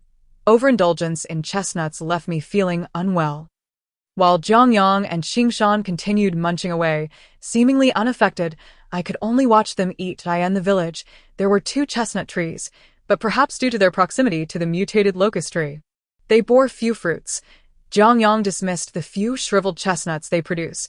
He preferred to venture into the mountains with a bag, collecting chestnuts in abundance. Jiang Yang had grown taller, reaching below my chest. With larger, sturdier hands and feet, though he still did not surpass Qingshan, his spirit had become wilder. Often running off to the mountains alone, I worried for him but refrained from voicing my concerns, telling myself that Jiang Yang was growing up, and it would be unkind to confine him. When I could no longer suppress my fears, I reasoned with myself, recalling my own childhood desire for freedom and how my parents' restrictions had made me resentful. I did not want Jiang Yang to feel the same way. Qingshan, unlike Jiang Yang, was very sensible. Though he enjoyed playing with childish toys at home, he acted as a responsible young man, not running off without first completing his chores. Conversely, I wished for Qingshan to explore more, feeling it unfair that while Jiang Yang had the freedom to wander, Qingshan had to stay home and work alongside me. Reflecting on these thoughts, I realized I was not so different from many parents of the past. When children are young, parents wish to keep them close for safety, but when they grow older, they worry about them staying home too long. I had never understood this feeling until now. It made me reminisce about my parents, regretting that they had once expressed frustration, wondering when they would see me grown. Now, my children were on the brink of growing up. Qingshan noticed my concerns for Jiang Yang. He would not offer empty reassurances, but simply trailed behind Jiang Yang, following him into the mountains, knowing it would ease my worries. I initially did not realize this until several days later. While Jiang Yang foraged for chestnuts, Qingshan opted not to collect but instead used a slingshot to hunt birds nearby. The slingshot I had once used was now his, and he wielded it far better than I ever could, likely due to his strength. He gathered small, jagged stones from the ditches and kept them in a pocket, ready to shoot at any wild birds or ducks he spotted along the way. When I mentioned bows and arrows, Qingshan became curious and asked about them. That moment, as I crafted a bamboo basket, I decided to fashion him a small bow to demonstrate. Jiang Yang, being fond of such toys, took the little bow with him as he ventured out, bending down to snap the many reeds he found along the roadside, drawing the bow to shoot at the grass leaves, the clouds above, the nearby tree trunks, and even the wild rabbits that startled from the underbrush. Perhaps it was the onset of autumn, as everyone began to forage for food in preparation for the scarcity of winter, prompting them to emerge in search of sustenance. If the vibrancy of summer is attributed to the lush mountains and verdant fields, then the liveliness of autumn belongs to the creatures that inhabit it. On clear days, the sky is often filled with a flurry of birds flitting about. However, an abundance of birds can be troublesome, as they tend to pilfer from the fields. The white dew and autumn winds herald the change of seasons. The noticeable drop in temperature, particularly following a rain shower, serves as a tangible reminder that autumn has indeed arrived. The saying goes, each autumn rain brings a chill. With every torrential downpour, the air grows progressively cooler. The sky seems higher, the winds stronger, and from afar, the trees on the mountains begin to reveal hints of crimson and gold. The mountain's waste, amidst the previously unbroken expanse of green, a few trees with red and yellow leaves emerge unexpectedly. Had I not ventured into the mountains, I would have remained oblivious to their presence. One morning, as I rose to wash my face, I glanced at the vegetable patch that Jiang Yang tended to. Numerous seedlings had sprouted, and I crouched by the edge of the field to observe. In the far corner, 6 tiny seedlings had emerged, each sporting a pair of plump, round leaves. Closer to my hand were 2 slightly larger seedlings, which appeared distinct from the others. The seedlings in the corner were watermelon plants, while the 2 near me were likely pumpkin sprouts. It seemed that during our previous enjoyment of watermelons and pumpkins, Jiang Yang might have scattered the seeds here. Ma, Jiang Yang's voice broke my reverie as he approached, rubbing his eyes while holding a rinsing cup. Did you plant these? I inquired, pointing at the seedlings. He nodded. Yes, they sprouted the day before yesterday. This child appears to possess a remarkable talent for planting, akin to his prowess in hunting. I pondered whether this might be attributed to innate differences in skill, or perhaps the result of divergent tastes. With his mouth full of water, Jiang Yang tilted his cup to water the watermelon and pumpkin seedlings. I remarked, even though these seedlings have sprouted, they one day bear fruit, as the weather cools. They will perish, Jiang Yang, puzzled, exclaimed. Why, I explained, in winter, the cold is severe, and heavy snow blankets all the trees. The vegetables in the ground will freeze and die. After my explanation, Jiang Yang suggested, if I get cold, I can wear more clothes, but can't we make them warm too? Cover them with blankets? I had considered constructing a greenhouse, yet I doubted that even a rudimentary one could sustain the pumpkins and watermelons. After a thoughtful discussion, Jiang Yang grasped the gravity of the situation, tenderly stroking the seedlings and earnestly advising them, you must grow quickly. Once you mature, you won't fear the cold. I believed the issue ran deeper. Pumpkin vines and watermelon vines are inherently annual creeping plants, meaning they cannot survive beyond their season. They must sprout at the right time to yield fruit. Otherwise, their growth is in vain. Following our conversation, I noticed Jiang Yang frequently crouching by that small vegetable patch, urging the seedlings to grow faster, as if his words could hasten their development. I had always thought that he had little inclination for gardening.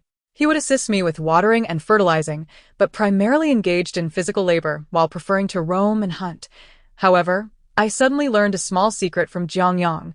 It began when I noticed Jiang Yang distressed over the watermelon seeds sprouting numerous intertwined leaves.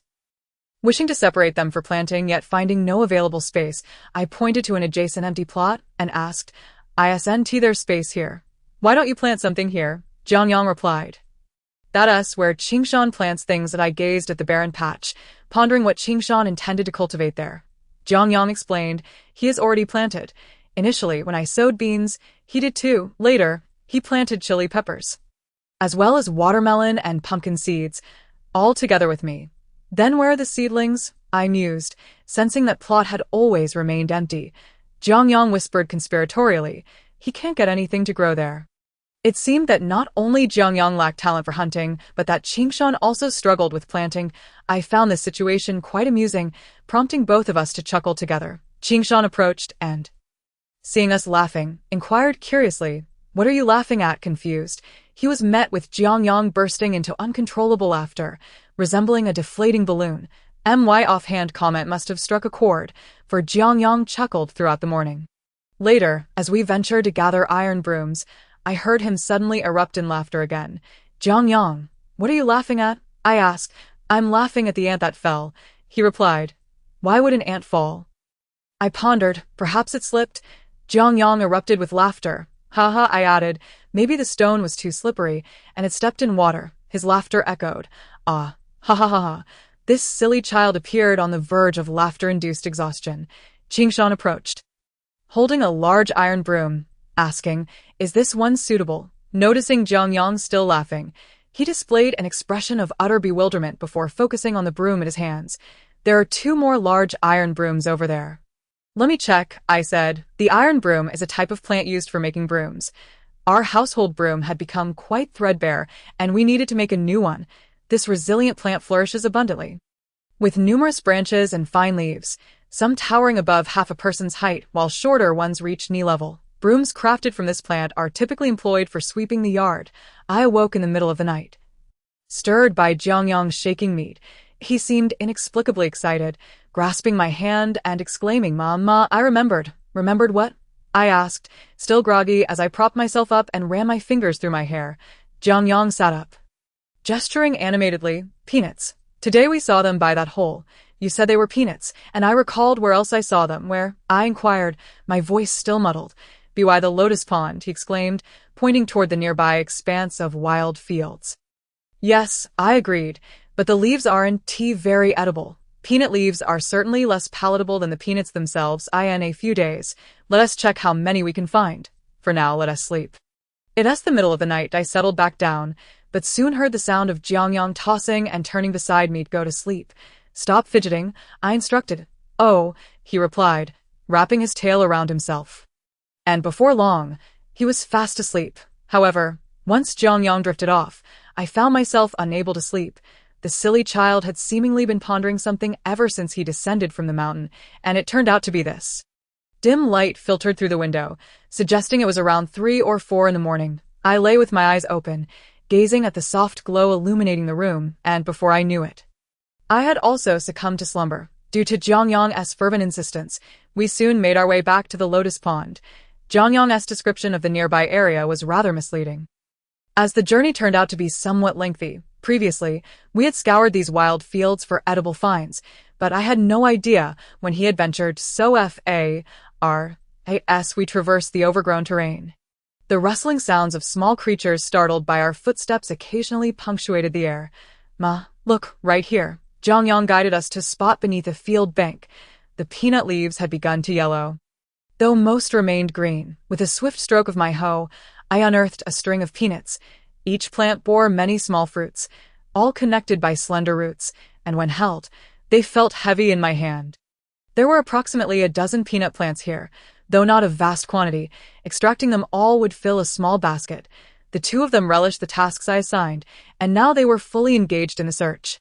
After I harvested the last peanut plant, I meticulously scoured the soil for any that might have been overlooked when suddenly, Qingshan shouted, "There's more here." Jiang Yang jumped up, exclaiming, "So many, Ma, so many, so many." His repeated emphasis indicated he was genuinely thrilled. Excitedly, I dashed towards him, eager to see. What had once been a clearly defined field bank was now nearly indistinguishable from the surrounding wild terrain. Overrun with weeds, I navigated through the increasingly yellowing grasses, stepping carefully on the flattened blades where Jiang Yang and Qingshan had previously walked. Upon reaching the two eager boys, I was astonished to find a substantial number of peanuts. I hadn't anticipated this at all. Amidst the wild grass, clusters of yellow-green oval peanut leaves emerged, all sprouting from previously dropped seeds. Although they were not arranged neatly, they were scattered enough to amount to a significant harvest. "Come, let us dig up all these peanuts." Thankfully, I had brought several large bags just in case. Otherwise, relying solely on my small basket would have been insufficient to contain such a bounty. As we parted the wild grass, we unearthed peanut plants one by one, the earthy and grassy scents mingling in the sun, creating a unique aroma that evoked a sense of drowsiness due to the need to uproot the entire plant. All the bags I brought were filled to capacity, and by the end, some were so stuffed they required a bit of force to close. "Have you been rolling around in the mud again?" "No. We're going to dig lotus roots." Qingshan brought out 2 segments of lotus roots caked in mud from behind him, while Jiang Yang happily extracted a piece as well. "Oh, don't dig up the tiny ones." I sat by the lotus pond, savoring the roasted chestnuts I had brought, watching the two of them frolicking in the mud, occasionally tossing a lotus root my way. "Jiang Yang, be careful not to break the lotus root in the mud. It's hard to wash when the dirt gets inside those holes." "Qingshan, don't just look for the large ones. Roots of this size are the most delicious." I gestured to a lotus root in my hand to emphasize my point. I honored my promise to cook them peanuts. Simply boiling them in salted water made them delectable, presenting a different flavor compared to the chestnuts. However, while the chestnuts could satiate them, the peanuts could not. "If you like them, let's plant more peanuts next year." I patted Jiang Yang's head as he handed me the last peeled peanut, his chin resting on my leg, gazing up at me. Though he was growing quickly, his large eyes still retained that innocent expression from his childhood, reminiscent of that little boy from spring. "Ma, are you tired?" "Not at all." I was unsure why he asked. "I saw you rubbing your waist and legs earlier." I chuckled lightly. "No, just a bit sore. Perhaps rain is on the way." After yet another autumn rain, the weather had turned considerably cooler, even though I often ventured outside without feeling the chill. I had to ensure Jiang Yang and Qingshan were dressed warmly. Dressing them was always a bit cumbersome, as their hands and feet were larger than those of ordinary humans, particularly their feet, dry in summer. Looser clothing sufficed, but now that the weather had turned cold, it became difficult to fit them into their clothes because the sleeves were rather narrowed. If I cut the pants as I did in summer, they would leaden the wind. I contemplated altering their clothes, perhaps widening the sleeves or simply letting them wear long coats. I had become quite adept at sewing and mending, producing garments that, while not aesthetically pleasing, were functional. However, both Jiang Yang and Qingshan were not fond of wearing oversized coats, finding them cumbersome. I leaned closer, inhaling deeply, captivated by the fragrance of the osmanthus.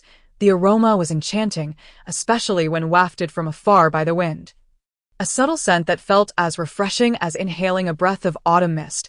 Before the world changed, my mother had a bottle of osmanthus perfume given to her, which she seldom used. Keeping it in the cupboard. Out of curiosity, I had once used it, accidentally applying too much, and the resulting scent was overwhelming. When my mother returned from work, she quickly discovered my transgression and scolded me.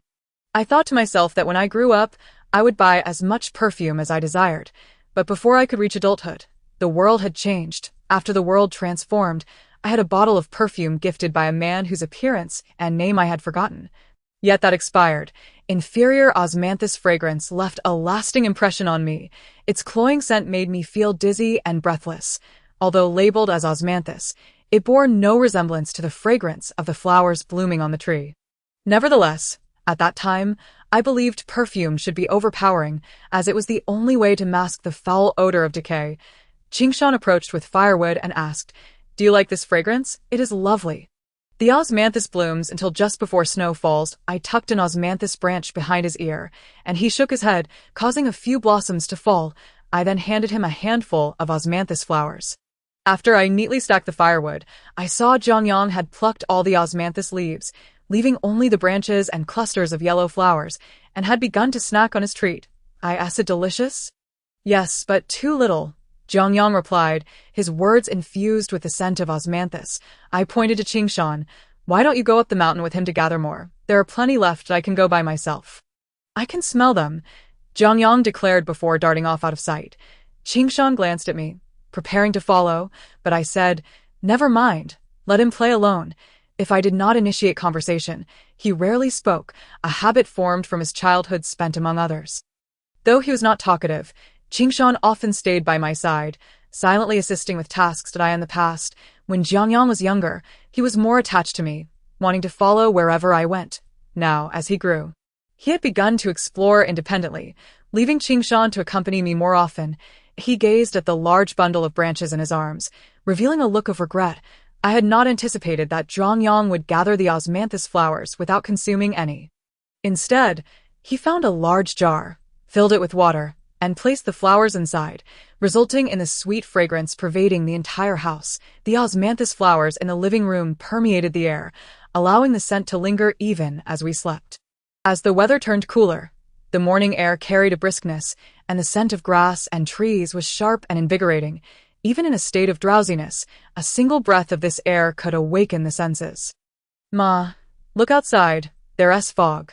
The moisture was dense by the river, a layer of white mist resting on the surface, and the grass along the roadside was adorned with dew.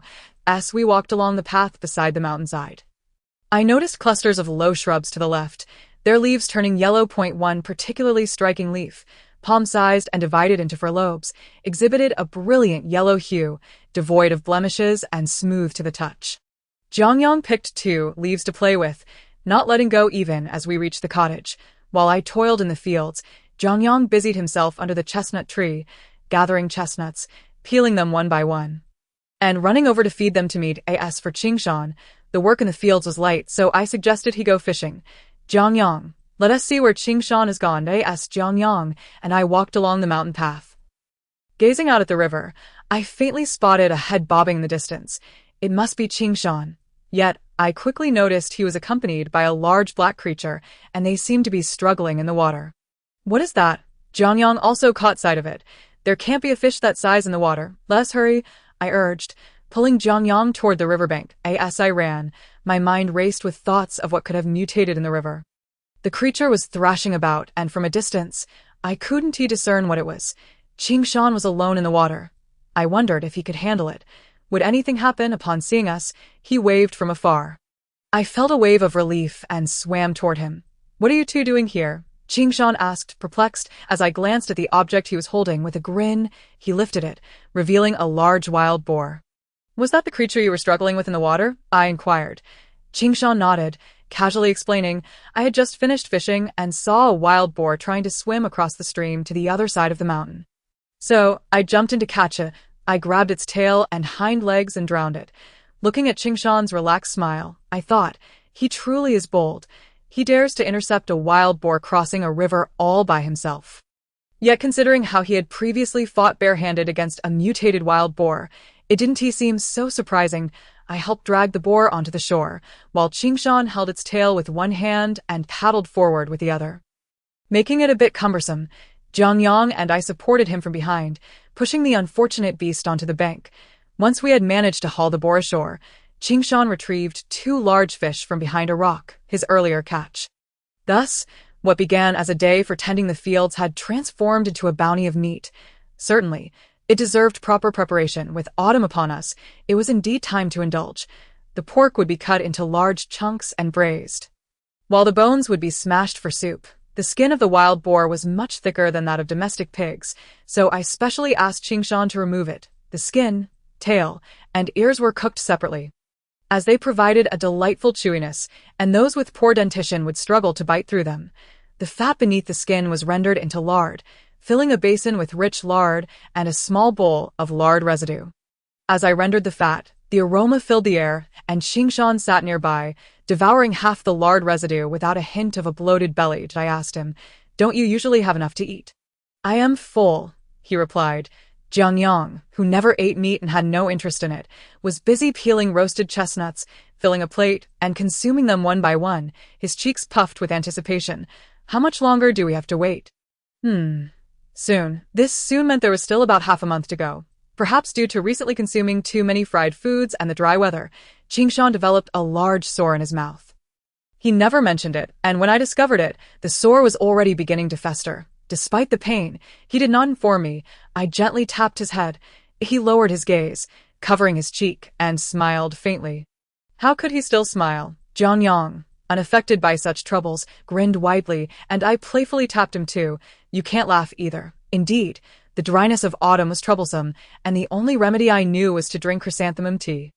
The chrysanthemum in question is not the large, white variety commonly cultivated in homes, but rather the wild chrysanthemum that flourishes in nature, its golden hue and diminutive blossoms, no larger than a fingernail, are striking. The wild chrysanthemum possesses a notably bitter flavor, yet it is highly effective in clearing heat and detoxifying, far surpassing the cultivated variety in this regard. The tea made from wild chrysanthemum is exceedingly bitter. Neither Jiang Yang nor I wished to partake in such a brew. Nonetheless, in an effort to alleviate Qingshan's discomfort, I accompanied him in drinking a bowl of tea. As the chill deepens, we have begun to harvest the sweet potatoes from the fields. This year's yield is abundant, evident from the mounds of earth heaved up by the tubers. Digging through the cracks in the soil reveals large sweet potatoes beneath the surface. I cut through the vines and used a hoe to loosen the soil, after which it was Jiang Yang and Qingshan's turn to gather. Qingshan carefully placed the sizable sweet potatoes into a large basket, while Jiang Yang collected the smaller ones still nestled in the earth. With autumn's crisp air, the fields are adorned with wild chrysanthemums and golden sunflowers. As flocks of birds flit about in the distance, their cheerful chirping filling the air, we transported basket after basket of sweet potatoes to the cellar, nearly filling it to capacity. However, the harvest is not yet complete. The later planted potatoes remain in the ground. I have decided to leave them for a while longer to grow, as the seed potatoes have already been gathered, freeing us from the worry of frost damage, and no spices or elaborate processes are required. The simplicity of the sweet potato chips makes them the perfect pastime snack, unlike dried chestnuts, which can leave a dry aftertaste. Sweet potato chips are sweet and chewy, with a uniquely delightful sweetness that never becomes cloying. I particularly relish sweet potato chips shortly after they are made, when they are still slightly soft and possess a hint of stickiness. They remind me of a candy I once adored, yet they surpass that in flavor. Before the apocalypse, I had purchased packaged sweet potato chips from stores. Although beautifully wrapped, their taste paled in comparison to the ones I now create. The dried sweet potato chips take on a deeper hue, resembling the color of honey after it has settled. Since I began making these chips, Jiang Yang always carries a small bag of them and roasted chestnuts whenever he goes out. During our work breaks, he would pull out his bag, sharing with us as we sit, gazing at the sky and the distant mountains. Autumn arrives slowly. However, once it is recognized, it seems to hasten by, each day colder than the last, as if winter is just around the corner. The winters post-apocalypse differ significantly from those prior. They are colder and arrive sooner. I mentioned this to Jiang Yang and Qingshan. And to my surprise, Jiang Yang recalled Hanyang City, remembering the mutated dog from the park cave, his expression turning somber. Qingshan, however, had no particular sentiment about that place, simply stating that he would follow my lead. Upon hearing this, Jiang Yang eagerly declared, "I will go with Ma too. I once lost all my friends and family, yet now I have regained a home, living for them and striving for the world we have built together. Working towards a better life." I must admit that humans are inherently fearful of solitude. When surrounded by others, loneliness may manifest merely as a melancholic sentiment, allowing one to enjoy solitude amidst the crowd. However, when the world collapses and no other humans remain, the stark reality of isolation becomes a lethal weapon. I once languished in that dreadful loneliness, yet Jiang Yang and Qingshan have saved me, perhaps by choosing to accept them. I salvaged myself. Before the rain began, we reached a gas station by the roadside. Just as we arrived, the rain poured down in torrents. Inside the dust-covered gas station, a chilling breeze swept through, the store's entrance and walls damaged. Leaving a scene of disarray that could not shield us from the wind, we found refuge beneath a wall. Watching the rain outside, I recalled the time I brought Jiang Yang to Hanyang City. It had also rained then, and we spent the night in a small toll booth at the entrance. For some reason, it seems that each time we depart from home, it rains. Fortunately, this downpour did not last long. Soon, the clouds dispersed, leaving behind scattered remnants, and the sun peeked through, casting a golden hue. We tread upon the muddy path towards Hanyang City, moving swiftly so as to arrive before dusk, finding a vacant house to temporarily settle in.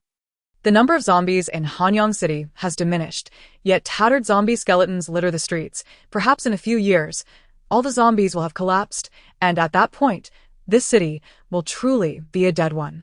As we traversed a street lined with maple trees shedding their leaves, I spotted an orange cat nestled among the vibrant foliage.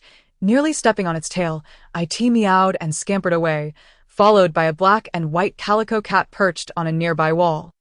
Observing their departure, I realized I had misjudged. This city is not devoid of life, for many creatures still exist here. We gathered blankets, winter clothing, additional salt, books, and other useful items. We found a larger tricycle, though maneuvering it proved somewhat challenging. Most stores lay in ruins, with little of value remaining. However, with diligent searching, we could uncover hidden treasures, especially in obscure little shops and warehouses nestled within residential areas. Upon discovering a small shop that had survived, we were often met with delightful surprises. Jiang Yang, thrilled by my plan to build a greenhouse for his vegetable patch, eagerly loaded all the plastic sheeting he could find onto the tricycle. We also stumbled upon a small shop near a school, unearthing numerous notebooks, pencils, and erasers, which I carefully loaded into the cart. During the winter, when there would be little to do, I could teach both of them how to write. As we passed the city library, I wandered inside for a brief exploration. The shelves stood empty, and the floor bore evidence of many fires that had burned. That winter was long and bitterly cold, and many survivors resorted to burning books for warmth. Not just books, but everything combustible. I once witnessed an elderly man, perhaps a professor, huddled beside a fire, cradling a frost-bitten child as he burned books, tears streaming down his face as if he were sacrificing his own life. I am but a shallow and ordinary person. During my school years, I had little love for reading, discarding my books upon graduation. Back then, when I was nearly frozen in the heavy snow, I burned books without hesitation, oblivious to the old man's suffering. Yet today, as I pass this empty library and observe the remnants of burnt pages, a pang of sorrow washes over me, unexplainable and profound. Jiang Yang has not seen much. He is unaware of trains, subways, airplanes soaring through the sky, or boats gliding across the sea. He does not know what the universe is like or what it is to gaze at Earth from beyond. He has never witnessed children of his stature walking into schools, nor has he seen the myriad of television dramas playing on screens. There are countless things he does not know, without the ability to see them firsthand. My descriptions may remain formless in his imagination. The glass would shatter on the road, and Jiang Yang's expression reflected his disappointment. "Where's Qingshan?" "Right here." Qingshan emerged from beneath the counter, holding up a dusty book, exclaiming, "I found this." It was a photography collection, the cover depicting the golden rooftops and red walls of the Forbidden City. I took it and flipped through the pages, which showcased aerial views of Shanghai at night.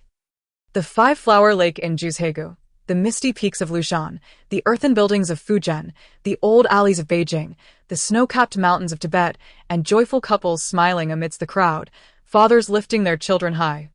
Elderly couples gazing into each other's eyes, and lively gatherings at concert halls. As we walked along the road, Jiang Yang continued to peruse the book while Qingshan tilted his head to catch a glimpse. There are so many people here. Where is this? Why are so many gathered together? Jiang Yang exclaimed, pointing to a photo of a bustling square at night. I gazed at the overgrown, weed-riddled street beneath us and replied, "That is a square where many go to unwind. Typically, it is most crowded in the evening. Not just the square. There used to be throngs of people everywhere, bustling along the streets, often unable to board the buses or subways." Jiang Yang tucked the book away securely at the bottom of the tricycle's cart. As we passed the site from our last visit, the couple we had seen before was nowhere to be found. Leaving us to ponder their whereabouts, and the vast expanse of Hanyang City, it seemed as if we three were the only living souls. Qingshan used a bamboo pole to fend off several zombies, knocking them into a nearby ditch, while Jiang Yang mimicked him, using a long bamboo stick to push away the approaching zombies. This is perhaps the first time I have felt so at ease amidst a horde of zombies. Jiang Yang and Qingshan have never experienced the most tumultuous period of the undead's reign, and they exhibit no fear towards these frail creatures that fall at a mere poke. As we traverse the streets, they poke and prod the zombies, seemingly reveling in the amusement of it all. Suddenly, I catch sight of a beggar-like figure approaching us. It is a living woman. As she draws near, I discern her disheveled hair and grimy face, suggesting she hasn't tea-washed for quite some time. Barefoot and adorned with various odds and ends, she ambles along, laughing to herself as if oblivious to her surroundings, staggering with each step. I guide Jiang Yang and Qingshan to steer clear of her and continue on our way. I remark, "She's a person." Jiang Yang responds, "But she looks so much like a zombie. Even her gait resembles theirs." He mimics her limping motion. It seems she may have lost her mind, wandering here without knowing how she arrived. I gently pat Jiang Yang's head. I ponder, had I not chosen to linger in that village, I too might be aimlessly wandering, akin to her, uncertain of my destination. We stumble upon a small grocery store with several usable items. While I am busy loading our tricycle with supplies, two men round the corner and immediately spot me, brandishing their sticks as they approach. Unfazed, I draw a machete from beside the tricycle and call out to Jiang Yang and Qingshan, who are still rummaging inside the store. Upon their emergence, the men halt, seemingly assessing the situation.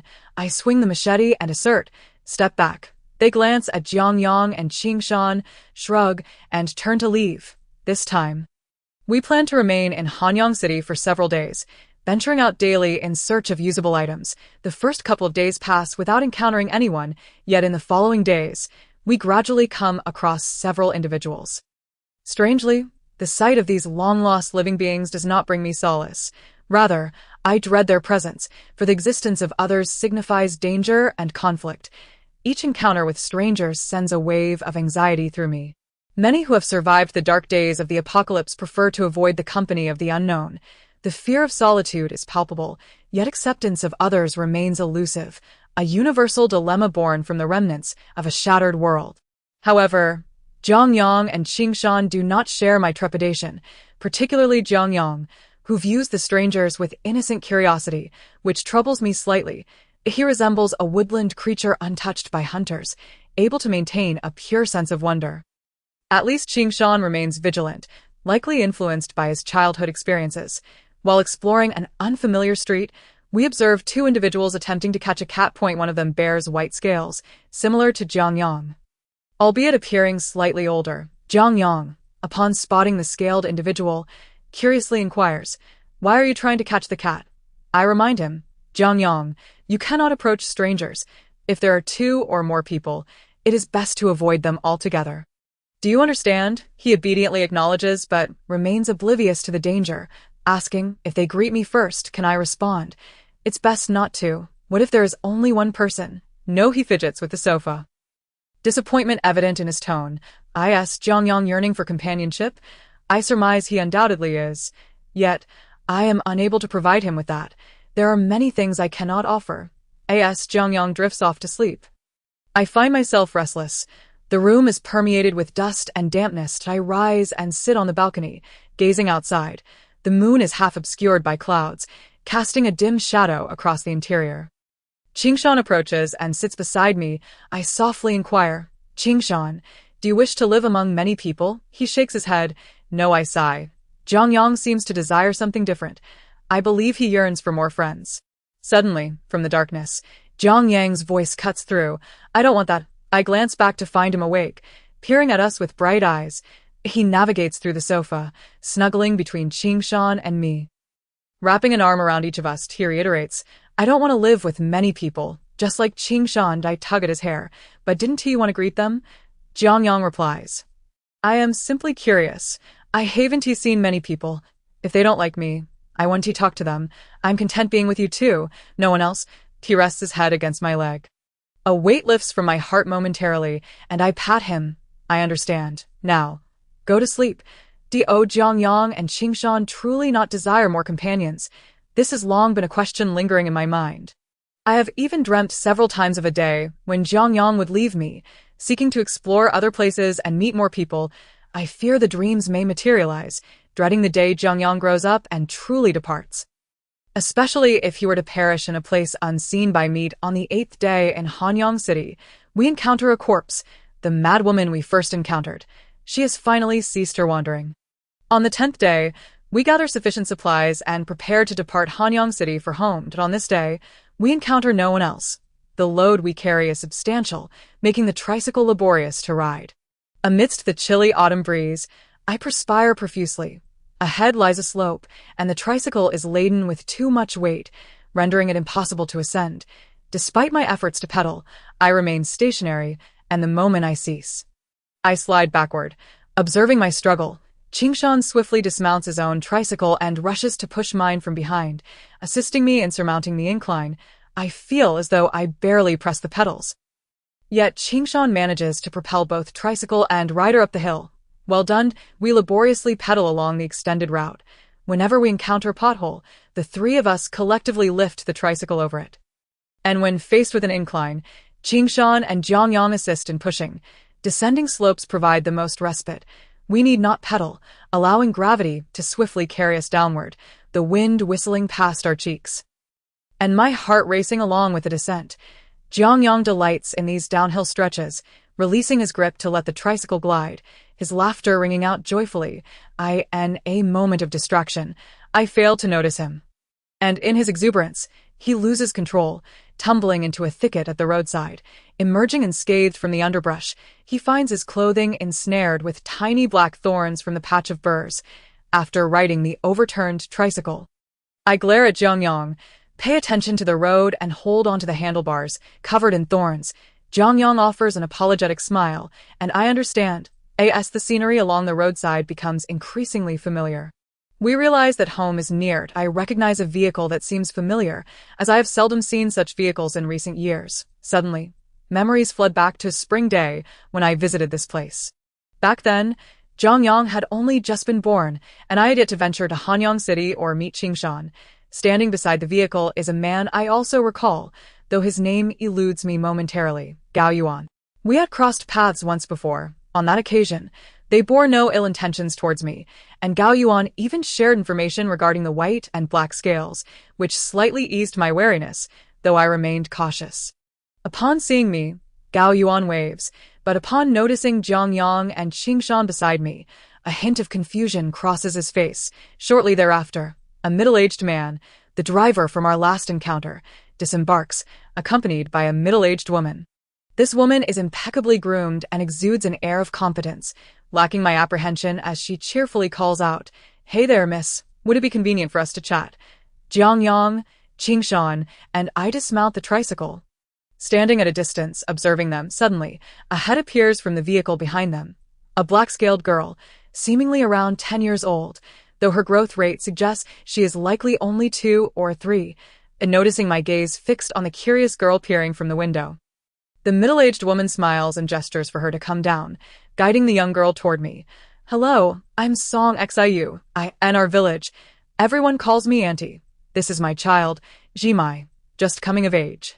The girl named Jimai sways her tail behind her, her eyes shifting between Qingshan and Jiang Yang, a mix of curiosity and caution. Song Xiu's overly warm demeanor compels me to respond. Albeit reluctantly, I'm Jiang Ling, what brings you here? As I initiated the conversation, Song Xiu's smile radiated warmth. She said, we came to inquire if you would be willing to accompany us and your child to our gathering place. Our village is small, consisting of merely 20 households and about 50 individuals, including several children like Sesame. Everyone coexists harmoniously. It's not far. A 5-day drive will take you there, just beneath the North Ghan Expressway exit. Without a moment's hesitation, I declined no. Thank you. Undeterred, Song Xiu glanced back at the hopeful Gao Yuan, then turned to me and said, actually, this trip was prompted by Gao Yuan, after he saw you last time. He has been eager to invite you to reside with us, expressing that it is quite inconvenient for you to manage alone with a child here. However, he felt embarrassed, which is why it took some persuasion from me and his uncle to bring him along. I beat around the bush. Gao Yuan has reached the age where he ought to settle down, but as you know, in this age, finding a partner is challenging. He is reluctant to accept the 2 young women from our village, and ultimately confided in me that he wishes to have you join him. Gao Yuan is a fine young man, intelligent, diligent, and adept at managing household affairs. He is the sole remaining member of his family. If you agree, living together would provide mutual support. Perhaps my words are a bit blunt, but in this world, having someone to rely on is truly beneficial. I can see that Gao Yuan has feelings for you and will treat you well in the future. Jiang Ling, what do you think? It seemed she had already spoken to Gao Yuan, for disappointment flickered across his face. A middle-aged man beside him nudged him, prompting Gao Yuan to scratch his head and approach me. Suddenly, Jiang Yang hugged my arm tightly, but I looked at him in surprise, only to realize that my other arm was similarly embraced by Qingshan. The 2 of them held onto me, gazing at the approaching Gao Yuan, which made me want to laugh. Gao Yuan awkwardly chuckled a couple of times, saying, it's been a while. You remember me, right? I'm Gao Yuan. He reintroduced himself. I recall the child from last time. This is Bai Lin, and is this He Lin also yours? I replied, no, but he is family. Oh, I see. After that, Gao Yuan seemed at a loss for words. Noticing his discomfort, I took the initiative. I'm sorry, but I do not wish to leave here, nor do I want to live with others. I'm afraid you've come in vain. Gao Yuan waved his hand. It's all right. My visit was indeed sudden. Jiang Yang puffed up his cheeks, exclaiming, no, don't go. I reassured him, I am not planning to leave. Jiang Yang pointed toward the departing car, stubbornly asserting, they are bad people. I countered, they aren't bad people. No, they are bad people. Jiang Yang clung to my waist, hanging on to me as if he were still the little boy who used to dangle from my legs. Now he was nearly my weight. And when he tightened his grip, I felt as though I might topple over. Eventually, he released me and I realized he was upset because after bathing, he found I was not in the room and had disappeared. Qingshan. I searched the yard but could not find him, so I ventured outside. The night had fallen and visibility was poor, yet I spotted a conspicuous shadow by the base of the wall. Qingshan, what are you doing sitting here? The shadow shifted slightly, but he remained silent. I noticed his tail flicking at his feet, seemingly agitated. Is Qingshan angry? I pondered, wondering if he was upset about today's events. Are you angry? Qingshan? I approached him. What is bothering you? I'm not angry. He finally spoke, looking down and hugging his paws, his voice muffled. Though he claimed not to be angry, his tone suggested otherwise. I squatted down, asking, are you unhappy? Is it because of what happened today? He fell silent again, but I was certain that was the reason. Qingshan's rare display of anger intrigued me. Jiang Yang was usually the one who got upset, while Qingshan had never seemed to harbor any resentment toward me. When someone who rarely gets angry finally does, it can be quite alarming. I sat across from him in the dark, unsure of what to do. Outside, the air was cool, and the grass rustled with the faint chirps of insects. The refreshing scent of grass and dew filled my nostrils. I heard the sound of Qingshan's tail wagging gradually slow, and at last, he lifted his head and said, I don't like that Gao Yuan. I stroked his cool arm. Oh, let us stay here, without him. All right, without him, Qingshan added, no seeing him. Yes, I was taken aback by the intensity in Qingshan's voice. He must truly be upset. I echoed his sentiments. Yes, no seeing him. Qingshan seemed a bit pleased and asked, if he comes again, can I drive him away? I inquired. Qingshan, why don't you like Gao Yuan? He hasn't done anything. Qingshan huffed in annoyance. I just don't like him. After saying that, his tone softened as he asked, "You don't like him either, right?" "Yes, I don't like him." Gao Yuan's visit was opportune, for just a few days prior, Qingshan had been loudly insisting on driving him away, but he had gone up the mountain for the past few days. Qingshan had been vigilant about Gao Yuan's return, sticking close to me and keeping an eye on Jiang Yang, who had become more restless. Occasionally, when I paused my work and caught sight of their watchful eyes, I felt as if they were guarding a treasure chest from thieves. They waited in vain for Gao Yuan, yet could not neglect their chores, so today I sent them out. Who would have thought Gao Yuan would arrive just then? I understood that you might find it hard to leave this place, feeling content with their company, but I must convey this. Bai Lin and He Lin are not human. You will eventually need a human companion to share your life with. Gao Yuan appeared to be well prepared for this visit, likely having been instructed by the couple on what to say. Noticing my displeasure, he quickly added, "I did not mean to imply that. What I intend to tell you is that Bai Lin and He Lin differ from us. They can only live for about 20 years. While you can still be together now, once they, leave you, what will you do then? I think my lifespan is similar to yours, so it would be wise to choose a human partner." I interrupted him in shock.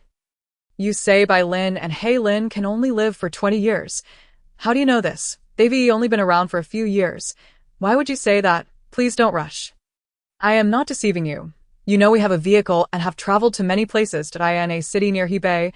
Many people are aware of this, and there's a research institute where the findings originated. I don't know the specifics of the research, but they grow faster than us, reaching adulthood in about 3 years. With such a growth rate, it's obvious their lifespan cannot be the same as ours. So, 20 years, just 20 years. I had contemplated the lifespan of Jiang Yang and Qingshan many times. Their rapid growth compared to humans was indeed worrying. The confirmation of a 20-year lifespan solidified my fears, but was too difficult to accept. "Jiang Ling, are you all right?" Gao Yuan continued. "Initially, my uncle and his wife struggled to accept this news, but they have come to terms with it somewhat now. I don't insist you be with me. I just worry about your future, as they want to live long. Please, no more." I managed to regain my composure, saying, "Thank you. I understand now. You may leave, and there's no need to return." I spoke frankly, and Gao Yuan appeared somewhat saddened, yet also relieved. "All right," he said. "I understand. I suspected you would respond this way, but I can't help but feel a bit disheartened. If you abandon me now, perhaps in a couple of years I'll find someone else, and you won't have the chance to regret it. I wish you well," I said sincerely. With a sigh, Gao Yuan waved goodbye as he departed. I stood there, uncertain how long, until a sudden gust of cool wind roused me from my thoughts.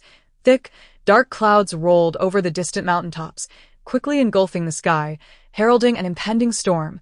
The sudden heat of the past few days had hinted at rain, but I hadn't anticipated its arrival at this moment. Raindrops began to fall rapidly, pelting my back and splashing into the soil beside me, stirring the rice leaves into a soft rustle. I stood in the downpour, gathered the farming tools from the fields, and made my way home.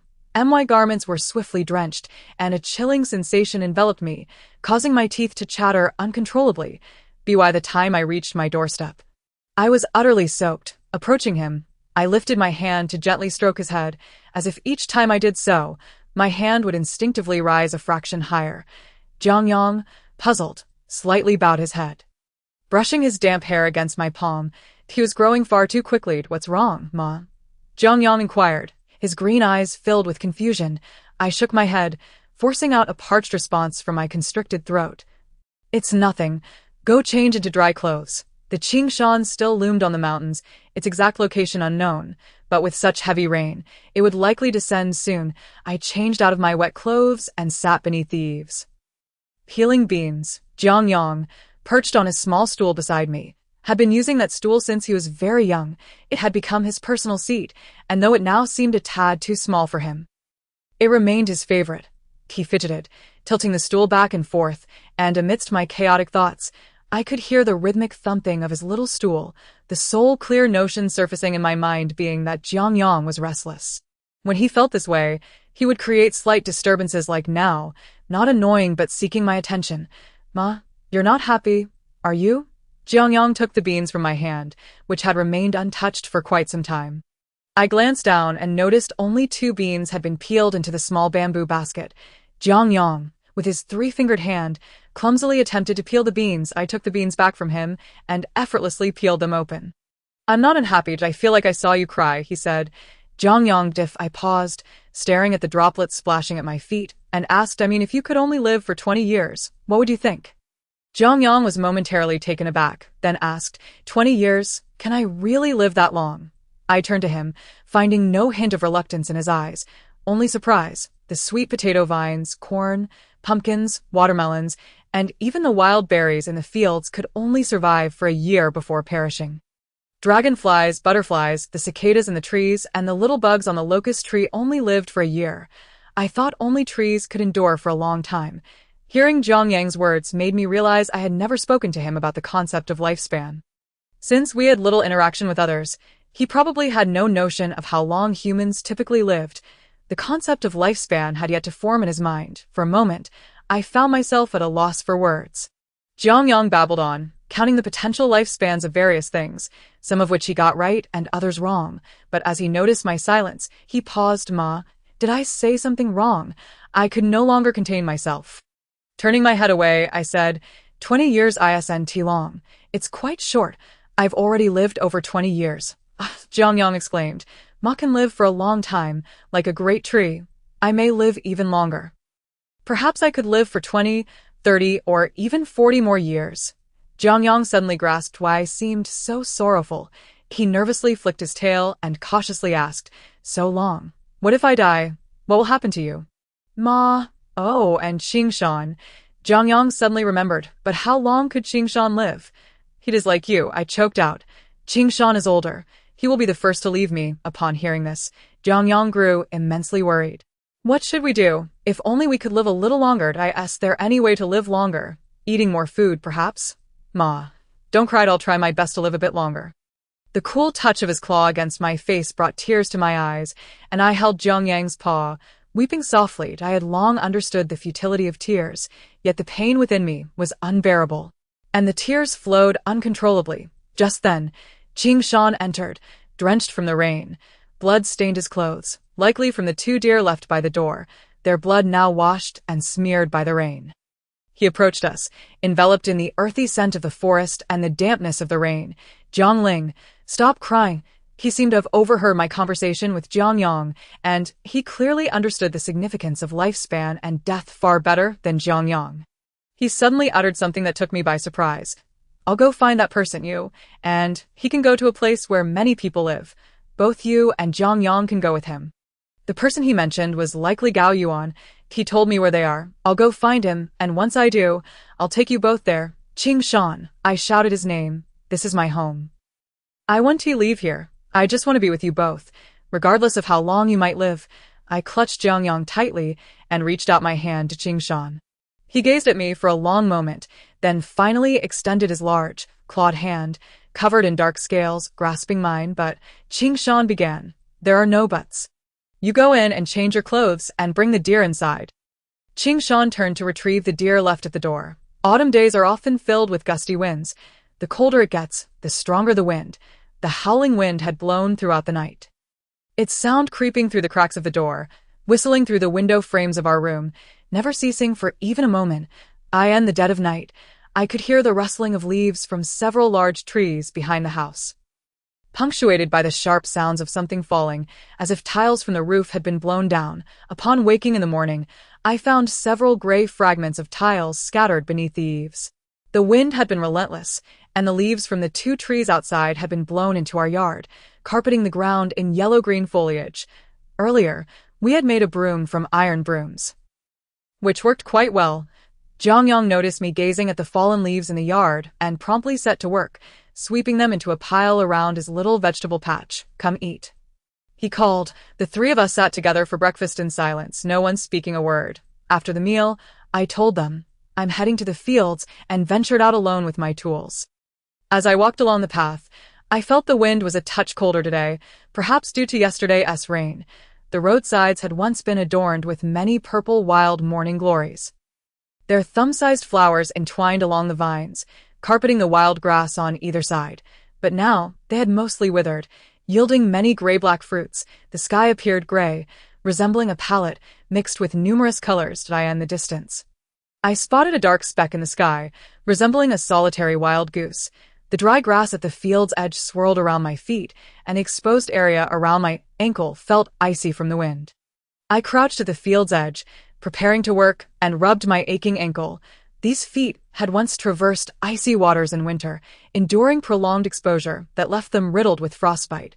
The many scars and marks on them were faint memories, too vague for me to recall when they had been inflicted. I had faced numerous perils, often believing I couldn't endure, yet somehow I had persevered each time.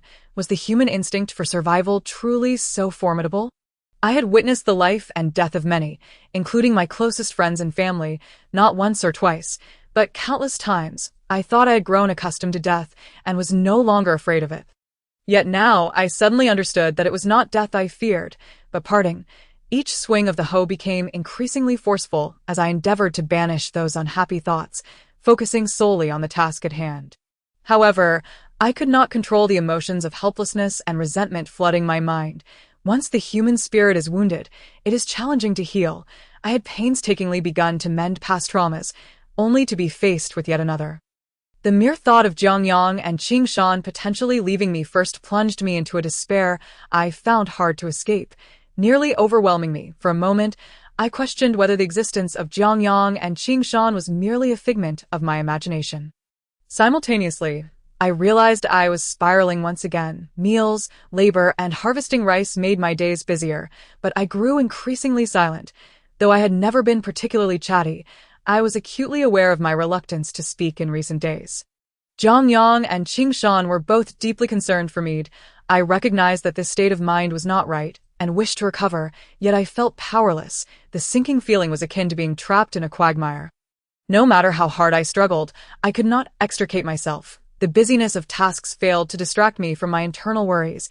Instead, after exhausting myself, those worries continued to torment me. 2 days after finishing the harvest, I went out to dry the rice as usual. Just as I was getting up, without any warning, my vision darkened and I collapsed. Before losing consciousness, I vaguely saw Jiang Yang running toward me, panic etched across his face.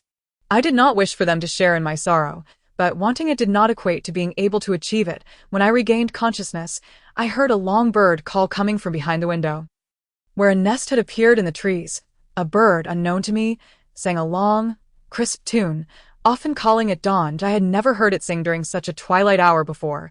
Jiang Yang and Qingshan sat by my bedside, their faces reflecting a similar concern. "Mama." Suddenly, Jiang Yang called out to me with a serious tone, asking, "What must I do to bring you joy?" Qingshan responded, "Whatever you say, I shall do it." Jiang Yang then suggested, "Shall I seek out a plethora of new edible delights to cheer you?" Qingshan replied, "Or perhaps I could capture an abundance of game." Jiang Yang continued, "Let us venture to Han City and uncover more useful treasures." Qingshan hesitated, a look of defeat crossing his face. I do not know what else I can do." Jiang Yang fell silent, gazing at me with eager eyes. I grasped their hands tightly and closed my eyes. "You need not do anything. Simply remaining by my side is sufficient. I will soon be well. Just give me time to acclimate. I will be all right, truly." Their lifespan is not within their control. Much like those who departed from my life, unaware of their imminent departure, I cannot even guarantee the duration of my own existence. How could I ask Jiang Yang and Qingshan for assurances? What I require is not solace, but rather ample time to gradually come to terms with my reality. After I express my need for time, both Jiang Yang and Qingshan nodded in understanding. Just as a watermelon vine bears fruit, so too does one require time. Jiang Yang wisely remarked, "Take your time, there is no rush." Qingshan added, "Indeed, do not hurry." They refrained from attempting to uplift my spirits daily, allowing me to converse with them naturally, without the pretense of feigned normalcy, nor the need to dissect my feelings repeatedly. In moments of sudden melancholy, I would pause my tasks and sit quietly by the field, during which Jiang Yang would take over my work. Once my spirits lifted, he would return the hoe to me and tend to the weeding in another patch. During sleepless nights, I would rise and step outside to sit by my parents' graves. After a while, Qingshan would silently approach, draping a thick coat over my shoulders. They spoke little about my condition, merely offering their companionship. This constancy brought me solace. Indeed, my needs are modest. I require only this silent vine to grasp, preventing me from sinking into the mire. When I felt despondent, Jiang Yang and Qingshan would not engage me in conversation or seek to spark my interest. They simply awaited my recovery. Fortunately, emotions are transient.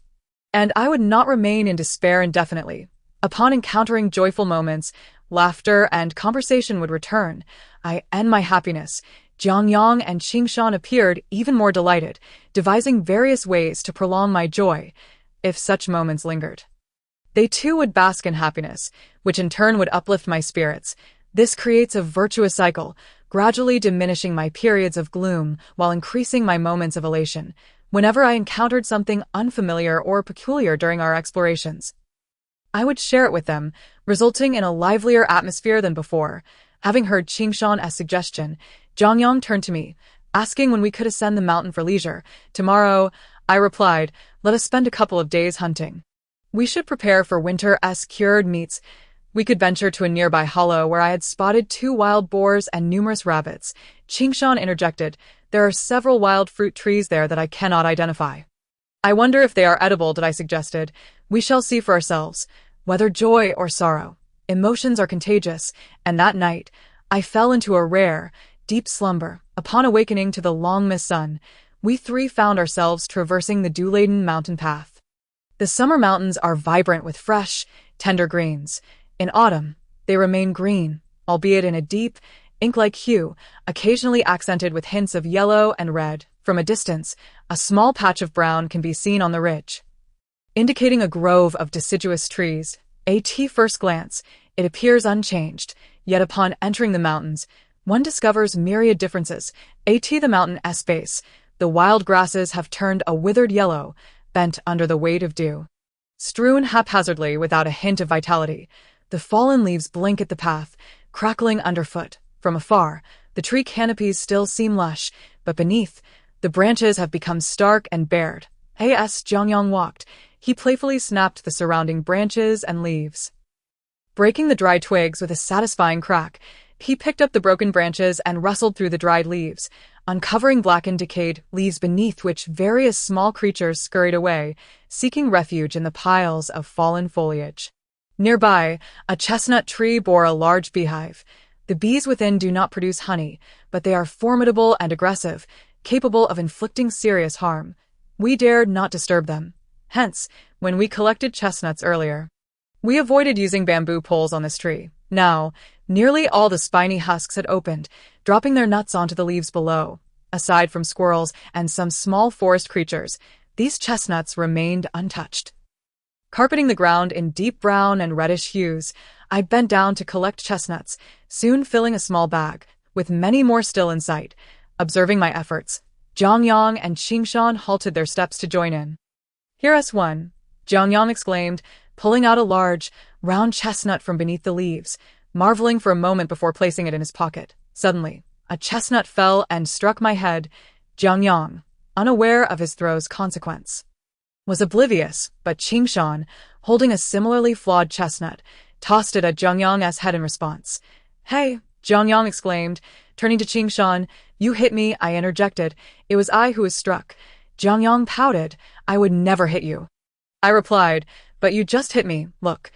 Jiang Yang noticed the chestnut with a wormhole in my hand, realizing it was his throw, and shrugged, conceding, all right, it was my fault. Jiang Yang dashed off to search for more fallen chestnuts.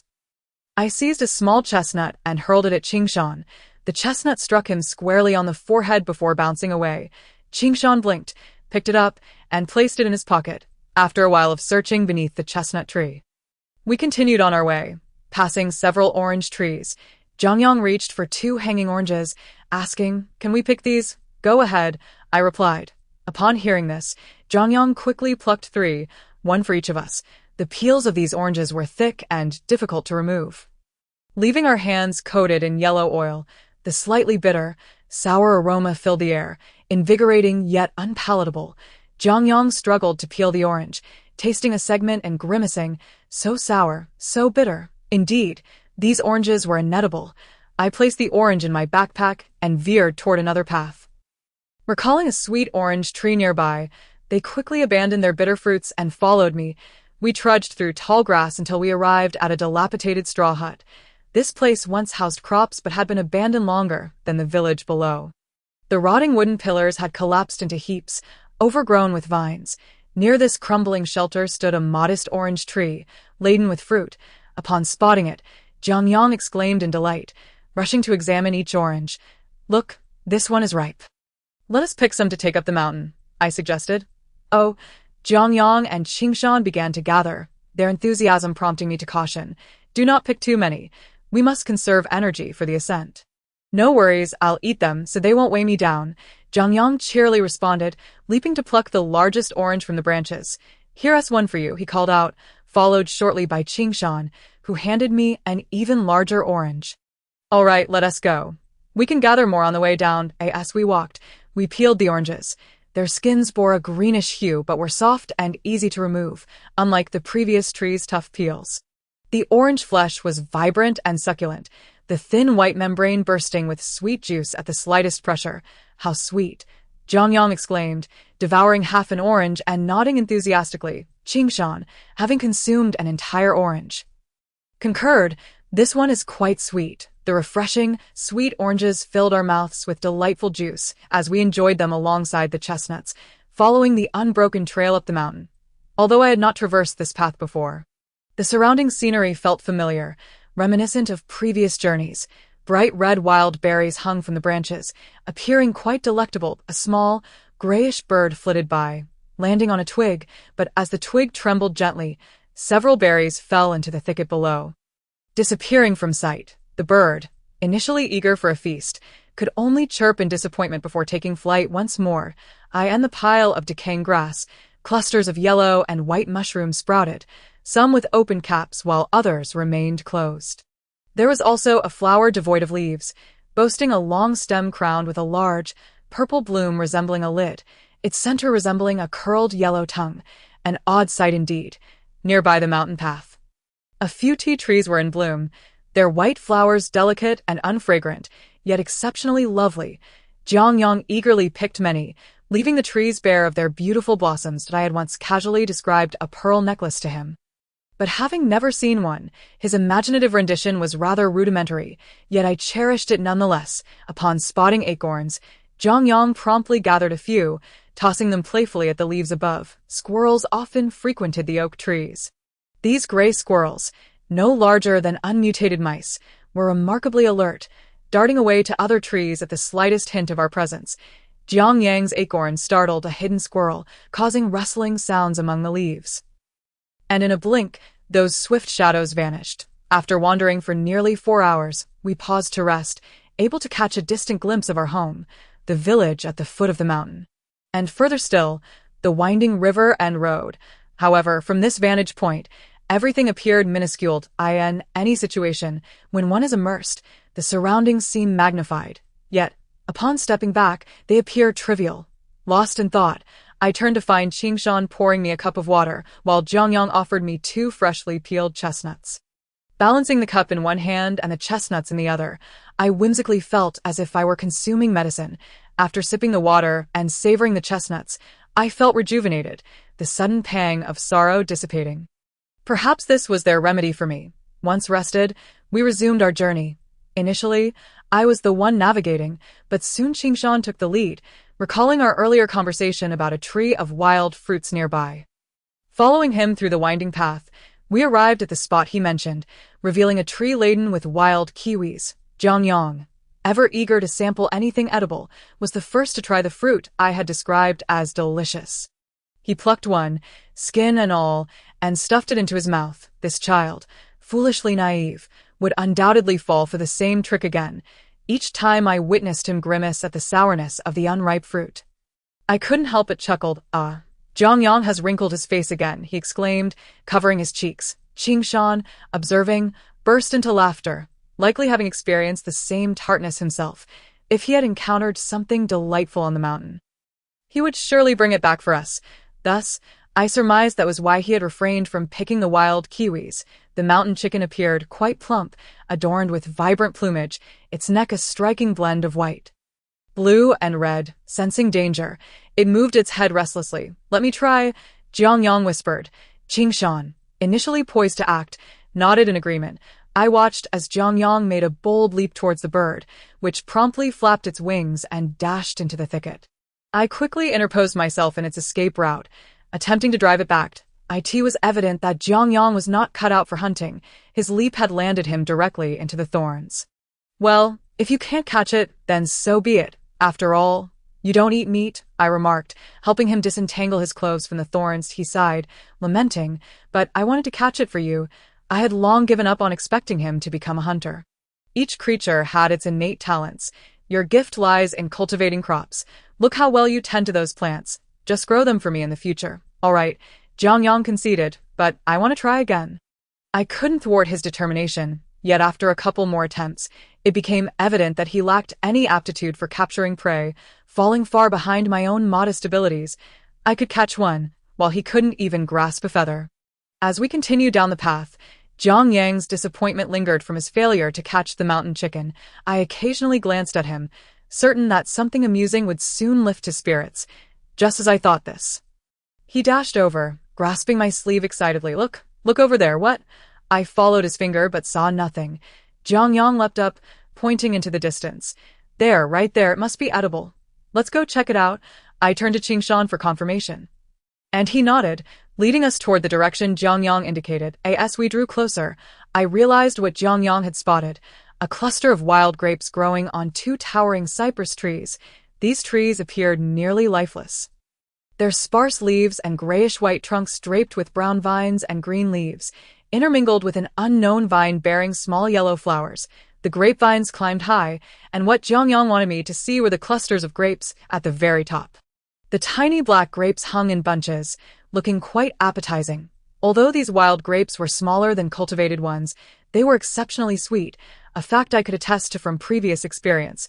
Had I been alone, I might have resigned myself to their height, but with Qingshan beside me, who was adept at climbing trees, I needn't have spoken. He quickly shed his bag and tools, secured a pouch, and began scaling the trunk. His hands and feet gripped the bark like claws, his tail pressed against the trunk for balance as I stood below, gazing upward as he ascended higher. Jiang Yang, feeling inspired, also prepared to climb. "Let me go up too." "Go ahead," I replied, knowing he likely wouldn't manage it. Although the white-scaled and black-scaled appeared similar, their differences were significant. The white-scaled had only 3 short fingers, unlike the slender, hard claws of the black-scaled. Resembling hooks, their feet were also sturdier, making Jiang Yang's footsteps heavier than Qingshan's. The scales on his soles were hard enough to tread on chestnut burrs without injury. However, when it came to climbing, Jiang Yang's robust claws were not as advantageous as Qingshan's as anticipated. Jiang Yang struggled to climb the nearby tree, reaching about 2 meters before sliding down, scratching the bark with his claws.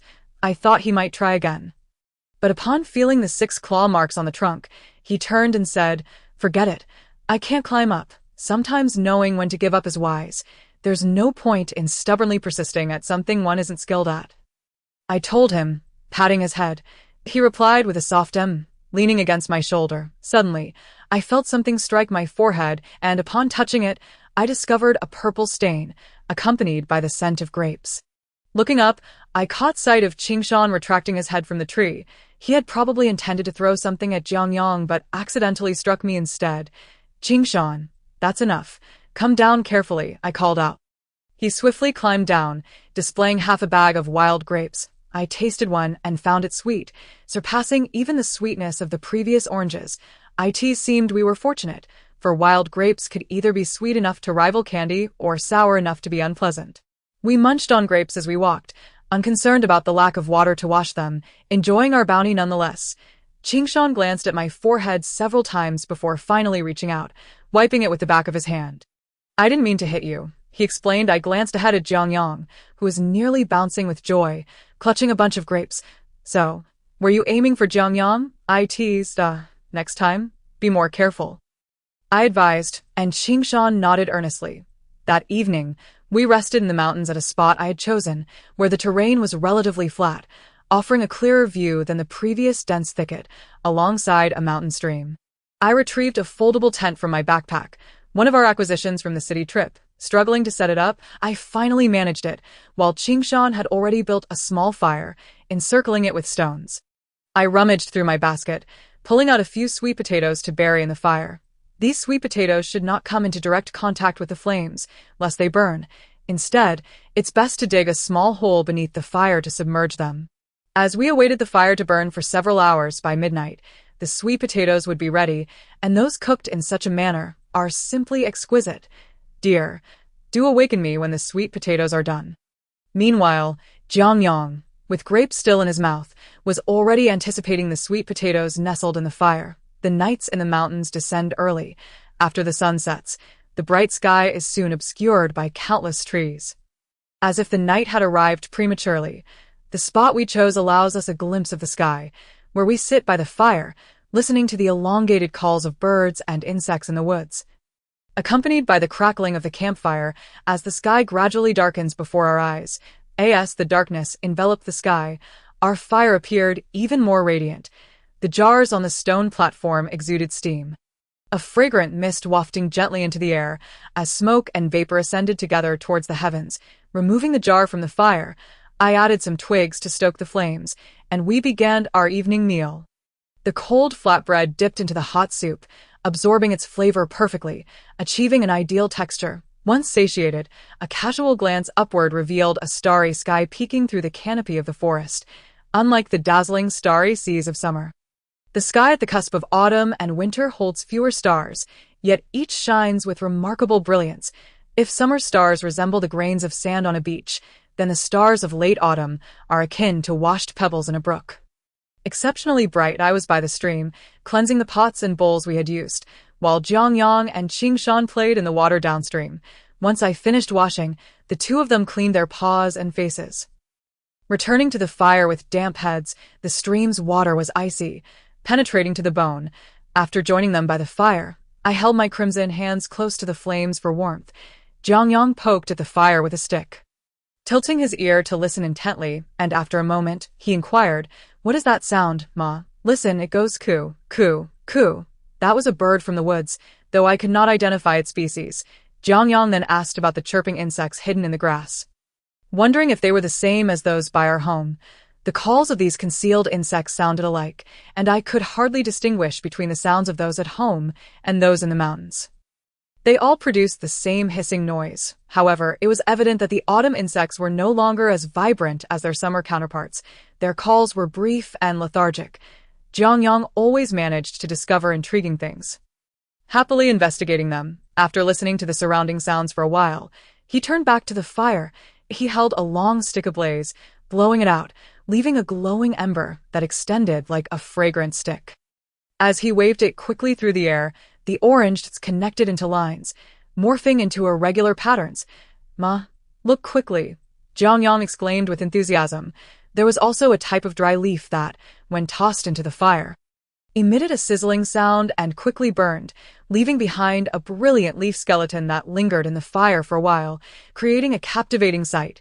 Qingshan produced an unfinished orange, peeling it and generously offering me half, while he and Jiang Yang shared the remaining portion.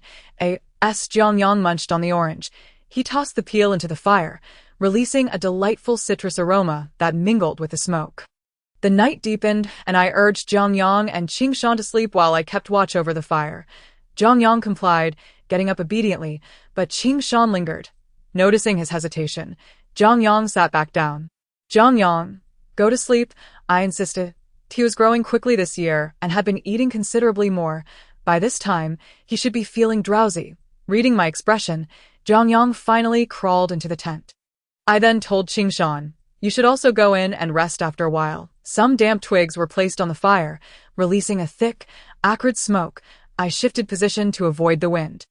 As night deepened, mist began to rise in the mountains, soon transforming into dew that clung to leaves and grass. One hardly feels it at first, but after a while, a mere touch to one's clothing reveals that it has become wet. As do the strands of hair adorned with tiny droplets. Around midnight, I tossed a handful of chestnuts I had gathered along the way into the fire, and soon the crackling sounds erupted. Accompanied by the enticing aroma of roasted chestnuts, I sensed that the sweet potatoes buried beneath the fire had also reached their desired state of doneness. Rising to awaken Jiang Yang, I was surprised when he sleepily poked his head out of the tent. Rubbing his eyes as if in a dream, asking, "I smell something delicious. Is it the sweet potatoes?" "Almost ready. Come eat," I replied. I parted the fire and retrieved a few sweet potatoes, their skins slightly charred. Releasing a tantalizing fragrance as I rolled them out from the ashes, they were quite hot, so I gently touched one to my ear, then wrapped 2 leaves around the steaming sweet potatoes before breaking them in half. The soft, golden interior tasted as sweet as honey. Jiang Yang, while eating, exhaled with a puff, as he was not accustomed to very hot food. Qingshan, however, did not share this dilemma. He ate swiftly, finishing his sweet potato before starting to peel the roasted chestnuts from the fire. "Leaving 2 for me." "Jiang Yang is nibbling on his sweet potato," he noted, while Qingshan arranged the peeled chestnuts on a stone, pushing them toward me. At some point, the moon emerged, hanging over a nearby mountain peak. Appearing both bright and large, casting a sheen that enveloped our surroundings in a layer of white frost. After finishing our meal, I ushered the 2 of them into the tent for sleep. While I remained by the fire, keeping watch, wrapping myself in a specially brought coat, I gazed at the resplendent moon atop the mountain, enveloped in a tranquil serenity. The moonlight seemed so pure and quiet. Drawing my gaze, I sipped a cup of steaming hot water. Any remnants of sleepiness dissipated, and I turned my attention to the surroundings, listening for any sounds.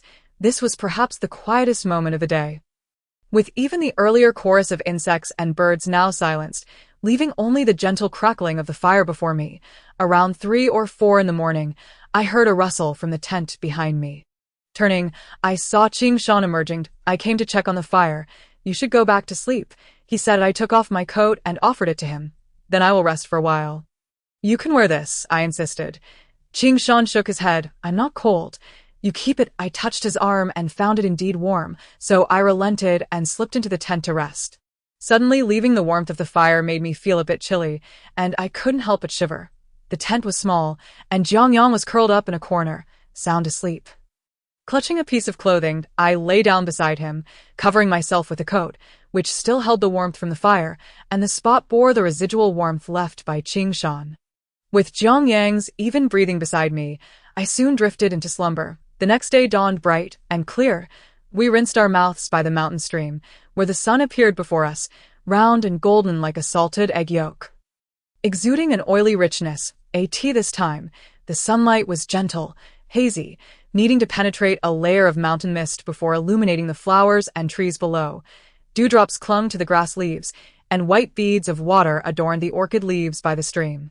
As Jiang Yang playfully poked at the droplets with his paws, shaking them from the grass, after our meal, we continued our journey forward.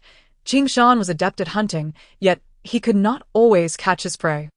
Often, the creatures were too wary, fleeing before he could strike. When alone, Qingshan sometimes lost his quarry to the terrain, unable to pursue them in time, left to watch them vanish into the thicket.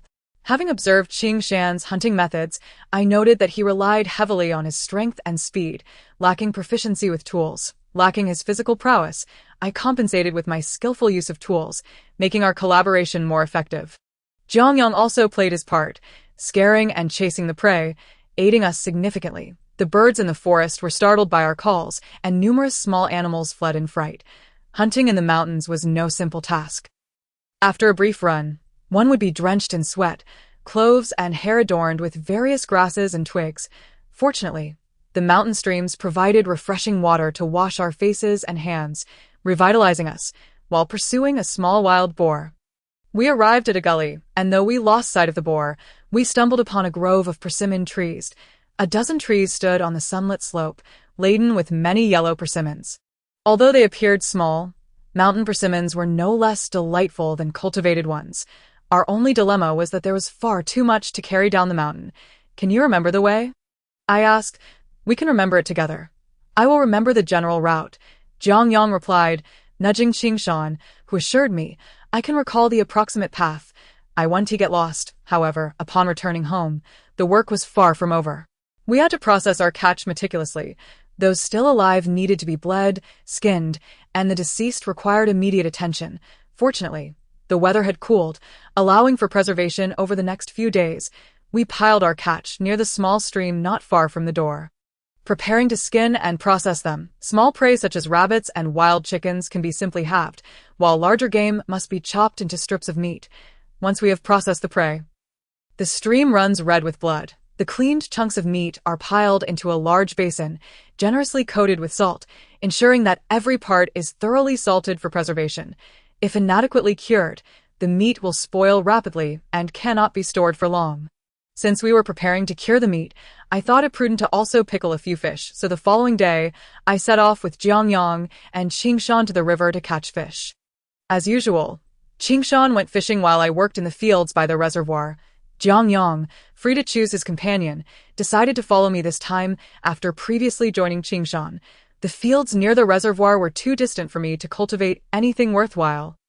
Leaving only the wild plants that had grown there, which were now mostly picked, I and the nearer fields, I had sown rapeseed and greens, and Jiang Yang had planted some in his small vegetable patch. I did not intend to tend to these fields next year, so I refrained from sowing anything new. After surveying the fields and finding little to occupy my time, I joined Jiang Yang by the river to assist Qingshan. By this point, the weather had turned quite chilly. Although the sun shone that day, wading into the icy water was a daunting task. Qingshan, however, seemed undeterred by the cold. Among the three of us, he wore the least clothing and showed no signs of discomfort as he swam. I rolled up my pant legs and prepared to enter the water, when Jiang Yang suddenly squatted down and pulled my pants back down, exclaiming, "Ma, don't go in," from a distance. Qingshan spotted us and swam back to shore, popping his head out of the water to warn, "Don't go in. Your feet will hurt," I insisted. "I'll go in to help catch fish." Without waiting for my reply, Jiang Yang shed his clothes and plunged into the water. Upon entering, he exclaimed in surprise and then turned to me with a silly grin. "Ma, this water is chilly." His laughter was infectious, and I couldn't help but chuckle as well as I crouched by the shore, picked up a small shell, and playfully tossed it at his head, urging him to catch bigger fish instead of small ones. "I'll definitely catch several large fish," Jiang Yang declared with enthusiasm as he dove in. Ultimately, however, Qingshan emerged with more and larger fish than either of us.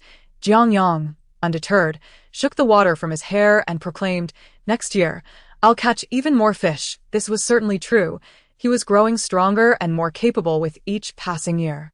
After returning home, we cleaned and prepared the fish, cutting the smaller ones in half and chopping the larger ones into several pieces, also salting them for preservation. I sampled one piece. It was slightly astringent, with a hint of sweetness, passable at best. Freshly caught, it might not taste great, but dried persimmons would be much sweeter. The texture was just right for making dried persimmons. The branches of the dozen or so persimmon trees were low enough to climb easily, so the three of us each chose a tree to harvest the fruit. The ripest and softest persimmons were at the very top, but unfortunately, the sweetest ones had been pecked away by birds, leaving behind many hollow shells or half-eaten fruits. We arranged the persimmons in large baskets, placing a layer of straw at the bottom to prevent them from bruising during our descent. While we picked the persimmons, birds continued to alight on the branches to peck at the fruit. One bird, adorned with delicate yellow spots on its wings and a red ring around its eye, perched near me as if observing my actions. Unafraid, after a moment, it pecked at the persimmons and suddenly flew away. We gathered 5 large baskets of persimmons, ample for our needs. Though many still remained on the trees, it was a shame that those left would eventually rot in the mountains. But Jiang Yang remarked, "Letting the birds eat them is good too. These persimmons were not ours to begin with. Whether we consumed them or the birds did, or they decayed on the ground, the outcome bore little significance. Yet, I couldn't help but feel a twinge of regret, a sentiment I knew was unlikely to change. We carried 6 large baskets up the mountain, the last one designated for the persimmons. If only we could find wild grapes as well. As we descended, Jiang Yang grumbled about his lingering desire for the sweet wild grapes we had previously discovered, before we could begin drying the other persimmons. We had to peel them. I was uncertain of the necessity of this step, but Aunt Li, who had taught me how to make dried persimmons, insisted that peeling was essential. Many tasks are dictated by the accumulated wisdom of previous generations, and even if their reasoning eludes me, I heed their advice. Peeling so many persimmons was no small task, but fortunately, we had found a box of peeling knives during our last trip to town, which made the job much easier. I gingerly peeled the firm persimmons, passing them to Jiang Yang, who hung them up to dry. Qingshan brought out a bamboo rack for drying vegetables, and due to the sheer quantity, we placed it outside the courtyard instead of within. The area outside our yard had been overgrown with wild grasses, flowers, and trees, and the terrain was uneven. Qingshan set to work clearing it, burning the underbrush and uprooting an unhealthy tree for firewood. Leveling the high ground and filling in the low spots with the excavated soil. When he was finished, a broad, flat platform emerged outside our yard, perfect for drying our harvest. The sky was high and the breeze gentle. While I busied myself peeling persimmons, Jiang Yang and Qingshan kept watch over the drying fruit, shooing away birds and occasionally flipping the persimmons to ensure even drying. After finally processing the persimmons, I noticed a large basket of untouched kiwis. I selected a portion to store in ash and straw, while attempting to peel and dry the remainder, hoping to make kiwi chips, although I had never heard Aunt Lee mention such a thing. As I peeled the kiwis, Jiang Yang approached and suggested, "Ma, wouldn't it be easier to cut them into slices? Then let us slice them," I replied. In truth, these small kiwis needed only to be halved. But their diminutive size made the task tedious. After processing half a basket, I decided to stop and left the remaining fruit in the corner for Jiang Yang and the others to enjoy. With the weather fair and the sun shining for several consecutive days, the persimmons quickly softened, but this was only the beginning. They would need to dry for several more days. During this time, we also needed to attend to the cured meats, including the fish, which had been drying in 7 rows. The chopped pine branches were spread out in the sun to dry, as they would be used for smoking the meat. Smoking cured meat requires a substantial amount of firewood, and our supply was insufficient. Armed with tools for raking pine needles, we ventured into the mountains to gather more. The rake resembled a pig's rake, with comb-like teeth at the front. A few sweeps through the thick layer of fallen pine needles yielded an abundance of material. These pine needles were light and burned quickly, but when damp, they produced ample smoke, essential for curing the meat. In addition to the pine needles, we sought out durable logs, preferably tree roots, which burned for a long time and reduced the need for constant refueling. The trees in the mountains grew densely as each year's fallen seeds sprouted into new saplings, resulting in a thicket of growth, albeit not particularly tall. Qingshan selected several infested pine trees, uprooted them, and brought them back to our drying platform. Once the salted meat was sufficiently dried, these logs would come in handy. However, before that, we needed to construct a small smoking shed specifically for curing the meat.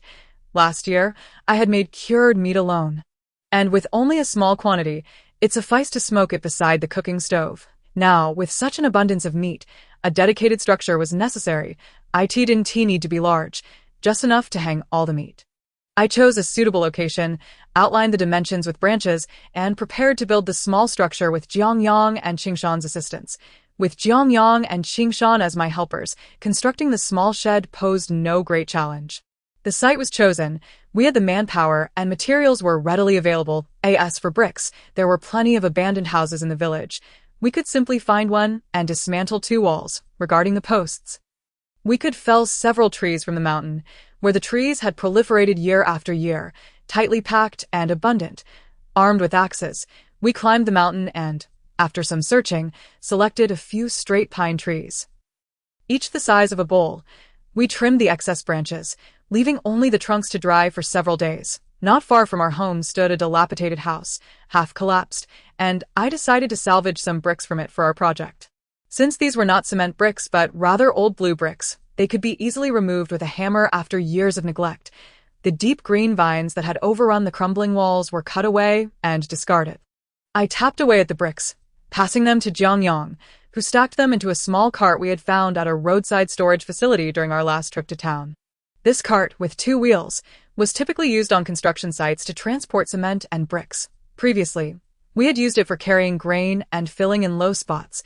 Previously, the road here was quite poor, rendering the cart of little use. Now, however, the nearby paths have been diligently repaired by Qingshan, making the use of such a small cart much easier. As I was chiseling bricks, Qingshan was busy digging holes at home.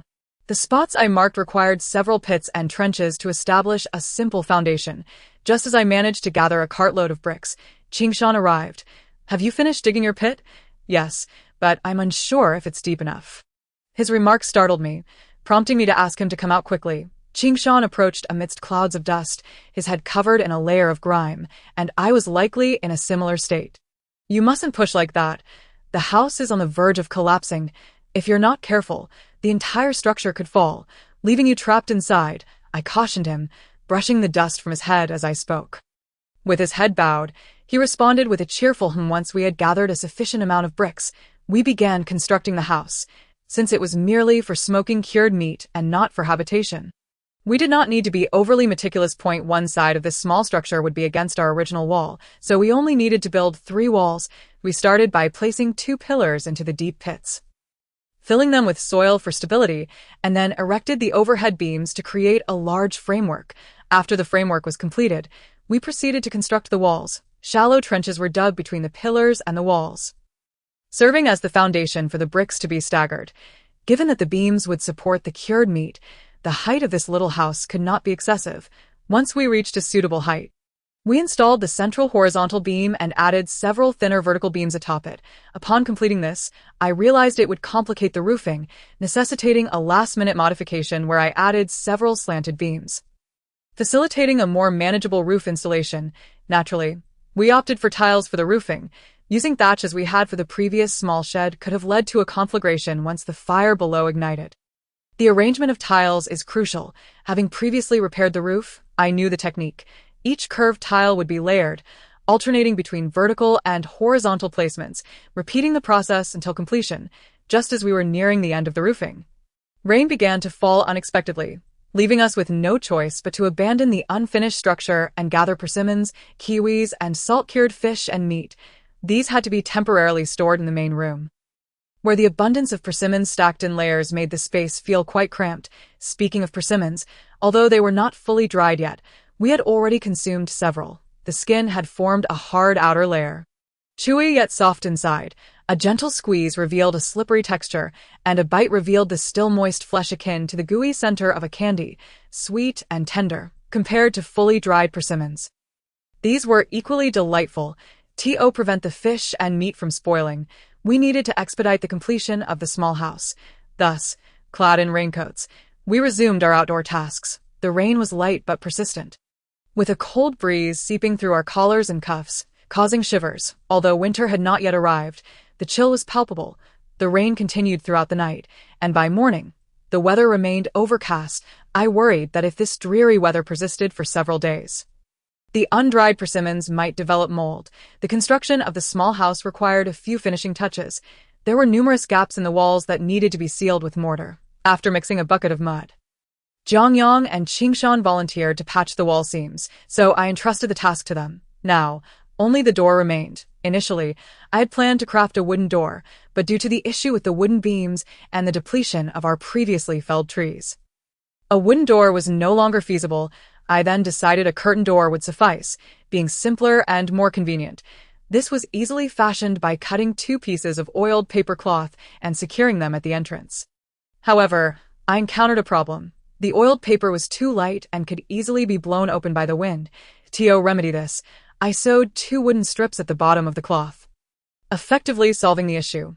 Once the door was completed, I tidied up the interior of the small house, and Jiang Yang and Qingshan finished their work. Seeing them covered in grime, I remarked that they seemed more like they had smeared mud on themselves than on the walls. I estimated that half of my bucket of mud had ended up on them. "Look at you two, go wash up," I said, not angry at their mess, as they appeared to be enjoying themselves. And their happiness was what mattered most. The small house was successfully completed, and we awaited the sun. Fortunately, the weather did not disappoint.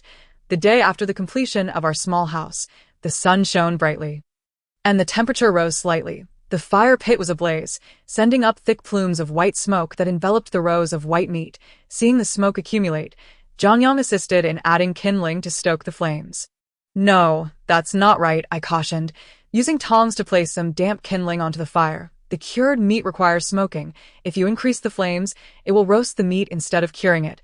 Jiang Yang chuckled sheepishly, while Qingshan peeked through the curtain at the door, grinning. The space was cramped with 3 of us inside, prompting Qingshan to remain at the entrance. The fire was fueled by pine branches, which released a rich aroma as they burned, occasionally popping with a crackling sound as the pine oil ignited. After a while, It became unbearable inside due to the thick smoke, which was quite irritating. From this day forth, the fire had to be maintained constantly. Ensuring it neither extinguished nor burned the meat, it was a rather troublesome endeavor. After dinner, I would check on it before bed. The pine branches we had previously stacked were nearly consumed, so I fetched a root from the woodshed to add to the fire, sprinkling pine needles on top to produce smoke, allowing it to burn for an extended period. The cured meat was now marinating, the wheat had been sown, and the persimmons were fully dried and stored away. Amidst our bustling activities, we were unknowingly approaching the end of autumn. This time of year, even with the sun shining, a chill lingered, breathing out formed clouds of mist, and each morning, the ground was coated with a layer of frost. The grass by the roadside had turned completely yellow, hardened by the frost. The spacious area in front of the house, which had been constantly utilized for drying, was now filled again after a brief reprieve. This time with firewood. We had constructed a large rain shelter under the eaves, designated for stacking firewood. The winters post-apocalypse are colder than those prior, and residing here offers no heating devices. We must rely solely on the primitive act of burning wood. Without sufficient firewood, enduring the winter could become impossible, so to ensure a more comfortable existence, we needed to stockpile more wood. Consequently, the firewood accumulating over the past few days was gathered by the three of us from the mountains. For burning, we could not chop down excessively thick trees, as they would be difficult to ignite. We limited ourselves to trees about wrist thick. After dragging them back for drying, we chopped the larger branches into manageable sections, roughly the length of an arm, and bundled them for storage under the rain shelter. Qingshan handled the thicker wood while Jiang Yang and I managed the remaining branches, which needed some tidying. We cut them to similar lengths and bundled them with straw. When the time comes to burn them, this will prove convenient. Day by day, our stacked firewood grew, and the cured meat gradually changed color. Initially, the meat, after being salted, displayed a marbled pattern of white and red. But now, having been smoked, it had transformed into an appetizing golden yellow and dark red hue, with a layer of translucent fat oozing from the surface, giving the meat a glossy appearance, as some fat rendered out. The meat appeared slightly shriveled, yet the texture became firmer and more compact. Occasionally, the dripping fat would hit the fire below, producing a sizzling sound and intensifying the unique aroma of smoked meat. Perhaps the simplest way to make life easier is to think less. Not long after the smoking commenced, the roof of the small house designated for curing meat was already blackened by the smoke. Staying inside for too long would leave one's hair coated in soot. As I exited the small structure, Jiang Yang suddenly dashed over and smeared something on my nose before running away with laughter. Observing this, Qingshan tossed a dried juju pit at Jiang Yang and then brought a basin of water for me to clean my face. My instinct was to smear my now sooty hands on his face. Prompting Jiang Yang to squeal and run off in laughter, I then playfully did the same to Qingshan, leaving the three of us in need of a wash on a day when our firewood supply had reached a satisfactory level. A thick plume of black ash drifted over from the mountain in the afternoon. The black ash scattered around is the residue left from the burning of trees. Such a large quantity suggests that someone has been setting fires in the mountains across the way, likely consuming several patches of forest to create this cloud of debris. It is also possible that it was not a deliberate act, but rather a result of a significant wildfire. The weather has been warm these past few days, with bright sunshine and a particularly dry atmosphere, making it unsurprising that a fire could ignite somewhere. This sudden warmth at the end of autumn serves as a harbinger, signaling the imminent arrival of thick fog. And once the fog descends, winter will soon follow. This is a method of discerning the onset of winter in a post-apocalyptic world. The black ashes lingered in the sky for quite some time. By evening, as we sat beneath the eaves with bowls in hand, flakes continued to fall from above. The direction from which the ash blew was tinged with crimson, making it difficult to discern whether it was the glow of the sunset or the reflection of flames. "Will the fire come this way?" Jiang Yang inquired. As I had predicted, upon waking the next morning, the sky was clear of drifting ash, and a layer of gray soot blanketed the ground. The wildfire had evidently been extinguished. Not long after this event, I realized that winter had indeed arrived for me. The sight of the persistent thick fog provided a palpable sense of winter's approach. Did I end this post-apocalyptic season? Winter comes a bit earlier, and throughout its duration, Dense fog frequently envelopes everything in a shroud of white. I cannot discern how this fog differs from that of yesteryears. Aside from its increased frequency, it feels rather similar. Do you know where I am? Jiang Yang asked playfully. I shrank my head while brushing my teeth, glanced into the thick fog, and replied, "You are beneath the tea tree." Jiang Yang's heavy footfalls echoed as he took a dozen steps before asking again. "Where am I now?" I answered. Next to the vegetable patch that I in the fog. Jiang Yang was merely a shadow, darting about with unrestrained glee as he played this game, asking both me and Qingshan for our locations. If he guessed correctly, he would move to a different spot. If wrong, he would emerge with a laugh.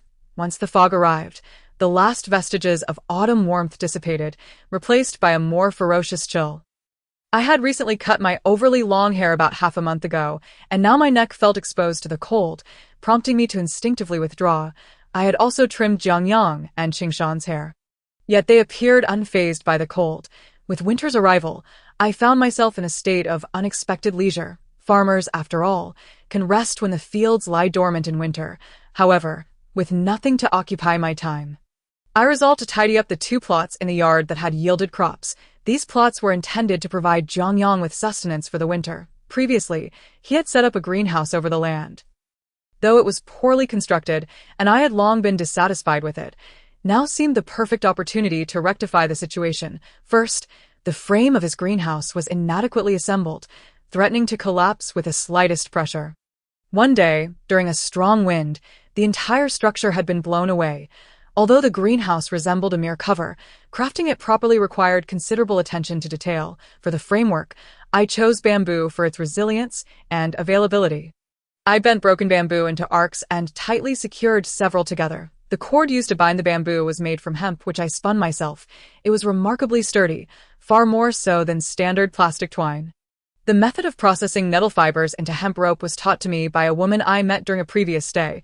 It was simple yet time-consuming, requiring the fibers to be soaked, pounded, and combed. I first constructed a rough framework with bamboo and hemp rope, then meticulously divided the greenhouse's internal supports, ensuring they were resistant to deformation. Once the frame was complete, covering it with plastic proved challenging. I had to ensure it was smooth and capable of withstanding the weight of snow, which could accumulate heavily here in winter. I spent several days on this intricate task, as Jiang Yang was unable to manage such detailed work. When I finally finished the greenhouse, Jiang Yang squatted nearby, observing for quite some time. In comparison to his previous attempt, my creation was a stark contrast, resembling a crude imitation of the original, inside the finished greenhouse.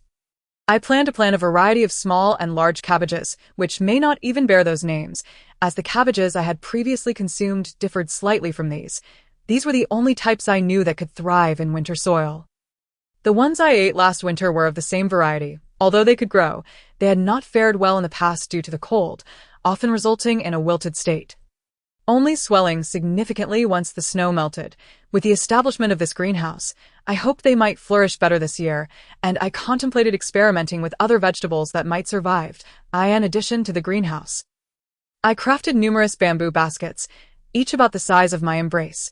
Whenever I found myself idle, I would weave these baskets, producing over a dozen, arranged together. They resembled a series of small compartments. I meticulously wove the bamboo, filling each basket with soil. These baskets were intended for the main room, where we would warm ourselves by the fire during winter. I planned to place them nearby, as the increased warmth might allow for some vegetable cultivation, primarily to ensure Jiang Yang had enough to eat, for he had too few options during winter. This winter is undoubtedly a significant improvement over last year. For this season, Jiang Yang, Qingshan, and I toiled through the autumn. And now it is time to savor the fruits of our labor. Jiang Yang and Qingshan, unbothered by the cold, quickly warmed themselves beneath the blankets, but I could not do the same. Consequently, each night, I would boil water, pour it into a hot water bottle, and tuck it beneath the covers to warm my feet. My hot water bottle was actually a large transparent glass vessel. I filled it with hot water, secured the lid tightly, and wrapped it in a fluffy sock to prevent burns, placing it at my feet for warmth. Previously, I shared a bed with Jiang Yang, but he has grown nearly as tall as I am. So we now sleep separately, though still in the same room, with him having set up another bed beside mine, knowing it would take me a while to warm up after settling in. He would run to my blanket each night to warm it for me, only returning to his own bed once I was comfortable. Jiang Yang would pull the blanket over his head, exposing only his face. Curling up on the bed and calling out, "Mother, come sleep. Your bed is nice and warm now." Despite his height, he still bore an innocent, youthful demeanor. When he looked at me, his tender green eyes seemed to harbor two small suns, radiating warmth. Outside, the sky grew dim, and the cold wind howled against the window frames. As I lay beneath the blanket warmed by Jiang Yang, I listened to the sounds of his breathing from across the room. And a distant memory surfaced. It must have been winter when I was very young, with heavy snowfall outside, and it was quite cold at night. My feet had developed frostbite, making sleep restless. My mother would hold me close, curling her legs around mine, using her hands to warm my feet. However, once I warmed up, the frostbite would begin to itch, causing me discomfort, and at any sound I made, my mother would awaken and gently scratch my feet. I would drift back to sleep under her tender and patient care. My father once told me that my mother used to sleep very soundly when she was young, back when they first married. He could not wake her no matter how loudly he called, but once I was born and we shared a bed, it was always my mother who woke first at any stirrings from me in the night. "Jiang Yang, tuck your legs under the blanket," I suddenly said in the dark. There was a rustling sound from his side, and after a moment, he curiously asked, "Mother, how did you know I had my legs sticking out?" I replied, "I know everything you do." As the words left my mouth, I felt a wave of nostalgia. My mother had said something similar to me, "I know everything you do," after I had done something she forbade. Like sneaking treats she had prohibited or breaking something and trying to hide it. I had always disliked that phrase, as her tone made me feel like Sun Wukong, unable to escape the grasp of her authority. Now, her hands are no longer present, and I have come to understand that her words were not meant to confine me, but to protect me. "Do you really know everything I do?" Jiang Yang's response was different from mine. He displayed no rebelliousness, but instead seemed eager to verify the truth of my statement. He quickly followed up with, "Mother, do you know what I'm doing right now?" Jiang Yang exclaimed, "Wow, you're amazing." This silly child kept a stash of acorns hidden beneath his pillow, playing with them secretly each night. Thinking I was unaware, the soft clinking of the acorns was also audible to me. "You should go to bed early." In the morning, the ground was covered in white frost, and the windows were frosted over, adorned with intricate white patterns that resembled flowers. "Look, that looks like flowers." Jiang Yang pointed at the frost on the ground. Having picked up a leaf from somewhere, the dry leaf was also frosted, resembling a layer of white fur. Qingshan was wandering around the yard when he suddenly placed a bucket used for watering vegetables at the door. I turned to see that the water in the bucket had frozen. Jiang Yang noticed too and squatted down in front of the bucket, poking at the thin layer of ice for quite some time. "This is ice." Jiang Yang encountered real ice for the first time. His curiosity piqued. His three-fingered claws scraped and tapped at the icy surface, his delight so profound that he nearly plunged his entire head into the bucket. Ultimately, with a swift motion, he punctured the block of ice, hanging it from his claw and presenting it to the newly risen sun, exclaiming, "Look, it's a transparent glass." He still reminisced about the thick glass he had seen at the city library. Qingshan, being several years older and experienced with winter's chill, remained composed and soon returned to his own pursuits, while Jiang Yang continued to frolic with the ice in the yard, hanging it from tree branches and placing it atop the well cover. After breakfast, he moved the now smaller piece of ice, holding it up to the sun to observe its diminutive form and touching the puddle it left behind. "The ice melts when it warms." I noted, sensing his disappointment. "There will be more tomorrow. Will it be bigger?" he inquired eagerly. "Indeed," I assured him, and that evening, I filled a large basin with water and set it outside, hoping to provide him with a grander piece of ice by morning. "Will there be big ice in the morning?" Jiang Yang asked, leaning over the basin. "We shall see in the morning." The next day, Jiang Yang woke unusually early. I glanced outside, where the dawn had yet to fully break. "It hasn't frozen yet. If you go out now, it won't freeze at all. Will I scare it away?" he pondered. "Yes." "Oh, then I won't look." He nestled under the covers, his wide eyes fixed on the ceiling. I turned over, bemused at his fervent anticipation for merely a block of ice. Yet, perhaps to a child, what seems trivial to adults can be a source of great fascination. I in the basin. The water had indeed frozen. But due to the shallow depth, the ice clung tightly to the basin's walls. Jiang Yang scratched at it with his claws, leaving numerous white marks, yet he could not dislodge the large piece. Observing this, Qingshan attempted to assist but also struggled, eventually flipping the basin over and striking its bottom. "Qingshan, let me handle this," I interjected, wary of damaging the basin through their antics. He stepped aside as I poured a ladle of water onto the ice. And with a gentle nudge of a kitchen knife at its edge, the solid ice released with a satisfying crack. Together, Jiang Yang and Qingshan lifted the substantial ice block onto the well cover, which was nearly its size. Jiang Yang circled the ice, even daring to lick it when he thought I wasn't watching. Unlike my childhood filled with toys, Jiang Yang found endless joy in such simple pleasures. He drilled a hole through the ice and fashioned a string to hang it on the door. The sunlight glinted off the icy surface, casting a dim shimmer that danced with Jiang Yang's movements.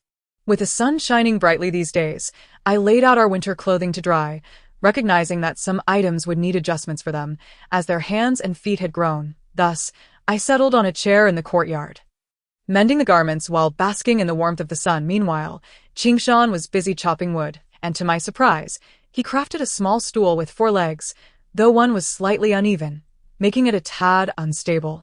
It was far superior to my initial expectations. Qingshan, like Jiang Yang, was not adept at intricate tasks, but woodworking suited him well. I praised his handiwork, and he beamed with pride, soon becoming enamored with creating more stools. While I tailored their clothes, Qingshan continued to chop wood, sending splinters flying. He had made each of us a small stool, mine being the largest and most exquisite. Both boys seemed to possess an innate generosity, always reserving the best for me, a trait I marveled at since I had never been so selfless in my youth. As Qingshan prepared to make a 4th stool, I suggested he attempt crafting a low chair with a backrest, a more complex endeavor that would occupy him for some time. Each night, the wind howled and mornings arrived with a somber sky. Even wrapped in thick coats, the cold seeped through, chilling one to the bone, as if one were a sieve allowing the frigid air to swirl within. This biting cold rendered any outdoor activity a challenge, leaving hands and faces stiff, resembling frozen blocks of ice. Even in stillness, one could not escape the chill, instinctively curling inward, wishing to shrink into warmth. I had donned my coat tightly, layering my boots with additional insulation crafted by my own hands for extra warmth. When venturing outside, I wrapped a large scarf around my head and face, lest the wind crack my skin. Jiang Yang and Qingshan, with their scaled claws, seemed unfazed by the cold. They were unaccustomed to wearing anything on their feet. Even in such frigid temperatures, I had once attempted to create large shoes for them, but they stumbled awkwardly, especially Jiang Yang, who fell as though encumbered by a pair of ill-fitting feline footwear. Thus, those oversized shoes remained in use. As the temperature continued to drop, I repurposed them into furry slippers for indoor comfort. Seeing them sit barefoot, despite their insistence that they felt warm, I could not quell my concern. Perhaps it was akin to the saying I once heard online, "Your mother thinks you're cold." Observing my shivering form, Qingshan retrieved the fire pit from the storage room, a square wooden frame with an iron basin atop. Traditionally used by farmers for warmth in winter, though we lacked charcoal and could only burn wood, this fire pit was ill-suited for burning wood due to its small size, which often led to the flames licking the surrounding frame. Last year, while using it for warmth, I inadvertently scorched the wooden frame, leaving blackened marks as a reminder. This fire pit had seen better days, having been used by the previous owner, and it bore 2 small holes in the basin. The downside of burning wood was the smoke it produced, which was far less convenient and clean compared to charcoal, but we had no alternative. Each winter, I found myself nostalgic for the days of central heating. Once the chill set in, one could remain indoors without feeling the cold. Now, however, I was acutely aware of winter's harshness. As the fire blazed, I remained rooted beside it. Qingshan's small stool proved useful as we gathered around the fire. Closing the doors to the main room, though dimmer inside, the bright flames provided warmth, and listening to the wind howl outside brought a sense of contentment. It was a dual satisfaction, the warmth of fire before me and the presence of beloved companions beside me warding off the cold. As the flames roared, the smoke dissipated, but the wood burned quickly, requiring constant replenishment, an undertaking assigned to Jiang Yang. Children often find fascination in fire, especially when there is little else to occupy their time. As the warmth enveloped my hands and feet, I felt drowsy, Yet the lack of a backrest made it difficult to rest. I could only sit upright, half-closed eyes gazing into the flickering flames. Time slipped by unnoticed, and soon it was time to prepare a meal, though I was reluctant to leave the comforting warmth of the fire. Stepping into the kitchen, the cold air rushed to envelop me, swiftly stealing away the heat I had accumulated. The sky was overcast, low and heavy, and the usual sounds of insects in the woods had vanished, replaced by a serene winter stillness. Such bitter cold. All creatures likely remained indoors, just as I did. Qingshan carried the fire pit into the kitchen, and we repositioned ourselves to warm up once more. As I cooked, I added a generous amount of chili powder to the dishes. This year's batch, dried and ground from our own peppers, a vibrant orange-red hue that was visually appealing and carried a pungent aroma. Adding a touch of seasoning to the soup, the spicy flavor travels down the throat and settles in the belly, igniting a fiery warmth that momentarily dispels the chill of the air, allowing the constricted organs to relax. However, on the third day of our reliance on the fire pit, it succumbed to misfortune. The wooden frame, unable to bear the intense heat, finally fractured, its edges charred from the flames, and the incessant movement only exacerbated its demise. Subsequently, the iron pot that held the firewood revealed its own flaws. After a few jabs from Jiang Yang with the tongs, it unexpectedly sprung a significant leak, a gaping hole at the bottom, likely from prolonged exposure to the flames. "What are you planning to do?" Jiang Yang inquired as he dragged the damaged pot around me. "I'll just dig a hole in the ground and start a fire right here," I replied. Without a fire pit, I thought it wise to create a shallow pit for the fire. No need for deep excavation. When spring arrives next year, I could simply cover it with a stone slab or fill it in with soil. This old house rests upon compacted earth, solid, yet still just earth. I quickly fashioned a shallow pit, larger than the fire pit itself, providing ample space for firewood, and I even found it to be an improvement, as I no longer had to worry about damaging the surrounding wooden structure. Additionally, the flat nature of the pit meant I needed to be mindful while stacking the firewood.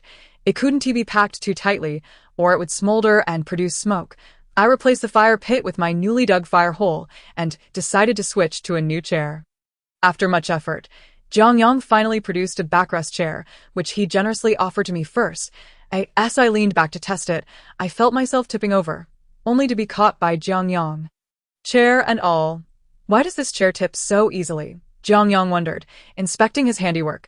"It's because the backrest is too high and large, while the seat is too small," I explained, after a brief discussion. Jiang Yang had an epiphany and set to work bringing over a new piece of wood to construct another chair beside the fire pit. This less-than-perfect chair still found its way to me. I didn't ask Jiang Yang to start over, but requested he simply add 2 wooden slats to the back for support, preventing me from toppling backward. The 2 simpletons looked at me in awe, their faces reflecting surprise and admiration. Is it truly possible to adapt in such a way?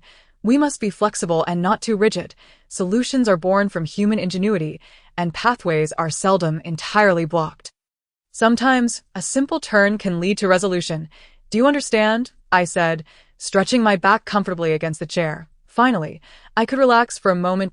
3 enamel cups stood in a row, awaiting the boil, once ready. I filled them to the brim with steaming water, savoring the warmth that not only warmed my body but also my hands. After indulging in plain water, which lacked flavor, I recalled the dried red dates I had sun-dried earlier and retrieved them from the cupboard. I added a few dried dates to each cup, allowing them to steep in the hot water. The sun-dried dates plumped up in the heat, floating brightly on the surface. After a while, the water had absorbed the fragrant essence of the dates, and each sip, accompanied by a chewy date, was delightfully sweet. Before bed, I decided to heat water for washing my face and feet by the fire on cold winter nights. Warm water on my feet made for a more comfortable slumber. I not only soaked my own feet but insisted Jiang Yang and Qingshan join in, reminding them that although they had scales, they were not immune to the cold, with no other choice. They immediately followed my lead, soaking their feet in the basin. In summer, they relished splashing in water, yet in winter, their enthusiasm waned. I found this puzzling. After all, water could still reside within their scales. Jiang Yang clarified my confusion as he not only immersed his feet but also dipped his tail into the warm water. Watching his tail flicker playfully, I playfully stepped on the tip. Jiang Yang laughed, teasingly inviting me to do it again. "Come on, step again." He loved these little games while I was less inclined. Come on. Try and see if you can still reach it. Jiang Yang nudged my knee. By the time we finished soaking, the area around the basin was drenched with splashes. The damp and chilly weather always sapped one's spirits. The day began under a dreary, leaden sky, where the rain fell in a mist, barely visible unless one extended a hand to catch a few delicate drops. A fine drizzle enveloped the surroundings, shrouding the mountains in a veil of fog, obscuring their outlines. This time, most of the trees had shed their leaves. Earlier, as we ascended the mountain, the ground was carpeted with vibrant red and yellow leaves. A colorful display. Jiang Yang had collected many, stowing them in a tin box, but they withered within days. Now, the mountain stood bare, a deep green hidden beneath the mist, with only a few sparse branches peeking through. Those bare branches belonged to the earliest shedding trees, which would soon transform into tender green come spring. Jiang Yang dashed in, clad in a raincoat, cradling 2 large cabbages and a radish. The hem of his raincoat splattered with mud. "Ma, I'm here," he announced, stepping onto a smooth stone slab at the entrance, leaving muddy prints behind. "Ma, rinse my feet." I fetched the kettle of warm water I had prepared earlier. When it rained, both Jiang Yang and Qingshan returned home with muddy feet, which was quite uncomfortable for them, so I always rinsed their feet with water. As I poured, Jiang Yang set down his vegetables, bending to scrub his feet. After rinsing, he carried the cabbages and radish to the kitchen. After a moment of thought, I noticed a segment of a damp, rotting tree trunk wedged in the doorway. This decaying trunk, likely from a maple tree, was adorned with layers of mushrooms, nearly covering its entire surface. The mushrooms were plump, some the size of my palm, densely clustered together. I crouched down, tearing off a piece to inhale its rich aroma. This must be a mutated mushroom. I had previously encountered this type, but never of such size, nor with such a potent fragrance. I was uncertain of its name, but its flavor was exquisite. This sizable trunk promised sustenance for several days. Elated, I tore off a dozen or so pieces to soak in water, planning to cook them for lunch. After a while, I noticed the mushrooms had swelled considerably. When I squeezed one, the tender surface and the moist folds glistened invitingly. As the weather turned colder, I was disinclined to stir-fry. It seemed cumbersome and the food would quickly cool. Instead, I opted for a divided pot, simmering it atop a small stove. Qingshan and I, both meat-eaters, would dine from one side, while Jiang Yang, who abstained from meat, would enjoy the other. I also prepared a substantial amount of dough, slicing it into thin strips that could be directly cooked in the pot, simplifying our meal preparation. Once everything was gathered in the main room, we could enjoy our hot meal by the fire without needing to return to the kitchen to dye our pot.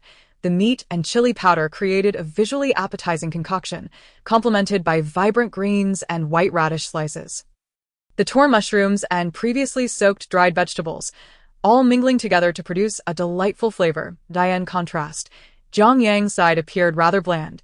He couldn't handle spice or meat, so his fare was much simpler. Yet, he savored his vegetables and radishes with gusto. Although we had enjoyed a similar meal the day before, today's dish, enhanced with the mushrooms Qingshan had found, elevated the broth's flavor significantly. By the end of our meal, I found it so satisfying that I boiled the remaining noodle strips in the broth, slurping the last of it down, leaving nothing behind. To be satiated is a true blessing, sitting by the fire. The chill outside felt distant and irrelevant. Initially, I had intended to teach Jiang Yang and Qingshan to recognize characters during the winter, but when the moment arrived, I found myself lacking the motivation.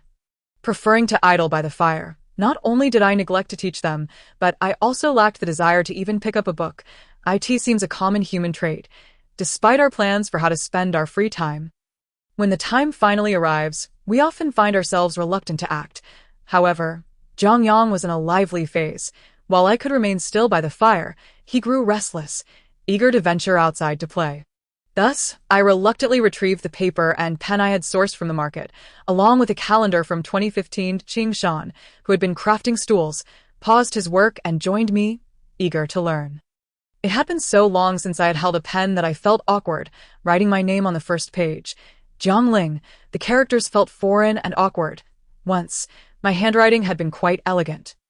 I had even participated in a penmanship competition and won second place. This serves as a reminder that regardless of the skill, without practice, one inevitably regresses. I practiced my handwriting on the notebook.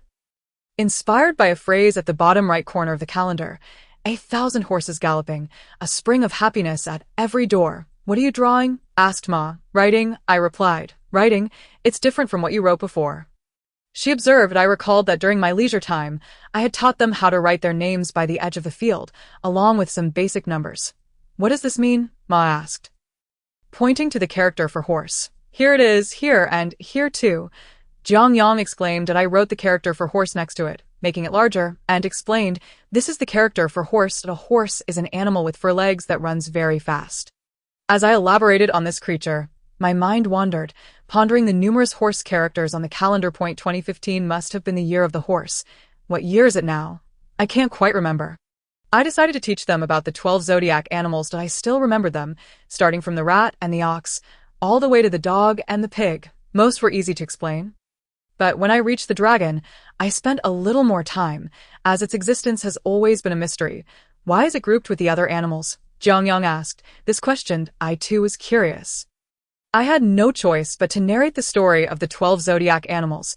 Once upon a time, in the heavens, the Jade Emperor and the Queen Mother decided to choose 12 animals to become the zodiac gods. They organized a race, and the first 12 animals to reach the finish line were selected. I only remembered the gist of the tale, so I filled in the gaps with my imagination, creating a vague narrative in my mind. However, without prior exposure to such myths, Jiang Yang and Qingshan listened in bewilderment. Ma, who are the Jade Emperor and the Queen Mother? Do they live in the sky? Can we see them? I scratched my head, momentarily setting aside the zodiac to explain the celestial beings that I in the sky. There are many deities who oversee various earthly matters, and their superiors are the Jade Emperor and the Queen Mother. Jiang Yang raised his hand, saying, their superior is the boss that I know. Ma is our boss. No, I corrected him, tapping his forehead with my P and I. In any case, it's not like that. Just let me finish. Oh, he replied. I continued, there are countless deities in the heavens, including Lei Gong and Dianmu, who govern thunder, and Taishang Lao Jun, who has a furnace for refining elixirs. Then there is the great sage, equal to heaven, Sun Wukong, a stone monkey that I know. The monkey in that 12. Whatever you called it. Qingshan interjected, no. This is a different monkey, and he is not an ordinary one. They kept interrupting, making it hard for me to find a starting point. Jiang Yang, amused by my predicament, burst into laughter. Ah, Ma, your shoe is burning. Simultaneously, I caught a whiff of something charred in the air. I quickly pulled my leg back and looked down, discovering a small charred corner of my shoe. I had dozed off with my eyes squinted, my mind drifting elsewhere. I suddenly returned to reality. I stared blankly at the blackened shoe tip for a while. I rubbed my face and picked up the kettle from the fire, pouring myself a cup of hot water. Holding the cup, I rose and moved to the door. Opening it, a gust of damp chill made me retract my neck. Outside lay a thick fog, yet another day shrouded in such peculiar mist. Winters of the past were never characterized by these continuous days of dense fog. This was a unique sight in a post-apocalyptic world. The obscured visibility within a 2-meter radius always instilled a sense of danger, prompting thoughts of lurking monsters in the mist. Thus, whenever fog enveloped the area, I refrained from leaving the courtyard, forbidding Jiang Yang and Qingshan from doing so as well. If Jiang Yang wished to play, it could only be within the confines of the yard. He had previously inquired about what lay within the fog, to which I had replied that nothing was present. However, after I shared some mythical stories with him, he began to concoct his own theories about the mist. He speculated that perhaps a host of celestial soldiers were pursuing a monkey, likely influenced by my vivid descriptions of the great sage's escapades in the journey to the west. He even conjectured that the fog was smoke rising from fires lit by subterranean dwellers. This idea possibly stemmed from our earlier experiences of smoking meat, with the white smoke swirling around. Jiang Yang's imaginative deductions were somewhat coherent, but Qingshan's were harder to grasp. He claimed the fog was merely clouds from the sky that had ascended to the ground, suggesting a swapping of places between heaven and earth. Jiang Yang eagerly embraced Qingshan's theory, anxiously asking, Ma, if we swapped places with the heavens, will we fall down? He gestured with his hands to mimic a flip. No, we won't, because our earth has gravity. I assured him. What is gravity? He inquired. How should I explain that? I thought. Often, I found myself at a loss for words when attempting to elucidate concepts to them. I regretted not reading more in my youth. Unable to clarify further, I recalled having seen a magnet earlier and rummaged through the drawer to retrieve it, along with 3 nails. Look, just like this, I brought the 3 nails close to the magnet, which attracted them. I shook the magnet upside down, and of course, the nails remained firmly attached. Just like I mentioned, gravity works similarly. Jiang Yang completely forgot about gravity, engrossed in playing with the magnet, searching for anything within the room that it could attract. Meanwhile, Qingshan was chopping wood, preparing to construct us a table for lessons.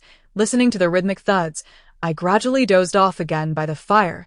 I lost track of time until Jiang Yang shook me awake. My first instinct was to check if my shoe had caught fire again, pulling my leg back only to realize it hadn't. Jiang Yang stood before me, beaming with excitement, holding a dusty iron box in front of my eyes. "Ma, look what I found," he exclaimed.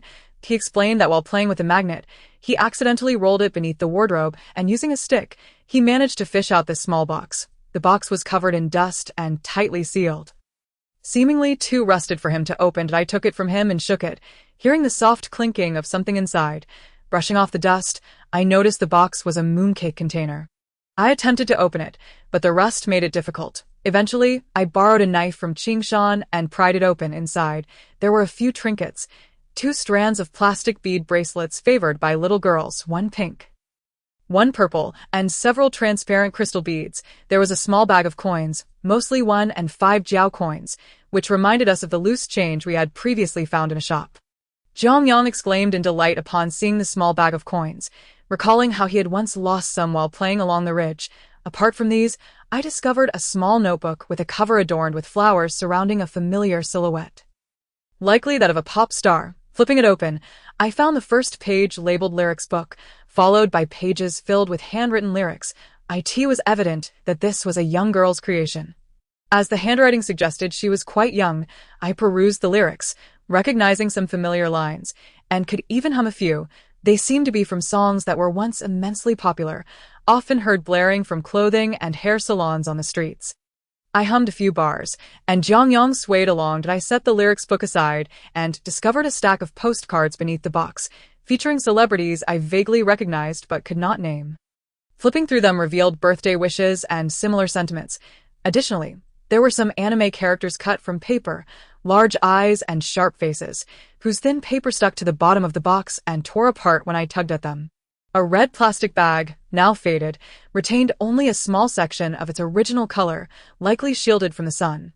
When Jiang Yang pulled it out, he accidentally tore the bag, revealing its contents halfway. Inside lay a collection of documents, household registration books, medical cooperation documents, land deeds, receipts from the hospital, a marriage certificate, and a child's report card. "I got these from the top of the wardrobe," Jiang Yang exclaimed, his face and head covered in dust, indicating he had not only climbed but also crawled into the corners. As I sifted through the papers, I remarked, "You need to take a bath tonight." Upon hearing this, his tail, which had been wagging energetically, drooped to the ground, and he let out a resigned ode on such a frigid day. Despite Jiang Yang's lesser sensitivity to the cold compared to me, his scales would still become damp and retain moisture in their crevices, leading him to avoid bathing during winter. After a bath in the evening, it was essential to warm his tail and paws by the fire. The heat made his scales pleasantly warm to the touch, yet not scalding. I held Jiang Yang's tail to dry it. I found the texture quite delightful and suddenly felt an urge for roasted meat. I had to move it away from the fire to avoid burning. In the dead of night, a fierce wind swept through, dispersing the thick fog. The next morning, I observed that only a ring of white mist lingered atop the mountain, while the rest of the landscape was clear. "Let us go gather vegetables," Jiang Yang exclaimed, separating and then clapping together the 2 pieces of magnet he had been playing with, producing a rhythmic clatter. I knew he had grown restless after spending nearly 3 days indoors, so I left the warmth of the fire to accompany him to the fields. The field still bore vegetables that required my attention. I wrapped Jiang Yang's head in a large scarf, as I did with Qingshan. Before we ventured outside, they sat on chairs with their heads bowed, allowing me to bundle their heads, transforming them into 2 comical figures. We 3 set out, resembling a band of miscreants preparing for a heist. The grass by the roadside and the edges of the fields were coated with white frost, rigid with ice crystals, and puddles along the path had frozen over, making the ground treacherously slippery. The soil was solidly frozen, akin to stepping on concrete. In such cold weather, even insects were scarce. The only creature we encountered was a mountain worm wriggling beneath a pile of decaying grass. I had constructed a bamboo and oil paper shelter for the vegetables in the field, but upon inspection today, I discovered a corner of the shelter had been damaged, and something had gnawed at the vegetables inside, leaving marks that could only belong to a rat or a wild hare. Qingshan, supporting his oversized head, buzzed. "Let us catch the culprit." Jiang Yang echoed. "Let us catch the culprit." While I repaired the shelter, they frolicked along the ridge, searching for various mouse and rabbit burrows, poking inside with sticks. Though they found no wild hares or rats, they did manage to unearth a hibernating grass snake. Since winter began, the weather had remained perpetually overcast. Every day was shrouded in gloom, with the best days being foggy ones devoid of precipitation. The most common weather was a gentle drizzle, as though the sun of the entire year had been exhausted in the waning days of autumn. After 2 consecutive days of light rain, the ground remained perpetually damp, and the chill seeped into one's bones like the rainwater permeating the earth. I felt the temperature drop further in recent days. Despite sealing the windows tightly, I still found myself shivering by the fire. In the afternoon, I leaned against the new table by the fire, teaching Qingshan how to write. Upon returning from the restroom, Jiang Yang informed me, "Hey, there's ash floating in the air again. There a fire somewhere in the mountains." Ash, I pondered, thinking that in such weather, how could a fire possibly burn in the mountains? Stepping outside, I discovered, indeed, it was snowing. The somber sky was thick with clouds, constantly shedding flakes that melted upon touching the ground. This was not ash. It was snow, I told Jiang Yang. He had heard me mention snow before, but this was his first time witnessing it. He leaned against the doorframe, watching the delicate flakes fall. "Hey, didn't you say snow is white?" I replied. "You'll understand tomorrow why snow is white."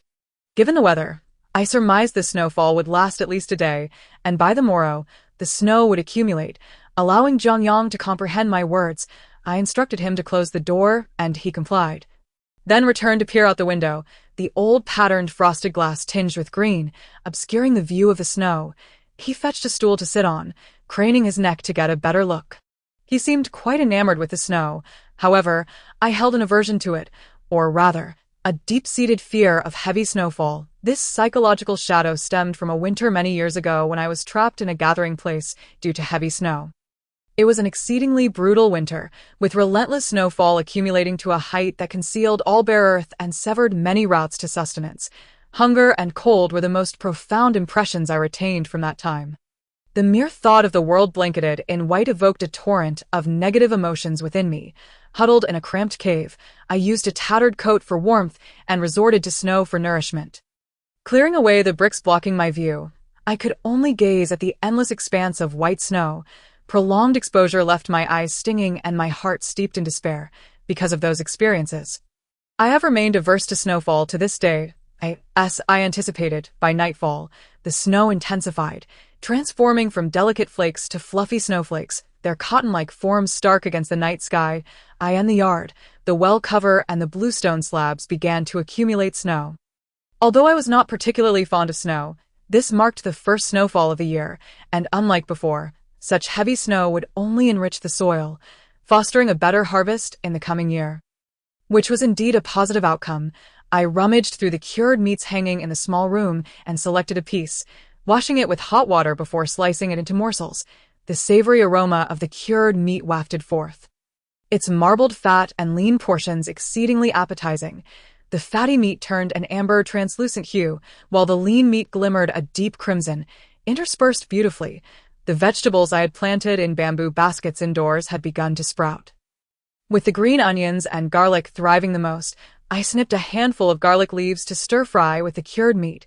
The vibrant green of the garlic shoots mingled with the red and yellow hues of the meat, sizzling in the iron pot, releasing an enticing fragrance. The remaining slices of cured meat were stewed with dried vegetables. Though it wasn't visually appealing, the taste was exquisite, and the aroma intensified as it simmered on the stove. "Let us eat," I urged. Jiang Yang eagerly gulped down a large mouthful of noodle soup. Qingshan lifted his head from his bowl to glance at me, and I sensed he understood my aversion to heavy snow. "You should eat too," I encouraged, and he resumed his meal, his cheeks puffed up with food. The fire had burned low, so I buried the remaining embers in ash, retrieved a kettle from beside the fire, and filled it with 3 glasses of hot water, wrapping it in socks as a foot warmer, preparing for bed. Before sleeping, I pulled back the door bolt to sneak a glance outside. A gust of cold wind swept in, carrying a few snowflakes with it. The snowfall had intensified, rendering the vegetable patch and well nearly invisible, shrouded in a constant cascade of white. I settled into bed, feeling cozy beneath the covers, with my feet resting on the warm sack. I soon drifted into a drowsy state. In my half-asleep state, I heard a rustling sound. It was surely Jiang Yang sneaking a peek outside while I dozed off, perhaps believing the snowfall had ceased. Snowfall possesses a unique silence, unlike rain.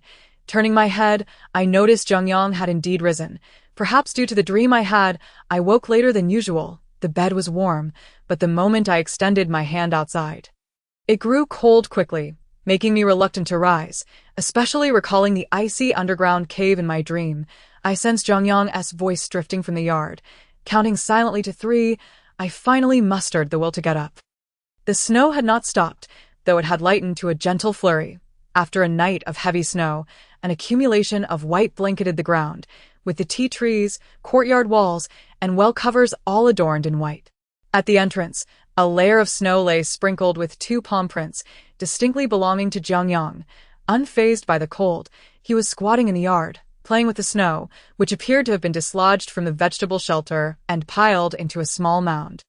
I gazed into the distance, where the mountains were also draped in white.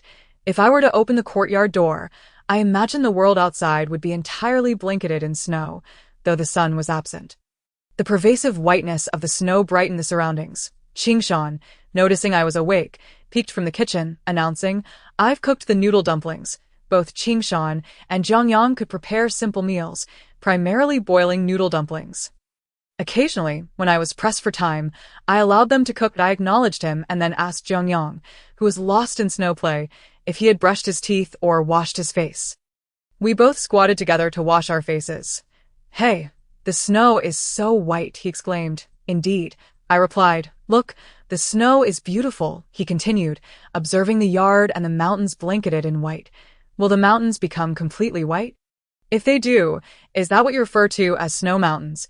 In contrast to my lack of enthusiasm, Jiang Yang was brimming with excitement. As soon as I mentioned going to the fields, he darted to the door, tail wagging furiously behind him, revealing his eagerness to frolic outdoors. For the past couple of days, his thoughts revolved incessantly around playing in the snow, were it not for my concern over the cold. Insisting he return to the warmth after a bit of play, he would likely have relished the snow all day long without a care. Unbeknownst to him, he had developed a peculiar habit of taking bites out of the thick snow, as if testing its flavor. Convinced I was unaware of his antics, once we 3 stepped outside and closed the door behind us, the large area at the entrance was nearly devoid of snow. Having been moved to the base of the wall by Jiang Yang, he had earlier constructed a small snow house, which I found quite impressive when I called him in to warm up.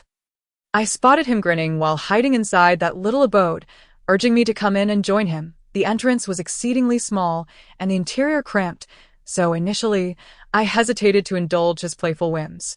However, seeing his gleeful expression compelled me to teach him a lesson in humility. Thus, I squeezed into his tiny dwelling, inevitably damaging both the door and a portion of the wall, traversing beyond the cleared area. We soon found ourselves in untouched fields of snow. Before long, our trio had left behind a series of footprints, 2 rows of round impressions for my shoes, flanked by 2 rows of large, slender paw prints from Qingshan on the left, and slightly smaller, yet more robust prints from Jiang Yang on the right. The crisp sound of crunching snow beneath our feet invigorated Jiang Yang, who seemed to bounce with glee. There were also 2 round, connected footprints of uncertain origin, and Qingshan discovered tracks that resembled those left by a snake, although it was winter, and snakes typically hibernate. Suddenly, Jiang Yang tumbled into a snow pit, but he emerged unscathed, brushing off the snow from his body. Nearby, a tuft of grass, laden with snow, had lured him into stepping onto it, sending him tumbling into the pit. The ground here was riddled with dips and hollows, and the snow's thickness made it slippery, demanding careful navigation. I urged Jiang Yang to tread cautiously, and he obediently followed in my footsteps, perhaps finding delight in the game. He playfully stepped into our footprints. Ahead lay a persimmon tree, stripped of its leaves, still bearing remnants of fruit. Persimmons mostly devoured by birds, now dried and fallen into the snow, creating small depressions beneath the tree. Adjacent to it was a shallow ditch, its icy surface thick and sturdy, ensnaring a handful of withered yellow grass. To my astonishment, a fish, visible beneath the thin layer of ice and snow, flicked its tail. Splashing water nearby, appearing quite sizable and close to us. "Let me catch it for you," Jiang Yang exclaimed, eagerly preparing to leap onto the snowbank closest to the fish. However, I recalled that there seemed to be no solid ground there. In his excitement, he acted too quickly. Just as I intended to call out to him, he had already jumped. The next moment, I heard a loud splash as the foolish child plunged into the snow mound. Half of him soaked in water. The spot he had aimed for was not the snowy bank, but rather a patch of water plants within the pond. Qingshan, concerned for me, pulled at my sleeve. Worried I might slip in as well. Jiang Yang resurfaced a moment later, triumphantly clutching the fish he had managed to catch, which he tossed onto the snowy bank before climbing out, still grasping my hand. His thick winter coat, now drenched, weighed him down significantly, almost pulling me into the water with him. Qingshan, with one hand on me and the other tugging Jiang Yang's clothing, managed to hoist him up. Soaking wet, Jiang Yang dripped water everywhere, still grasping that large fish, shivering uncontrollably, his clothes heavy with moisture. As he waddled like a penguin, he asked me, "Mama, aren't there only small fish in this pond? How could there be such a big one?" I was too exasperated to respond, taking the wriggling fish from him with a stern expression, instructing him to wring out his wet clothes. Upon returning home, Qingshan fetched some hot water from the stove, while I found clothes for Jiang Yang. After he bathed and changed into dry garments, I wrapped him in a thick quilt, settling him by the fire. The kettle by the fire simmered with water, into which I added slices of ginger. Letting it boil before serving him 3 generous cups of the spicy ginger tea, he sipped the hot concoction, his tongue flicked out in reaction to the heat. Sometimes, I wondered about his lack of common sense. After finishing his tea, he slyly glanced at me and asked, "Mama, are we having fish for lunch today?" "You can't eat fish," I replied. He simply grinned. "I can watch you eat." Sighing to myself, I ruffled his hair and stepped outside to prepare the fish. The meat was tender, with minimal bones and no muddy taste, and after cleaning and cutting it, I simmered it with Sichuan pepper, dried chilies, cinnamon, scallions, ginger, and garlic, consuming half of it by midday alongside Qingshan, while we enjoyed the fish. Jiang Yang munched on bread and sipped soup, inquiring, "Is it delicious?" Upon hearing our affirmation, he chuckled with innocent delight. "You're not to jump back into the water. Jiang Yang, do you hear me?" I asked. Turning to Qingshan, who had stayed by the fire, "Aren't you cold?" I inquired, after a moment's thought. He replied earnestly, "Actually, I'm not that cold." Before long, the crackling of the fire signaled that the chestnuts were bursting open. Releasing a delightful aroma into the air, I had to use tongs to retrieve the roasted nuts, while Qingshan eagerly reached in with his bare hands. After a while, we glanced outside, and I called, "Jiang Yang, do you want to eat chestnuts?" Perhaps it was the thick, overcast clouds that had obscured the sun, which transformed into snow and fell upon us on the 4th day after the snowfall. The long-awaited sun finally emerged. I felt as though this was the first time sunlight had graced us since winter began. The snow-covered ground was already bright, but with the sun's appearance, the entire world shimmered. Looking at the snow, it was dazzlingly white, blindingly bright. Such splendid weather compelled me to leave the warmth of the fire, so I moved a chair outside and sat beneath the wall to bask in the sun. Though bright, the sunlight felt almost illusory. Offering no warmth, the cold remained unyieldingly chilly. Jiang Yang questioned me, "Is winter's sun different from summer sun? One is hot, and one is cold," while his assertion was inaccurate. As there is but one sun, I couldn't help but admire the vividness of his imagination. In our experiential reality, it indeed felt like a cold sun versus a warm one after sitting outside for a while. Claiming to soak in the sun, I found myself growing colder, prompting me to return the chair indoors, with Qingshan faithfully following my lead. Jiang Yang remained outside, intent on continuing his construction of snow houses. He had completed the roof twice, only for it to collapse twice as well, endlessly repairing and reinforcing it. The surrounding snow had been completely cleared, and he began to fetch snow from the flat area to the right of the courtyard, where a deciduous tree and several palm trees stood, alongside a tall and a small mound. He had cleared the snow from the outer area, leaving the snow near the mounds untouched. There was still plenty of snow left in the courtyard. Save for the stone-paved path, a flock of sparrows chirped and flitted about in the snow.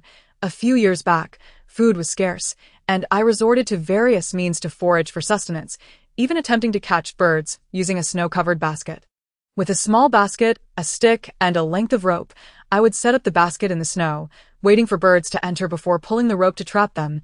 I shared this with Qingshan, who found it somewhat intriguing, and he fetched an empty basket to set up his own trap in the snow. The rope was tied to the eaves. Held in Qingshan's hands, I observed, this won't work. Without food, the birds won't venture beneath the basket. However, upon seeing a few sparrows pecking at the grains scattered beneath the basket, he eagerly attempted to pull the rope, but I restrained him. Wait, don't rush. Understanding my words, Qingshan settled down quietly, patiently waiting. The group of sparrows, numbering a dozen, flitted about in the snow, but only 3 or 4 ventured beneath the basket. As they feasted on the grains, oblivious to the danger. They began to gather more densely at the bottom. It's time, I declared, pulling at Qingshan's arm, causing the basket to topple over and trap most of the sparrows beneath it. The remaining few, startled by the sudden commotion, fluttered away but did not stray far, landing on the surrounding walls. We've caught so many. Qingshan beamed at me, leaping into the snow. Let me catch them. Wait a moment, I replied, heading inside to retrieve the small bird cage I had used earlier. Are you catching birds?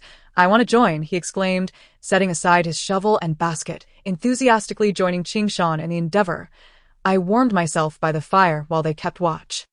Though they were quite spirited, their efforts yielded only a modest haul. After an entire day, they had caught just 10 sparrows, one less than my initial attempt. You're pulling the rope too quickly, I remarked. One cannot remain in a single location for too long. Those birds are quite clever, aware of your presence, and thus reluctant to approach. Furthermore, Jiang Yang, you must refrain from constantly vocalizing, as it frightens them away. I imparted some techniques I had learned, and soon the birds in our vicinity began to face misfortune, for both Jiang Yang and Qingshan, having found a rare new endeavor, approached it with utmost seriousness. The number of birds nearby was astonishing. During the autumn season, the sky was darkened by their flocks. Although the cold weather reduced their number somewhat, they were still quite numerous, as evidenced by the tracks left in the snow. After a couple of days without snowfall and under the sun's warmth, the accumulated snow melted away swiftly, the rooftop snow dissipating and transforming into a curtain of droplets beneath the eaves. Jiang Yang's snow shelter ultimately remained unfinished, melting under the sun into a mere pile of snow. The thaw was pervasive, and the temperature during this period was even lower than when it had snowed. Mornings often revealed icicles hanging from the eaves and branches, glistening like drops of water. A row of transparent icicles, nearly uniform in length, hung beautifully, prompting Jiang Yang to delightfully knock a few down with a stick. While Jiang Yang could still play with ice, I could not. My hands had swollen from the cold, a common occurrence each winter after frostbite, leaving them numb and stiff, making tasks feel less agile.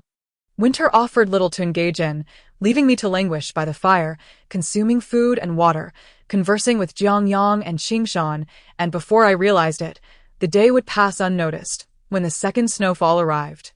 I sensed something amiss with Qingshan.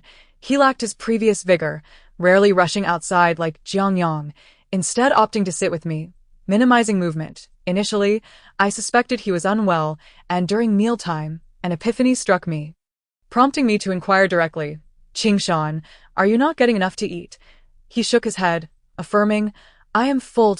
I examined our provisions, which were no different from previous meals, yet the fresh meat had long been consumed, leaving us with only cured meats, primarily consisting of noodles. I pondered whether, similar to Jiang Yang's vegetarian diet, Qingshan, while capable of subsisting on vegetables, truly required more meat for sustenance. They both held significant importance in my life. I had come to regard them as my last remaining kin, even a part of myself, and I could not afford to let either of them come to harm through my negligence. I prepared an abundance of meat solely for Qingshan. He observed me silently, consuming every morsel without a word, before finally saying, "It's really not a problem. In the past, winter meant little food, but I survived." I was reminded of my first encounter with Qingshan, when he appeared emaciated, as if his bones were on the verge of breaking through his skin, a sight both fearsome and pitiful. "Eat well. We shall hunt for prey once our provisions are exhausted. The three of us cannot possibly struggle to find food," I consoled him. He shook his head again, stating earnestly, "I can hunt alone, but I worry about you both.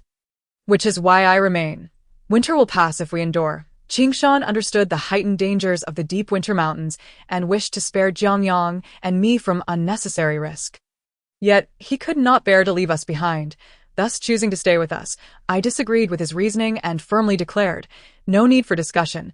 Eat as much as you wish, and when we are finished, the three of us will venture out together." Although Qingshan possessed greater strength than I, he exhibited a submissive demeanor in response to my insistence, acquiescing to my wishes without further protest.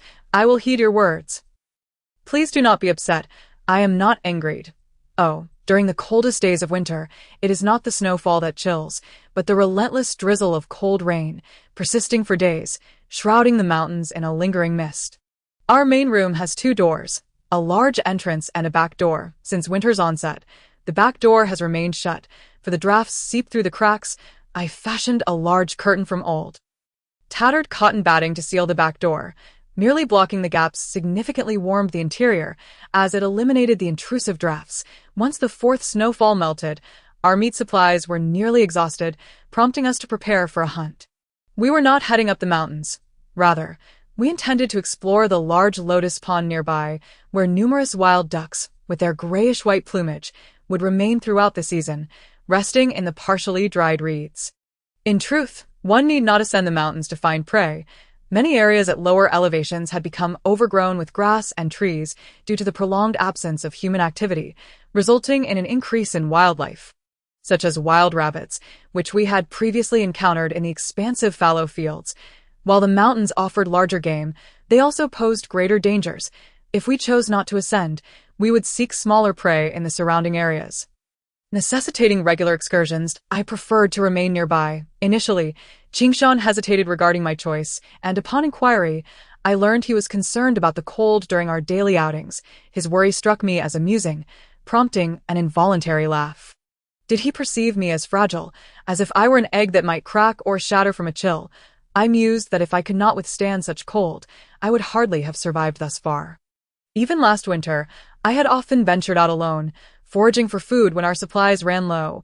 With the assistance of both Jiang Yang and Qingshan this year, I found myself becoming more particular, as what had once been routine now appeared as hardship in their eyes.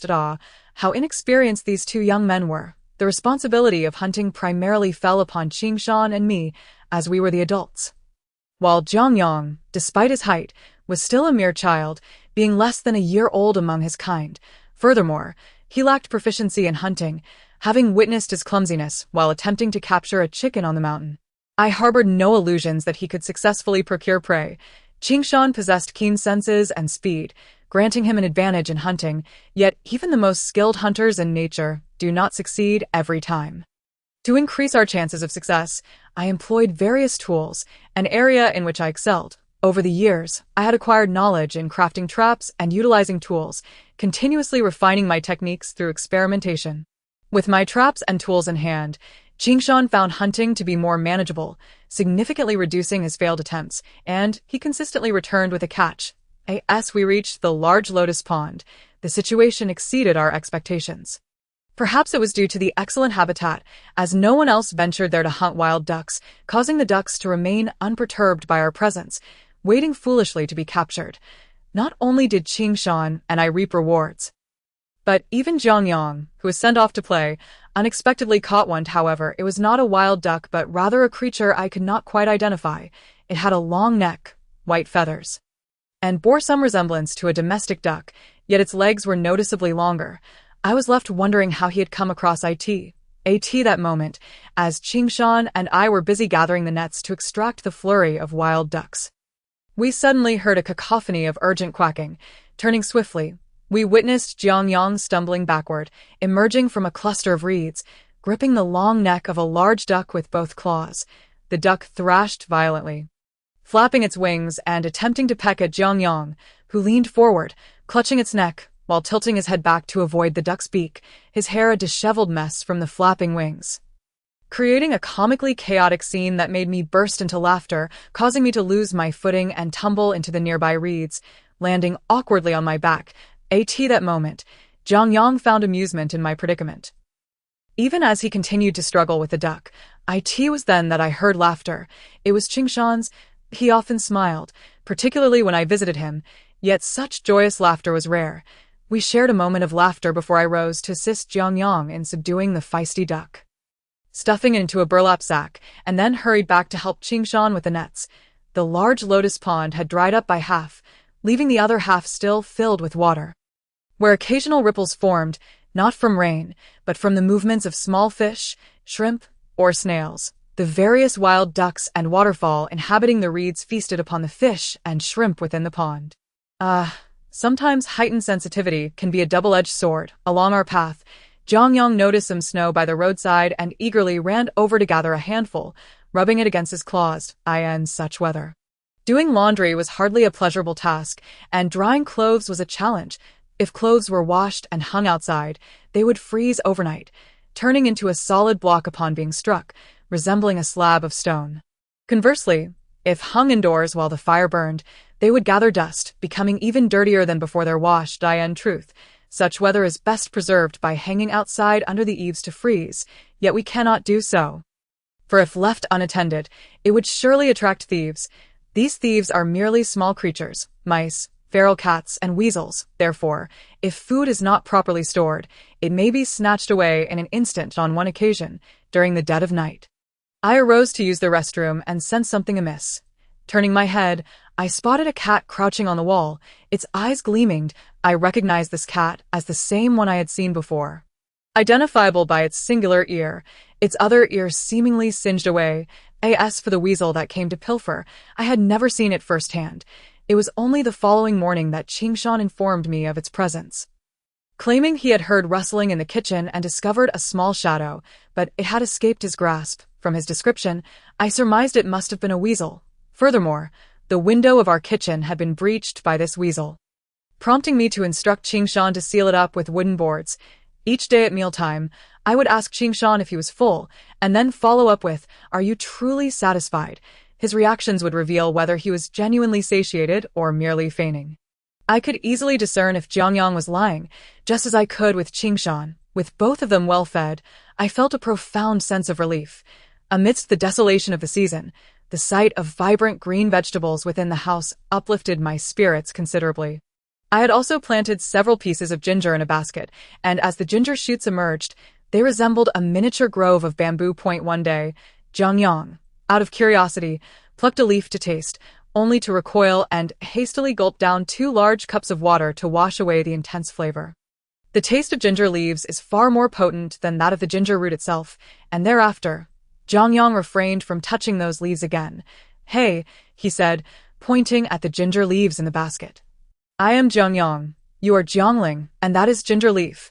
Why do our names share the character yet taste rather unpleasant? Is there an inherent connection between our names and deliciousness?" I assured him there was none, adding, "We too are not particularly delectable." Jiang Yang paused, contemplated my words, and conceded, "You are right. What are you up to?" he inquired with curiosity. I smiled mysteriously, refraining from an explanation, merely stating, "You'll find out in due time." Near the fire, I sprinkled water daily to maintain moisture, and after a couple of days, the wheat began to sprout and root. Watching the tender yellow-green leaves grow taller brought great joy to Jiang Yang, who would cradle the densely packed, verdant seedlings daily. "Once they grow, shall we plant them in the basket?" he pondered, "but the basket is already full. Should we not make some space?" I shook my head, took up scissors, and before Jiang Yang's eyes, snipped off a handful of wheat shoots and handed them to him. Isn't wheat supposed to grow tall and then bear grain?" Jiang Yang hesitated, for in his understanding, wheat grew in fields and took ages to mature, not to be consumed in this manner. Once I explained, he cheerfully began to munch on the wheat shoots. He devoured half, and after sitting for a moment, he exclaimed. "It has a hint of sweetness." Sweetness? I had tasted wheat shoots before and found them to possess merely a grassy flavor, but as wheat can be used to make maltose, Jiang Yang's discovery of sweetness was entirely plausible. As the snow accumulated, I needed to clear the snow from the greenhouse to prevent any damage. However, during this endeavor, I stumbled upon the remnants of a wild rabbit in the snowy field. Its skin torn and deflated, covered by a thin layer of snow.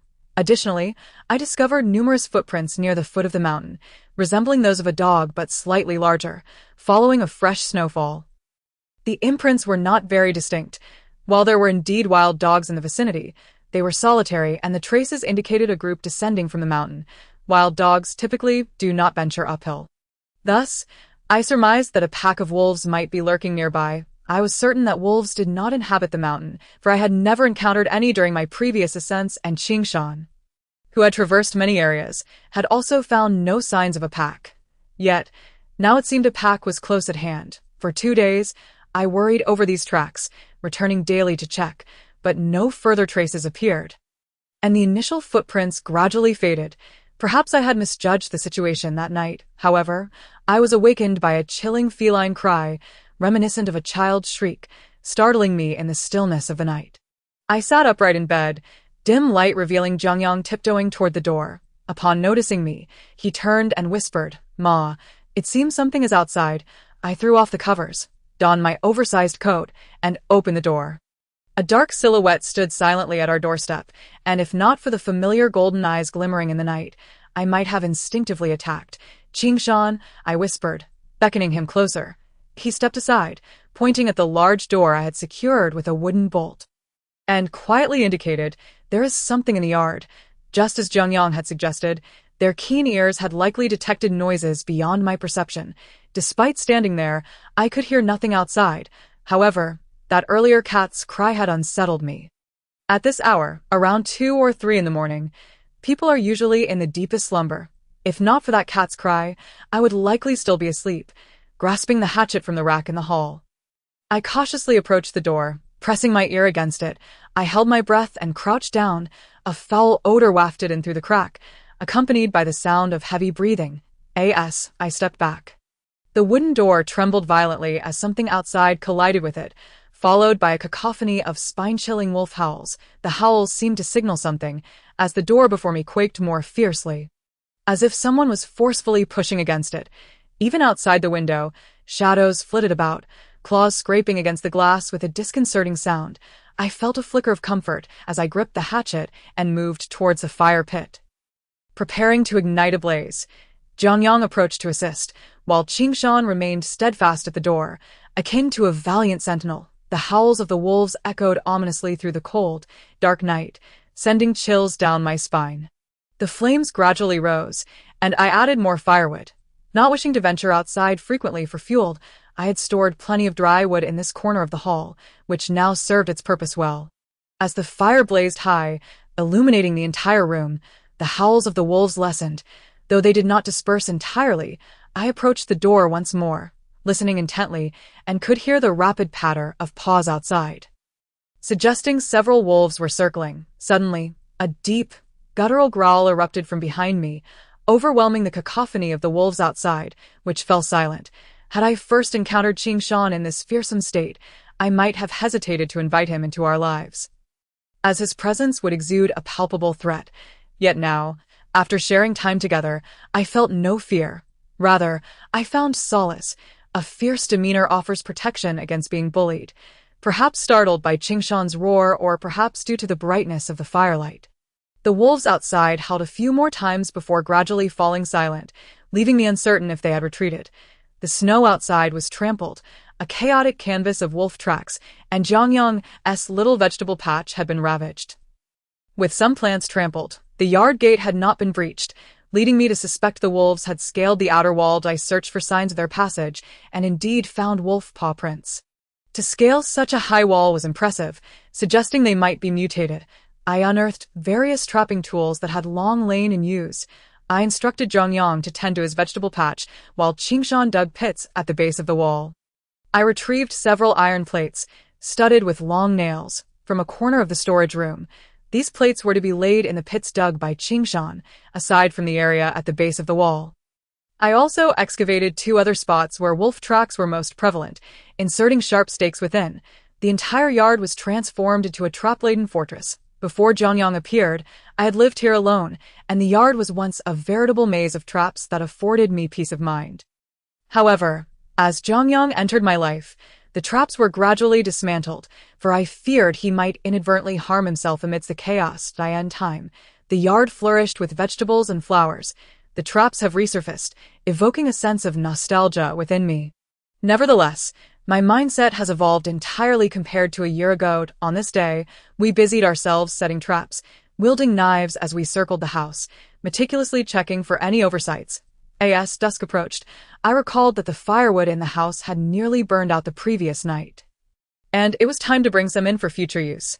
Approaching the stack of wood, I noticed Jiang Yang crouched in the corner, rustling about, and upon getting closer, I overheard him conversing with something. "Meow, don't forget to greet us next time, but you must stay on the roof and not come down, for fear of being taken away by that large creature." I spotted the small fish clutched in the cat's mouth, immediately deducing it was Jiang Yang's doing. During our recent excursions to the lotus pond to catch wild ducks, Jiang Yang had taken to fishing with a rod and had caught quite a few with a small net.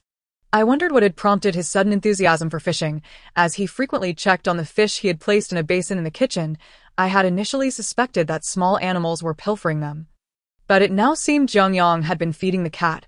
He cast a furtive glance in my direction, his tail stiff and straight, with only the tip displaying a hint of nervousness. I gathered a few pieces of wood and, instead of mentioning the cat, simply asked him to help me carry some into the house. Instantly, his rigid tail relaxed, and he hurriedly grabbed a large bundle of wood to bring inside.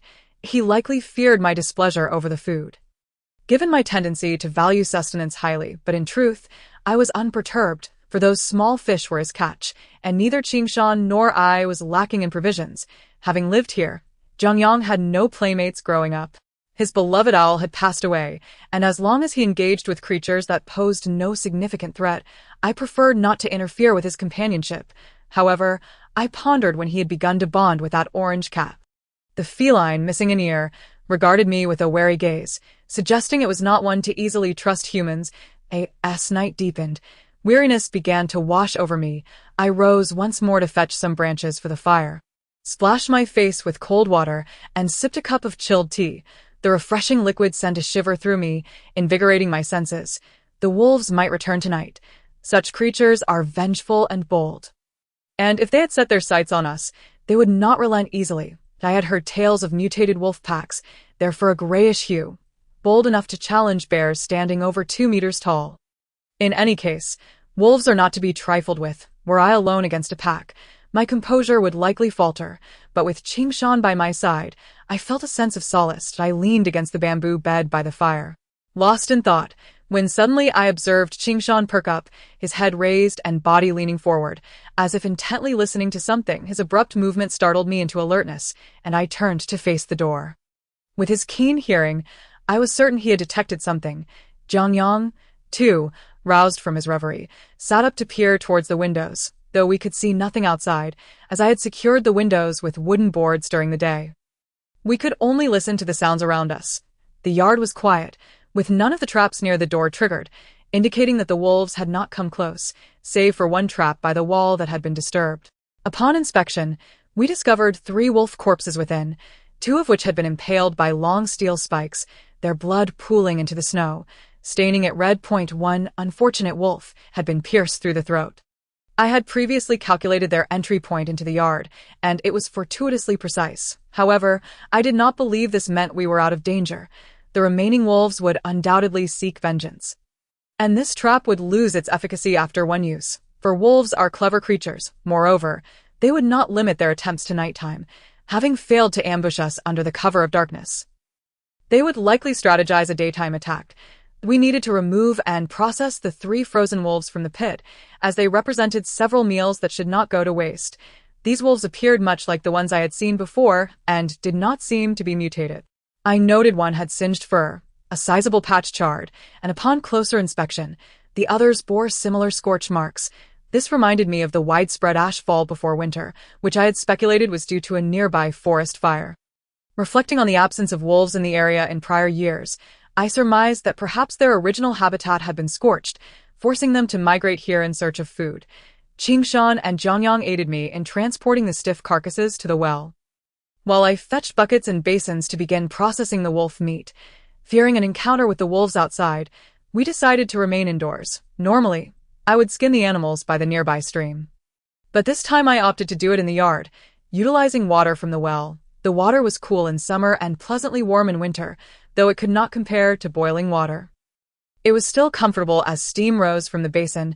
I skillfully skinned the wolves, soaking the pelts in water for later treatment, and meticulously cut the meat into manageable portions. The 3 wolves were neither particularly fat nor thin, but collectively they would provide sustenance for several days. That afternoon, I prepared a meal of wolf meat.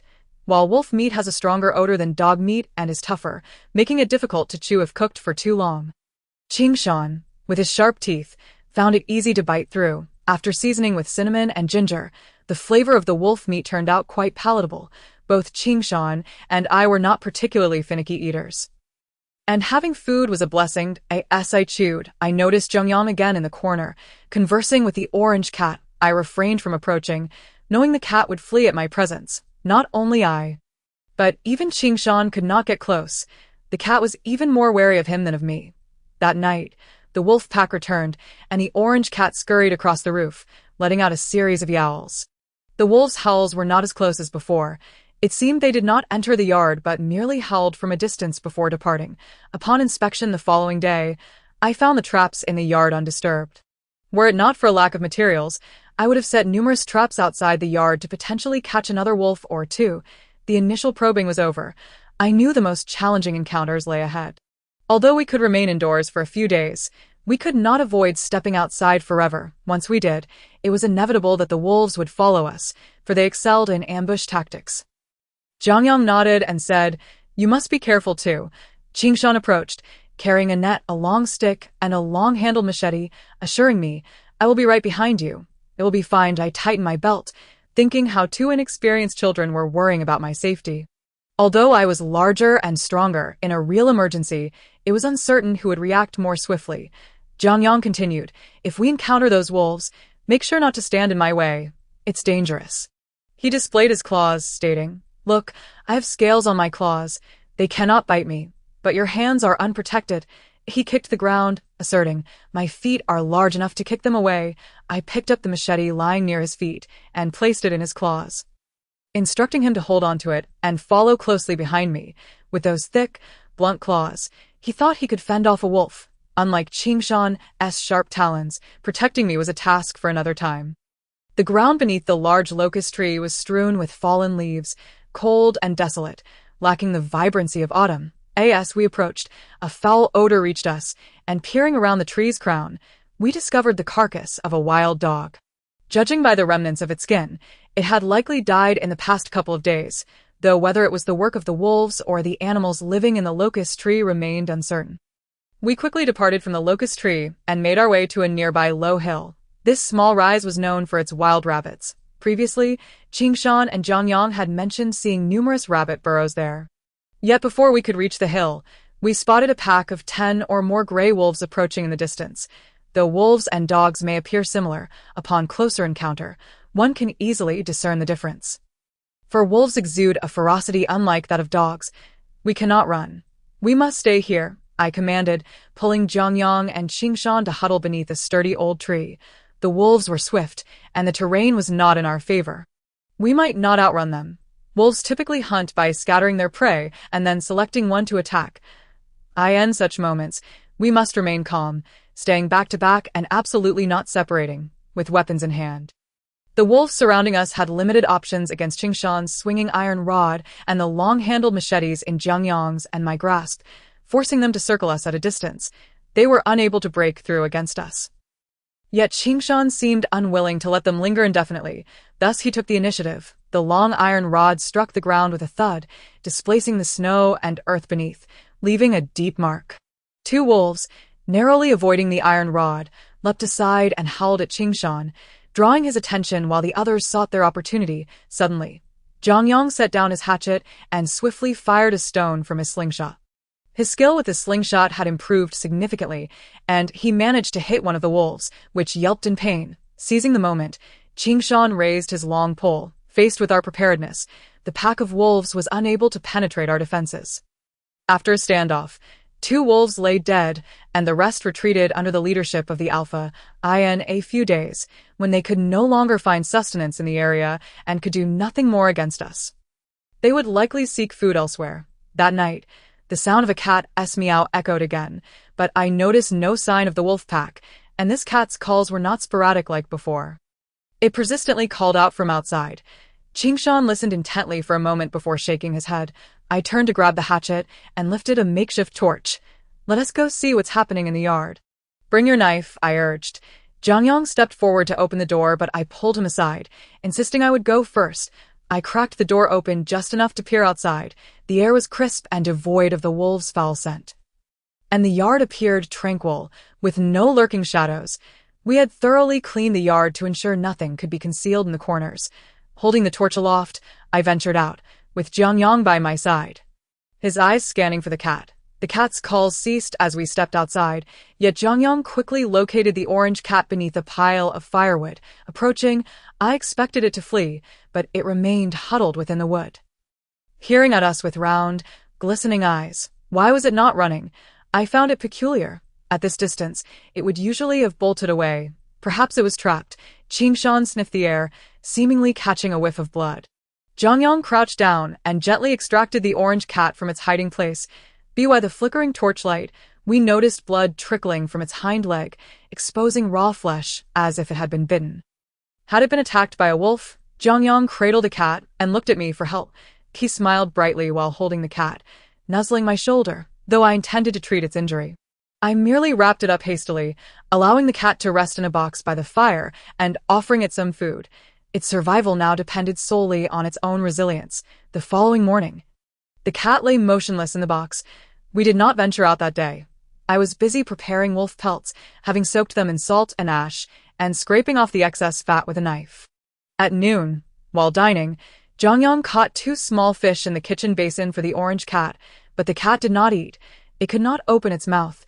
By evening, Jiang Yang sat beside me, glancing at the cat with a sorrowful expression. Suddenly, I stood with my knife and approached the orange cat. I took one of the fish beside it and sliced it into small pieces, mashing it into a paste, then gently pried the cat's mouth open to feed it. I was uncertain if this would save it, but I recalled my own struggles when gravely injured. I had resorted to eating raw mice in a daze of hunger. Now, with food so near, if this cat could not survive, it would be its fate. After confronting the wolves, neither side gained an advantage, and ultimately, the wolves withdrew. Our luck was not favorable that day. We failed to find prey. Yet we still had wolf meat left uneaten, so there was no urgency. Heeding my words, Qingshan and Jiang Yang remained vigilant against the wolves. However, we did not encounter the pack again, leading us to believe they had finally abandoned the area. Unfortunately, while we were at the reed pond capturing wild ducks, Jiang Yang ventured a bit too far while fishing alone, and suddenly, 2 wolves sprang from the bushes. I heard a splash and turned to see Jiang Yang jump into the pond. With 2 wolves waiting at the shore, he emerged from the water, unharmed but chilly, covered in mud. I just caught a loach as I came up, he exclaimed, raising his hand to show me the unexpected catch. I leaned my bloodied hatchet against the ground, catching my breath, and remarked, "You look just like a loach yourself." The loach Jiang Yang caught ultimately found its way into the orange cat's belly. Miraculously, the cat survived, and after its wound healed, it vanished without a trace. After several days of concern, Jiang Yang spotted the cat sunbathing on the roof of a dilapidated house nearby, fully alive, which finally eased his worries. Although we had saved the cat's life, it showed no inclination to express gratitude, remaining elusive and only occasionally darting past our walls to greet Jiang Yang with a meow, seemingly only acknowledging him. Since our encounter with the 2 wolves near the reed pond, we had not seen any signs of the pack for nearly half a month. Qingshan even ventured further down to search for traces left by the wolves, ultimately discovering that all signs were from many days prior, confirming that the wolves had indeed departed. With the immediate threat lifted, we dismantled some of the traps in our yard, yet left the pits and spikes at the base of the wall intact, just in case, for besides wolves, Other creatures might descend from the mountains in search of food. As the snow melted, the weather remained overcast for an extended period, followed by a stretch of 3 days of dense fog. Until the sun finally emerged. This sun was no mere imitation. One could distinctly feel the rise in temperature, particularly as midday approached, when even the thick cotton coat felt somewhat stifling. We moved our chairs to sit beneath the wall in the yard, where the structure shielded us from the wind, allowing the warm sunlight to envelop us, inducing a languid state, as if our bones had turned to jelly. Leaning back against the chair, stretching my legs, we appeared like 3 desiccated fish basking in the sun. The sunlight was so intense that it was almost blinding, compelling us to squint, and before long, I found myself drifting off to sleep. In the yard, we set up racks to air out our quilts, and the large cotton coat, which had remained damp from washing, finally dried out, preventing any risk of mildew. We spent the entire day soaking up the sun, accomplishing little besides eating our meals without moving from our spots. Our chosen location was ideal, as it basked in sunlight all day long, but the moment the sun dipped below the horizon, the temperature dropped significantly, making it uncomfortable to remain outside. Based on my experience, this splendid weather would not last just a day or two. At least 3 days of sunshine were assured. Not only us, but the animals on the mountain, which had starved for much of the winter, would also seize this opportunity to search for food. Having endured the ordeal with the wolves, I realized a need to reassess our current capabilities. With Qingshan, who could contend with several wolves, as our mainstay, perhaps this familiar mountain was not as perilous as I had once believed. I had grown overly cautious from my past solitary experiences. On this day, we only gathered firewood at the foot of a nearby hill without encountering any game, yet we managed to collect a substantial amount of wood. After 2 days of gathering, we filled the large flat area outside our yard with firewood. During these 2 days, aside from chopping wood, we managed to catch 2 wild chickens that had ventured down to forage, which we cooked and consumed that same day. By the 3rd day, having gathered a sufficient supply of firewood, I resolved to venture up the mountain in search of game. We followed the same path as before. It had been a long while since our last visit, and the mountain was as vibrant as ever, with plenty of green-leaved trees. Beneath the shade of trees untouched by passers-by, patches of unmelted snow remained visible. "Ah, look over there. There are flowers," Jiang Yang exclaimed, pointing excitedly. Clearing the branches obstructing my view, I spotted the flowers he mentioned, red camellias. This mountain hosted numerous tea and camellia trees, and seeing such vivid colors in this season was a delightful surprise, especially for Jiang Yang, who had longed to feast on flowers. He slung a small bag over his shoulder, eagerly pushing through the tangled branches to reach the camellia bush. With his path cleared, I no longer needed to chop away the surrounding branches. "Look, Ma," Jiang Yang said, lifting a camellia blossom for me to see. The flower, nestled low, had petals slightly closed, cradling a bit of snow within. Jiang Yang quickly gathered the flowers, and we continued our ascent. Not long after, he tugged at my sleeve again. I initially thought he had spotted more flowers, but instead, he covered his mouth and pointed into the thicket. I chuckled, reaching out to pull Qingshan, who was still preoccupied with hunting, and gestured towards the bushes. There, concealed, were 2 masked palm civets. In the aftermath of natural calamities, the past few years had seen the wildlife flourish on the mountain. Had it been in the past, with people everywhere, such an abundance of animals would have been unimaginable. As we returned, passing through a bamboo grove, I suddenly had an idea. I instructed the 2 of them to wait while I took my knife to cut down some overgrown, slender bamboo. "What are you going to do with the bamboo?" Jiang Yang asked. "We already have plenty of baskets at home," Qingshan replied. "I immerse myself in the task of chopping bamboo, not for the purpose of crafting baskets." Jiang Yang remarked, "Such slender bamboo cannot be used for baskets." Qingshan observed my tendency to select the damaged bamboo with a hint of confusion. "These bamboo stalks are marked with mold and white ash. They are unsuitable for basket making." I glanced at both of them and reiterated, "I am not making baskets." Jiang Yang seemed poised to inquire further, but I interjected, "I believe I spotted some bamboo rats nearby. Why don't you both search for them instead of continuing to question me?" With that, Jiang Yang's attention was swiftly diverted. There were indeed many rodents in the vicinity, including field mice. But since the orange caddis arrival, my encounters with them had diminished significantly. Previously, while gathering grain, the mice would frequently pilfer from our stores, and even in the fields, they would gnaw away at our harvest. Consequently, both Jiang Yang and Qingshan would become irate upon sighting a mouse, always eager to catch them.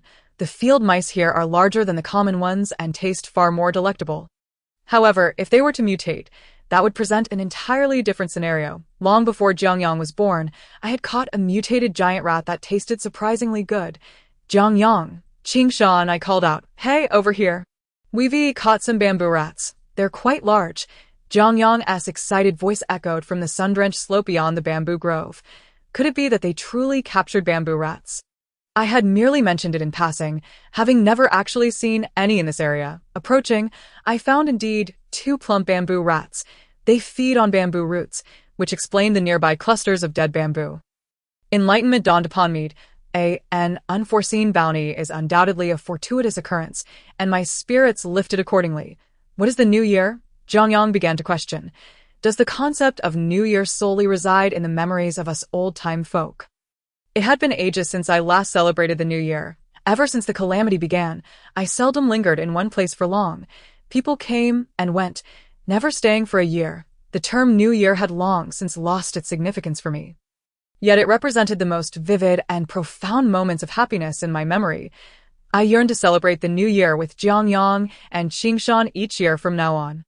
In my understanding, the New Year should be a lively occasion. However, among the 3 of us, apart from Jiang Yang's penchant for chatter, both Qingshan and I were rather taciturn, rendering the atmosphere less vibrant.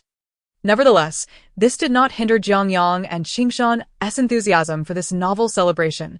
After I briefly described some of the customs associated with the New Year, they eagerly volunteered to assist. I diced the remaining pieces of cured meat and gathered fresh mushrooms sprouting from the maple tree in the corner of the yard, tearing them into pieces to create a filling. I then prepared a second filling by chopping fresh wild boar meat and napa cabbage together. This would be for Qingshan and me, while for Jiang Yang, I prepared a mixture of napa cabbage and greens. Radish filling and a sweet potato and chestnut filling, but I had never tasted the latter. It involved soaking dried chestnuts in water until they swelled, then chopping and mixing them with sweet potatoes. I was uncertain of the outcome. Furthermore, I simmered a wild chicken for soup and concocted a spicy sauce using Sichuan pepper, chili powder, and minced garlic, perfect for dipping the dumplings. The preparation of these fillings cluttered the countertop with bowls and plates. Jiang Yang, seated beside the counter, pointed at the bowl of chestnut and sweet potato mixture. Can this be eaten? Not yet. He then pointed to the bowl of napa cabbage and greens filling. How about this one? No, he sighed, resting his chin on his hand as he awaited the food. As I tended to the fire, I casually remarked to Qingshan, You need not knead so forcefully. You're nearly breaking the bowl. He smiled sheepishly and, indeed, eased his grip. Although Qingshan might not be adept at wrapping dumplings, he was certainly capable of kneading dough. The dough he produced was far superior to mine, previously, when we made flatbreads. He had handled the kneading. Jiang Yang assisted by holding the bowl steady. Once Qingshan finished kneading, he and Jiang Yang sat across from me, watching as I wrapped the dumplings with a long-necked green beer bottle. I rolled out the dumpling skins, making them about the size of half my palm. I scooped up the filling, folded the skin in half, pinched the center, and then sealed the edges, completing each dumpling in mere seconds. I tossed a mushroom and cured meat dumpling onto the plate to my left, and Jiang Yang promptly arranged it on a white cloth beside him. Another filled with greens and napa cabbage was tossed onto the plate to my right, and Jiang Yang scurried to place it on the other cloth. Thus, I wrapped one dumpling while they arranged another, quickly creating rows of assorted dumplings. Once I became proficient, I could wrap a dumpling in seconds, causing Jiang Yang and Qingshan to bustle about, barely keeping up with the arrangement. With so many tasks at hand, we were quite busy, and before we knew it, dusk was approaching. We built a fire in the main room, setting up 2 iron racks and pots for the meat-filled dumplings for Qingshan and me, and the vegetable dumplings for Jiang Yang. As the dumplings boiled, they would float to the surface, and once done, we garnished them with chopped scallions and ladled them into our bowls before adding new dumplings to the pot. The first dumpling I tasted was filled with cured meat and mushrooms. The delicate broth rendered the dumpling skin somewhat bland, but the rich flavors of the cured meat mingled with the freshness of the mushrooms burst forth in delightful harmony. The pork and napa cabbage filling was equally delicious. I had added salt and a touch of chili oil during preparation, enhancing the overall flavor. I also sampled Jiang Yang's dumplings. The filling of napa cabbage and greens was somewhat bland. Yet it possessed a unique appeal when dipped in spicy sauce. The radish filling was acceptable, while the sweet potato and chestnut filling was undeniably sweet. Jiang Yang's favorite was the sweet potato and chestnut dumpling. Though I found the flavor peculiar, he devoured them with gusto, often consuming one whole in a single bite. He even added the red camellia blossoms he had picked from the mountains to his bowl, mimicking my act of sprinkling scallions. Although this pairing seemed odd, it was visually appealing, with a single red flower nestled among the dumplings in the green bowl. In terms of appetite, I could not compete with the two of them. After 2 rounds, I set down my bowl, taking a moment's respite before pouring myself a bowl of chicken soup. By the time I finished, Jiang Yang and Qingshan were still eating, seemingly bent on finishing all the dumplings I had prepared. "Oh no, my stomach hurts," Jiang Yang groaned, clutching his belly. "What's wrong? I'm so full," he replied, letting out a burp. "Well, who told you to keep eating when you were already full?" I chided. "Get up and walk around a bit." Feeling his belly, I confirmed that it had indeed swollen. I turned to Qingshan. "Can you still eat? If not, we can save it for tomorrow."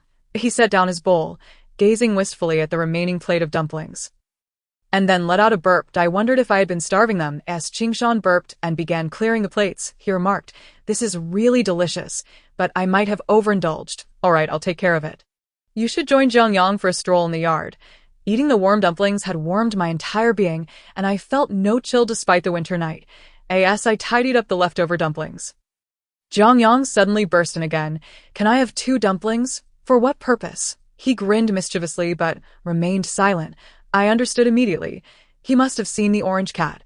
After recovering from its injury, the cat had resumed its independent foraging, though it would appear before Jiang Yang every couple of days. Each time Jiang Yang encountered his feline friend, he would beam with joy and offer it fish he had caught from the large basin in our kitchen. I handed him a few pork and napa cabbage dumplings, and he skipped out happily with his small bowl. The night had fully descended. Winter nights are darker than those of summer, apart from the faint glow emanating from the main room. The outside world was shrouded in obscurity. I retrieved an iron bucket for burning, adding firewood and transferring embers from the main room's fire into it, placing the bucket in the yard. "Come help me chop these bamboo stalks." I brought over the bamboo I had cut earlier, enlisting Jiang Yang and Qingshan to assist in chopping them into sections. "Are we going to burn the bamboo?" "Yes." "Why?" "Because during the New Year, we traditionally set off firecrackers, but we have none, so we will burn bamboo instead. When bamboo is ignited, it produces a crackling sound, which I suspect is the origin of the name firecracker." "Why do we set off firecrackers?" I pondered, attempting to explain in terms they could grasp. "Firecrackers help scare away man-eating beasts." Jiang Yang appeared enlightened. "It can drive away wolves, something like that." Jiang Yang seemed momentarily stunned, exclaiming in awe at the sound of the crackling bamboo. "Wow, that's incredible, so loud." Qingshan suddenly raised a paw to cover his ears and tilted his head towards me. "Next time there's a pack of wolves, we can burn bamboo to scare them away." "Yes, that's precisely what I was thinking." The 3 of us stood at the doorway, watching the bamboo burn in the yard for quite some time. The orange cat, which had originally perched atop the woodpile, was startled into fleeing at the first hint of commotion. When the bamboo burned down and silence enveloped the surroundings, I felt as though the world had suddenly become serene. Within the fire barrel, a few embers still flickered. I ladled some water to douse them, and the barrel emitted a soft hiss, releasing a billow of white smoke that danced into the night sky. "What else is there to do for the New Year?" I mused. "We must hang couplets," Jiang Yang suggested, then inquired, "What are couplets?" I explained that they are characters elegantly inscribed with a brush on red paper, affixed to either side of the door and above the lintel. "What purpose do these characters serve? Can they scare off wolves?" he asked. "Alas, no. They merely serve to create a festive atmosphere."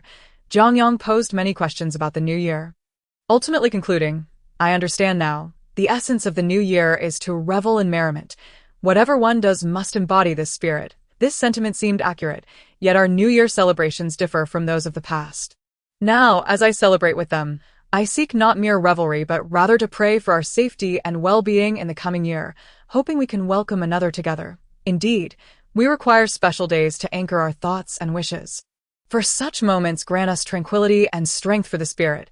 Once the New Year had passed, it felt as though winter had swiftly departed. In previous years, I perceived winter as interminable, endlessly confronting the dark ceiling and the overcast sky outside. Stepping out signified facing the unknown, while remaining indoors led to a prolonged, tedious emptiness. However, this year, winter seemed to conclude abruptly, as fleeting as a gust of wind passing outside. Our winter was marked only by conversations around the fire and foraging for food. Devoid of any extraordinary events, yet I found each day to be both ordinary and fulfilling. As for the questions surrounding Jiang Yang and Qingshan's lifespans, I gradually came to terms with them. Perhaps it was during our moments beside the fire, as I taught them to write, or perhaps it was on a frigid day when we ventured out hunting, only for snow to descend upon us unexpectedly, forcing us to huddle together against the biting wind. That day, fortune did not favor us. We could not find any game and decided to venture further, only to be met with a heavy snowfall. We wandered through the snowstorm, unable to locate shelter, our bodies and heads adorned with a flurry of snowflakes. I was more sensitive to the cold than Jiang Yang and Qingshan, and inadvertently stepped into an icy puddle, soaking my shoes, which became heavy and frigid, causing me to shiver uncontrollably. Nearly unable to walk, Qingshan glanced at me several times, then suddenly removed his coat and offered to carry me on his back. Draping his coat around me for warmth, Jiang Yang nestled beside us, her head propped against a sleeve, lifting the coat to speak to me, persistently asking, "Ma, are you very cold?" I noticed Qingshan's eyelashes had turned white with frost, and I reached out to shield his eyes. Life is replete with unforeseen events, often arriving without warning. Did I have bid farewell to many whom I believed would accompany me indefinitely? If Jiang Yang and Qingshan too were destined to depart before me, I would see them off, as they had suggested, interring them in the plot of land beside our home. That spacious area could accommodate the three of us. There, wildflowers would bloom abundantly in spring and summer, while winter would cloak it in a thick blanket of snow, a tranquil resting place. Yet for now, we are all alive and well, and so we shall strive to live even more fully. As the waters of the creek at our doorstep grew increasingly tumultuous, the distant snow-capped peaks vanished from view, and the peach tree by the village creek began to sprout tender buds. I realized that winter had completely receded. Last spring, around this same early springtime, Jiang Yang had been born. I suddenly recalled the unfamiliarity I felt towards myself a year ago. Over the past year, due to Jiang Yang and Qingshan, I have changed significantly, or perhaps I have merely returned to my former self. Had I truly been resolute in sending Jiang Yang away, I would undoubtedly be a different person today. One day, I prepared an abundance of food for Jiang Yang. After finishing, she asked, "Ma, why is there so much food today?" I replied, "Because you have turned 1 year old. We must celebrate." I explained that it was akin to a birthday celebration, similar to those my mother would prepare for me during my own childhood. Noticing the envy in Qingshan's eyes, I resolved to prepare a feast for him the following day as well. With limited meat available at home, I poured my heart and effort into making it particularly delicious. I did not know when Qingshan's birthday was. Otherwise, I would have celebrated it alongside Jiang Yang's, one day apart each year, preparing special meals for them. All right. Jiang Yang clapped her paws. "Ma, will your birthday be celebrated with ours?" "I do not celebrate birthdays," I replied. "Why not?" she inquired. "Because adults do not celebrate birthdays," Qingshan interjected. "But I am an adult too. I celebrate." Jiang Yang insisted. "Ma, you should celebrate with us. My birthday is in December, and since I do not celebrate it, it has long lost its significance." Yet, under the enthusiastic insistence of Jiang Yang and Qingshan, I resurrected my long-neglected birthday, aligning it with theirs, planning to treat myself to a special meal on the third day following theirs. Once upon a time, my parents would remember my birthday each year, preparing an elaborate feast and bestowing extra pocket money upon me. I took my annual celebrations for granted while my parents never celebrated theirs, allowing the day to pass unremarked. When I inquired about it, they would merely say, "Adults do not celebrate birthdays." Unlike Jiang Yang, I lacked the determination to demand a celebration for my own birthday or request a delicious meal. As a child, I was bested by Jiang Yang. With the arrival of spring, I would once again become busy with the affairs of the fields. The wheat required diligent care, and the vegetable patch needed to be cleared. The ground, having been frozen all winter like blankets tucked away for the season, must be turned and aired out. A gentle rain began to fall, and after several showers, the earth loosened slightly. As we wielded our hoes to till the soil, the dormant insects that had hidden beneath the ground during winter stirred.